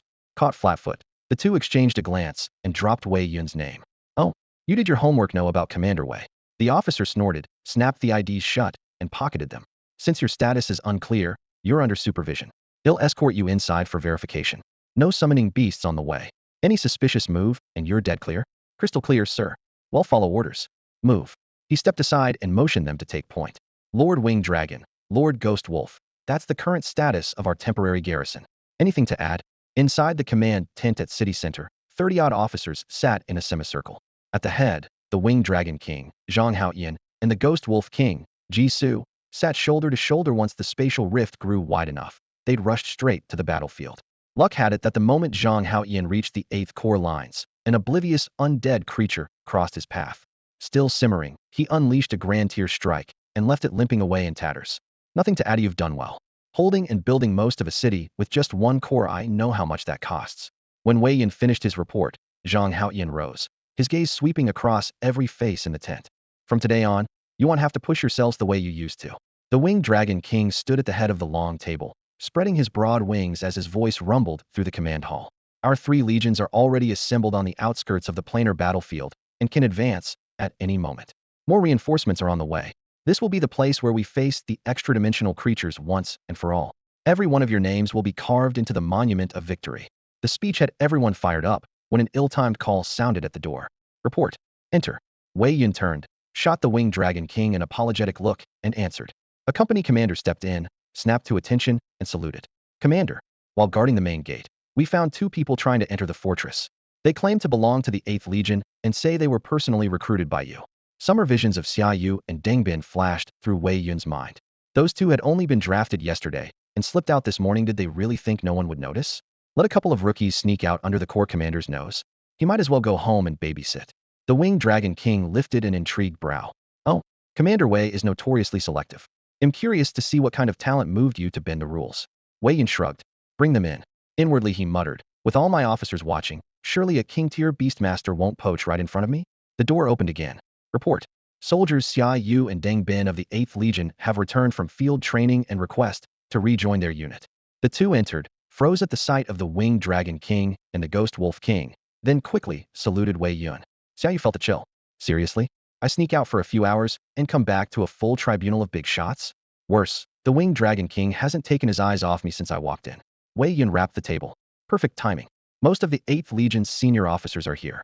Allow me to introduce our new operations advisor, Xiaoyu, and the new commander of the 9th Company, Deng Bin. As he spoke, he sensed the surge of power in both men. Xiaoyu was at peak platinum, Deng Bin solidly at platinum as well, and Xiaoyu carried the faint pressure of a nascent law. Wei Yun smiled to himself. I knew my judgment was sound, just grasped his first law rune and hasn't even merged it with his summon yet. The winged dragon king nodded, golden slit pupils gleaming with approval. No wonder Commander Wei recruited you in person. If I'm not mistaken, you've mastered at least 2 law runes, haven't you? He vaguely remembered the 2 teenagers from the academy tournament years ago. He hadn't expected them to mature into such capable fighters so quickly. Xiaoyu stood tall and answered calmly. I've been fortunate enough to grasp 2. One isn't useful at the moment, and the other is still incomplete. The words hit the command hall like a muffled thunderclap. Wei Yun's officers were disciplinary paragons, silent when promotions were announced, yet now they could barely suppress their reactions. 2 law runes, and he says they're not useful? Anyone else would reorganize their contracts on the spot, risk life and limb to fuse a law, and sprint straight toward the king tier. Even Wei Yun himself had spent half a lifetime chasing that goal. But this kid? A casual not useful, leaving everyone grinding their teeth. Deng Bin tugged on Xiaoyu's sleeve and muttered under his breath. Bro, maybe keep it down. The way they're looking at you, I'm afraid they're about to jump you. Well, since you're all elite troops under Commander Wei, have a seat and listen in. Let's get back to the briefing. The winged dragon king arched his hawk-like brows and gave a dry chuckle, instantly easing the heavy atmosphere in the room. A holographic sand table on the wall projected the terrain of the plain battlefield, red and blue lights blinking in overlap. He sliced a hand across the light curtain, his voice low yet firm. As I mentioned, 3 enemy corps have already massed outside the plain battlefield. That means our strategy must change. We're switching from defense to offense. Switch from defense to offense? The phrase landed like a nail in everyone's heart. The entire room held its breath. Wei Yun met Sun Qian's eyes, and Sun Qian sprang to his feet, his boots clacking on the alloy floor. Winged Dragon King, I don't think moving to an offensive posture is realistic right now. As Wei Yun's chief operations officer, Sun Qian could read his commander with a glance. He spoke quickly. Our defense network is still incomplete. After a string of battles, the 8th Corps has taken heavy losses. Even adding 3 full corps on the perimeter, we're still facing hundreds, possibly thousands, of hostile planes. That's a drop in the bucket. Everyone knew the Winged Dragon King was a hardliner who yielded no ground to alien races. Wei Yun and Sun Qian shared his stance, but the disparity in force was obvious. A reckless strike could erase everything they had achieved. The Winged Dragon King laughed, pressing a palm to the tabletop projection so the image rippled. I understand your concern, but I think you don't fully grasp the plain battlefield beneath our feet. His gaze swept the room, his cadence unhurried. Several immortal-class powerhouses dug through ancient texts and learned this is an independent plane called the plain battlefield. You know the rule. When we humans enter an alien plane from our home world, the planes will suppress us. The stronger you are, the heavier the suppression. But the texts say that if you enter another plane from the plain battlefield, that suppression vanishes. The same applies to us and to our enemies. Lines of light connected on the screen as he traced them with a finger. Furthermore, if we fight on 2 fronts, home territory and Hiru, double our pressure. My plan is to use the battlefield's special properties to dismantle, one by one, Those hostile planes whose portals sit inside Xia. It'll be tough at first, but each plane we topple frees up troops we can send back here. Even if we can't wipe them all out, at least we relieve the strain on home soil. After laying out his argument for several minutes, he fell silent and looked at Wei-Yun. Wei-Yun considered for a moment, then nodded. If that's the logic, it's workable. But destroying planes hinges on top-tier strength. Even a low-grade plane has a king-class guardian, and mid-grade planes usually have several. Right now, we've only got 2 kings. That's nowhere near enough. He paused. The implication clear now that the battlefield could accommodate king-class combatants. Every alien plane would send in more of their own. Defending against sudden assaults while mounting offensives would stretch 2 kings impossibly thin. The winged dragon king waved it away, glancing at the ghost wolf king cloaked in black, a smile playing at his lips. King-class reinforcements are being arranged. Commander Wei, just marshal everyone else. Understood. No objections here. Well, follow the king's orders. Wei-Yun agreed without hesitation. Damn it. Where'd you two disappear to? Hurry up and talk, or I'll strangle the pair of you myself. The meeting had just broken up. Dabin and Xiaoyu were walking side by side along the gravel path when 2 iron-like arms suddenly clamped down on their shoulders from behind. Hey Lianga. They stiffly turned their heads and were met with a blindingly bright human searchlight. Zhang Liang's fierce face looming over them. Speak. Zhang Liang's eyes bulged and his grip tightened. Bro, a little gentler, please. Dabin gasped, throwing his hands up in surrender. You can beat on me if you want, but don't mess with Yuga. He can smack around diamond drankers these days. The spark landed squarely on Xiaoyu. Zhang Liang recalled the sight of Xiaoyu's spinning kick flooring a diamond drank archangel and loosened his hold just a bit. Dabin seized the opening, wriggled out like an eel, and rolled clear. He sprang aside, laughing. Huh. So you do get scared, Lianga. I thought you'd stand your ground. Damn it. Zhang Liang's face darkened. Maybe I can't beat him, but I can still beat you. Get back here. The 2 of them bolted, disappearing around a corner in a cloud of dust. When the air finally settled, Zhang Hong strolled up from the rear and snapped a salute. Evening, Staff Officer Xia. Cut it out. Xiaoyu waved him off and fell in step. Fill me in on the situation, Captain Zhang. Zhang Hong, now commander of the 17th Battalion of the 8th Legion, jerked his chin toward the distant wall. What else can it be? We're still getting pounded. The orcs breached that wall once already. I lost over 100 men from my battalion alone. The once high-spirited Zhang Hong now carried the weariness the war had etched into his eyes. The second group of array mages has arrived, though. They're setting up the citywide barrier.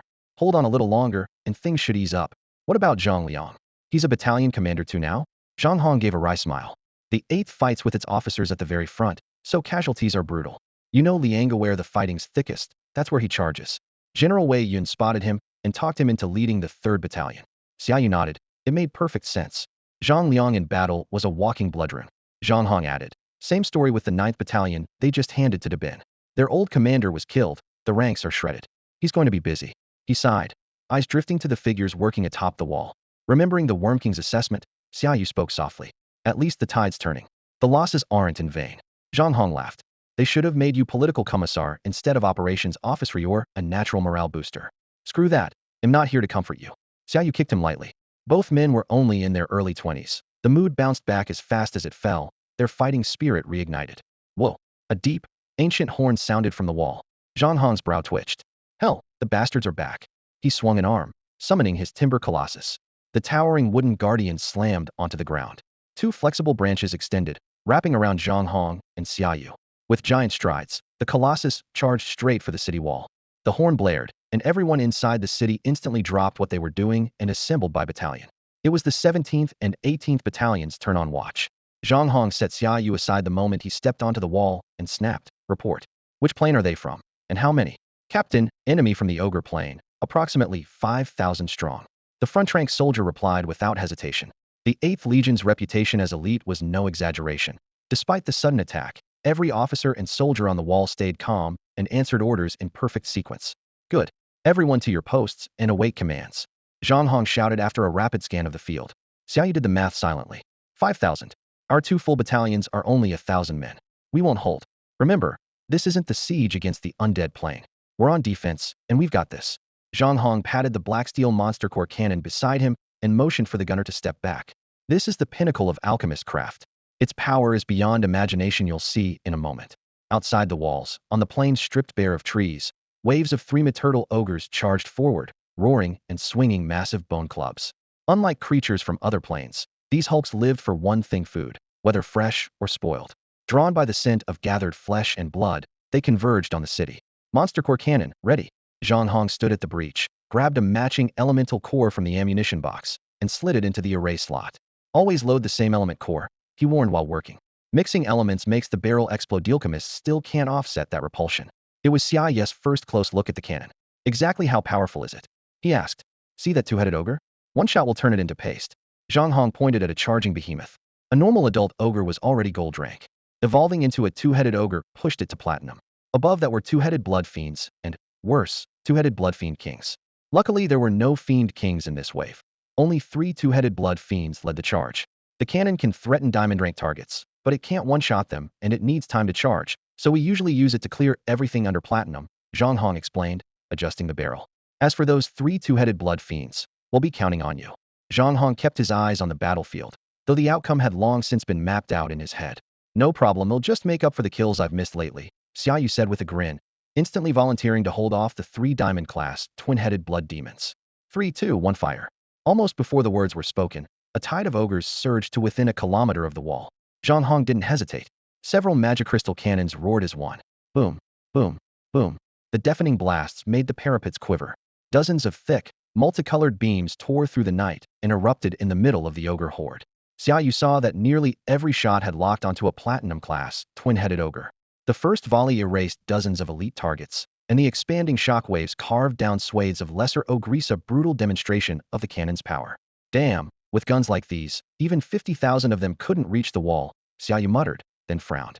But they're already too close, well, only get 2 more shots before it's hand-to-hand. Zhang Hong shoved another fistful of crystal cores into the rune chamber, then let the returning gunner take over. After 2 more barges, the 18th Battalion's captain and I will each tie up 1 blood demon. We won't have much time, so you've got to drop the 3rd fast. With a flash of contract light, Zhang Hong's 3 wood-type summons appeared. They had only just advanced to platinum, but their talent for binding and endurance would be more than enough to stall a purely physical, diamond-class blood demon for a while. No need, Xiaoyu said, patting 2 engraved talismans at his waist. You 2 handle 1 together. They'll finish the other 2 myself. The second barrage slammed out. When the thunder died, the crew jumped from their seats, steel flashing and summons forming. I'm going in. The rest is yours. Xiaoyu drew his blade and vaulted from the wall. Midair, a thunder rock swooped beneath him, wind howling as it dived straight into the ogre ranks. Who is that? Who told him to charge? Duan Ming, the 18th's captain, roared, but no answer came. He snapped a command. Vice Captain, form up the defenses. They'll keep the blood demons busy. He had already called Wei Yun for support, but with a stranger in platinum armor hurtling ahead, he had no choice but to follow both to help and to spare the soldiers on the wall. Red Crystal, Earth Dragon King, Lord of the Night, form spirit. The instant he touched down, Xiaoyu released all his summons. The Red Crystal Earth Dragon King stormed forward in a trail of fire. Its massive hammer slammed down as molten spikes burst from the ground, skewering and incinerating ogres. The Lord of the Night gave an eerie cackle as pitch-black mist spilled from his pallid hands, hissing while ogres crumpled and melted. The form spirit vanished into the air, weaving elemental power to reinforce Xiaoyu and his beasts. Roar! 3 twin-headed blood demons, stoked by a tide of bloodlust, went berserk. Scarlet eyes locked onto the Earth Dragon King, the Lord of the Night, and even the thunder rock overhead. One demon stomped and leaped skyward, lunging straight for the bird. Heavenly Thunder Spear. With a soft shout, Xiaoyu and the thunder rock forged spears of lightning. Wings snapped, and with a sonic boom the crackling lances shot forward. Duan Ming, I'm here to back you up. Smoke and fire roiled across the battlefield. As a 2-star platinum summoner, Duan Ming could call up only 4 standard army type or beasts, either blunt attackers or sturdy defenders. Yet the 2-headed blood fiend before him possessed both crushing strength and ironclad resistance, suppressing him and his beasts on every front. In barely 2 rounds, his 2 gold-tier beasts crashed to the ground and were forced to withdraw, leaving only Duan Ming and his remaining 2 platinum beasts struggling to hold the line. Just as the situation grew dire, Zhang Hong arrived and abruptly stemmed the onslaught. Forget about me. Go keep the other 2-headed blood fiend busy. Our squad's diamond-tier fighter will be here any second. Zhang Hong shouted. Duan Ming swung his warhammer at the fiend, but the massive recoil hurled him several meters back. While still airborne, he heard Zhang Hong's steady voice. Relax, this new operations officer is leagues above both of us. Vines erupted from Zhang Hong's palms, coiling around the fiend's limbs like venomous snakes. Duan Ming frowned. Leaving a restrained enemy behind to rescue a newcomer seemed reckless. Yet he respected the young captain's calm judgment and knew the front lines left no room for argument. Enough talk. You keep this one tied down. They'll back him up. With that, Duan Ming wrenched free his hammer, vaulted clear atop a beast, and sprinted towards Xiaoyu's position. Dark clouds pressed low overhead as lightning raged. Spectral burst quad king slash. Xia Yes roar split the storm. Purple bolts poured from his palms, crashing over the fiend. The monster, still brandishing its bone club, vanished inside the lightning and convulsed like a puppet whose strings were ripped away. Black mist billowed as the Lord of Night lunged in, blade flashing. The figure split into four, each ghostly face howling as it struck. The fiend bellowed, forcing its numbed arms to sweep the club in a wide arc. Two ghostly faces shattered, but the others clamped on, tearing. Jet black energy burrowed into flesh, gouging jagged wounds. Its twin eyes burned crimson. Howling in agony, it ripped free of the lightning net and lunged at Xiaoyu, leaping high as its bone club came crashing toward the thunder eagle above. From the ground, 8 chains shot up and locked around its limbs, freezing the 5-meter brute in midair. With no room to maneuver, it thrashed in vain. Infernal thunder spear. Xiaoyu flung his arms wide. 2 purple lances as thick as tree trunks condensed amid the crackle of power. With the thunder eagle's wing beat, they screamed forward, one through its heads, the other through its chest. Boom, boom. 2 blood-red blossoms burst in the air. The chains slackened, and the fiend's massive body slammed to earth, kicking up a cloud of dust. Duan Ming had barely found his footing when he saw the headless corpse sprawled in a pool of blood, leaving him rooted in shock. Xia Yes' ferocity was beyond anything he had imagined. In a heartbeat, the newcomer had slain a 2-headed blood fiend. Even more jaw-dropping was the fact that the Crimson Crystal Earth Dragon King in the distance, the one going toe-to-toe with the 2-headed blood fiend, was actually his greatest trump card. The kid's future was limitless. Hello there. Xiaoyu waved, his smile drifting through the haze of battle. I don't need any help here. If you can, team up with Zhang Hong and keep that 2-headed blood fiend busy as struggling on his own. Duan Ming stood dazed, ears filled with the fiend's roars and the clash of steel. Moments ago, this young staff officer had seemed like a mere paper pusher. In a heartbeat, head charged the front and was now directing the whole fight. After a pause, Duan straightened up and slammed his war hammer into the ground. Sure. No problem. A warrior's respect comes from 2 things: overwhelming strength or fearless courage, and Xiaoyu had both. Relax, they'll finish up here in no time, Xiaoyu said calmly, though his gaze was razor sharp. Just hold it for a few minutes. Against a 2-headed blood fiend, feared for its savage melee skills, Xiaoyu felt almost no pressure. He mused that it wasn't even as tricky as those birdmen who fired light blades. 3 minutes. In the center of the melee, the Crimson Crystal Earth Dragon King kicked up molten lava. 1 massive hoof came down splat. 2 brains burst at once, and the second blood fiend dropped dead on the spot, even worse off than its brother. The third fiend was now alone, surrounded by Xiaoyu, Zhang Hong, and Duan Ming. Duan roared, his hammer falling like thunder, pounding the creature's heads to pulp. Its crystal core, hard as meteor iron, lay intact even under his furious blows. With the 3 fiends gone, 5,000 ogres were suddenly leaderless. The Dragon King drove a magma spike dozens of meters long through their ranks, giving them no chance to dodge. The Night Monarch followed with a blast of icy wind, sending the hulks fleeing in terror. True to their name, they still grabbed their comrades' corpses for rations while they ran. A sight so ridiculous the line soldiers burst out laughing. Duan Ming, where's the 2-headed blood fiend? Spear in hand, Qin Yong charged up with his men, tiger eyes sweeping over the heaps of corpses. Haha, Staff Officer Qin, you're late. Duan lifted his blood-soaked hammer, grinning ear to ear. I smashed one of them to pulp with this very hammer. Qin Yong knew Duan's level Twaster Platinum man was skeptical. You killed a 2-headed blood fiend? Duan threw an arm around Zhang Hong's neck and yanked him over. Not by myself. Zhang Hong and Staff Officer Xia, trussed the thing up first. I just delivered the finishing blow. And the other 2? Qin pressed. Intel said there were 3. Staff Officer Xia took those down single-handedly. Duan rattled on, full of admiration. If you'd seen how fast he moved, complete domination. Qin Yong turned to the unruffled Xiaoyu, saluted with his spear, and cupped his fist. Staff Officer Xia, you truly are a prodigy. We owe this victory to you. Just doing my job. I'm part of the 8th Corps too, Xiaoyu replied lightly. Qin Yong laughed heartily. Excellent. 2 battalions routed, 5,000 Ogrisavari man here deserves a reward. That battle firmly established Xiaoyu in the 8th Corps. From then on, every soldier knew the new staff officer was the kind of man who could butcher diamond-class foes as easily as chickens. In just a week, with scores of array masters working around the clock, the first city shielding formation was finally anchored. The moment the crystalline runes sank into the earth, dust billowed outside the planar battlefield as 2 full-strength corps marched in the 18th Army from the Central Theater and the 6th Army from the Western Theater. The once subdued forward base erupted into noise as if someone had struck a spark. Logistics troops lined an entire street with field cauldrons. Trucks tipped pre-butchered monster meat into the boiling water, scarlet fat crackling on the surface, the aroma so rich that even the sentries on patrol swallowed hard. Not far from the vats, an old man and a young one squatted by a wall, knees cocked like check marks. Each clutched a hunk of freshly fished out beast meat, grease dripping through their fingers onto the ground. Listen, old man. The younger, Xiaoyu, said around a mouthful, wiping the grease from his fingertips with the heel of his boot. You still dash all over camp at your age. Aren't you afraid your old bones will give out one day? Lu Yong, his goatee twitching, rolled his eyes. He lifted a canteen and gave them each a swig, then snatched it back protectively. Easy, easy, don't guzzle it. I smuggled this good liquor in myself quartermaster stocks, don't have anything like it. He thumped his chest, half self-mocking, half proud. The nation needs me. How could I stay home? There are only a handful of diamond rank array masters in all of Daxia. If I don't show up, who will? Lu Yong had been the first array master Xiaoyu met after crossing worlds. Back on the undead plane he had still been platinum rank. Now he had finally stepped into diamond, though the dark rings under his eyes hung so low they almost brushed his jaw. Kid, you really lack talent. Lu Yong mumbled through a mouthful of scorching meat. Formations aren't something you pick up in passing.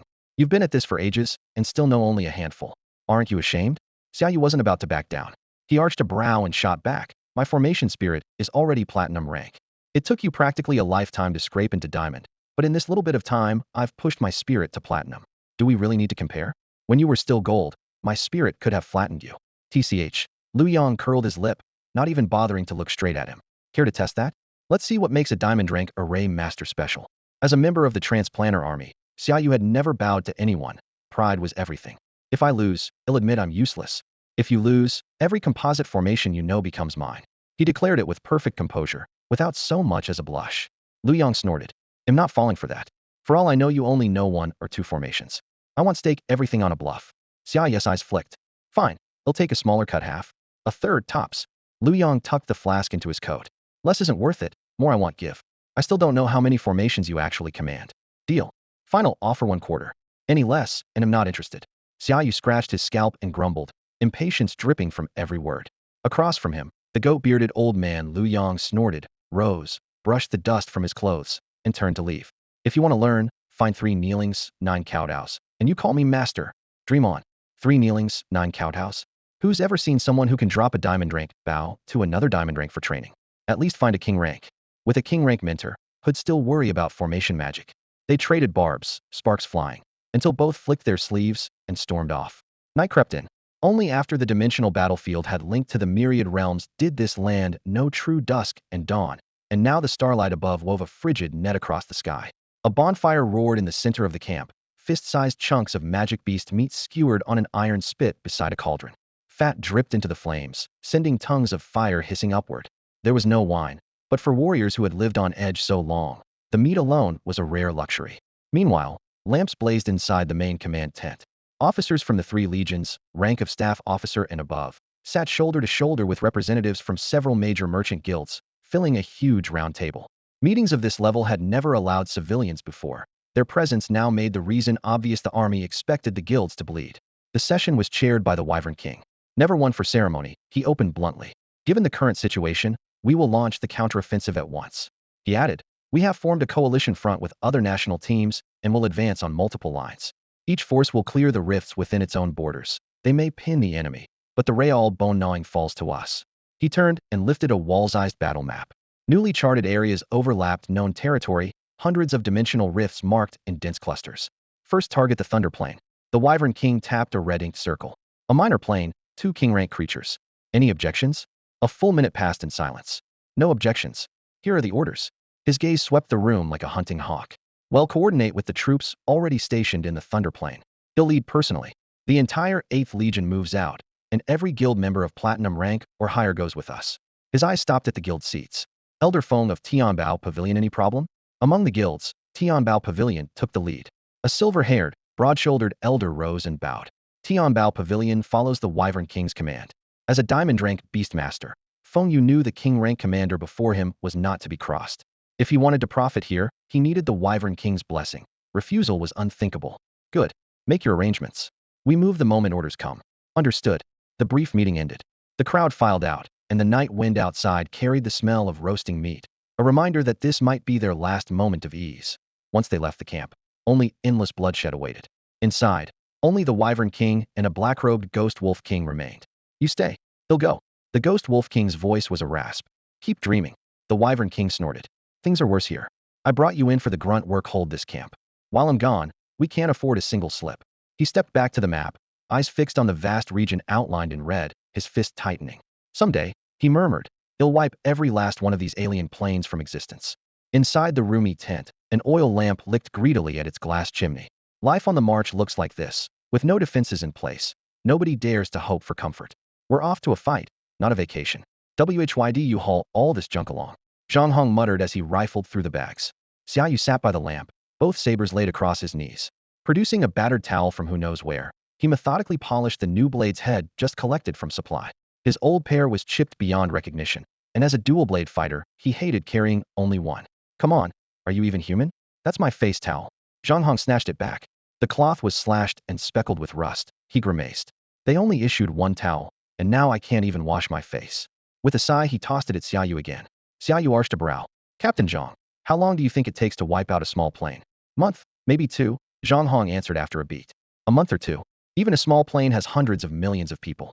Even if they were pigs, could you round them up that fast? Everyone on this op is platinum or hire one strike to cut off Latang Plains elite. Leave the mess for others." Xiaoyu flicked metal dust from the towel and moved on to his boots. Zhang Hong snorted.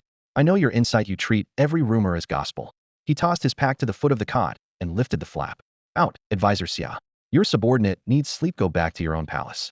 Xiaoyu patted his sabers and mumbled, "Jealousy genius always sparks jealousy. Can't help being extraordinary." From the doorway came Zhang Hong's roar. "Get lost, Al. Kick me right in the kidneys." At dawn, with the first light touching the ground, more than 80 soldiers were already formed up outside camp. 41 from the Merchant Guild, 48 from the 8th Legion, all beast masters of platinum rank or higher. 9 were diamond level, not counting their commander, Yilong Wang. "Move out," Yilong Wang barked, vaulting skyward and surfing the wind. If he called forth his storm pterosaur, its king-class pressure would shake everything within 100 li. But stealth mattered, so he relied on wind walking alone and still pulled far ahead. Xiaoyu summoned his Thunder Rock. A dozen teammates squeezed onto its back and wings, keeping the noise down. With Yilong Wang clearing the path, the journey was so smooth it surprised even Xiaoyu. Whenever the commander let the faintest hint of aura slip, every native beast and interplanar creature fled long before they arrived. Small fry weren't worth a swipe, and the squad ignored them right up until Latang Plain came into view. Mission: annihilate every native creature on the Thunder Plane ranked platinum or higher. Form your own squads and finish fast.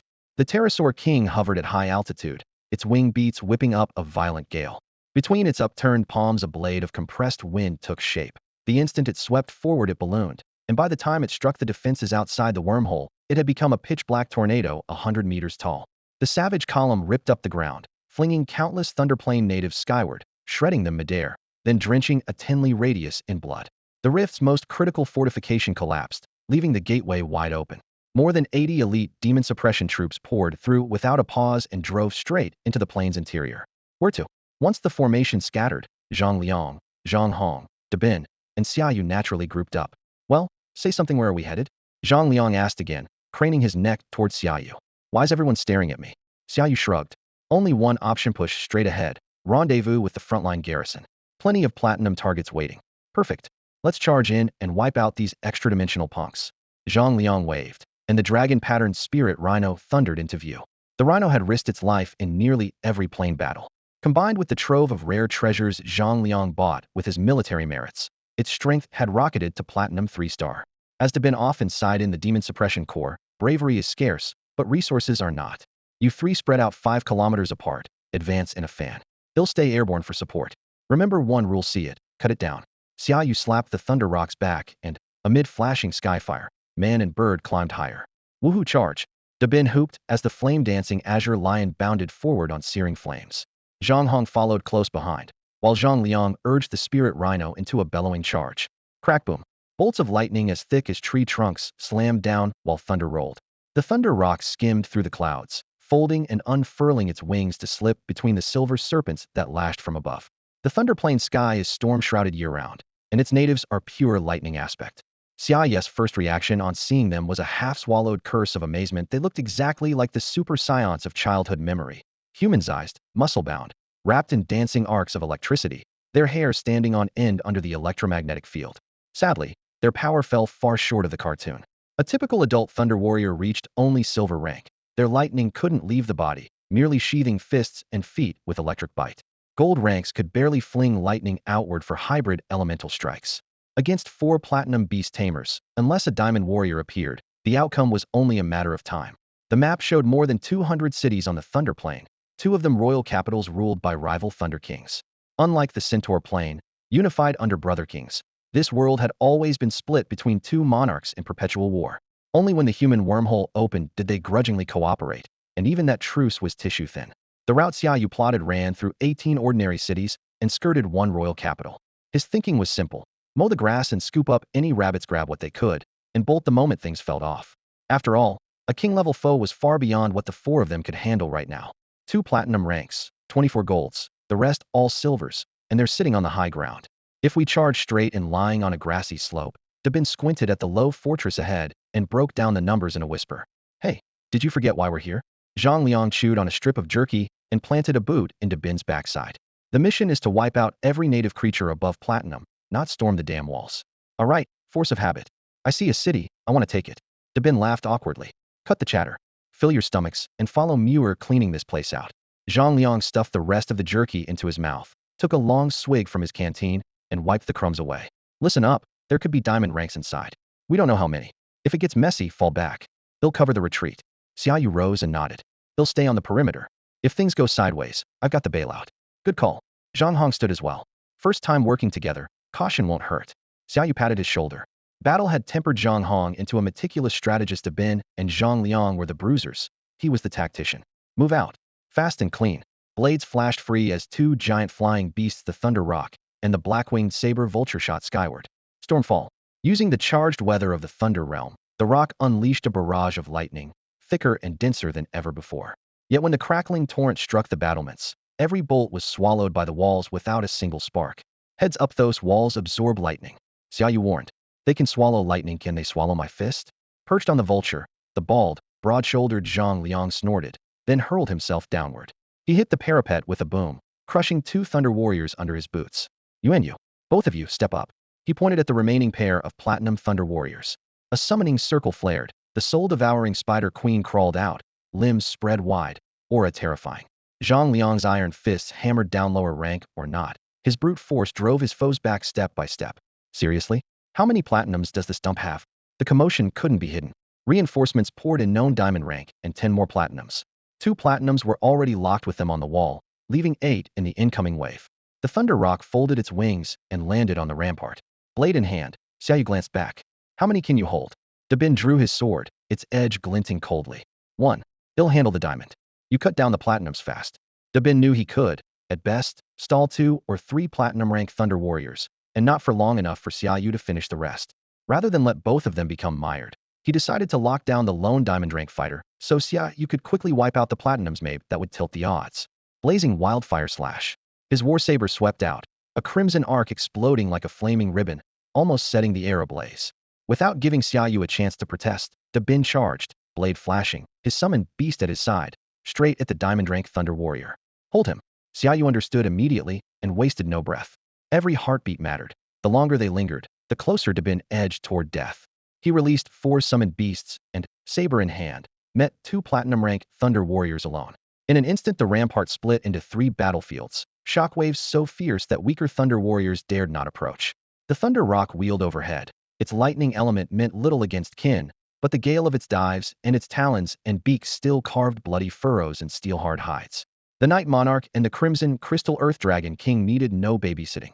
The former, a peak platinum, moved through black mist in eerie silence, while the latter, though slightly lower in rank, had armored scales and versatile elemental attacks, handling 2 foes with ease. Yet Thunder Warriors didn't rule this plane on lightning control alone. By flooding their bodies with current, they could unlock bursts of power. Almost everyone on the field triggered the boost instantly, and the Diamond Rank Elite was no exception, though he waited until Xiaoyu had cut down 2 of his platinum subordinates. With his strength surging, Dabin took a brutal beating. Lightning scorched his crew cut, leaving a charred, patchy scalp that looked nothing like Zhang Liang's polished shine. Elsewhere on the wall, the lower-rank Thunder Warriors weren't idle. Led by a gold-rank officer, they swung tube-like lightning launchers toward the giant beasts. Boom. Beams tore out almost as fast as true lightning. One blast shattered a swath of the Crimson Crystal Earth Dragon King's armor plates. Damn it. Watch out, thief got ranged weapons strong enough to cripple a platinum. Evade. Xiaoyu spotted the barrage at once, sensing its raw power. Great, how are we supposed to fight now? Dabin was slammed aside by a punch from the diamond rank fighter, blood on his lips, yet he saw dozens of barrels trained on all three battle zones. Before the words left his mouth, scores of lightning beams fired in unison, swallowing the entire area. Defend. Xiaoyu managed one shout before a beam hit him squarely, hurling him away. What Thea? Zhang Liang looked up just in time to follow, his screams swallowed by the blast. When the volley ended, the once roaring rampart was empty of intruders. Everyone had been blasted off the wall. The summoned beasts were battered too. The crimson crystal earth dragon king's scales lay in shards, flesh exposed, blood pouring from charred wounds. Even the night monarch, usually hidden in black mist, was forced into view, picking up a broken bone blade and trying to reattach it. Damn, that was close, we almost got wiped. At the base of the wall, Xiaoyu leaned on battered armor, spitting blood. Smoke curled from beam-burned holes in his plates. With a bitter laugh he shouted, anybody still alive? Sound off. I'm good. Still breathing. Not far away, Dabin and Zhang Liang answered and began working their way toward him. Zhang Liang had gotten off relatively lightly. His organs were rattled and a strip of scorched flesh hung from his chest, but the bodily reinforcement from the Longwen Lingxi kept him standing. Dabin was in much worse shape. Blood streamed from his nose and mouth. Several ribs were broken, and he could barely stay upright by leaning on his blade. Zhang Liang snarled in a hushed voice, signal Zhang Hong. Tell him to wreck those cannons while the chaos lasts. One more volley, and we're all dead. Xiaoyu raised his hand, a faint green light blooming in his palm. He flicked it into Dabin's body. Move fast, set those ribs back. Atop the wall, a diamond-class thunder warrior had already jumped down with several platinum-class subordinates and was closing in. Xiaoyu laid out the plan. I'll handle the platinums. You stall the diamond for at least 30 seconds. Then Dabin sends the signal. The three dropped to the ground and played dead, weapons clenched, waiting for the enemy to come closer. But a thunder warrior who ruled an entire plane wasn't stupid. The diamond-class commander halted 100 meters away and dispatched 3 platinums to encircle them. Dabin ground his teeth. What now? What else? We hit them hard. Zhang Liang sprang up, charged forward, and smashed a heavy fist at the nearest thunder warrior. Send the signal. Xiaoyu had no time to reply. Light flashed beneath his feet, his afterimage splitting into 4 as he lunged at the other 2 enemies. His twin blades screamed like wailing ghosts. One stroke sent both platinums reeling, blood spraying from their mouths. Sorry, bit rusty. Sliced your kidneys, didn't I? Let me end the pain. His second blade traced a clean arc, finishing them both. Stay out of the cannon line, just keep them busy. Xiaoyu shouted. The diamond-class warrior, wreathed in lightning, charged straight at him. Zhang Liang had the upper hand, but couldn't finish his platinum opponent, leaving the rest to Xiaoyu. A blossom of fire erupted as Dabin unleashed a sky-cleaving slash that became a blazing wheel, pulling 1 platinum away and easing Xiaoyu's burden. On the battlements, thunder warriors swung the cannons toward the renewed melee, but the 2 remaining platinums stopped them and leapt down to reinforce their comrades. Both sides had taken losses. Xiaoyu's team had yet to lose a fighter, but every beastmaster and summon creature was already wounded. But Xiaoyu didn't dare act rashly. He used his twin blades only to hold the enemy at bay, and whenever a gap opened, he had to turn back to shield the badly wounded Dabin. A sudden burst of emerald erupted atop the wall. Vines and tendrils flooded over the parapet like a tidal wave, swarming across every gun barrel in the blink of an eye. Then a wooden war giant at least 20 meters tall crashed down, the dull boom of its timber armor rattling every Thunder Legionnaire to the core. With no platinum rank warrior left to anchor the defense, the ramparts tipped into chaos, and Zhang Hong became absolute master of the field. Under his command, the wooden giant and the sylvan sprites swung their massive limbs in a brutal sweep, reducing the gun emplacements Xiaoyu feared most to twisted scrap. Beautiful. With the greatest threat gone, Xiaoyu's confidence surged. He forced back the fighters crowding him, then released a jet of black miasma specter burst. The dreadful art of the Dark Knight Sovereign instantly amplified his speed and power. His twin blades scissored through the air, weaving a net of obsidian light that swallowed the charging diamond rank Thunder Legionnaires whole. Damn it! How is he suddenly this strong? The diamond rank warrior roared, even as the blade aura tore his flesh apart and drenched him in blood. Die! Xiaoyu's killing intent boiled over. Each stroke of his swords landed with mountain-crushing force. The Thunder Legionnaire staggered back until a cold flash swept across his neck. His head flew free, eyes frozen wide with terror, and the corpse toppled off the wall. The leader's public execution shattered what was left of the enemy's morale. If even their strongest had fallen, how could anyone else survive? The entire fortress erupted in panic. Xiaoyu ignored anyone below platinum rank, but he would never allow these platinum-class Thunder Legionnaires to escape. The Wyvern King's order was absolute, and Xiaoyu himself was covered in wounds. If the enemy got away, all that pain would be for nothing. When the fighting finally ended, Dabin slumped to the ground, hands so numb he could barely grip his sword. Here, eat these. Xiaoyu pulled several herbs from his spatial ring and shoved them into his comrade's hands, yanking Dabin upright. The most important task is still ahead. No time to rest. They hadn't bled this hard just to file a report. A whole city lay open before them. If they didn't collect some compensation, would be motivated next time. You're right, split up. Zhang Liang slapped his forehead, then strode into the city like a seasoned raider. See that? This definitely isn't his first time doing something like this, Xiaoyu joked, cramming a handful of herbs into his own mouth before sprinting off with Dabin. The strongest defenders inside were only gold rank no match for 4 platinum level marauders. Anyone who dared resist was cut down on the spot. Hey, why are you hauling that thing? It weighs a ton and it's useless. Shows what you know. This hunk of metal drinks lightning energy bound to be valuable.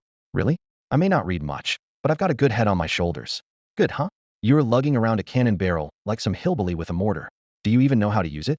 We took the city, cutting down 1 diamond rank thunder warrior, 10 at platinum, and more gold and below than anyone bothered to count. The fight was messy, but the outcome was exactly what we wanted. Hey Dabin, this haul is yours. Use it up fast, or we'll have no room for the next round of loot.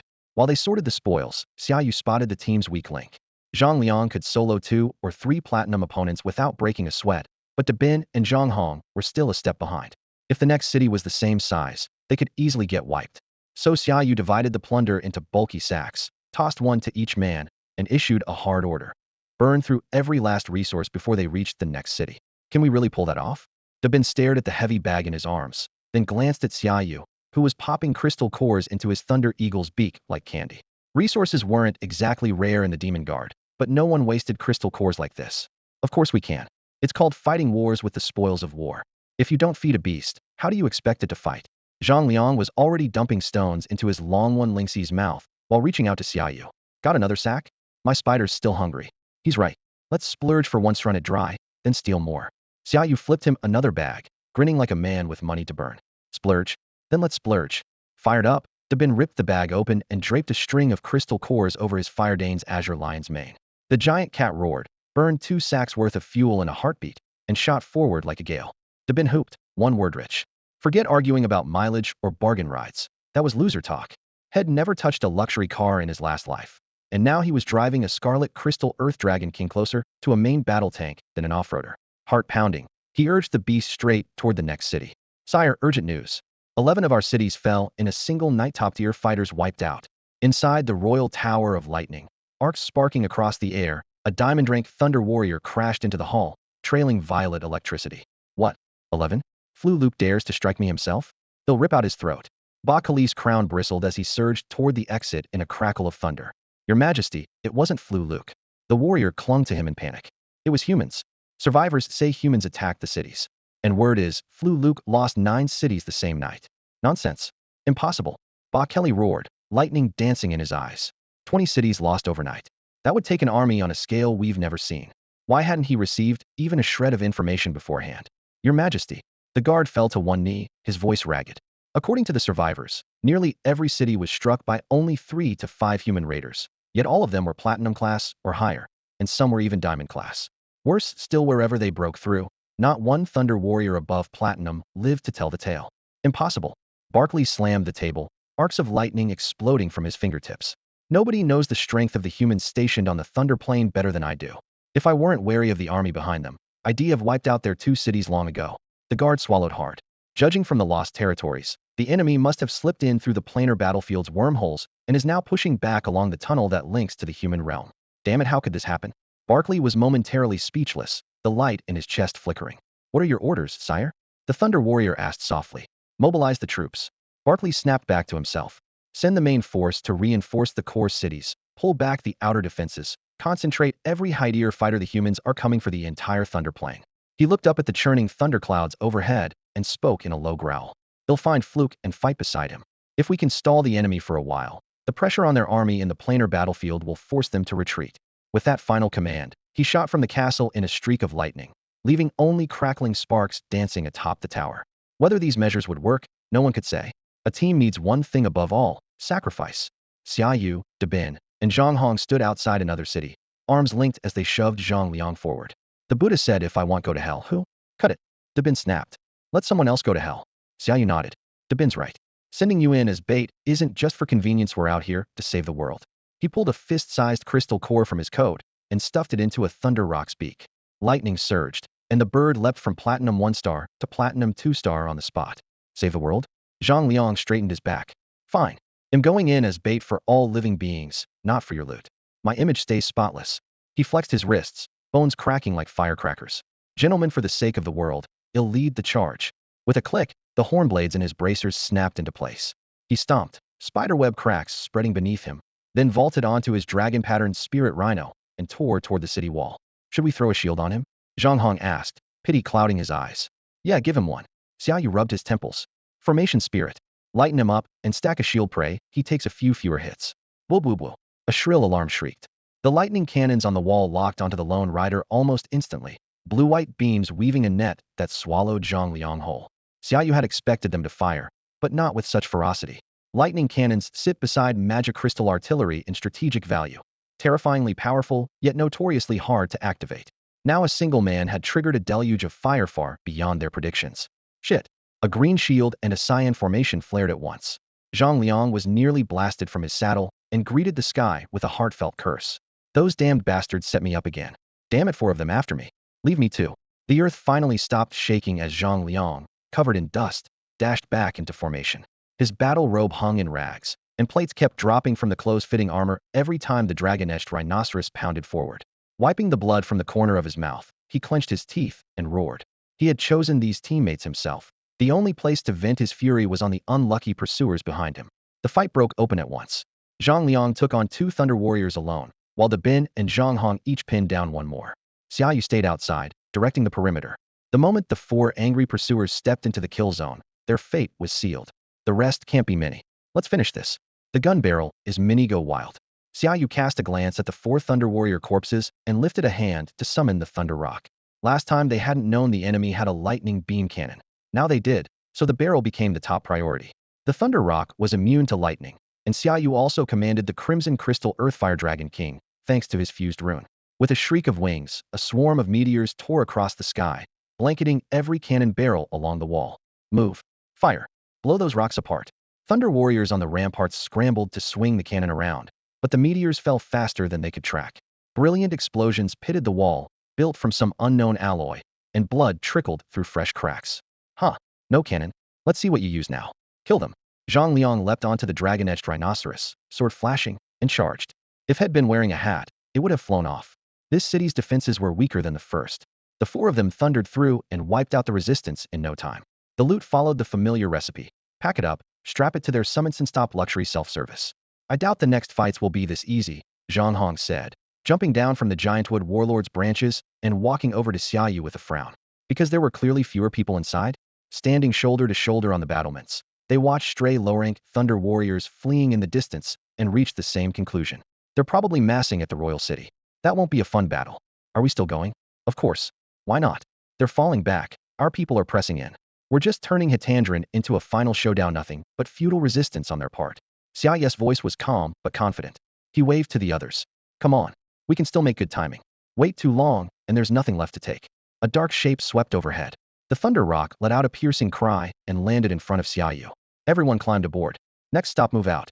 They had every reason to hurry. Once those retreating troops left, they would drag every last resource with them. That means if they slowed down, there might be nothing left to scavenge later. After 2 days of living like pampered heirs, Xiaoyu had no intention of stopping. The 4 of them spurred their mounts forward, kicking up dust as they charged toward the next city. Just as Xiaoyu and Zhang Hong had predicted, each new capture met with thinner resistance and visibly emptier warehouses, and their swollen appetites quickly outgrew the spoils. After a brief discussion, they chose to ignore the small towns that lay off the direct route and headed straight for the royal capital. 7 days later. Damn it, more useless junk. The Queen's Haven, Zhang Liang cursed, hefting a sack of odds and ends. When this plane finally falls, we'll have to drag back a squad of Thunder Warriors to do the cleaning. Look at this place, it's been licked clean. Changing course left only 7 cities from their original target list, and with the Thunder Plane's forced mobilization underway, their haul had plummeted. Take the Dark Knight Lord. After the first city had staggered away with bundles stacked high.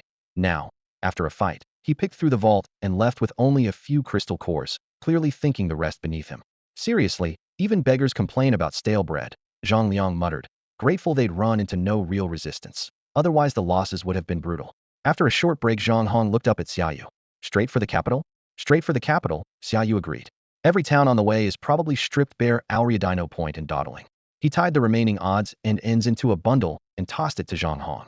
Zhang Hong had started with the thinnest base. The stash would barely help Xiaoyu's own summons, but concentrating it on Zhang Hong might pay off for everyone in the end. Decision made. They dashed toward the royal city marked on their map.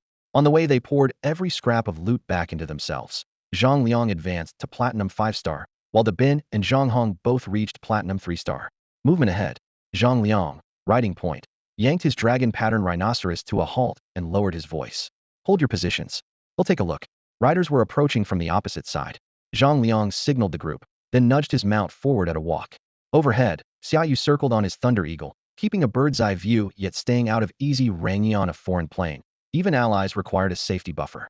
One misunderstanding could turn lethal. About 15 minutes later, Zhang Liang returned with two strangers.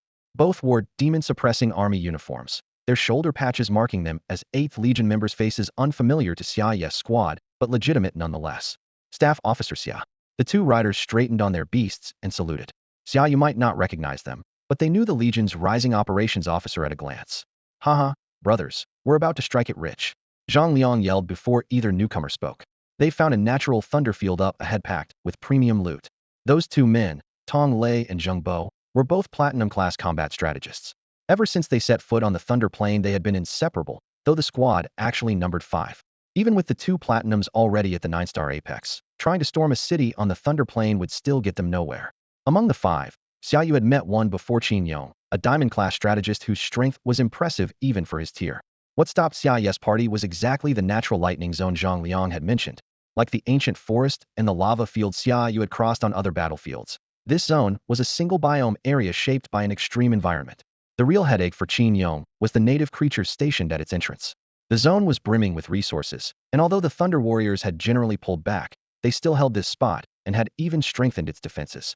According to current intel, 5 Diamond-class and 18 Platinum-class defenders were posted outside the zone, far more than Qin Yong's 5-man team could handle.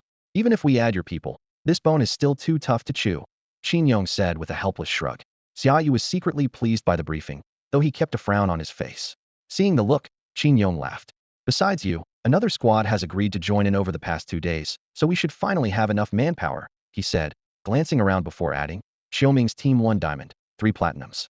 Qin Yong had watched Xiaoyu single-handedly smash 3 diamond-class twin-headed blood demons, so he knew the young officer's true power. Meeting him again on the Thunder Plain was a relief. Relax, he reassured. Xiaoming isn't as strong as Sun Qian, but when it comes to a brawl, he's vicious enough. Of course, we're all warriors of the 8th Legion. I know his reputation, Xiaoyu replied with a nod, then lowered his voice with a quiet chuckle. However what? Qin Yong froze, afraid Xiaoyu might refuse to fight. Zhang Hong stepped in, catching Xiaoyu's cue with a glance. Brother Xiao wants to know how the loot from the lightning zone will be divided once we take it. Great. He gets to be the nice guy and I'm stuck being the spoilsport, Zhang Hong sighed inwardly. So that's what you're worried about. Qin Yong exhaled in relief and laughed. Old Legion rule. Whoever discovers and secures a resource node gets first pick. After you've chosen your fill, the rest goes to the Legion. Only one condition: don't destroy the whole zone. Now that's why I love the 8th Legion. Xiaoyu burst out laughing. He had no problem fighting, but he wasn't about to work for free.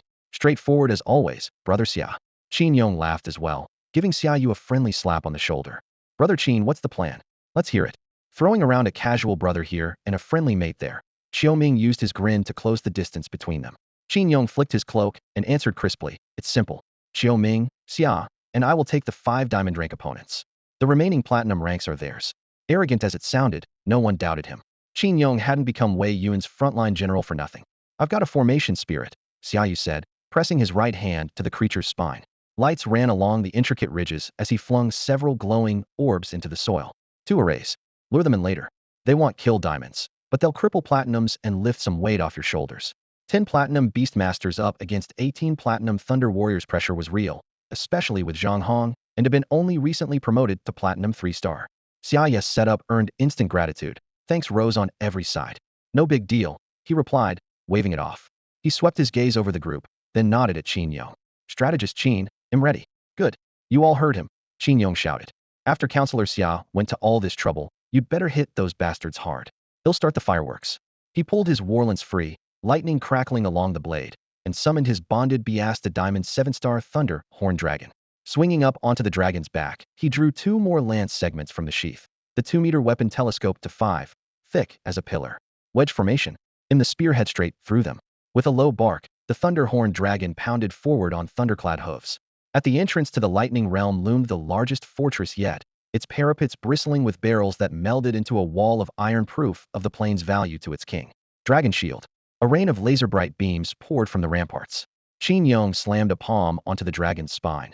A massive shield unfolded, arcs of current crawling across its surface. The barrage that would have shredded an ordinary platinum splashed harmlessly aside. Dragon break. The lance blazed, and a dragon of pure lightning roared forward, shattering the massive gate. Charge. The wedge formation punched a hole straight through. The thunderhorn dragon skewered several onrushing thunder warriors. Qin Yong flicked their bodies off the shaft and turned to meet 2 diamond-rank foes. Pick your targets, finish it fast. He bellowed. Chaos erupted inside and outside the gate.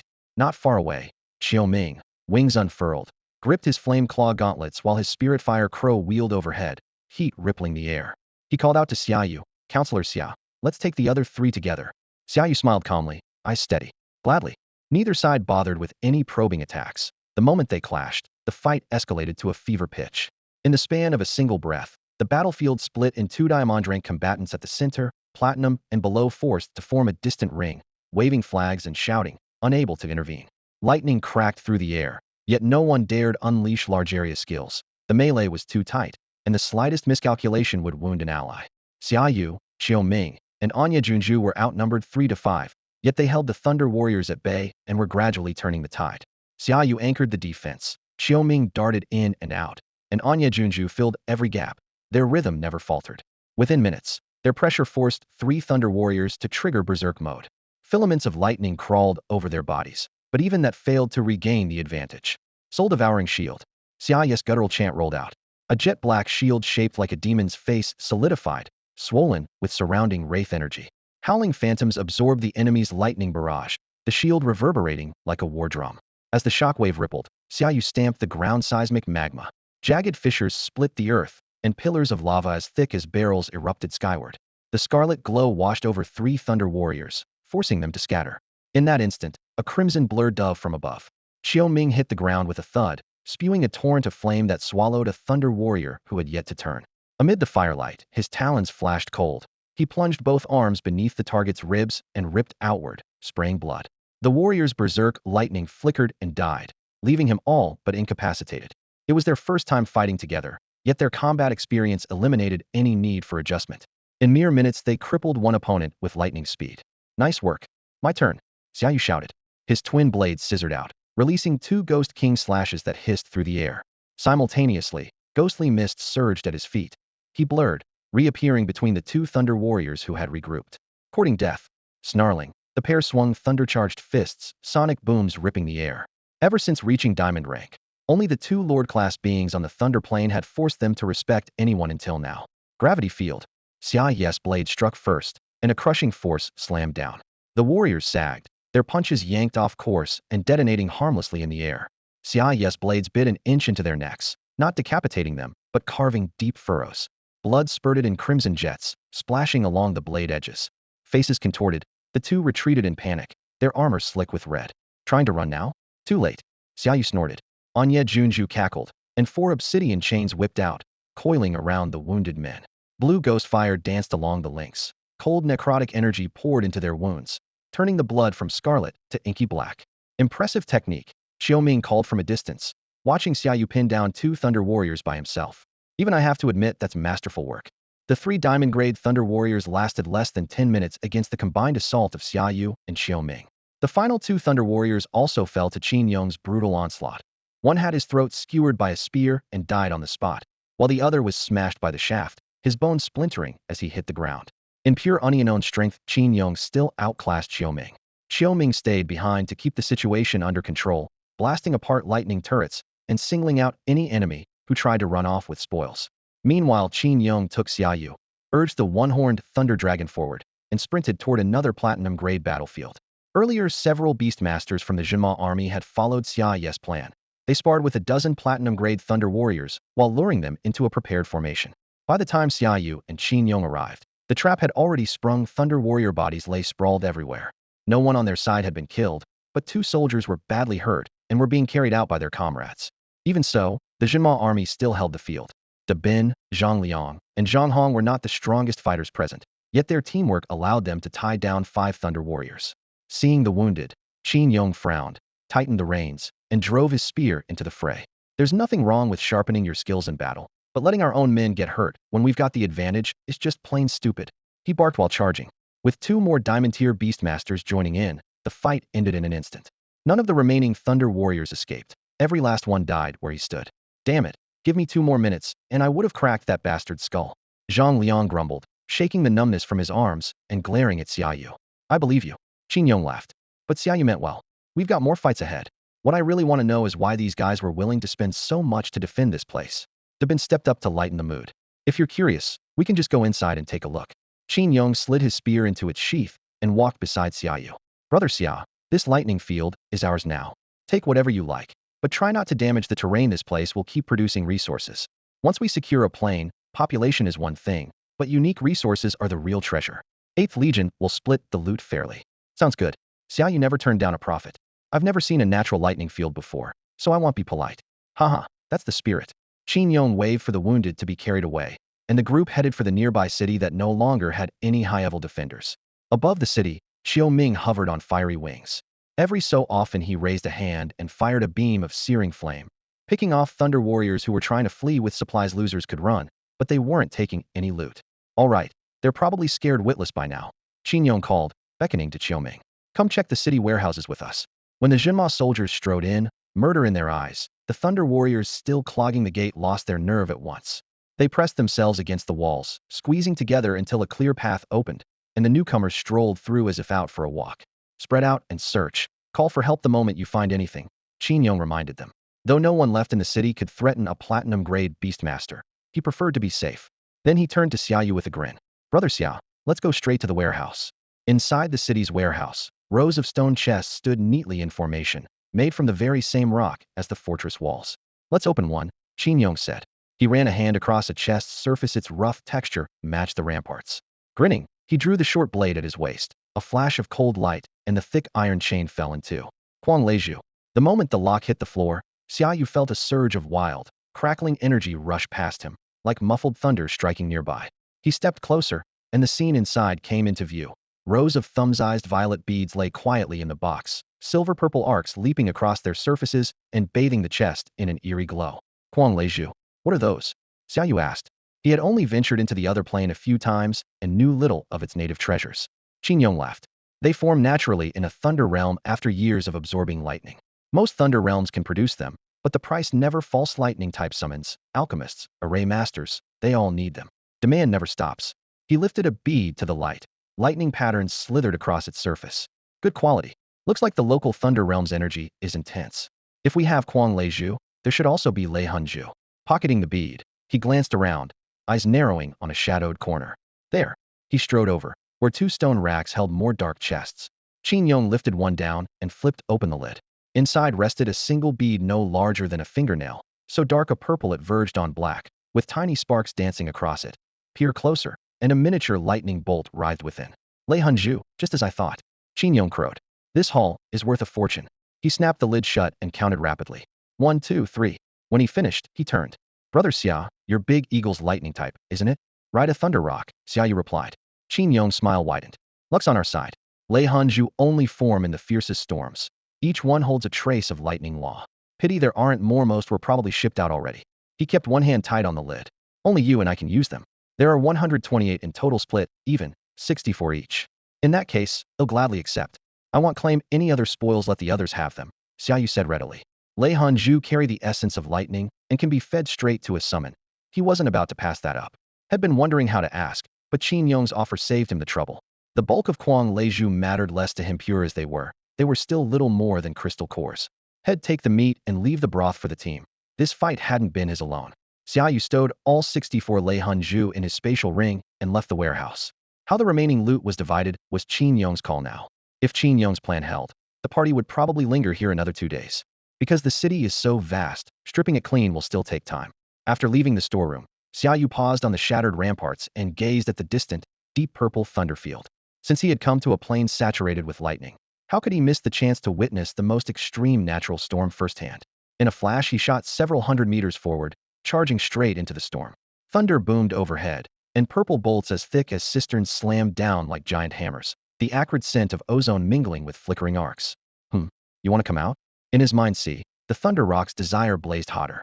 The bird had been enamored with this environment since their arrival, and now its restlessness was overwhelming. Go then. Xiaoyu raised a hand, and a violet hexagram flared. The Thunder Rock burst forth, wings snapping once as it rocketed into the clouds, crackling lightning coiling around its feathers. Boom! A purple bolt thicker than a water vat struck its wings. The rock screeched and dropped, yet stubbornly beat its wings and climbed again, the lightning dancing over its plumage growing even wilder. Boom! A second strike hit, swatting it from the sky once more. Damn it! Get back here! Alarmed, Xiaoyu lifted his hand to recall the bird, but what came from his mind was resistance like never before. His oldest and most instinct partner was refusing a direct order for the first time. All he could do was stand there, watching anxiously as the rock was blasted down again and again, only to hurl itself skyward each time. Boom, boom, boom. Isolated bolts merged into an unbroken curtain of lightning. The deep purple sky turned nearly black, and the rock's silhouette blazed brighter amid the downpour.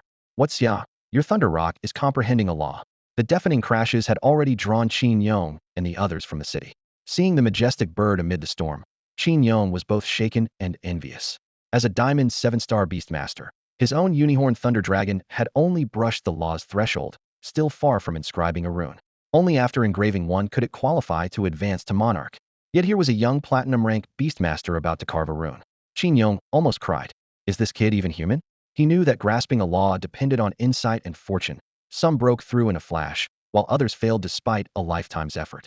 When the moment comes, it simply comes. Xiaoyu could sense the outside world, but could not respond. In his mind, a violent lightning rune was being etched stroke by stroke. Each time the Thunder Rock shrieked, a new line lit up, its outline sharpening. At last, with a clear, piercing cry, the torrent of lightning overhead froze. In Xiaoyu's mind, the rune completed its final stroke in a burst of light. Inside Xiaoyu's sea of consciousness, a fourth law rune had taken Shopee blazing character for thunder that crackled with electric light. 3 other runes drifted nearby: life, flame, and rock. The life rune had no compatible summon for the moment, while both flame and rock belonged to the Crimson Crystal Earth Dragon King, allowing that dragon to command 2 distinct laws and making it fearsome beyond measure. Seeing Xiaoyu standing calm and radiant, his whole body wrapped in arcs of lightning, the surrounding officers whispered, "Looks like Advisor Xia has just grasped the law of lightning, doesn't it?" No sooner had they spoken than the countless bolts frozen in midair crashed down the instant Xiaoyu opened his eyes, riddling the ground with smoking craters and sending waves of heat through the blackened soil. Haha, sorry for the disturbance. I didn't expect enlightenment to strike so suddenly, Xiaoyu said, drawing in the sparks and waving an apology to the comrades who had rushed over from the city. I have to admit, Advisor Xia's luck is enviable, Qin Yong muttered, stroking the thick scales of his one-horned thunder dragon. Look at this fellow, after all these years, he still hasn't mastered a single law. Just a stroke of fortune, Xiaoyu replied with a light wave. Since the Thunder Rock has awakened a law, I'm taking it deeper into the lightning domain for some practice. Carry on as you were. Just call me when it's time to move out. He beckoned the giant bird circling high above, swung onto its back, and together they sliced through the air toward the storm-shrouded mountains. The natural lightning domain was anything but barren. Its ridges were swathed in dense thunderclouds, yet tough moss clung to the rock faces, and every taller plant had been blasted into a twisted, blackened snag. All creatures here carried the lightning element, and were generally formidable ideal sparring partners for a beast that had just learned the law. Deeper in, Xiaoyu fixed on a target. A silver serpent coiled around a charred trunk. Platinum 5-star, thunder-tailed viper should be manageable. He flicked a lightning soul pearl into the rock's beak to replenish its power, then pointed toward the serpent. Empowered by its new law, the Thunder Rock had advanced to Platinum 3-star. Violet bolts erupted from its wings, hammering the viper. A lifetime in the domain had left the serpent nearly immune to ordinary lightning, but law-infused thunder tore through its defenses. Birds naturally counter snakes, and within moments a diving slash split the viper's belly, leaving it writhing on the scorched earth. The effortless wind failed Xiaoyu's training standard, so he pushed farther in. From Platinum 5-star to 6, then 7, they swept the domain. If one pillar of lightning didn't finish a target, a web of arcs followed until the beast lay still. Every lightning creature that caught Xiaoyu's eye was left charred and twitching, seldom surviving beyond 3 breaths. The hunt continued until the troops were nearly ready to march. Only then did Xiaoyu turn back, and the lesser denizens of the lightning domain finally found a chance to flee with their lives.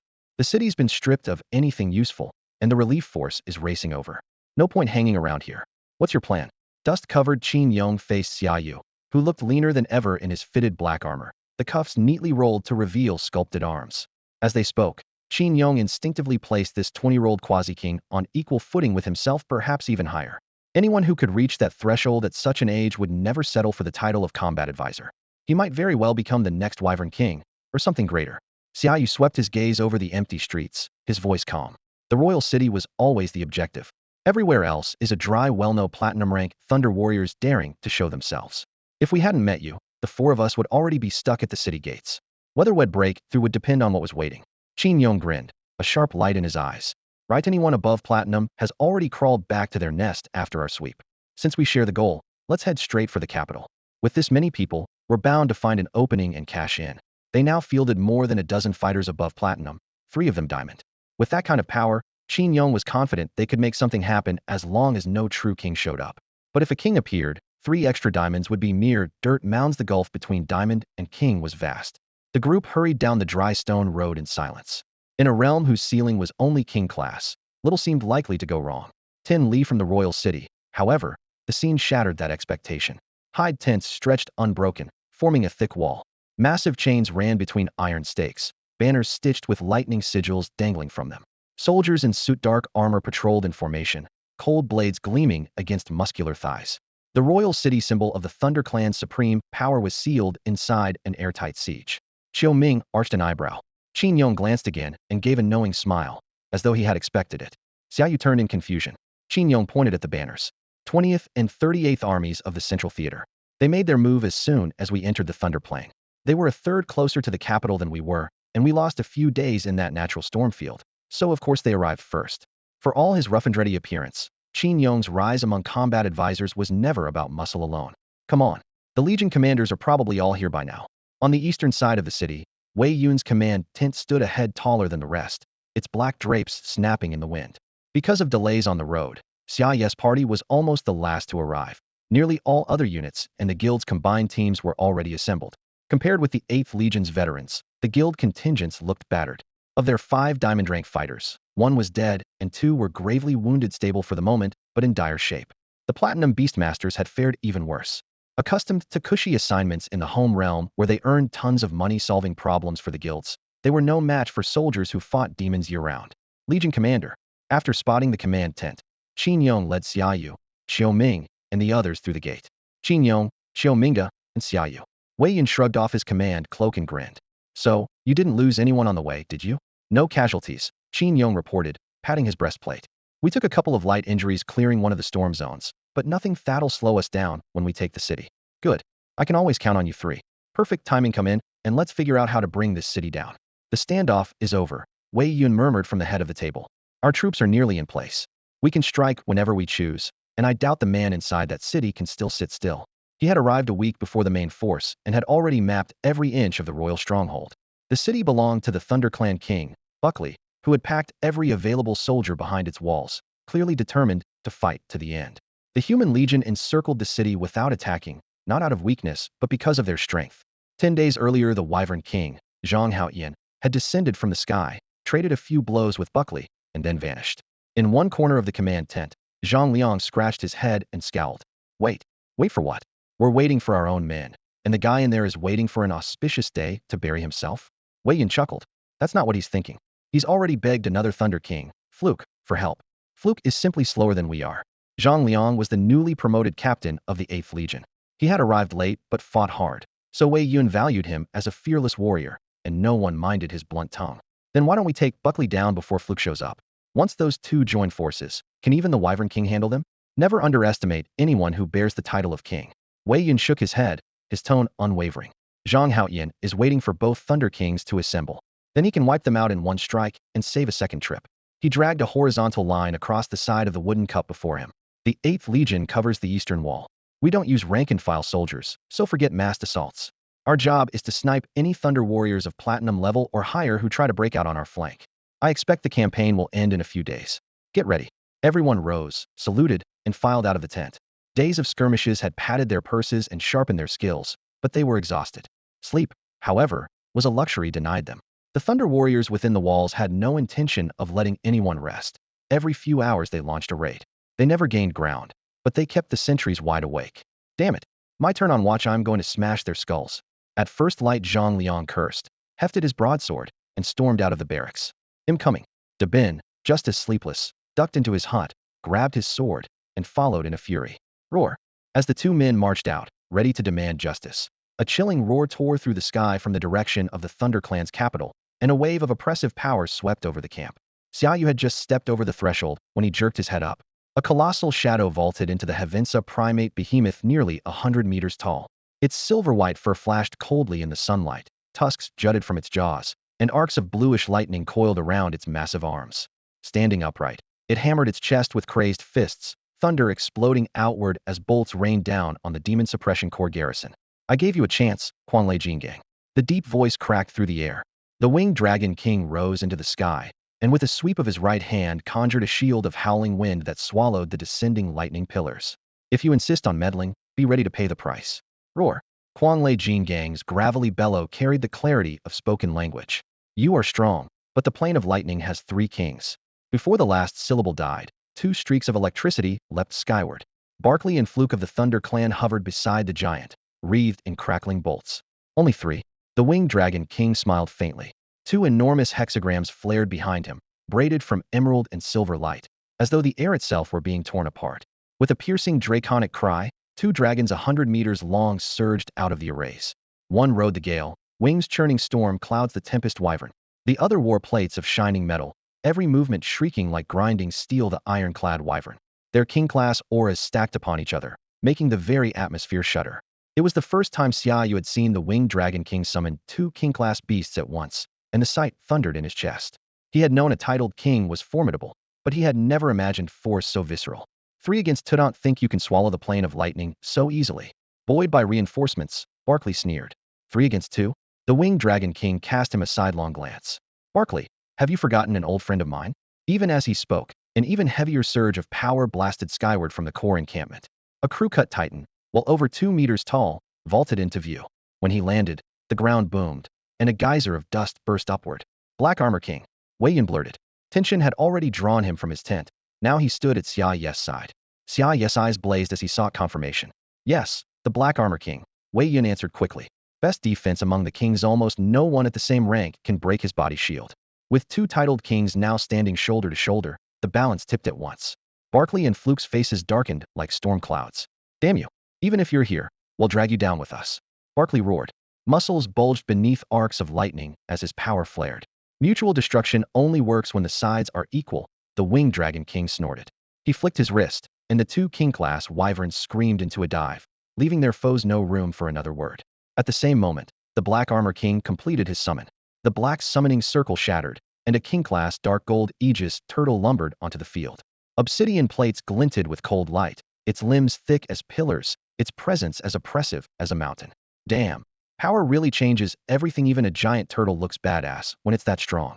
Zhang Liang spat, staring at the dark gold Aegis turtle with undisguised desire. Just as Wei Yun had foreseen, this was the moment the Wyvern King had been waiting for, a single strike to wipe out every high-tier fighter on the Thunder Plane.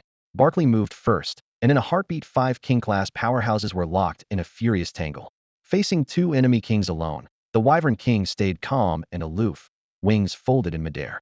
With nothing more than a lifted claw, it directed the 2 Wyvern Kings at its side, never once bothering to advance itself. On the ground, the Black Armor King had already closed with the rampaging Thunder Titan. One rained blows like a torrential storm. The other's iron shell stood like a cliff. Every collision of fist and armor boomed like rolling thunder. Whether in the sky or on the earth, the same crushing pressure radiated outward so much that even Xiaoyu, now strong enough to trade blows with diamond ranks, hesitated to step in. Yet everyone had a battlefield of his own. While 3 Lightning Kings launched a surprise assault, the army coiled inside Barkley's royal city finally surged forth. Gold and platinum rank lightning warriors, sheathed in crackling arcs, poured out like a raging storm toward the Junma army encamped beyond the walls. If they won here, the Thunder Plains still had a chance to turn the tide. If they lost, today would mark their fall into permanent slavery. 8th Legion, hear me. Cut down every lightning warrior at Platinum, or Abavito, not let them break the line. Wei Yun slammed his war spear into the ground, lightning flaring from its tip. charged with defending the east wall. He roared a challenge and was the first to meet the oncoming tide. Now that's a fight. Time to stack a few more heads. Zhang Liang lifted the long blade in his right hand and the rhino horn gauntlet on his left, his blood ignited by the chaos. Instead of hunting diamond ranks, he plunged straight into the main force, happy to let the strongest come find him. Nothing thrilled him more than a wild melee. Imin, to watch yourselves. Still shaking off the last of his drowsiness, Xiaoyu drew the twin blades at his waist. For streaks of light ripped the air as summoning circles for the Earth Dragon King, the Lord of Night, the Thunder Rock, and the array spirit flared into being, was going all in. Hands off. Those 3 diamond ranks are mine. With a blur of shadows, Xiaoyu flashed to the front, claiming 3 diamond rank lightning warriors for himself. Sure you can handle them? This old bag of bones can take one if you can't. Wei Yan laughed. Young, not fragile, watch your own back, old man. Xiaoyu shot back. His twin blades crossed, sending a 12-foot arc of black steel slicing forward and forcing the diamond ranks to retreat. That's all you've got? Go home and mind the kids. Ghostly energy roared around him as Xiaoyu triggered the Lord of Night's specter burst. Wailing faces crawled across his armor, and a frigid chill dropped over the field as if had stepped straight out of hell. Array spirit, buffs now. Earth Dragon King, charge. The array spirit flicked slender fingers, scattering crystalline lights. Some settled on allies, stacking their strength. Others burrowed into enemies, blotting out their reactions. At platinum rank, the array spirit's magic circles were no longer bound to the ground. Runes in the void. Xiaoyu had only just picked up this array painting technique from the goateed old man. In principle, anything could host a formation. The crystal core served as the eye, the ground the canvas. Choices made purely to raise the success rate. If the earth could carry power, flesh and blood could do the same. Now the array spirit etched a pattern drawn from the void directly onto the combatant's skin. Though limited by its rank and Xiaoyu's unfamiliarity, the formation was still strong enough to boost allies and weaken enemies. The instant the runes blazed, the red crystal Earth Dragon King roared. Mud-yellow rock armor swept over its body until it resembled a living war chariot, shattering the ground as it launched a brutal charge. Xiaoyu and the Night Monarch took the flanks, for war blades whirling in a frenzy, steel and dragon claws weaving an inescapable net. A crisp screech rang from above. The Thunder Rock folded its wings and plummeted, razor talons aimed straight at the enemy's eyes, the slipstream almost tearing the air apart. Xiaoyu's four summons were finally in position. The Earth Dragon King handled the push and defense. The Night Monarch darted in for finishing blows. The Thunder Rock controlled the skies, and a hidden bruiser lurked in the shadows for sustained damage. With the Beastmaster's own firepower added, 5 sources of pressure crashed down on 3 diamond-rank Thunder Warriors. Lightning Feather Barrage. The Thunder Rock's wings snapped open. Violet sparks swirled around the feathers, gathering at a frantic pace. After a piercing screech, every spark stretched into a crackling bolt, each feather a barbed shaft of lightning. One savage beat of its wings, and the storm of electric quills poured down like a monsoon, swallowing the 3 Thunder Warriors whole. Damn it, raise defenses now. Even as the first feathers coalesced, terror clenched the trio. Their bodies were built to resist lightning, yet something in that eerie violet glow made their instincts scream. Thunder boomed in endless waves, yellow shields of charged stone tearing and thinning before their eyes. Finally snap, boom, the barrier shattered. The remaining bolts slammed home. When the dust cleared, a layer of earth had been shaved away. The 3 Thunder Warriors knelt among the rubble, bodies charred and bleeding, muscles slick with streaming blood. In Platinum Rank 2, how is he this strong? Zhang Liang spat, glancing at his 2 peers as bitterness spread through every breath he drew in this thunder-touched realm. Thunder Rock, finish them. Xiaoyu lifted a hand. The bird of storm law flashed overhead, purple light carving through the battlefield. The kneeling warriors collapsed into the dirt, life snuffed out. Roar, roar, roar. The Earth Dragon King bellowed. The Night Monarch's blades rang, and the Thunder Rock spiraled upward, its screech splitting the sky. The display stunned nearby strategists and sent allied morale soaring. 3 diamond-rank enemies had fallen in the opening exchange, tilting the field at once. Haha, didn't expect you to outshine me already. Wei Yan called from his own skirmish where he had just dispatched a single foe. He had always known Xiaoyu was special, but witnessing it still shook him. If you've got strength to spare, back up the others, keep our casualties low. Got it, old man, take your time. Xiaoyu laughed and blinked across the field into a fresh clash. The blaze of battle only grew hotter, the scales of victory tipping fast. Yet both armies understood the real stakes hung with the kings locked in combat overhead. High above, for sovereign-class powerhouses were locked in a searing clash. The armored pteranodon gleamed silver, its hide completely transformed into steel. Fluke and Barkley hammered their iron fists against the metallic shell, but the strikes only threw off showers of sparks and failed to shake it. Across from them, a 100-meter storm pteranodon swept through the sky, each wing beat stirring savage wind and rain. The cutting gales sliced the air like blades, punctuated by overlapping sonic booms. Human, we can still shake hands and walk away. Keep this up, and it's a fight to the death. Fluke loosed a punch, then withdrew, his trembling fists clenched as he stared at the hovering Pterosaur King. This is what you call yielding? Too bad they don't agree.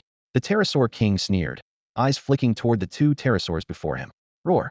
Sensing its master's command, the armored pteranodon reared back and howled. A dense array of steel blades, spears, swords, and halberds materialized beside its body, weaving into a dragon of cold steel that shot toward Fluke and Barkley. Roar. The storm pteranodon spiraled upward into the clouds, and a thick cyclone unfurled between its wings. The wind dragon chased the steel dragon, both surging straight at their targets. Damn it. Fluke, if you keep holding back, we're dead. Rage flared in Barkley's eyes. Lightning crackled along his veins as his frame swelled another half-meter. He drove his fists forward to meet the twin assault. He dared not retreat. Behind him lay his royal city home to his people and stockpiled with years of resources. One step back, and the Pterosaur King would reduce it to dust. Even if he survived, he would lose the struggle for supremacy against Fluke. A shrill, tearing screech ripped through the air. Entire sections of the royal city collapsed, walls shattered, debris flew, and blood pooled among the rubble in crimson rivulets. After taking the twin blows heeded, Barkley crashed to the ground. His chest rose and fell faintly, proof that a shred of life remained and nothing more. So what now? Want the same treatment he got? Or will you lay down your arms? The Pterosaur King's voice was icy. Moments earlier, while Barkley charged, Fluke had refused to act, leaving Barkley on the brink of death. No, no, no. I, Fluke, King of the Thunder Clan, hereby declare unconditional surrender to humanity. Everything here is yours, including my freedom. Under Barkley's bloodshot glare, Fluke dropped to his knees. His once proud head pressed against the ground in the lowest posture of submission. Not everyone was as fearless as Barkley. To Fluke, survival mattered more than the loss of a homeland. A king understood the value of life. If one day he reached the immortal tier and stood atop the multiverse, no one would dare mock today's humiliation. So that's how it is. The Pterosaur King chuckled, his gaze at Fluke brimming with contempt. Anyone willing to abandon his own kind has no honor, so will rest easier once he's dead. Even as the words faded, the Wyvern King turned his palm into a claw, flashed through the air, and appeared in front of Fluke. Razor-sharp talons punched through Fluke's chest, blood spraying everywhere. The plea in his eyes vanished instantly, and the gaping hole drained away the last of his life. Roar. We've won. Charge. Level the city. With both Thunder Kings falling, the human warriors' morale soared. They let out ear-splitting shouts and stormed forward in waves. The shaky defensive line was shredded at once, and every sort of summoned beast surged into the royal city like a tide, flooding the streets. Elsewhere, the mad Thunder Juggernaut watched his two kings collapse and felt his bravado turn to panic. No matter how he pounded the black gold nether carapace, turtlean armored fortress on legs, the creature didn't budge. With all his comrades dead, he cared only about escape. Trying to run? Isn't that a bit disrespectful? The Black Armor King's voice drifted out from behind the shell, low and cold. You pound on me all day and think you can just walk off? You break it, you pay? If you can't afford the fee, stop throwing punches. Roar. The long passive black gold nether carapace turtle suddenly bellowed. Its head snapped up, light condensed in its mouth, and a massive energy beam erupted. The Juggernaut raised a hasty guard. His arms were flayed bloody and his huge body blasted dozens of yards back. The instant he hit the ground, he scrambled up and fled, a pitiful echo of his former ferocity. Nether Domain. The Black Armor King formed a seal, and the character for Nether blazed between his brows. It swelled into a vast obsidian mountain that slammed down, black mist rolling out to swallow the Juggernaut. No one saw what happened inside, but when the character shrank back, only a shattered skeleton remained. Wasn't the Black Armor King supposed to be the toughest tank of all the kings? Xiaoyu gaped as the mad Thunder Juggernaut was erased almost casually. Nobody ever said his offense was weak. He's a titled king, and that turtle is only one of his many king-class summons. Wei Yin flicked blood from his blade and strode over. The battle was decided. Only a handful of Thunder warriors above Platinum rank were still clinging to life, and they no longer required his attention. How is someone like that even possible?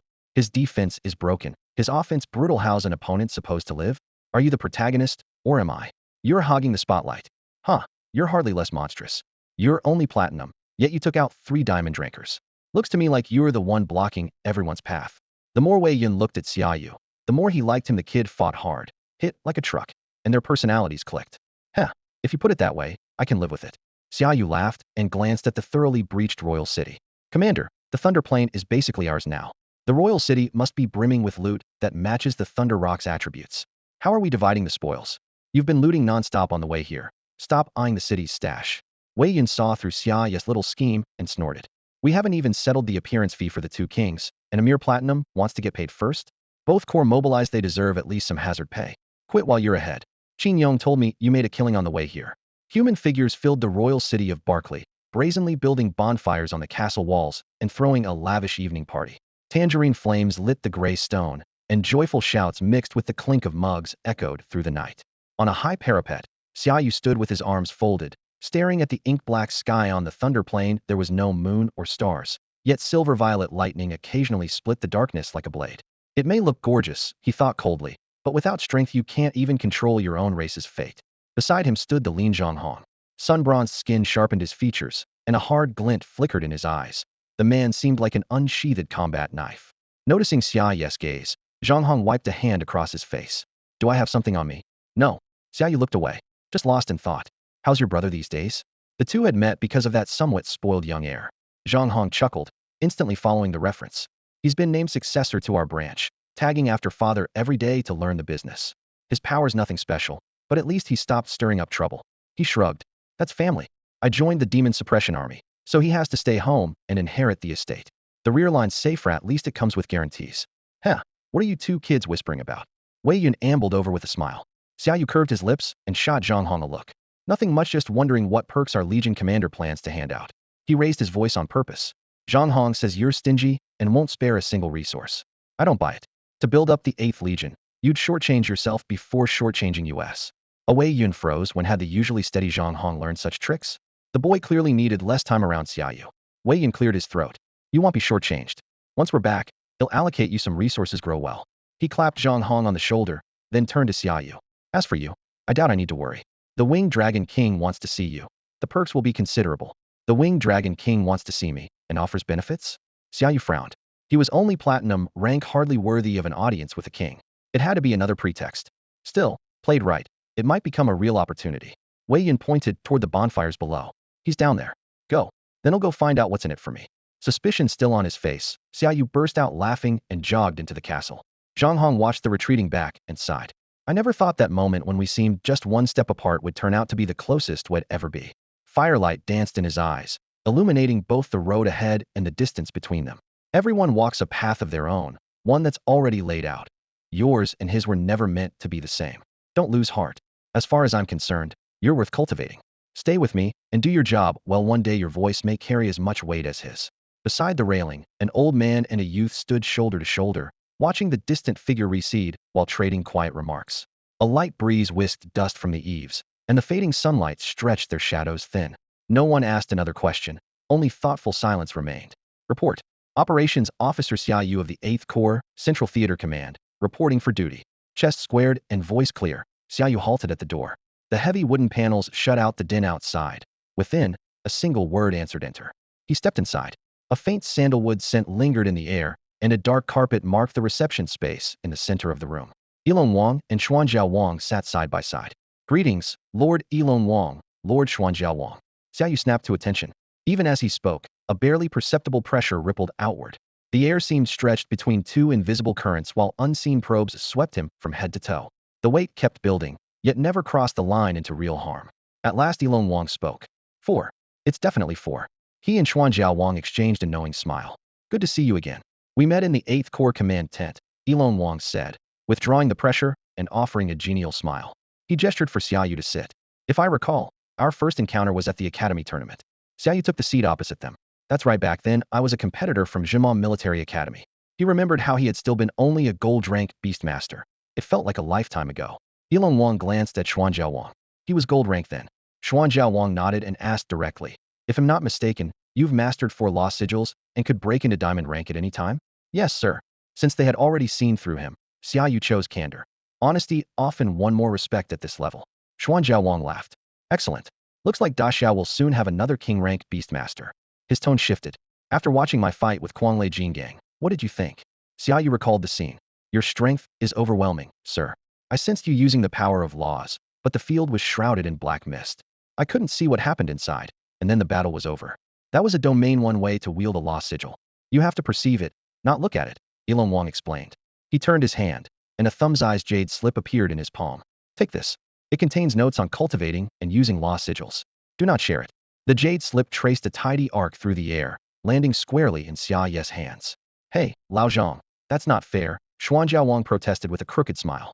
Poaching talent right in front of me? What of it? Doesn't Jima Academy answer to me? Can I look after my own students? Yilong Wang arched a brow, nodding toward the jade slip. The gift is already given. Xuanjiao Wang snorted. So the academy is yours again? You just had a year's worth of resources sliced off, and already you're stuffing perks back into your pocket. The others might object. Yilong Wang gave a cold snort. If they're unhappy, let them step up. They took my favors and still bear their fangs. I'm no pushover. The two title-bearing kings bickered freely in front of Xiaoyu. Unsure whether to listen or tune it out, he studied the carvings on the jade slip as if it were the most fascinating thing in the world. Finally, Xuanjiao Wang waved a hand. Fine, there's no point arguing with a man who actually holds the reins. I just hope that when you meet those big shots, you'll be just as tough. He turned to Xiaoyu, casual yet cautionary. Kid, none of them are saints. Don't let them talk circles around you. Do what I do fight when it's time to fight and stay out of the politics. Life's much easier that way. Title-level kings are anything but a harmonious family. It was only from the brief exchange between Yilong Wang and Xuanjiao Wang that Xiaoyu finally grasped this fact.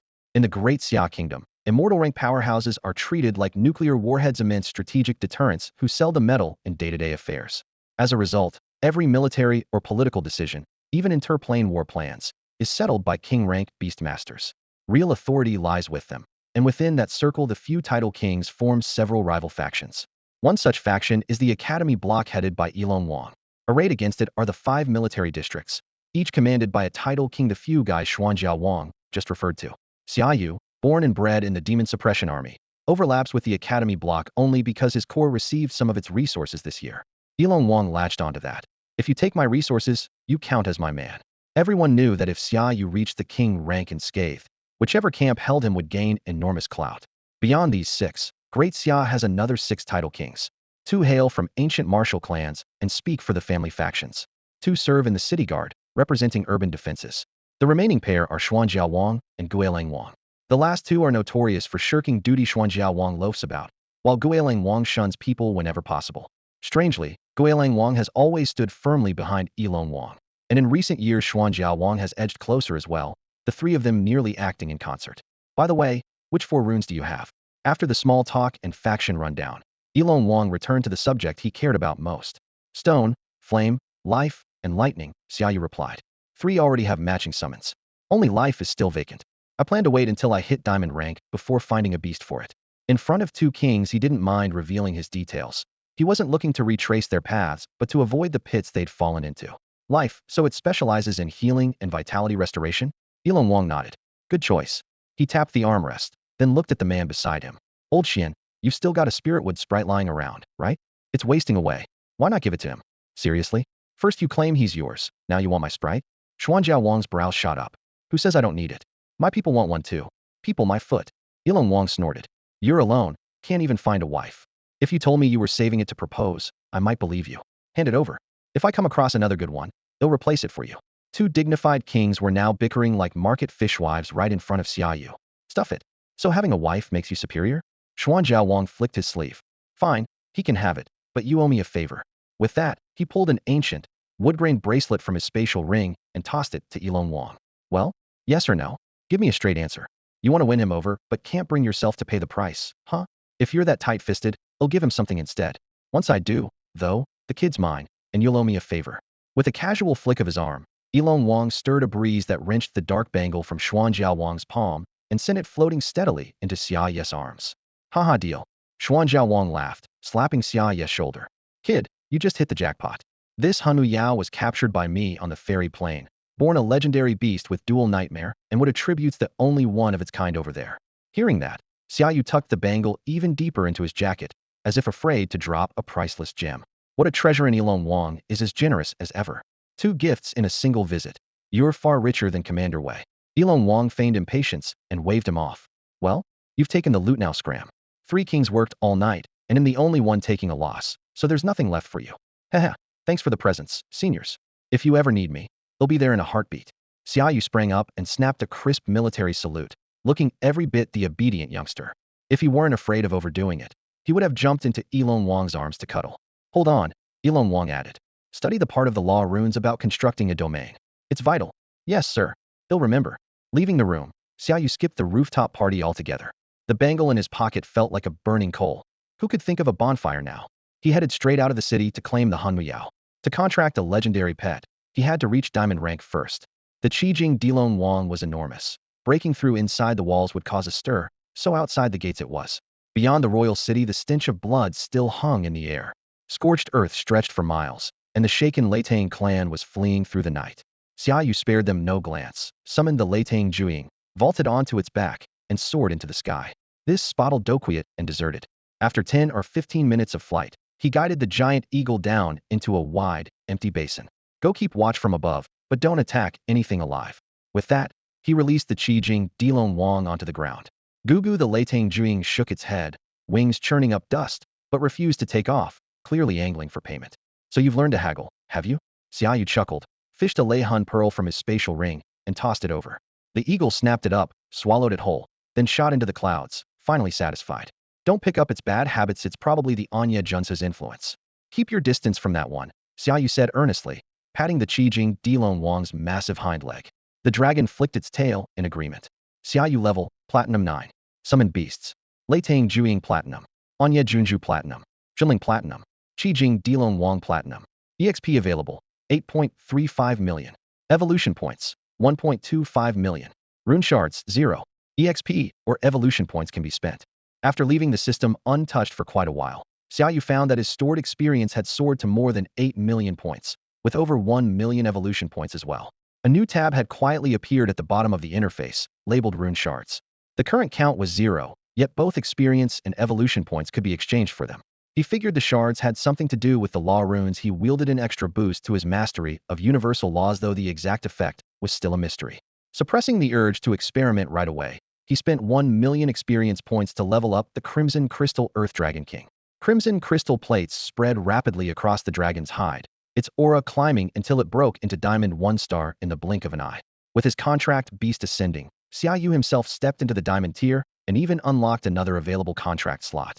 Anything 2 monarchs kept as a collectible must be mind-blowing, he said, patting the now bulkier, more muscular dragon before storing it in his beast-taming space. Then he drew out an archaic-looking bracelet from his robe. Years ago, the goat-bearded Liu Yang had used a similar bracelet to house a formation spirit, but the one in Xiaoyu's hand was clearly superior in both material and engravings, crafted specifically for living beings. He sent a thread of mental power inside, and the clasp clicked open. The instant it did, a razor-sharp psychic blast slammed into his mind, and a completely green figure tumbled to the ground, trying to sprint away. His head buzzed, yet he still curved his lips into a smile. Lively little thing, he chuckled, but you're a bit underpowered. Otherwise you might have tripped me up today. The Soulwood sprite was only at the gold rank, so the mental attack had merely dazed him for a moment. With a flick of his wrist, a pitch-black chain shot through the air and coiled tightly around the fleeing creature. The captive sprite was lean and entirely green, bark-like clothing clinging to its torso, a tuft of messy grass-colored hair sprouting from its hedos, if even a potential spouse would flee at the sight. His shot rasped, wide eyes filled with equal parts wariness and fear. Unfazed, Xiaoyu crouched down and grinned. Cut the hissing. From now on, you call me Big Brother. You've been locked up for ages, so you must be starving. How about a wood attribute magic core? He opened his palm to reveal a gleaming emerald core. The sprite did not spare it a glance. Contempt even flickered in its eyes. Picky are we? Xiaoyu laughed dryly, tucked the core away, and produced a mountain ginseng as thick as an infant's arm, a prize from the ancient tree zone, of which only a few remained after his recent battles. His sculpt, the sprite's rasp, immediately softened, its gaze glued to the ginseng while its throat bobbed uncontrollably. Xiaoyu waved the root back and forth, his tone earnest. Just so we're clear, once you've eaten, you work. I'm all about fairness. He shoved the demon ginseng into the soulwood fiend's mouth, nicked his finger, and let a drop of blood fall onto its forehead. Hiss. The instant the blood landed, the fiend screamed as if seared by hot iron, nearly spitting out the ginseng. Thick vines lashed about, warning the young man in front of it. Xiaoyu's expression never wavered. Maybe a platinum could break free, he said calmly. Too bad you're only gold. Contract runes flared scarlet. The soulwood fiend rammed his mind, wave after wave of nightmare force, but Xiaoyu had come prepared. His consciousness stood firm. Emerald light, threaded with black mist, formed a summoning array that swallowed the howling fiend whole.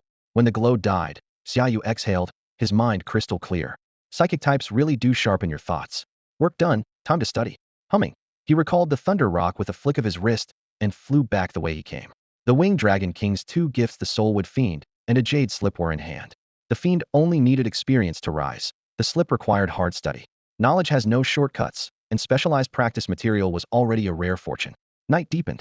Back in his room, Xiaoyu placed the jade slip on his palm and extended his mind into it. Candlelight danced, his silhouette flickered on the wall, and distant thunder rolled outside the window, yet none of it disturbed him. In a heartbeat, his consciousness was fully immersed. Dawn broke, and the city stirred before Xiaoyu finally withdrew his mind. Only on a giant's shoulders can you see farther. He weighed the dim jade slip and sighed. Without it, his grasp of law runes would have taken many times longer. That also raised his estimate of the winged dragon king. At least an 8th grade rune master, maybe 9th. A king's rank depends on command of the laws.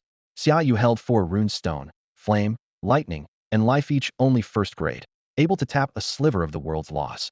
Even so, for creatures untouched by them, that was crushing power. By king standards, he was already a 1-star king, not a mere Diamond 1 beastmaster.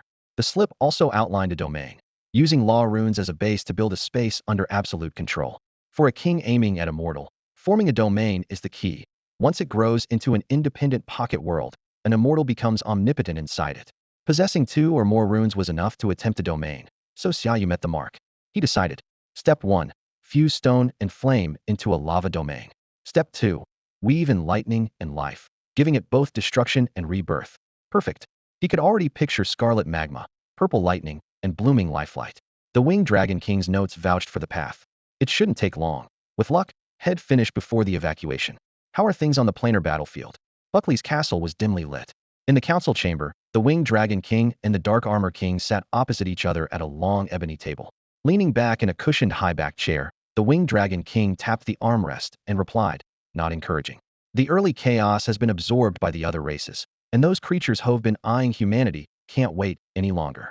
His voice was quiet, yet every word rang in the dark armor king's ears. He added, Old Ghost Line takes at least 3 assaults a day right now. The pressure isn't small. The dark armor king's brow tightened. And you still want to stick with an offensive strategy?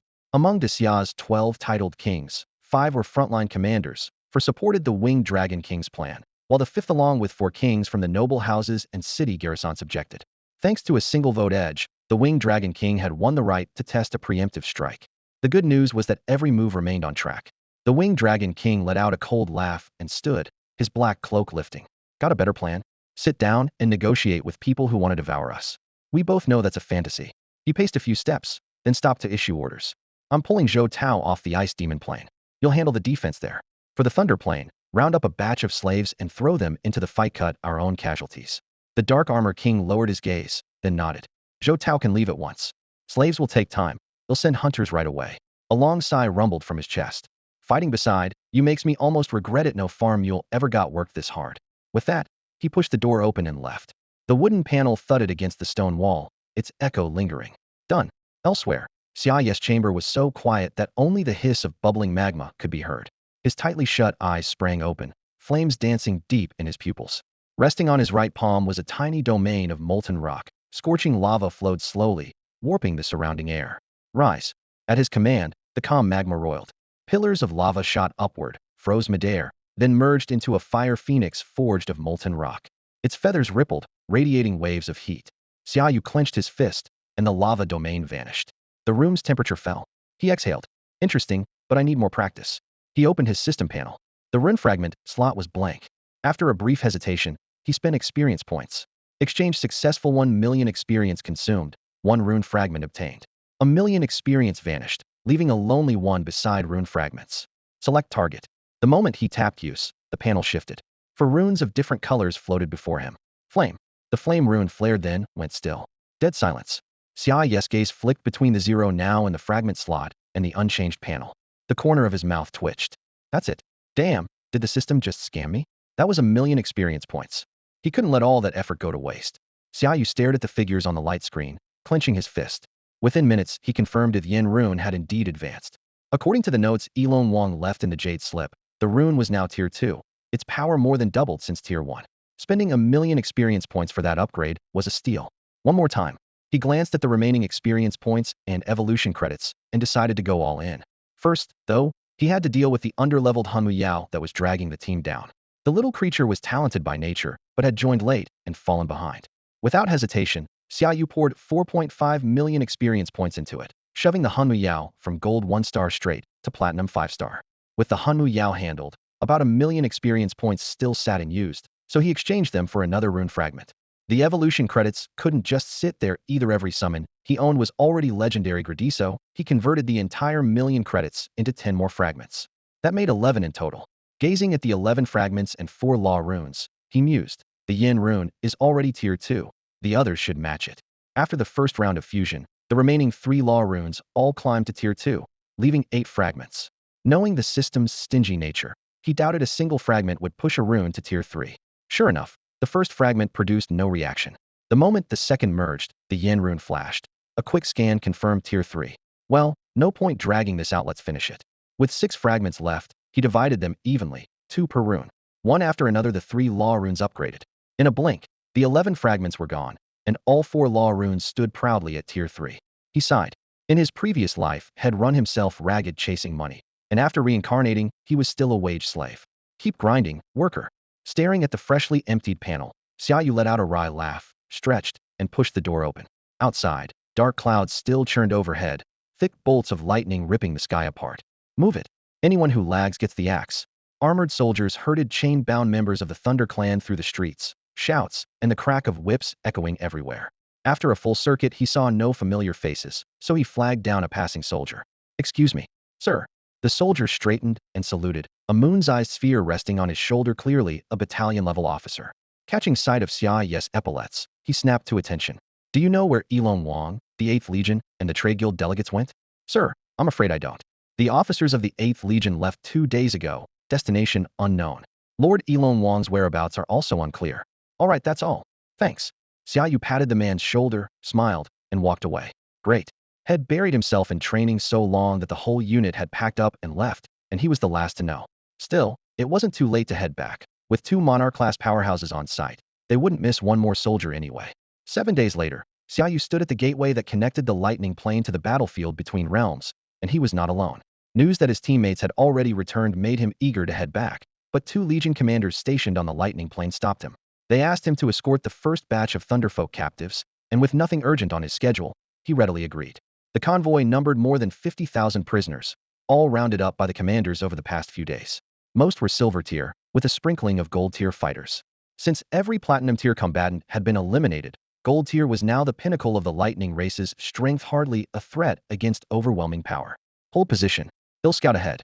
If the coast is clear, bring them through. Facing the rippling wall of light that looked like a waterfall, Xiaoyu drew a deep breath, unsheathed his blade, and stepped in.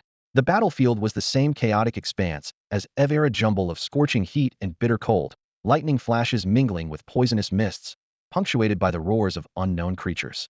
Xiaoyu. Before he had fully regained his footing, a shout rang out. Zhang Hong, now wielding a glaive instead of his old wizard staff, parted the crowd and hurried over. Zhang Hong, what are you doing here? For whole companies are gathered, what's going on? Xiaoyu asked, lowering his voice while scanning the area. Commander Wei said a slave convoy from the lightning plane would arrive today, so we're here to receive it. Didn't expect to bump into you, Zhang Hong replied, patting the hilt of his weapon. Closed-door training make you even stronger? Good enough, Xiaoyu muttered, frowning at the swirling, elemental turbulence around them. This isn't a place to linger. The slaves are right behind me. They'll signal them to transfer at once. We'll talk back in the city.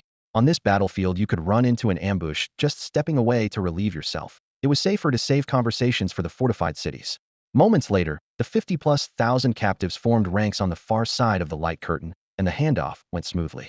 All along the route, Xiaoyu showed no mercy, ordering his guards to execute any thunderfolk who dared raise their voices or cause trouble. Blood and slaughter had already crushed most thoughts of rebellion. Let's move, Xiaoyu said, sliding his blade back into its sheath. Right, Zhang Hong answered, then barked orders. Scouts, 10 li ahead. Get the slaves moving back to the city. He vaulted onto a borrowed Galistida mount prized for speed, but nearly useless in a fight, more pack animal than summon. Pushing the steed to the front, he kept his voice low but firm. The long column slowed under the weight of thousands of captives and suffered repeated raids from other races. Anticipating trouble, Zhang Hong had borrowed several elite fighters from Wei Yun, and with Xiaoyu present, each skirmish ended without serious loss. But every time the enemy struck, some Thunderfolk prisoners tried to stir up chaos. Without exception, once the raiders were driven off, those restless captives met their end at the hands of the unflinching executioner, Xiaoyu. Since witnessing the Thunder Clan's king grovel, Xiaoyu had buried his pity for good. In that instant, he understood that if you aren't ruthless to a potential enemy, once the human line breaks you, and every soldier become expendable slaves. To stop that from happening, he had to tip the scales by any means necessary. War is filthy, what mercy can it allow? Xiaoyu, over here. Zhang Hong strode up and slapped his shoulder. Forget the slaves, someone else will handle them. I'm taking you to meet a few old friends. Since the fall of the Leitang Plain, the battlefield kept siphoning and new core fierce clashes raged every day, and every legion bled heavily. It was the only way to hold the front. Old friends? Who? Xiaoyu asked, following Zhang Hong deeper into the command tent. You'll see. Zhang Hong flipped the flap aside and shoved him through. I'm back, and look who else turned up. The tent was dim. Several young men in regulation armor were lounging around, but snapped to their feet the moment they heard them. Long time no see, the one in front said, white teeth gleaming in the lamplight. Long time no see, Captain Chun. Xiaoyu recognized him at once. Chen Ligong, once the star of the national tournament from Zhimong Military Academy, a man whose brilliance had even outshone his own. Hey, so you only spotted Captain Chen and not us? Zhao Di laughed from behind. Chen Ligong swung a fist and tapped Xiaoyu lightly in the chest. Heard you're doing fine as a staff officer. Xiaoyu laughed aloud, though his eyes darted to Zhao Di's empty left sleeve. In the battle for the Centaur Plain, he and Chen Ligong had stalled an enemy diamond drinker, and Zhao Di had paid for it with his arm. What are you staring at? I can still thrash you one-handed, believe it? Zhao Di shook the loose sleeve, roared with laughter, then slung an arm around Xiaoyu and dragged him to a seat. Remember these two? Chen Ligong nodded toward the others. Of course. We took the Centaur capital together.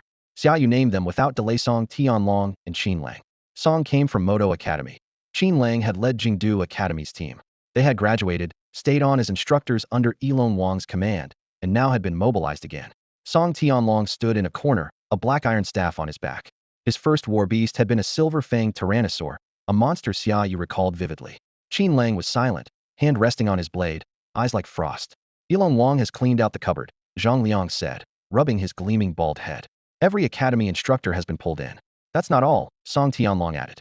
We escorted over 100,000 alien slaves on the way, enough fodder for several days of fighting. Perfect. Xiaoyu clenched his fist, sparks dancing in his eyes. With the numbers on our side, it's time to teach those bastards a lesson. Days of being forced back had left him itching for payback. Once the troops are in place, Elon Wang will make a major move, Chen Ligong said gravely. He's been plotting to end humanity's external threat for years. Everyone present was one of Elon Wang's hand-picked protégés. Even after becoming instructors, they had kept advancing. All of them were now high-star platinum. Chen Ligong and Zhao Di carried the weight of men only a step from diamond rank. Let's work together, Qin Lang said, rarely one for words, his voice low and steady.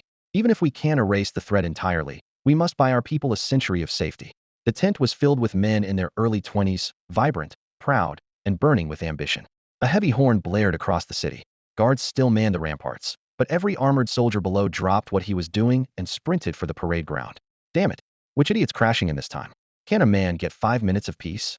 Zhang Liang cursed as he yanked up his trousers, kicked open the latrine door, and snatched up the scale mail and tower shield propped against the wall. Quit whining, it's the General Assembly. Looks like another slugfest. Xiaoyu jogged past with his twin sabers, heading for the 8th Legion rally point. From high overhead came a rapid command. Swarm approaching. First strike sequence. Central 13th, 28th, and 29th Legions. Deploy the lava giant slave battalions immediately. Before the words had faded, the winged dragon king swooped in on his storm wyvern. The gale he stirred, whipping every banner into a frenzy.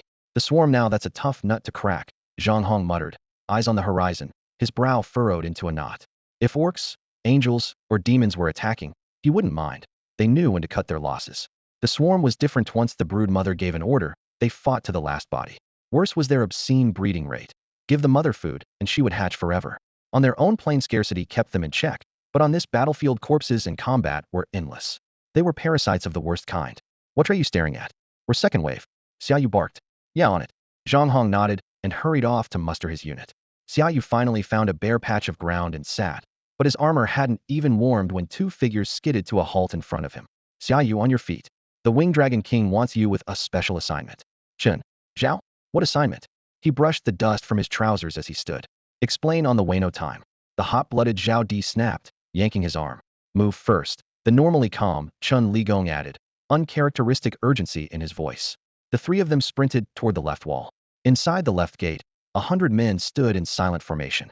Unlike the frantic troops around them, they held their breath, completely still, yet a knife-edge aura rolled off the ranks. Anyone could see this was a shock unit. General Zhou, per orders, we've brought 8th Legion Operations Officer Xiaoyu. Qin Ligong reported. The middle-aged General Zhou looked Xiaoyu over and gave a slight nod. Fall in. Move out. He turned and led the column toward the gate. We're heading outside? The swarms battering the walls out there. Xiaoyu blurted as they passed beneath the massive arch. None of this added up. What on earth were they planning? If we don't break out now, it'll be even harder once wave after wave of insects hits the walls. Xiaoyu tightened his grip on the reins of the crimson crystal Earth Dragon King. The beast beneath him coiled to spring. On either side, Chun Ligong and Zhao Di rode abreast, faces grim as their weapons flashed with icy light. Summon your beasts. Follow my charge. At the head of the column, a middle-aged man barked the order, his shout echoing beneath the battlements. A pale blue summoning circle flared, and a 3-meter howling moon direwolf sprang forth, silver fur bristling and fangs glinting. A king-class beast. Xiaoyu's heart jolted. He didn't know the man, yet the faint ripple of law power around the direwolf told him everything. It was a shade below the storm wyvern or ironclad wyvern that served the throne of wyverns, but it was still a true monarch. Armored white elephant, earth-plated ground drake, one-horned cypress foal, night stalker. At his second command, 100 beastmasters triggered their arrays. In an instant, the courtyard behind the gate overflowed with summoned creatures of every shape and size. Platinum rank auras intertwined, whipping into a roaring gale that swept the parade ground. Damn, that's a diamond-class crimson crystal Earth Dragon King. Zhao Di couldn't help cursing when he saw the dragon under Xiaoyu. Chen Ligong laughed. We thought we'd be looking after you, but it seems we'll be counting on you instead. Both he and Zhao Di were peak platinum outstanding for their age, yet none of them had expected Xiaoyu to break through and reach diamond so quickly. Xiaoyu scratched his nose and grinned sheepishly. Just luck, nothing but luck. Of course, he would never admit he was a walking cheat code. The gate's almost up. Ready. The massive bronze doors creaked upward on groaning gears. Mounted on the dire wolf, the middle-aged man shouted again, locking every eye on him. Stay with the formation. Even a diamond class dies if it falls behind. Chun Ligong tightened both hands on his broad greatsword. Astride his one-horned cypress foal, gaze fixed ahead. Charge. The gate yawned wide, and a nightmare surged toward them. Soul Reaper wasps, blood-drinking ants, giant-horned beetles, phantom-faced burrowers. Ground and sky were choked with a living tide. A shrill screech stabbed their ears the moment the hinges reached their apex, and the swarm poured in like a black flood. Kill. The king-class beastmaster roared. The dire wolf threw back its head and howled as the giant blade in the man's hand swept out. A moonlit arc 100 yards long tore through the air. Insects disintegrated to ash, and a broad corridor of carnage opened in an instant.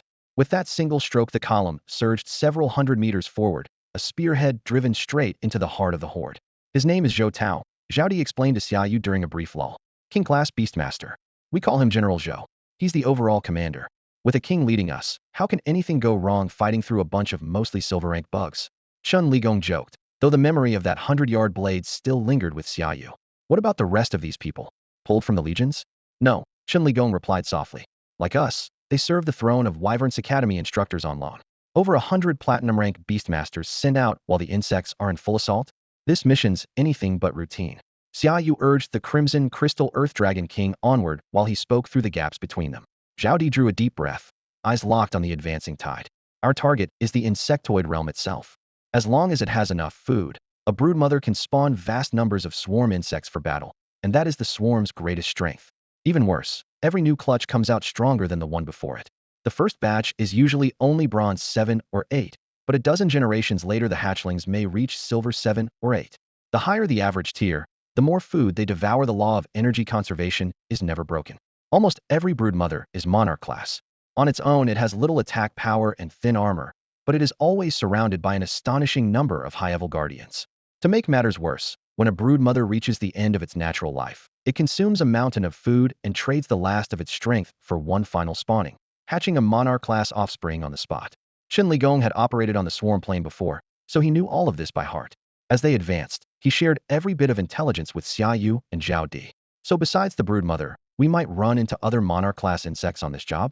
Xiaoyu lowered his voice and glanced at Zhou Tao, the demon suppression army captain leading the team. With Zhou Tao around, it might still be manageable. Qin Ligong nodded. That possibility is real. And remember, the mission is to capture the broodmother alive and bring it back to base. That's the hard part. If we want to snatch their mother from a pack of elites, we'll have to wipe out the guards first. Zhao Di shrugged. Whatever. Point the banner and we'll fight. The tall guy goes up front and holds the sky. We just keep swinging. Brother Zhao, this is life and death, not a dungeon run, Xiaoyu muttered, exasperated. If you die here, you're really dead. I'm still a fresh-faced kid, you know. The column pressed on in silence until Zhou Tao raised a hand, and reined in his mount, the Xiaoya Tianlang. Everyone, take 15 minutes. Stay alert, we're close to swarm territory. The instructors immediately checked their gear and weapons. In that quiet, their killing intent was no less intense than that of veteran demon suppression troops. The quarter hour vanished in a blink. They vaulted back onto their summoned beasts, blades, bows, and cannons, all primed. There was no city at the mouth of the swarm plains portal. The insects live only to feed the brood mother and propagate. The idea of building walls has never crossed their minds. The portal yawned inside a cavern midway up the mountain, and lone scouts buzzed out to forage while others dragged prey back in. Zhou Tao stood beside his black warblade and the Xiaoya Tianlang, voice low and steady. One more reminder, don't get bogged down. The swarm is endless. Focus on the mission and finish fast. With that, he kicked off the ground and shot forward. Attack! The Xiaoya Tianlang loosed a chilling howl and streaked out like a white arrow. The insects screeched in panic as the squad exploded into motion, but before they could react, a blade wave more than 3 meters long slashed toward them. The energy arc sliced through the swarm like a razor through paper, cleaving every bug in its path and splattering green, dark purple, foul-smelling ichor across the tunnel floor.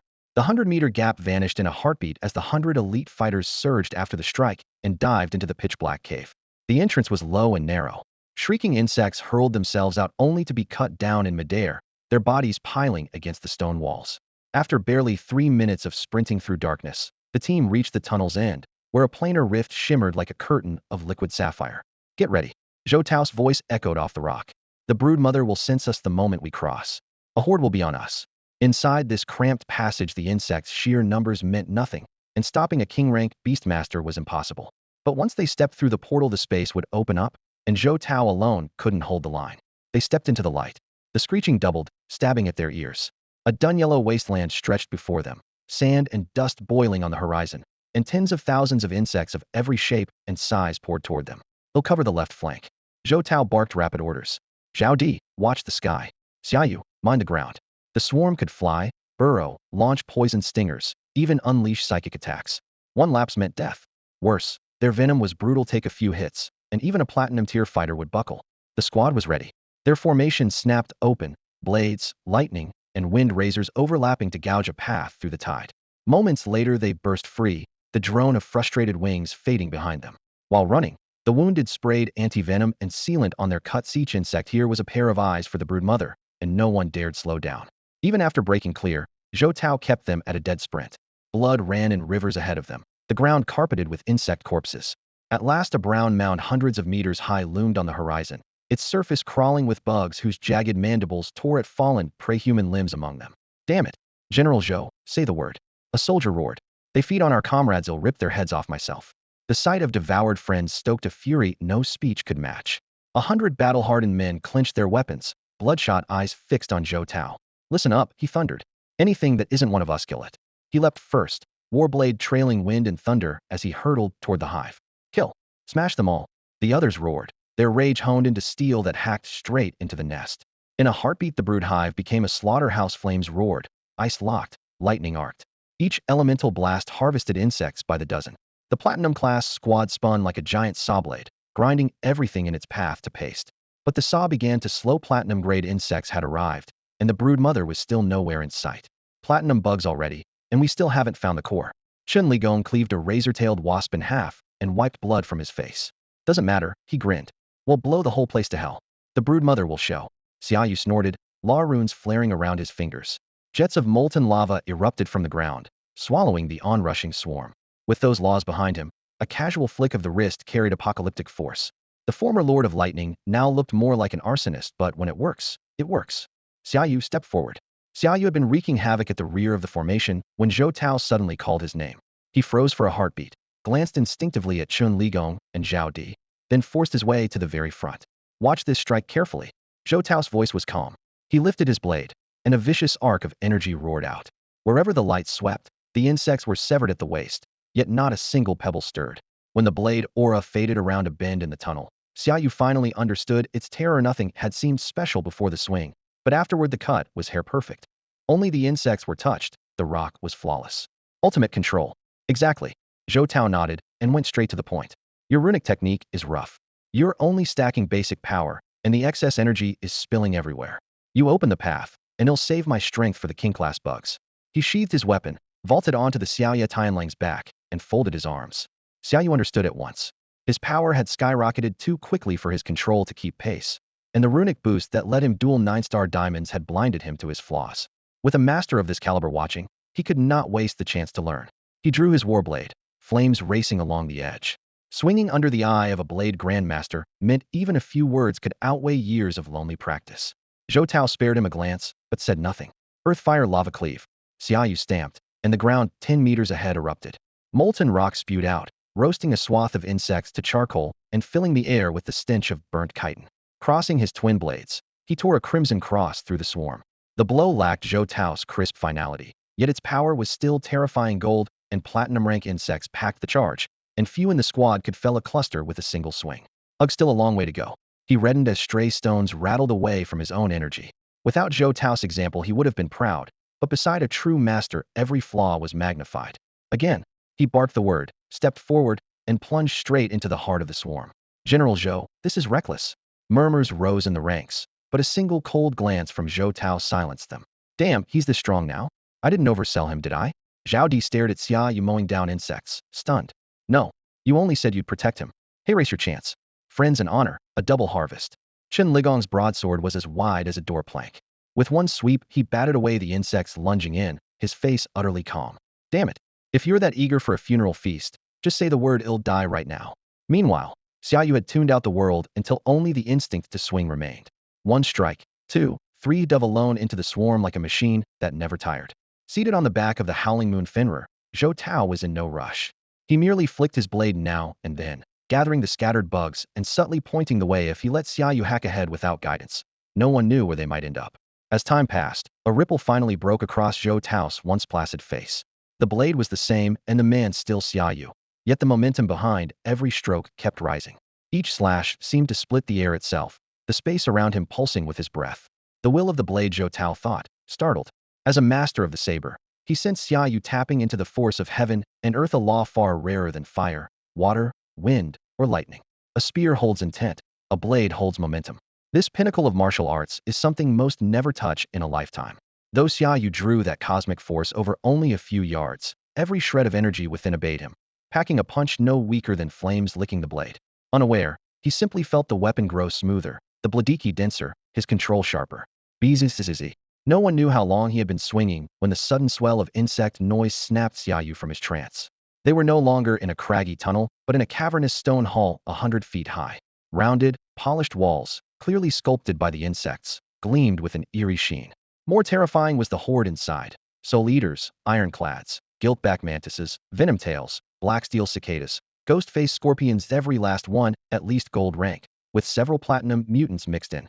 Beside an engorged queen crouched the most striking of all, a six-winged sky fiend. Its 3 pairs of jet-black wings, 8 slender limbs, and gruesome mandibles proclaiming its savagery at a glance. Form up and grind them down. Once I deal with that 6-winged sky fiend, the mission's finished. Zhou Tao, who had yet to fight in earnest, slowly drew the 3-foot war blade at his hip, his aura climbing by the second. Xiaoyu's arms were numb as he snapped back to reality. His comrades had already locked into the tight formation used by the Wyvern King's personal guard, and he panicked. Form up? I don't know how. Although this unit worked at separate academies, once assembled they were a well-drilled elite. Xiaoyu was another story, first a cadet, then rushed into the Demon Suppression Corps before any systematic training. In short, a half-finished product thrown onto the field. Battle formations? Totally foreign to him. You don't have to, Zhou Tao said, his voice scraping like steel on steel. Keep soloing. Use these bugs to hone your blade and grow your will.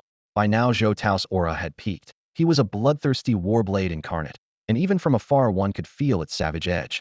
Watch closely. This is how you wield a blade. One swing could rend the heavens. Yet the blade in Zhou Tao's hand made Xiaoyu feel as though the whole world shook beneath its edge. Xiaoyu had thought Zhou Tao's aura was already at its peak before the battle, but that had merely been the prologue. Each seemingly ordinary downswing lifted his momentum another notch, and space itself quivered in reply. Hundreds thousand soft cuts fused into a single, lightning-fast blur until it felt as if the entire realm lay in his grasp. In that moment his blade proclaimed, "As long as I stand, nothing else can prevail." The scene crashed into Xiaoyu's heart.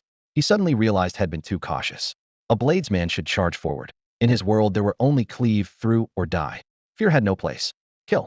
Blood surging, he brandished his twin sabers and roared as he rushed the oncoming swarm. At that instant 3 summoning circles flared. Night Monarch, Crimson Crystal Earth Dragon King, and Soulwood Fiend materialized one after another. Clack, clack, clack. Night Monarch, cloaked in black, cackled while drawing two bone-white knives. His burly form melted into dense shadow, and in two flickers head shot past Xiaoyu. Seriously? Forget who's in charge while I'm gone, he muttered, already engulfing a swath of insects and darkness as bone blades sliced non-stop. Roar! The Crimson Crystal Earth Dragon King crashed in next. Its foreclaws slammed the ground, and dozens of magma pillars erupted. Grounded insects were charred to ash. Those in midair, caught off guard, plummeted into the lava-charged inferno. Soulwood Fiend arrived last and, lowest in rank, dared not behave as boldly. Its emerald form bounded forward, vines shot from its arms, binding a dozen bugs before tossing them respectfully at Xiaoyu's feet. Well done, but I'm a blades man, not an executioner. With one sweep Xiaoyu severed the insects' heads, nodding in approval. The newcomer was obedient and perceptive, far easier to deal with than the rebellious Night Monarch. Not needing support for the moment, he ordered Soulwood Fiend to hunt on its own and keep an eye on the injuries of Night Monarch and the Earth Dragon King. Having fused with the Rune of Life, the Fiend's healing could prove life-saving. Still, the Broodmother's guards were formidable. Besides a Monarch-tier 6-winged demon mantis, more than 20 Diamond-tier insects formed an escort, leading greater swarms against the line of 100-plus human awakened. Fortunately, none of those defenders were weak. Even outnumbered, they held firm and steadily culled the charging bugs. So they think I'm the soft target? While the main line held, the isolated Xiaoyu drew enemy focus. 2 Diamond-tier golden carapaced beetles buzzed straight at him, minions in tow. Perfect. Let's see what this blade can do. Fresh insight into saber work burned within him, and he craved a real test. Gripping his warblade, Xiaoyu charged headlong into the swarm. The warblade whirled, its edge bitter cold. Shattered limbs and splashes of viscous insect fluid repainted the ground in seconds. In less than 3 minutes, only 2 diamond-grade golden armored beetles were still charging at Xiaoyu. Screery. The pair shrieked, thick carapaces vibrating with a metallic gleam as they edged backward, sounding the alarm. From the distant swarm, 3 more diamond-grade insects answered the call. 2 giant claw mantises and a single golden-back sacred beetle. Arrows shot from a black tide straight at Xiaoyu. Can't beat me, so you bring friends? Xiaoyu sneered, his warblade angled toward the earth, its frosty light flickering. You think I'm alone? 5 diamond grades. If he deployed his domain now, victory would be certain, yet deep in his mind a nascent blade Dao rune was forming. He meant to forge it in this very fight. Night Lord, pull 2 of them away. Wrapped in black mist, the Night Lord clacked its jaws, bones grinding like chalk. In a blur it dragged the 2 giant claw mantises into the fog. Perfect, nothing left but heavy shells. Xiaoyu flicked his wrist, sketching a silver arc. The 2 golden armored beetles and the golden-back sacred beetle wore armor thick as city walls, ideal whetstones for his blade. He drew a steady breath, then erupted. The blade moved like a tearing gale, each slash precise, every cut finding a seam. Under that world-crushing force, the 3 insects' vaunted armor cracked like rotten wood. Xiaoyu owned no formal style. His technique had been carved on battlefields swing by swing. Every strike aimed to kill. In barely 3 minutes he fought 3 at once, and left both golden armored beetles ruined, one split open across the belly, emerald fluid raining down, the other shorn of most of its back plate, the ragged edge clinging by a thread. Scree, scree, scree. Maimed and terrified, the beetles tried to flee, not to disobey the brood mother, only to escape that dreadful blade. Xiaoyu showed no mercy. With a sharp inhale, he burst forward again, steel light dragging all 3 beetles back into his killing zone. Scree, scree. Shrill cries rose as lesser insects died by the dozens. Far off, the broodmother gooed for nothing but breeding stopped feeding. Her bloated body shuddered, and she let out a piercing scream. A pressure equal to a 6-winged demon moth flooded the battlefield. Now, stop, the broodmother. She's about to sacrifice herself to spawn a king-class larva. On the far flank, Zhou Tao, locked in combat with the 6-winged demon moth, bellowed the warning, unable to break free. Kill, kill. From the formation clearing the swarm, 2 teammates and their summoned beasts charged straight for the broodmother. Sensing her intent, the hive went berserk. Diamond grade or weaker, every insect threw itself at the pair in suicidal waves. Within moments the 2 were swallowed by the tide, their cries smothered by screeching. Damn it, seriously? Xiaoyu split the last golden-back sacred beetle in half, then turned toward the broodmother as her aura climbed higher and higher, his brow knitting tight. The screaming broodmother's already bloated frame swelled even faster as its frenzy mounted, chest and belly ballooning as if an air pump were jammed inside, growing larger by the second. Its ear-splitting roar bounced off the cave walls, and the vast insect horde seemed to grasp its intent at once, ceasing their attack and diving headlong into the broodmother's gory maw like moths to a flame. Within the cramped tunnel, half the swarm vanished in a blink. and Xiaoyu felt his scalp crawl even from across the battle line. The broodmother kept inflating until it nearly brushed the rock ceiling, dark green veins bulging beneath bloody flesh.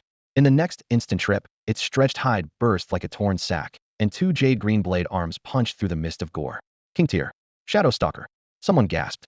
As the lithe figure tore free of its mother's corpse, the cave itself seemed to dim. It looked like a charcoal-colored mantis, slimmer than the common kind, with thick, powerful hind legs but a bare back, no wings by design, not defect, for absolute silence while it hunted. The whir of wings would give away any assassin, and the Shadow Stalker was the swarm's finest. It never allowed its prey a warning. Damn it! Zhou Tao roared. Li Tianqua, Zhao Luyang, Sun Wushibi me 15 minutes. Understood. The three diamond rank fighters answered in unison and, with their summoned beasts, charged the Shadow Stalker as it searched for its next target. Zhou Tao shifted his stance, carved out his own battle zone, and growled, blade domain open. A thin blood-red mist boiled across his skin. His moonhowl skywolf, also King Tyr and bound to his thoughts, threw back its head in a savage howl, then sprang at the airborne six-winged demon bug. Watch yourselves, this thing is faster than any other King Tyr beast, Zhou Tao warned, and the trio tightened their guard. The Shadow Stalker remained chillingly composed, triangular head tilting as its compound eyes swept the field, as though selecting the juiciest morsel. Since it was in no hurry, neither were Li Tianqua and the others. Their job was to stall, giving Zhou Tao time to kill the six-winged demon bugnot to duel a foe that outclassed them. Screech. After only a few heartbeats, the Shadow Stalker launched.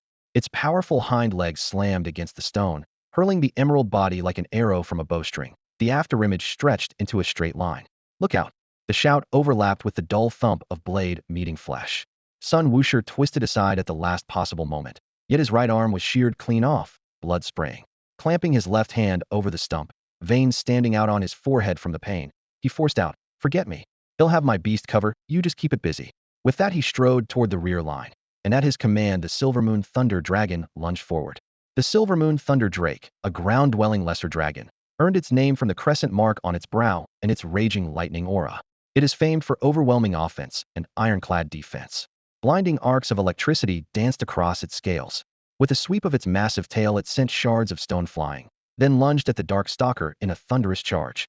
The target, however, was only a jet-black afterimage that sidestepped in a flash. A razor-thin edge hissed through the air, carving bone-deep gashes into the drake's heavy scales. Violet-blue ichor sprayed alongside crackling bolts. Li Tianqua and Zhao Luyang attacked together. Both summoned humanoid war beasts, the Holy Light Dragon Maiden, whose upper body was that of an exquisitely beautiful woman, and whose serpentine tail wielded the rare element of light, and the Blood Domain Blade Fiend from the Frenzy Blood Plane, a slab-shouldered brute brandishing cleavers in each hand, master of blade work and of blood burst, a frenzy that skyrocketed every attribute for a brief span. With a guttural roar, radiant membrane formed around the fiend's skin, and in the next heartbeat a surge of blood-red energy exploded outward, coalescing into a 10-meter field. The boiling mist seemed to raise the very temperature of the air. Got you. Let's see where you run now. The Dark Stalker shot forward as a straight-line blur, but the moment it entered the crimson fog, it was forced back into view. In the Blood Demon exclusion zone, every living creature except the fiend suffers total suppression, and with the scales tipped, the fiend routinely cut down higher-rank foes. Blood churned again. The fiend's body swelled past 4 meters, arms thick as a man's waist. It swung both blades in a mountain-splitting arc. Holy Light Dimensional Slash. The Dragon Maiden beat her wings, a milky white edge screaming through the air to land in concert with the fiend's blow. 2 concussive blasts shattered the ground, flinging shrapnel and billowing dust. Everyone's hearts leapt. Even if the Dark Stalker survived, it had to be grievously hurt. Watch out. Move. Xiaoyu shouted. As the haze cleared, 2 agonized cries rang out from left and right. Li Tianqua and Zhao Luyang found their right arms severed at the shoulder, blood soaking half their bodies. Their supposedly crippled target, the Dark Stalker, stood unscathed between them, scythe-like forelimbs dripping a long ribbon of blood. 3 diamond rank combatants, and all injured within 2 exchanges.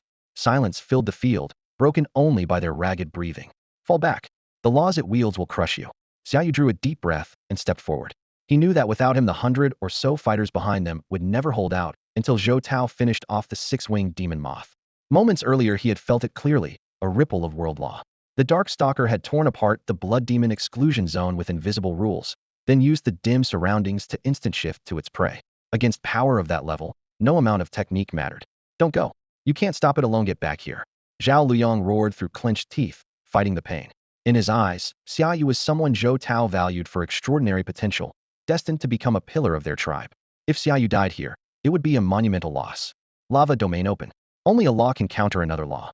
Ignoring the diamond rank experts trying to restrain him, Xiaoyu stepped forward and spoke in a low voice. The rock beneath his feet shattered, molten lava erupted, and a fiery sea 40 meters wide formed around him in an instant. 40 meters was not his limit, but it was as far as he could push without losing power. A domain. He's actually king rank. Li Tianque couldn't help but yell. Snap. Zhao Di slapped himself so hard the crack echoed, leaving Chun Ligong staring in shock. I thought our progress was outrageous, but someone's even more monstrous. Is that really Xiaoyu? Or did something take over his body? Definitely monstrous. For once, Chun Ligong agreed with Zhao Di. Nobody could have predicted a leap like that. While everyone else gaped, the shadow stalker tilted its triangular head, as though testing whether the law energy truly belonged to Xiaoyu. Xiaoyu inhaled, gripping two saber sewn across his chest, the other drawn back for power. Honestly, he had no confidence against the shadow stalker. The creature existed for a single lethal strike and would never offer a second chance. Shadow strike. Lightning flared beneath his boots as he lunged. The rear saber hacked downward, the front saber stabbed forward, and at point-blank range he abandoned defense, attacking with both blades. Thud. Steel sank in, yet there was no give of flesh. The shadow stalker burst like a soap bubble before everyone's eyes. An afterimage. He had committed nearly everything to that blow, yet hit nothing but air. Instinctively he tucked his blades tight to his neck and dove into a forward roll. Clang. Metal shrieked as a massive force smashed him mid-dive, hurling him into a rock wall. Lightning field. The moment he hit, Xiaoyu unleashed crackling serpents of lightning between himself and the shadow stalker, trying to cut off pursuit. Fortunately, it didn't press the attack, it simply cocked its head, standing where Xiaoyu had been seconds earlier. So strong. He tossed aside one saber, now just a handle, and kept his eyes on the seemingly harmless monster. 40 meters wasn't enough, he had to widen the domain. After a single exchange he admitted had underestimated it. The shadow stalker moved so fast he couldn't track it even inside his own domain. Had he not instinctively guarded his vitals, more than a saber would have shattered would probably be staring at his own back right now. The dust kicked up by the lightning slowly settled, and man and beast faced off again. It was the first time Xiaoyu had faced an opponent this formidable. The creature was so terrifying he dared not even think of killing it. All he hoped for was to delay it. Scorching lava crept beneath his feet like a ravenous beast, eating away at the ground. 11 zhang 13, in just a few heartbeats his domain spread to a full 20 zhang. The shadow stalker, which had been standing like a statue, gave a slight shudder as if it had guessed his intention, then vanished. Get away from me. Driven to the edge, Xiaoyu pushed his senses to the maximum. The instant the stalker stepped into his domain, he swung the only blade he had left. At 10 zhang he would never have moved in time. At 20 he could barely track the blur. Steel rang on chitin. Sword edge met the creature's bladed limb, and the brutal impact forced Xiaoyu back 3 steps. Hold for 20 breaths, and I can cut down that 6-winged fiend insect. He roared inwardly. Across the field Zhou Tao was already going all out, wave after wave of Bladora hammering the insect's carapace. Victory was only a matter of time. Good. Night Lord, Crimson Crystal Earth Dragon King, assist me. Xiaoyu shouted. At once 2 figures appeared. The Night Lord, a towering, skeletal warrior wielding twin blades, and the Crimson Crystal Earth Dragon King, a massive WRM wreathed in flame. Night Lord Necrotic Miasma. Earth Dragon King cover the field. A Beastmaster's strength lay not in himself, but in his war beasts and in overwhelming numbers. Black mist swallowed the battlefield, intertwining with pillars of erupting magma and blotting out sight. HSS from behind the murk the shadow stalker growled for the first time short, guttural, furious. A heartbeat later it vanished from Xiaoyu's perception entirely, not even an afterimage remained. Damn. Sensing a faint ripple in the laws of power, Xiaoyu sealed himself inside a thick shell of rock and forcibly pushed his domain to its limit. Resist? Its raw speed alone pins me down now, it's using laws as well. How am I supposed to stop it? The thought had barely formed. Boom. A colossal force slammed into him Hedon. The rock shell shattered, and Xiaoyu was hurled into the air. The power exploding from that slender-bladed arm could have split mountains. HSS a second growl, this one like a death knell. The shadow stalker materialized before him, its jet-black blade gleaming with cold intent, slicing straight for his throat. Clang. The bladed limb was blocked, a sharp metallic ring exploding in his ears. The edge halted 3 inches from his windpipe. Xiaoyu's eyes flew wide, every hair on his body bristling. Life and death were a breath apart. Maybe I should leave the 6-winged fiend to you. This thing's speed is outrageous, you really can't handle it. Zhou Tao's voice drifted over. With a flick of his wrist, he snapped his saber upward, violently hurling the shadow stalker away.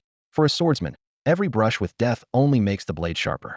If the Pterosaur King's combat style resembled that of a noble archmage, Zhou Tao fought like a brawler Simone, who had stepped beyond the Beastmaster's normal framework and distilled himself into a single, ruthless edge. To him, battle beasts served only to amplify his flesh and blood. The true killing power lay in the weighty saber he gripped.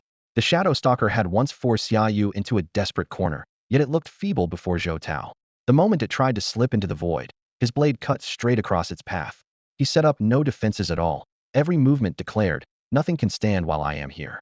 Within a few strokes the creature was carved to pieces. Zhou Tao clicked his tongue in regret. "Too bad I couldn't keep the broodmother alive," he muttered. Great Xia could have gained another plane-suppressing champion. He swept the remains into a spatial pouch, bent to wipe the saber until its clear edge mirrored the streaks of blood, and sheathed it with a metallic clang. "Clean up the stragglers and keep moving," he ordered quietly. They hadn't fought this hard just to level one brood nest. As people back home like to say, since we're already here, we might as well stay a while. The gravely wounded were sent back, while the 100 or so elites who remained none below platinum rank pressed on. With no king-class guardian, the surviving insects could only flee or die.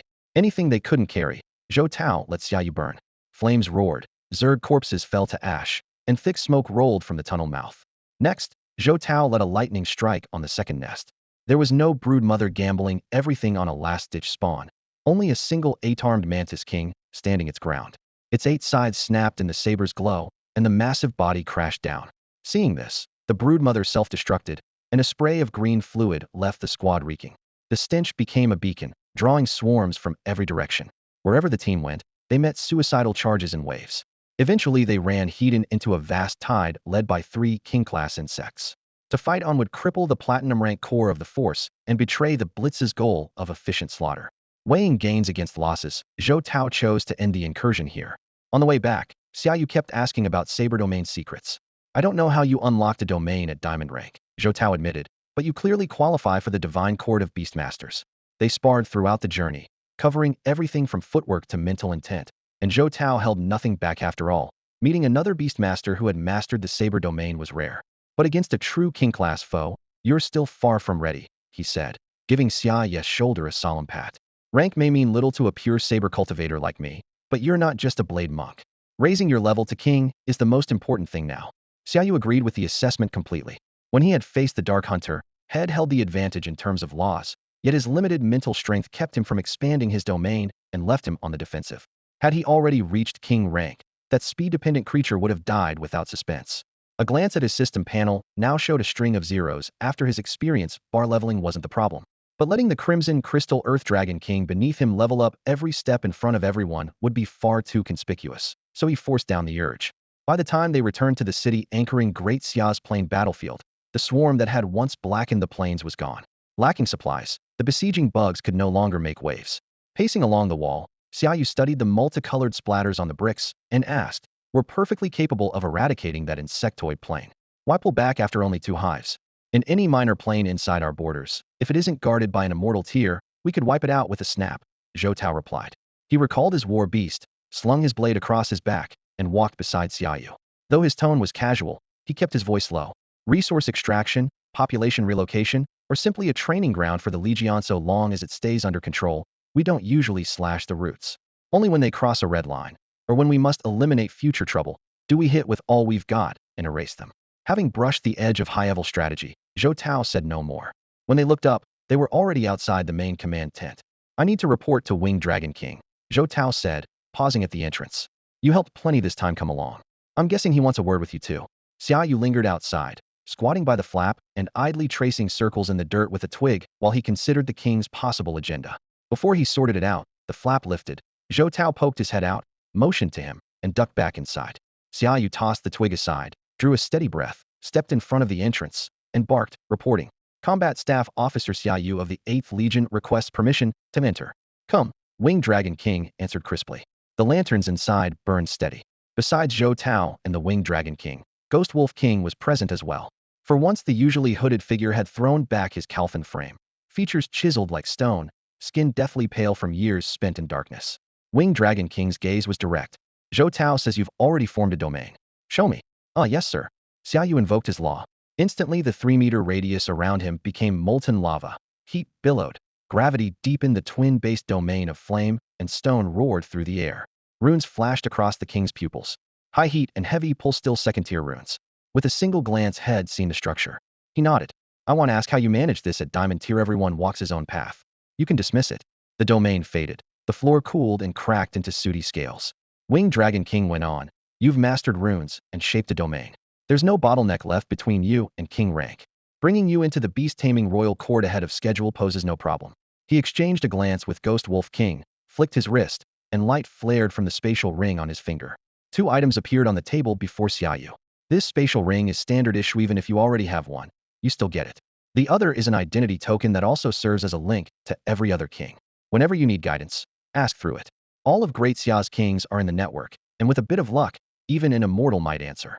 The Beastmaster Court is essentially a gathering place for every king-class Beastmaster in Great Xia. Some of these kings hold their own territories, others drift in and out of sight, and they rely on specially forged tokens to keep each other informed. Not long ago, the Winged Dragon King taught Xiaoyu the basics of domain construction, hoping he would simply become familiar with the concept. He never imagined the boy would master it immediately and succeed on his first attempt. During the battle on the Thunder Plain, the Winged Dragon King had merely considered cultivating Xiaoyu's potential. Yet in the blink of an eye, this youngster who once needed constant guidance used his newfound domain to outpace nearly every beastmaster of the same rank and leap straight into the top echelon. The Winged Dragon King regarded him calmly, but solemnly. The greater your power, the greater your responsibility. You must be prepared. Xiaoyu understood at once. He asked for permission to train on his own in harsh environments, hoping they would help him raise his level and unlock the true might of his laws.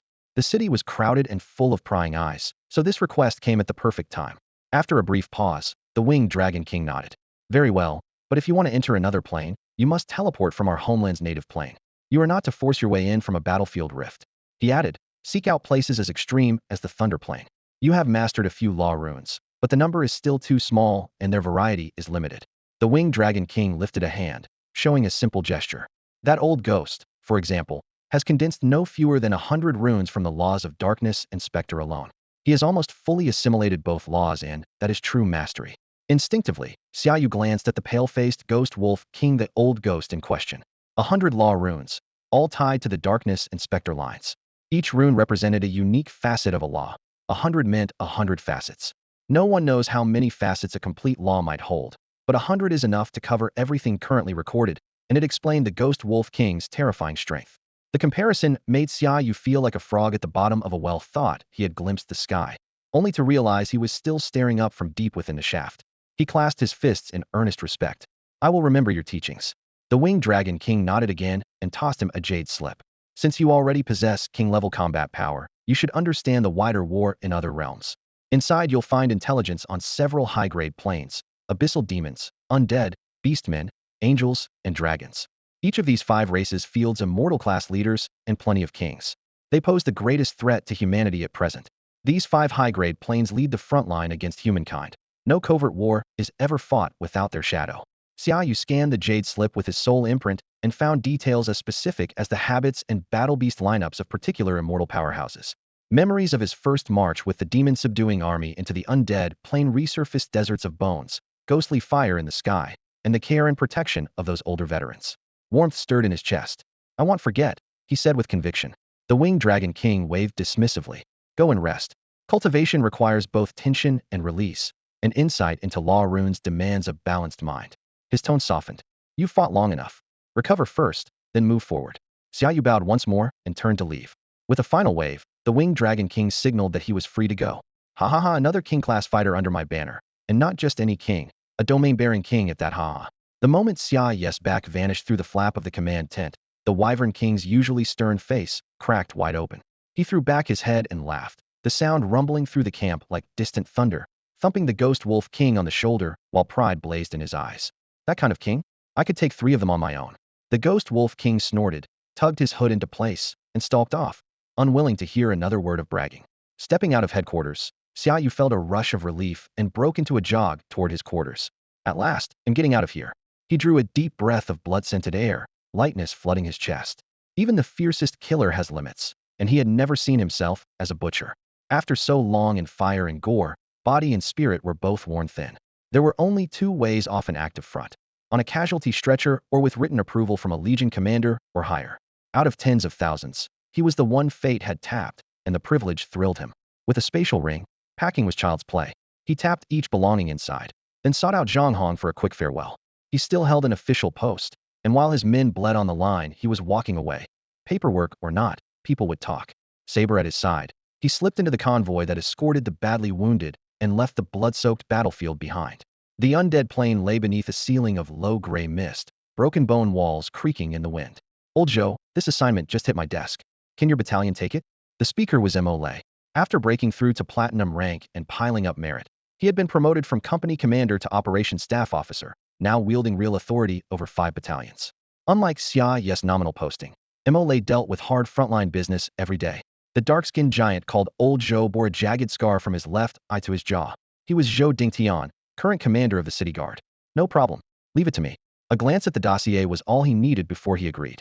Mole nodded. Stay sharp out there. Another month, and our corps finally rotates home for refit. After nearly 2 years on the undead plane, even battle-hardened veterans loathed the eternal gray sky, let alone the rank and file. Mental fatigue was inevitable, and many discharged soldiers carried post-war trauma. Relief was close. 1 more month, and they could quit this lifeless land. In those 2 years, Xia had captured only 1 more city while the undead were distracted. Apart from that, the bitter struggle never favored them. Against a higher-tier plane, the Empire was still a step behind. 1 month. Zhou Dingtian rubbed the folder and grinned. Then this should be the last mission. Finish it, and my merit will buy the final vial of Sacredwood Spring. Since joining the Demon Suppression Army more than a year ago, he had taken every job and killed without respite, all for that spring water that could mend shattered minds. Dose after dose had almost erased his nightmares, and his cultivation had soared to gold 9-star.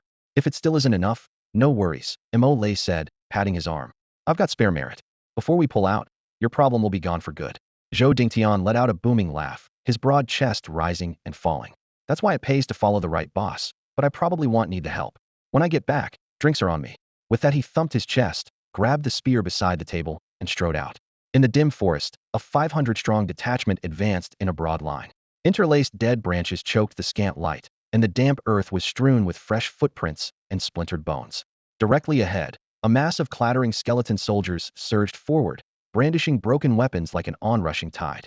This battlefield lay beyond the bottleneck wall that shielded the capital, a zone the Demon Suppression Corps was ordered to purge on schedule. If the undead pressed too close to the ramparts, the city itself would be threatened, so the Corps routinely cleared the area and scouted the far side of the woods for trouble. Bang! A cold iron spear crashed down like lightning, shattering a leaping skeleton swordsman into shards. Zhou Dingtian scanned the field and frowned.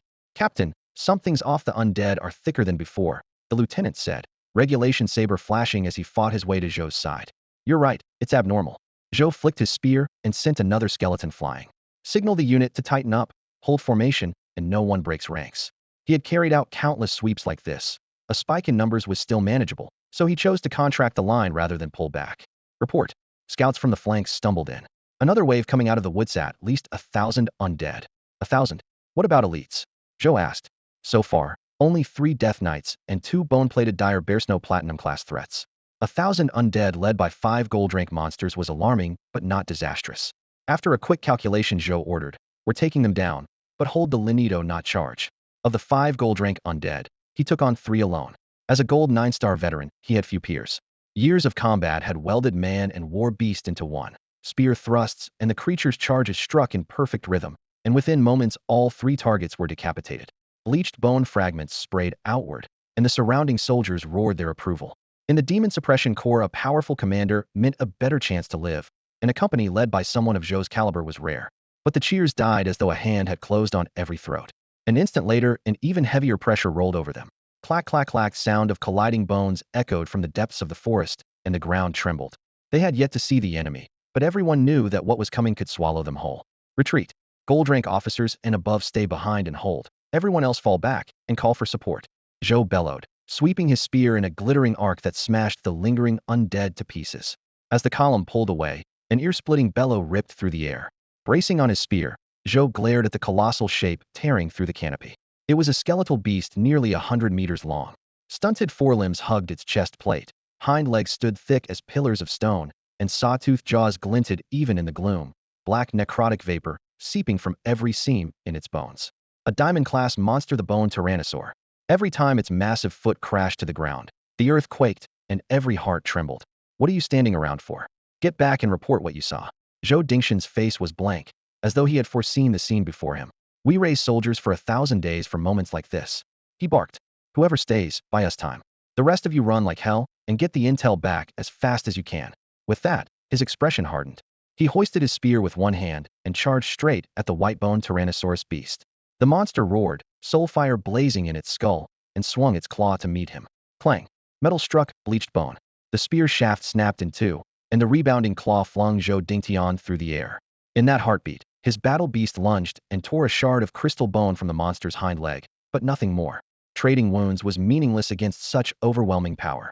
"Move. Even if we die, pin them here." Zhou Dingtian roared, and the slaughter began. The camp's last 4 gold-rank beastmasters surged forward with their partners, targeting the elites hidden within the undead horde.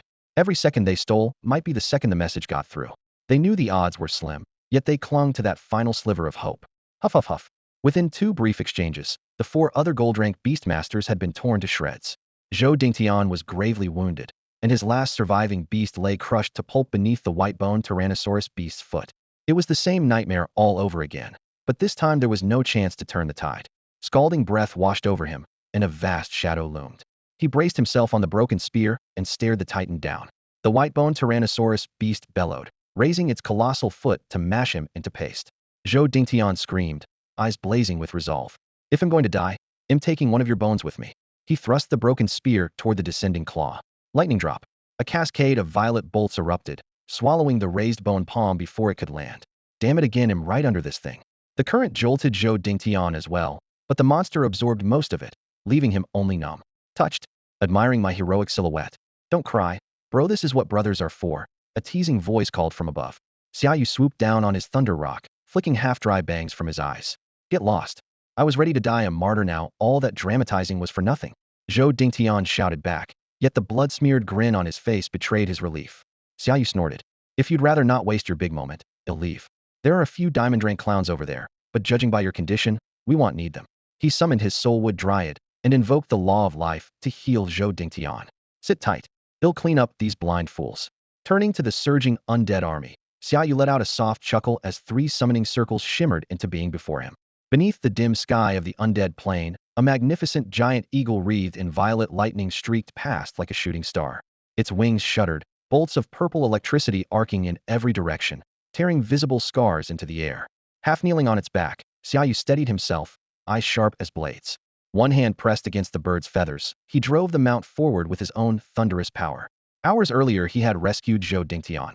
Yet instead of lingering at the Demon Suppression Corps main camp, he entrusted Zhou to the arriving MOLA, bid the others a hasty farewell, and plunged straight into this uncharted necromantic abyss. Xiaoyu was not the eagle's only passenger. Crouched behind him, a knight sovereign draped in a flamboyant crimson cloak rode the storm. Under the crackling light, the cloak churned like a tide of blood. In the sovereign's eyes burned a single craving power. He possessed only one rune of the war law. It amplified his strength, but had nothing in common with his undead nature. Proud and fiercely competitive by birth, he could not raise his head before peers without mastering a true necromantic law. For him, delving deep into the undead plane and tracking the densest traces of that power was both the soul and the critical objective. Somewhere in the boundless multiverse lay a nameless minor plane, a wasteland of utter silence. Cyclonic tempests hurled boulder-sized rocks skyward, only to scatter them like arrows across the barren ground. Stone giants and wandering wind elementals were the realm's only inhabitants. Aside from them, no spark of life remained. Step step the roaring wind wall gradually thinned, and through the murky haze a lone figure emerged. His long hair, untrimmed for years, fell loose behind him. Coarse stubble bristled across his jaw like steel needles. Yet his dark eyes shone clear as starlight. Look closer, and one would notice the air around him seemed frozen by an unseen force. Gales slashed at his body, but the frayed hem of his coat did not stir. "I've bothered this place long enough. Time to move on," he murmured. The traveler was Xiaoyu. By his count, this was his 5th year roaming the plains in search of law runes. In that time he had crossed countless realms, bottomless dark abysses, shattered islands adrift in the sky, ancient palaces sleeping on the ocean floor. Everywhere a law operated, he sought it out, comprehended it, and claimed it. That thought led him to the current front on the myriad race battlefield. With the Wyvern King overseeing the campaign, the balance likely tilted to their side. The more laws Xiaoyu mastered, the more he grasped the Wyvern King's terror, one step short of immortality, a beastmaster at the pinnacle of 9-star sovereignty. "Until we meet again." Xiaoyu waved. A 6-pointed magic circle flared beneath his feet.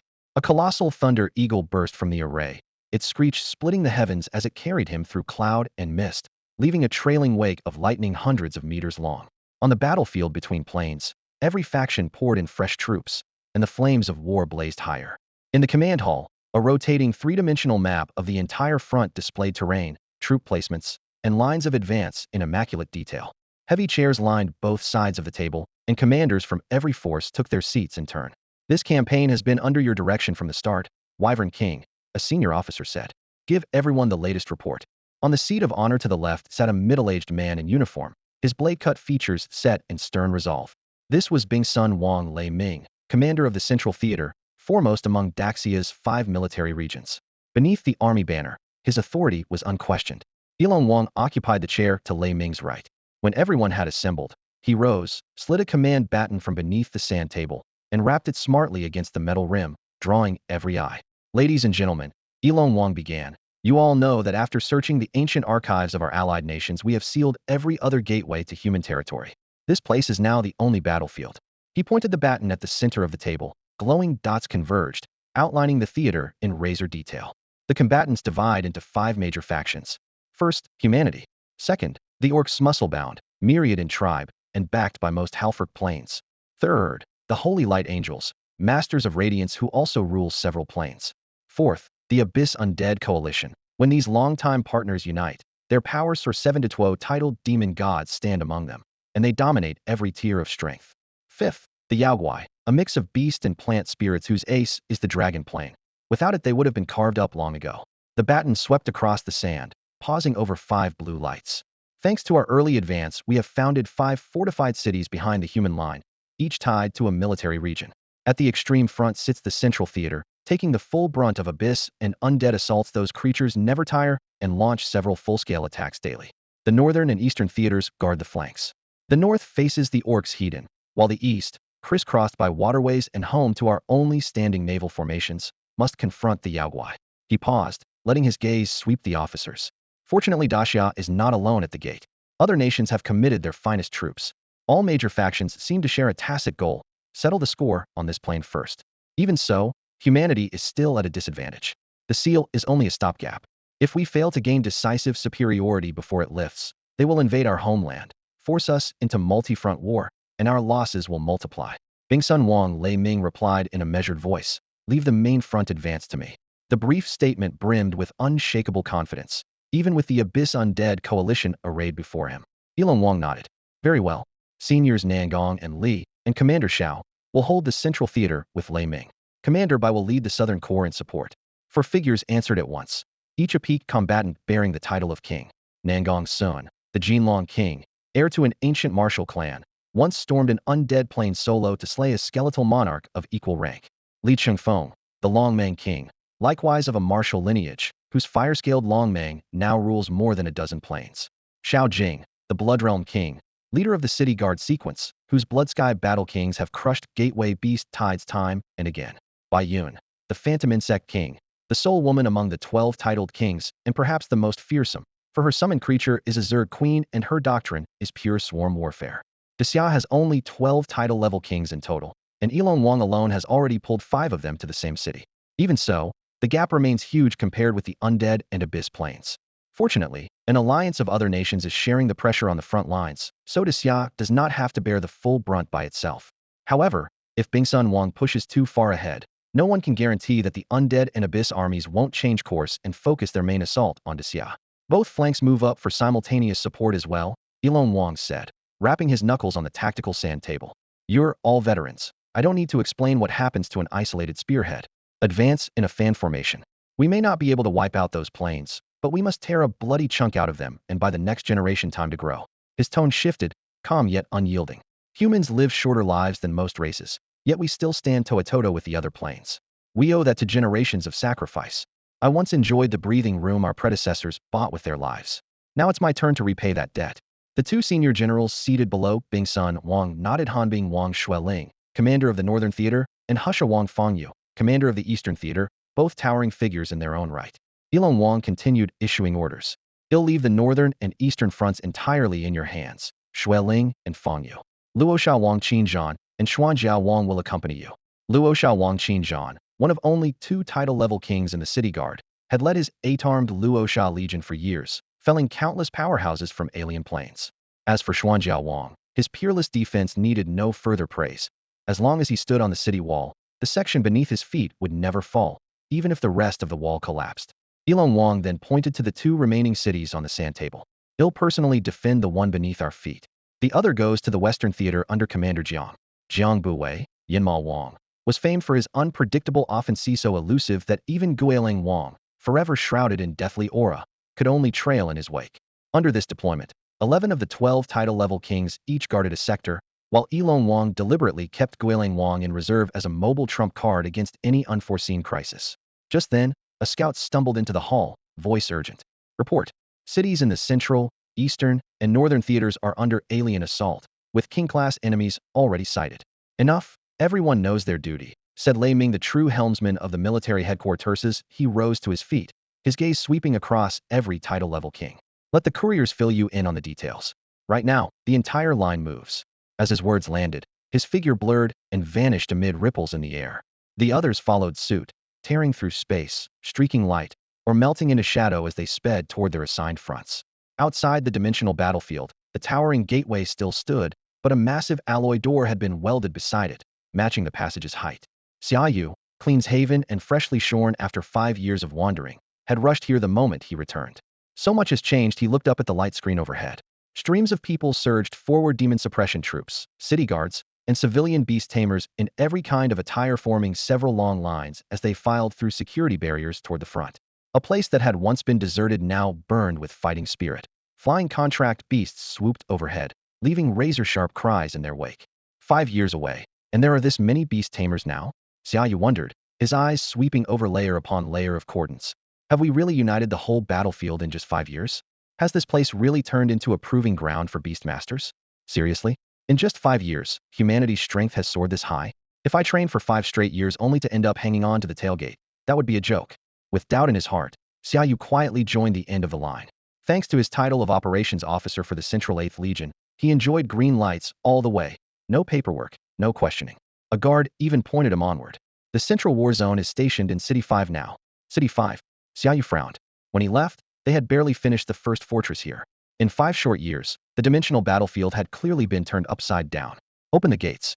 Release the slave battalions from the Thunderbeast Plain and the Fire Pits Plain. Outside the walls, a black and white tide of alien troops surged forward like an endless tsunami. Pre-battle trash talk? Forget if this wasn't a movie set. Both sides wanted the other in pieces right now. Nobody wasted time posturing. And on a battlefield, complaining gets you nothing but a quick death. The heavy alloy gates groaned open, and tens of thousands of Thunderbeast and Hellfire warriors were whipped out into the killing field. Captured from fallen planes, they now served a single purpose: slow the enemy and bleed them dry. Formation mages, stand by. Long-range batteries, to the ramparts. Heavy war beast battalions, form up beneath the gates. Airwing beasts, prepare for launch. Light war beast units in the flanking Barbicanshuan, the spearhead hits, ripped their line apart. Lei Ming rattled off the orders in one breath. The signal corps beside him spun like tops, relaying each command across more than 100 legions. In both size and strength, the Central War Zone was first among the 5 grand theaters. Bai Yun, your move. The alien corpses are yours after the fight. Everyone else, do your job. The veterans needed no more words. A hexagram array flared, and a colossal insectoid queen clawed her way up in front of Bai Yun. Behind her poured a sky-blotting swarm of scorpion-tail wasps, phantom butterflies, withered mantis demons, ghost-faced centipedes, individually mediocre but overwhelming in numbers. One man equals an army, fit Bai Yun perfectly. As the swarm appeared, several king-class auras burst from the Undead Abyss Alliance, and the front went white-hot. Kill. Lei Ming whispered the single word from the wall. More than 20 matching auras flared behind him and hurtled toward the enemy archdemons. Heck, quite a lineup. I even see a few titled demon kings. The eldest, Nangong's son, chuckled, his silk robes billowing in still air. They'll take the weakest one. These old bones aren't what they used to be. Modesty in voice, ferocity in deed. A 5-clawed golden dragon spiraled upward with Nangong's son on its head, dragonlance in hand, charging the undead bone dragon knight. Both knight and skeletal mount were king class. Nangong's son was taking on 2 at once. That old codger's still so competitive. I can't fall behind the horned blood fiend is mine. A fire-scale Draco serpent hundreds of meters long roared out, its crimson armor plates searing the air. Everything dark in its path turned to ash as it tore a corridor through the undead ranks and lunged at the massive horned blood fiend. I'll leave the rest to Commander Lei and handle the others myself. Xiao Jing, lean as well, nodded slightly. A blood-red spear condensed in his palm. He vaulted from the 100-meter wall, diving headfirst into the melee. The instant he landed, a gigantic humanoid 100 meters tall rose slowly from the summoning circle behind him. Clad in jagged crimson armor and wielding a blood-red greatsword, the summoned beast stood silent as a gravestone, its scarlet eyes and barbed joints announcing its identity: Xueqiong Battle King, servant to Xiao Jing, king of the Blood Domain. No sooner had it landed than Xiao Jing, far more reckless than King Jin Long or King Long Meng, dispatched the beast against a terror demon lord and charged a four-winged flame fiend himself, blood-red spear in hand. Bloody mist coiled around the spear, thick enough to seem liquid. Lifting its point, Xiao Jing growled, "Blood Domain, open." A surge of blood energy erupted, weaving crimson strands into a killing field that swallowed both combatants. The fiend reacted instantly. Four wings whipped up a cyclone, flames roaring through the wind to form a blistering firestorm. Die! Xiao Jing's face darkened. The blood mist snapped to the spearhead, and a crimson dragon roared forth, devouring the firestorm in a single collision. Though unscathed, the blazing vortex plummeted toward the battlefield below, where exhausted battle thralls and Xia soldiers fought on the edge. If the flame struck, casualties would be disastrous. As a commander of the city guard, Xiao Jing would not allow it. With a piercing howl, he drew the bloodkill aura back into his body. His once lean frame swelled into a towering hulk, ripping away the remains of his clothes. He stood bare-chested, blood patterns coursing across thick muscles, scarlet eyes locked on the circling fiend. Kill! He streaked upward like living blood, the spear punching through one of the fiend's wings. Had it not skewed space with speed and domain, the blow would have pierced its skull. Snapping his wrists, Xiao Jing flung the impaled fiend downward, smashing it into the abyssal horde and grinding a swath of demons into paste. On the wall above, King Bingson, eyes fixed on the fight, murmured, "Xiao Jing might be able to challenge the immortal tier." Riding her broodmother insect, Baiyun nodded, then sighed. Maybe his odds are under 20%. Every titled beastmaster had been a peerless prodigy, yet the immortal tier towered like an unscalable mountain. The stronger one grew, the more daunting it seemed. To date, only King Bingsun and King Elong truly dared attempt it, and even they placed their chances at barely 50-50. For Xiao Jing, under 20% was already high praise. All the same, they had to admit his power. After only a few exchanges, the four-winged flame fienda titled demon king was already badly wounded. The four-winged flame demon, an abyssal breed, depends on speed and elemental power rather than the brute endurance of a giant horned blood demon. Under the crushing blood fiend domain and Xiao Jing's frenzied assault, its mobility and ranged advantage vanished at once. Xiao Jing's style was brutal and straightforward. Whenever an opening appeared, his blood spear struck. Of the three title-level battlefields, his moved fastest, and the result was virtually sealed. The instant Ice Falcon King Lemon and Illusion Moth King Baiyun looked away, turmoil erupted. Space beside Xiao Jing split like torn cloth, and a tidal demon lord shrouded in ghostly flame burst forth, a wicked blade sweeping toward him from less than a meter away. Dimensional Lich, Spatial Fold. Danger! Goldenhorn Barbarian King. Lemon and Baiyun recognized the attacker immediately, yet they were a full kilometer off, too far to help. Worse, the masked fiend also commanded spatial laws, slipping through the fold without effort. Die! Blood roared around Xiao Jing, his crimson eyes blazing. He refused to dodge, aiming his spear at the flame demon to drag it down with him. Just as the ghost-masked blade was about to strike. Hold! A calm voice echoed from above. In the next heartbeat, a long spear pierced the flame demon's skull, the blast shredding it to dust, while the masked fiend hung frozen midair, blade stalled inches from its mark. The power of time. Temporal Law. Ice Falcon King and Illusion Moth King cried out from the wall. They are a human. On the horizon, a black speck hurtled Classera title-level Thunderwing Rock King with a young man standing on its back. Damn it, who are you? The masked fiend roared, chest heaving as he glared at the flame demon's remains. It's me, your granddaddy Xia. From high above, Xiaoyu flipped gracefully before landing light as a feather. Behind him, the Rock King folded its wings and settled. Fine. Kravis is dead, and you'll share his grave. The masked fiend growled, murderous intent surging. Not just him. You're dying here today as well.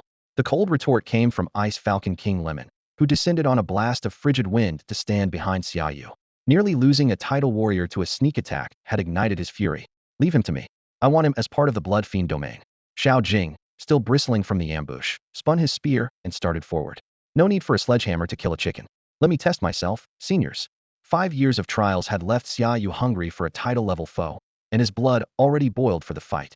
Curse you. I am Bears, a title demon lord. You will all die for this insult. Bears bellowed, rage detonating at being treated like a prize to be claimed.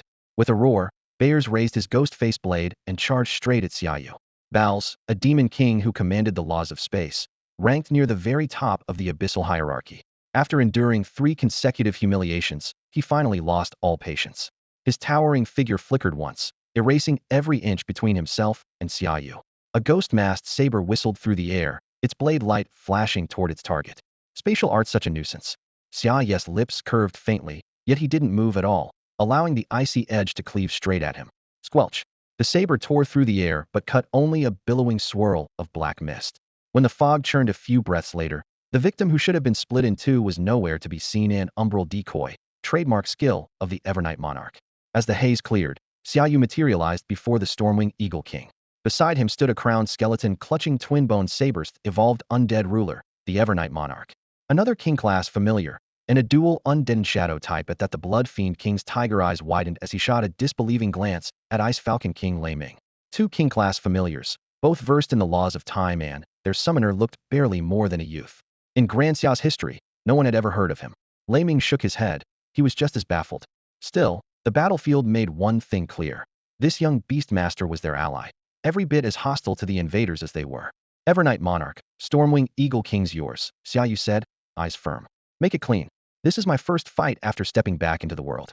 5 years of seclusion had turned the Dark Knight Lord into the undead Evernight Monarch, and the Thunderwing Giant Eagle into the sky-ruling Stormwing Thunder Eagle. Xiaoyu himself had leapt from Diamond to King-class Beastmaster, and this would be his first public battle at that level. Clack, clack. The Evernight Monarch snapped its jaws shut, drew its twin bone blades, and blurred toward Bowles. At the same moment, screech. The Stormwing Thunder Eagle vaulted into the sky. Gale force winds howled, and purple-black thunderclouds piled up in an instant. A heartbeat later, lightning rained down like a violent torrent, crashing toward Bowles. Futile. Bowles snorted, making no effort to dodge. When the lightning reached roughly 3 zhang above his head, it smashed into an invisible barrier, shattering into sparks that could not advance another inch. Absolute obstruction born of spatial law. Against a master of space, you either wielded space yourself and pitted insight against insight, or you hammered his domain apart by brute force. The Evernight Monarch chose the latter. Mid-charge, its silhouette split into 5. 10 chains woven from pitch-black undead law ripped through the air, converging on Bowles.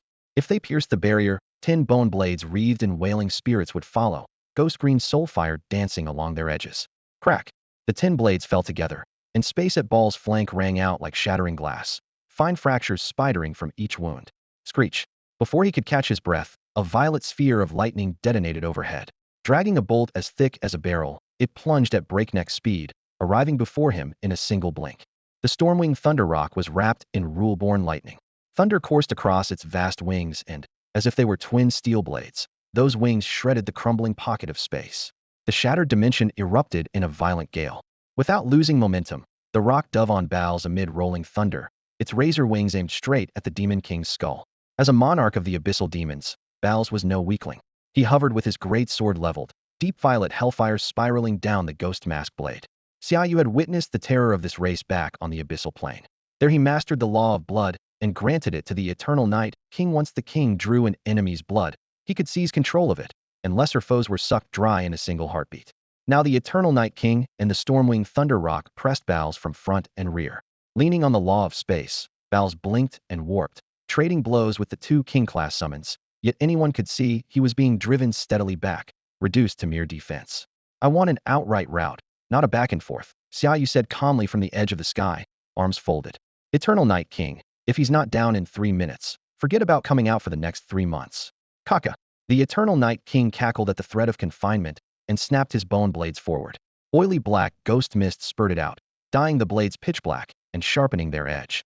At the same moment, arcs of lightning writhed over the rock's body as it, too, unleashed its ultimate move. Crushing pressure plummeted from above. Bowles roared, "Don't underestimate Bowles, warrior of the abyss." He hacked with his ghost mask sword, releasing a blinding silver arc-dimensional slash. The razor aura split the heavens, aiming to force back the Eternal Night King. Xiaoyu sighed softly. To deal with the law of space, you really do need the law of time. It was not disappointment in his summons, merely resignation at how troublesome space could be. As he spoke, a small creature materialized on his shoulder, a snail-like beast with a 7-colored shell and trembling antennae. The time-type summon, the Sun-Moon Dragon Snail. Time rewind. Multicolored radiance flowed over the shell like liquid. The dimensional slash instantly dimmed, then seemed to retract under an invisible hand. Its edge folded back into the blade, and the ghost mask greatsword in Ball's grasp returned to where it had been 3 seconds earlier. Only the Eternal Night King and the Stormwing Thunder Rock continued moving in normal time. Cockashriek. Bone blades ripped the air and thunder wings cleaved the sky. Bowles had no time to cry out before the two savage laws carved him into countless fragments. Had he survived, he would have become immortal one day, shreds of flesh scattered, and the air filled with scorched ozone and blood. After a brief silence among the remaining kings, the Ice Falcon King was the first to speak, his tone awed. He felt a spatial lord of the abyss, so easily who at the king level could hope to kill him now? The Blood Domain King recalled his own feat of slaying a four-winged flame demon, rare hesitation flickering in his eyes. If it had been me, I doubt I could have kept Bowles from escaping. Without mastery of the law of space, once Bowles slipped away, the outcome would have been uncertain. Combat Staff Officer Xiaoyu of the 8th Corps, Central War Zone, greets the three commanders. An operations officer from the 8th Corps, the Ice Falcon King, Phantom Worm King, and Blood Domain King froze. The young Beastmaster who had just dominated the field with monarch-level power was a Dexia native and nothing more than a staff officer in the 8th Corps of the Central War Zone. Ice Falcon King, if you've got more monarchs than you can use, why not loan me a couple? The Phantom Worm King clicked his tongue. I've got plenty of posts open, could even make them deputy commanders. Wasting a titled monarch on a core staff job is a crime. All of Dexia has only 12 titled kings now. Make that 13 after today. Let's finish clearing the field first, the Ice Falcon King muttered, still stunned. The youngster was supposedly under his command, yet had heard nothing. Once they were back in the city, head Hallway Yun in front of him and demand answers. At the battlefield's center, two titled demon kings had fallen in succession. The coalition from the Abyss and Undead Plains instantly lost its nerve. The moment the demon kings fighting the Golden Dragon King and Dragon Python King disengaged, the entire force collapsed, leaving corpses strewn amid swirling smoke. Leave 5 Corps to mop up. Everyone else pull back. The Ice Falcon King ordered. The battle was decided. All he wanted now was to hurry home, plant 8th Corps Commander Wei Yun in front of him, and interrogate him preferably with fists. A new monarch could tip the war's balance, and this one was peak titled rank. Had he not been here today, someone might already have stolen the prize. Seething, he vaulted onto a shattered wall and bellowed, 8th Corps Commander Wei Yun, report to the conference room at once. Below, Wei Yun was leading a furious assault on the retreating enemy. The roar made him stiffen as he frantically recalled whether had caused any recent disasters. Everyone knew Ice Falcon described not only Lei Ming's Silver Emperor Ice Falcon, but Lei Ming himself cold, sharp, and unforgiving. Qin Yong, keep the pressure on, but don't get reckless. And gather every scrap of loot. Those bone warriors are so broke, they rat Leno Point hacking them up. Tasking the orders, Wei Yun handed command to Staff Officer Qin Yong, unleashed his wind-riding art, and shot toward the city. In First City, the Wyvern King slammed down a new report and exploded. What do you mean Xiaoyu is back and nobody told me? Where were the passageway guards taking a nap? Dragging the Ghost Wolf King along, he vaulted onto a Storm Wyvern and sped toward Fifth City. Head discovered that talent himself and watched him grow. There was no way Head let someone else poach him now. Sharing the saddle, the Ghost Wolf King said coolly, the passage guard answers to the major military districts. You've only got 2 units, who exactly are you going to blame? The Wyvern King snorted and slapped the saddle. So what? My men are elite. Just because they've got numbers doesn't mean their troops can beat mine. That kid Xiaoyu is driving me crazy. The moment he came back, he didn't report to Meihe, ran straight to the front. And as if that weren't enough, he had to make a spectacle of himself. So now Lei Ming's got his eye on him. Old Ghost, you'd better back me up. Lei Ming can't poach that boy. I still need him. The Storm Wyvern, urged on by the Wyvern King, was beating its wings so fast they blurred, even invoking the laws of wind as it raced ahead at full speed. All right, start talking. What happened?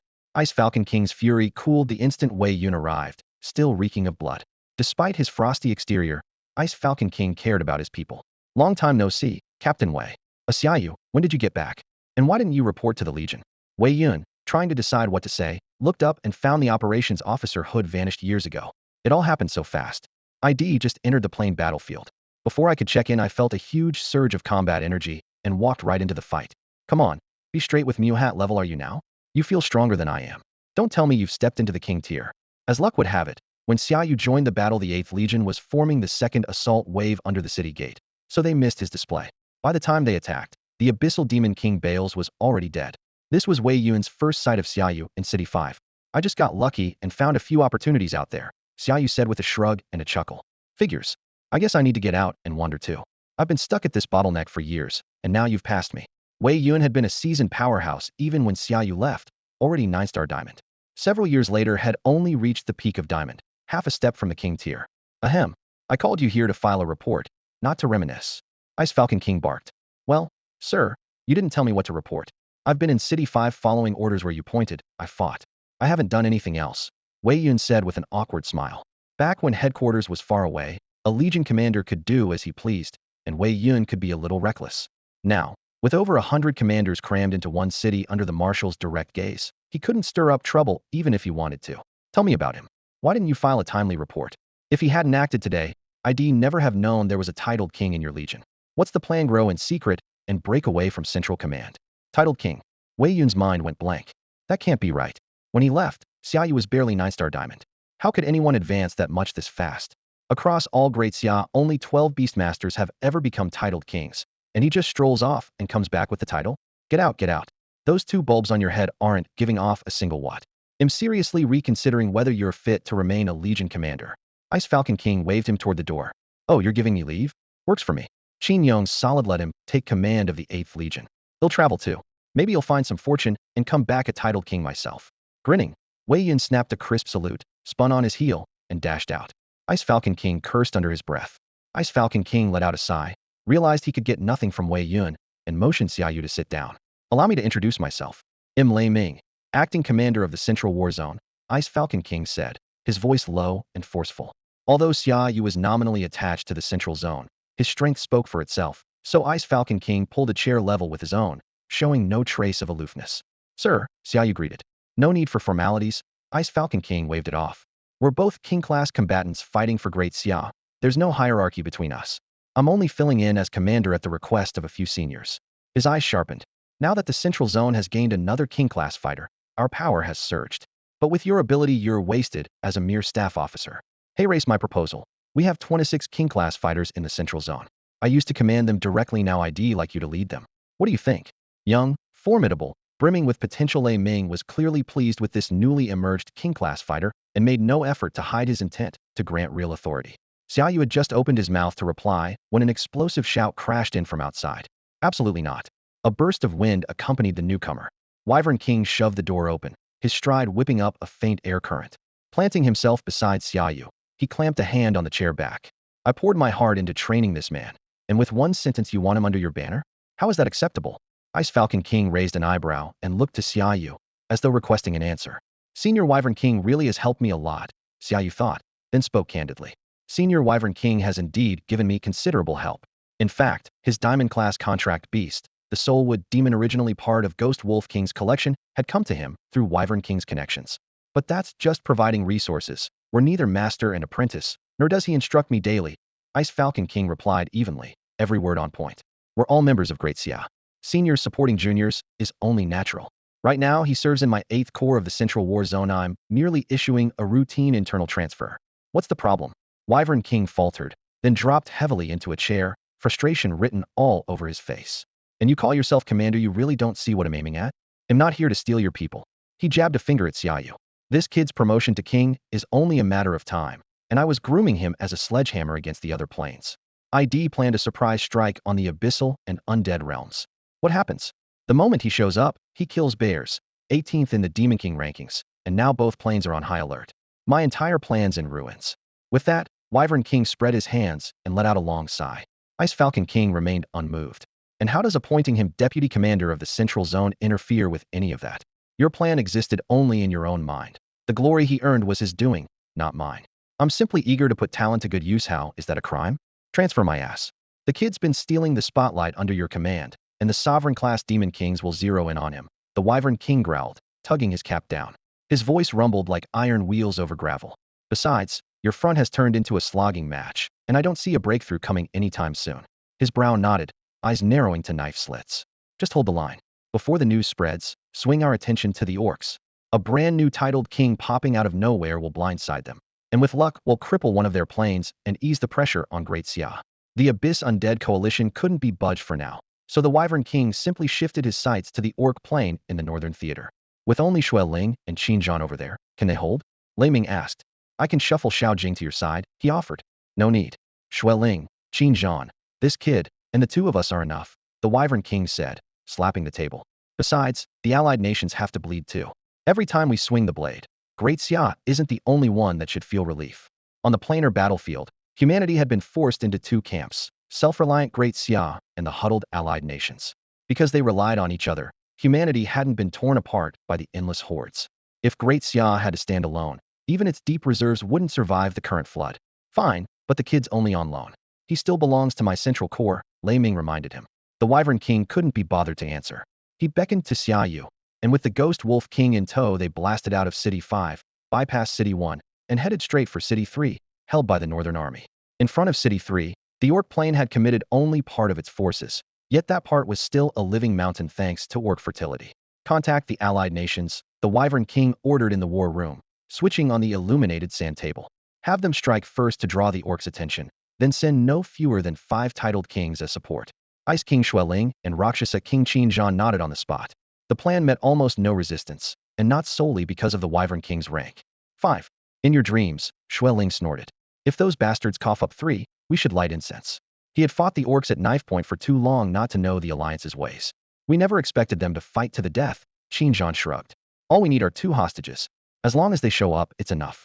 Even if it's only 3, we're not letting the chance slip, the Wyvern King huffed. He grabbed the pointer on the sand table and tapped a few times. First line is stationed at Gale Gorge, less than 20 li from the Orc Vanguard. That vanguard has only 2 titled Orc Kings in charge. 2 targets aren't worth drawing the blade. If we strike, we decapitate more, he said, setting the pointer upright in the center of the map. Firing a cannon at a mosquito is wasteful, while isolate a position and ambush the relief force. Outline. Step 1, pressure the allied nations. Step 2, when the lines deadlock, we strike. Though nominally in charge of education, the Wyvern King laid out a large-scale engagement with crisp precision. Without that skill, he wouldn't have earned the trust of the few immortal-class powerhouses Great Xia still possessed, let alone command the entire planar theater. That's the framework. He swept his gaze around the room. Everyone clear on their jobs? Crystal clear. Report. Scouts on the front line have spotted a large force of orcs moving toward the allied nation's position. It was the 15th day since Xia Yu arrived at city number 3. For 15 straight days the city had maintained its highest state of alert, ready for battle at any moment. Inside the command center the Wyvern King had scarcely left his post, and when he heard the scouts report a long-awaited smile tugged at his lips while the allied nations were already aflame. It was time for their own side to strike.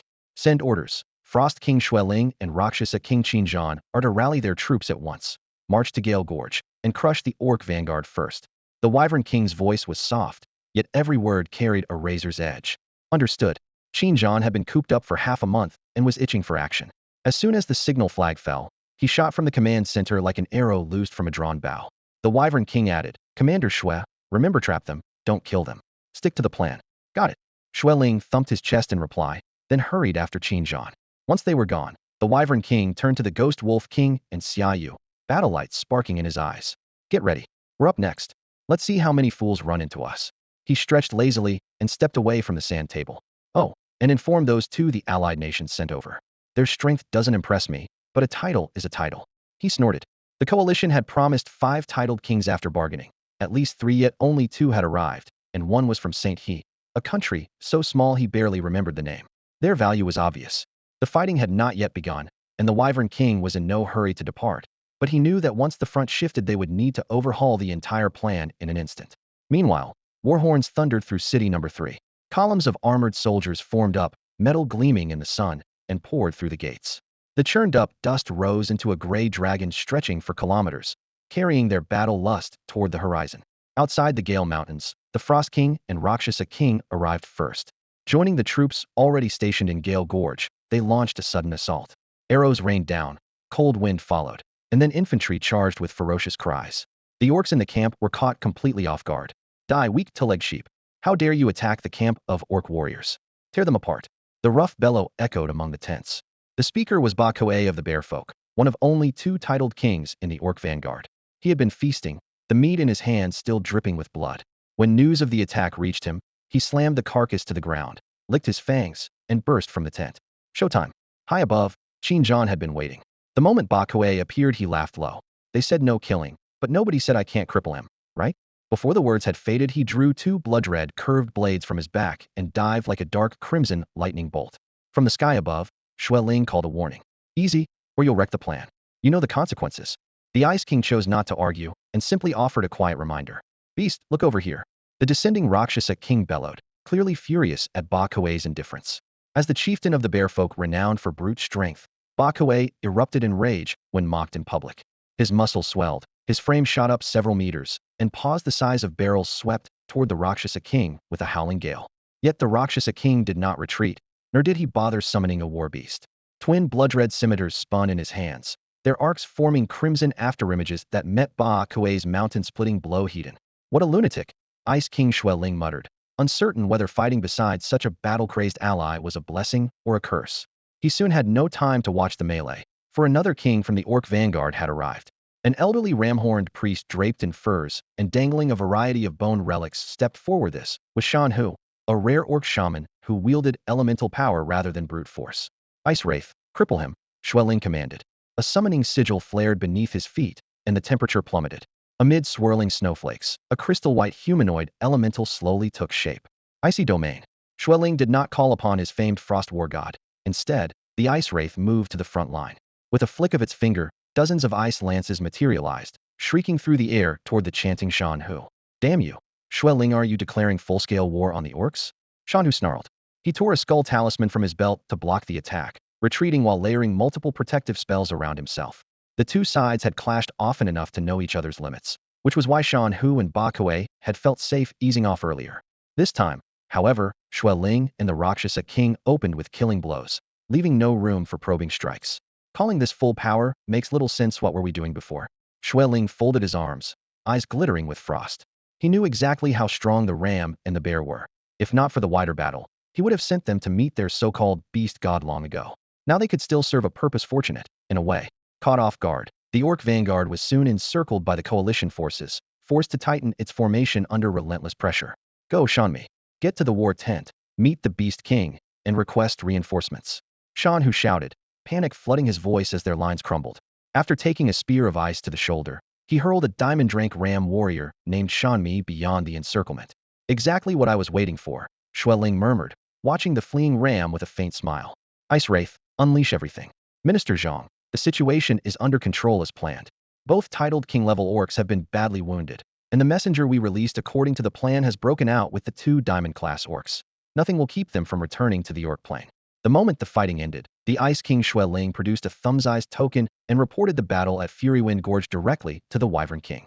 All right, leave the rest to us. You and Qin Zhan only need to keep those orcs trapped. The Wyvern King's crisp voice came from the token.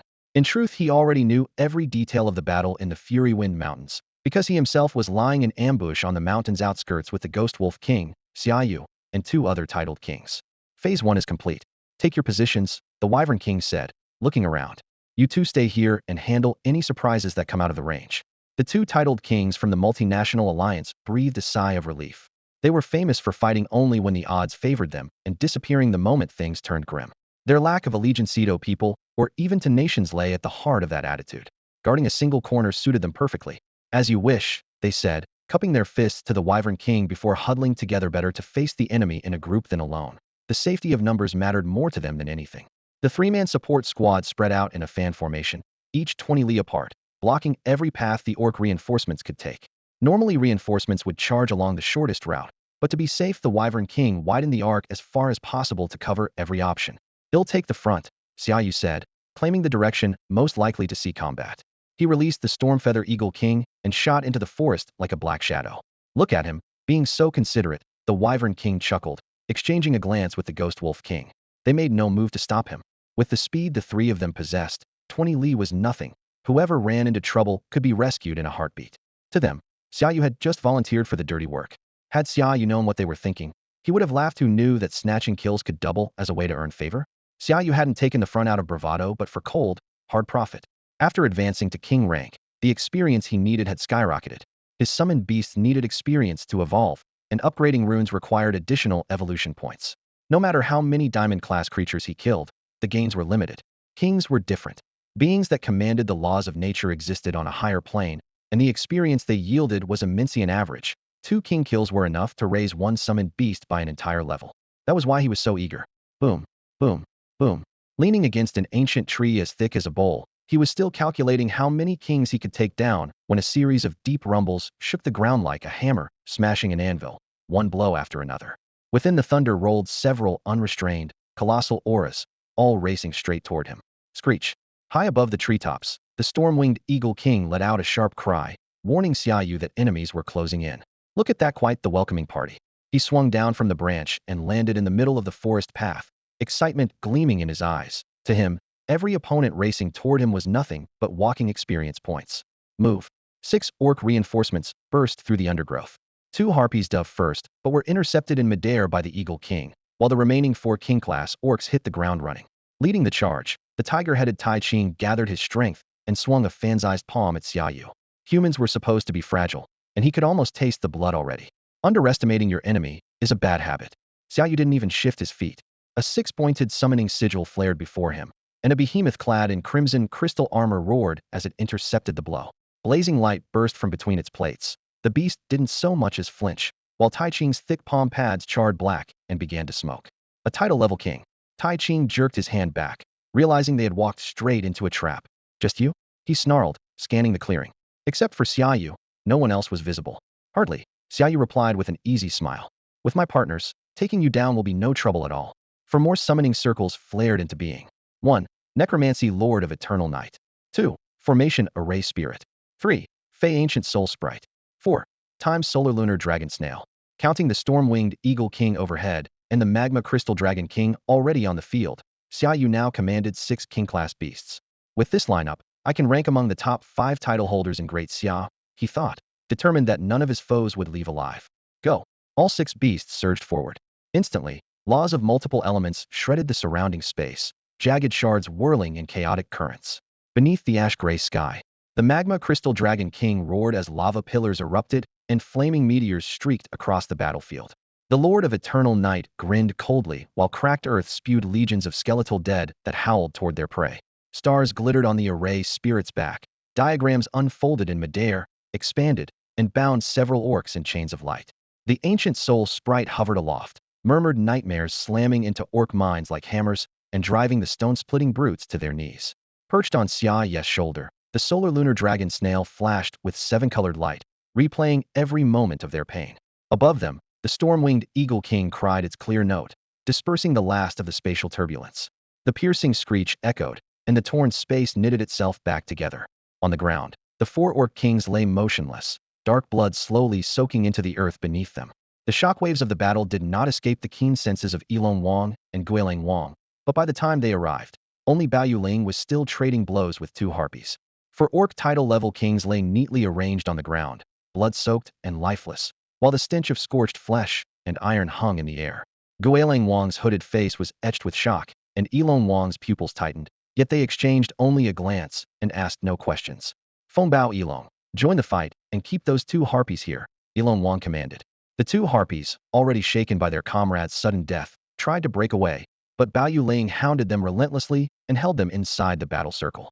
Thunderclouds rolled as Feng Bao Ilong arrived, silver coils of lightning dancing across the sky before crashing down in sheets. The harpies had no time to react and fell as charred husks. In the span of a few breaths, 6 title-level combatants were erased, a loss the orcs would feel deeply. Ilong Wang, elated by the flawless victory, thought that the orcs would surely send stronger forces however many came. They would kill them all. He patted Xiaoyu on the shoulder, then swept the 4 orc corpses and the 2 harpies into his spatial ring. Fine trophies, he said. Once we extract the law cores, Diamond Rank Tamers can study them and maybe improve their chances of mastering new runes. He made a point of crediting Xiaoyu, knowing the younger man had carried the fight while he and Guilang Wang had merely assisted. Xiaoyu only nodded. To him, the bodies were little more than feed for summoned beasts, and the true rewards experience and evolution points were already his. Tell Xueling to keep tightening the net, he said calmly. Let a few escape to spread the word, then wipe out the rest. Ilong Wang understood. The Gale Mountains were not worth a protracted siege, and the orcs were hardly fools. Drawing reinforcements with such basic bait was achievement enough. Expecting an endless stream would be unrealistic. If the orcs judged the loss of a few title kings acceptable, they would simply cut their losses. 3 days after the first relief force was wiped out, the Ice King Xueling arrived with Luosha Wang and 2 other title-level kings from the allied nations, joining Ilong Wang, Guilang Wang, and Xiaoyu. The routed remnants had been swallowed up the moment they sent their distress signal. None survived. On the 10th day, the orcs' second wave finally appeared. 2 squads, 12 king-level fighters in all, 6 of them title holders. This time, Xiaoyu noticed they had brought long-range specialists. Among the 6 titled kings, 2 were orc shamans.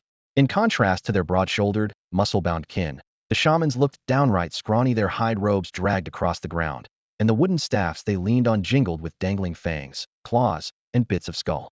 Yet these frail figures were the ones who pushed the squad's threat to a whole new level.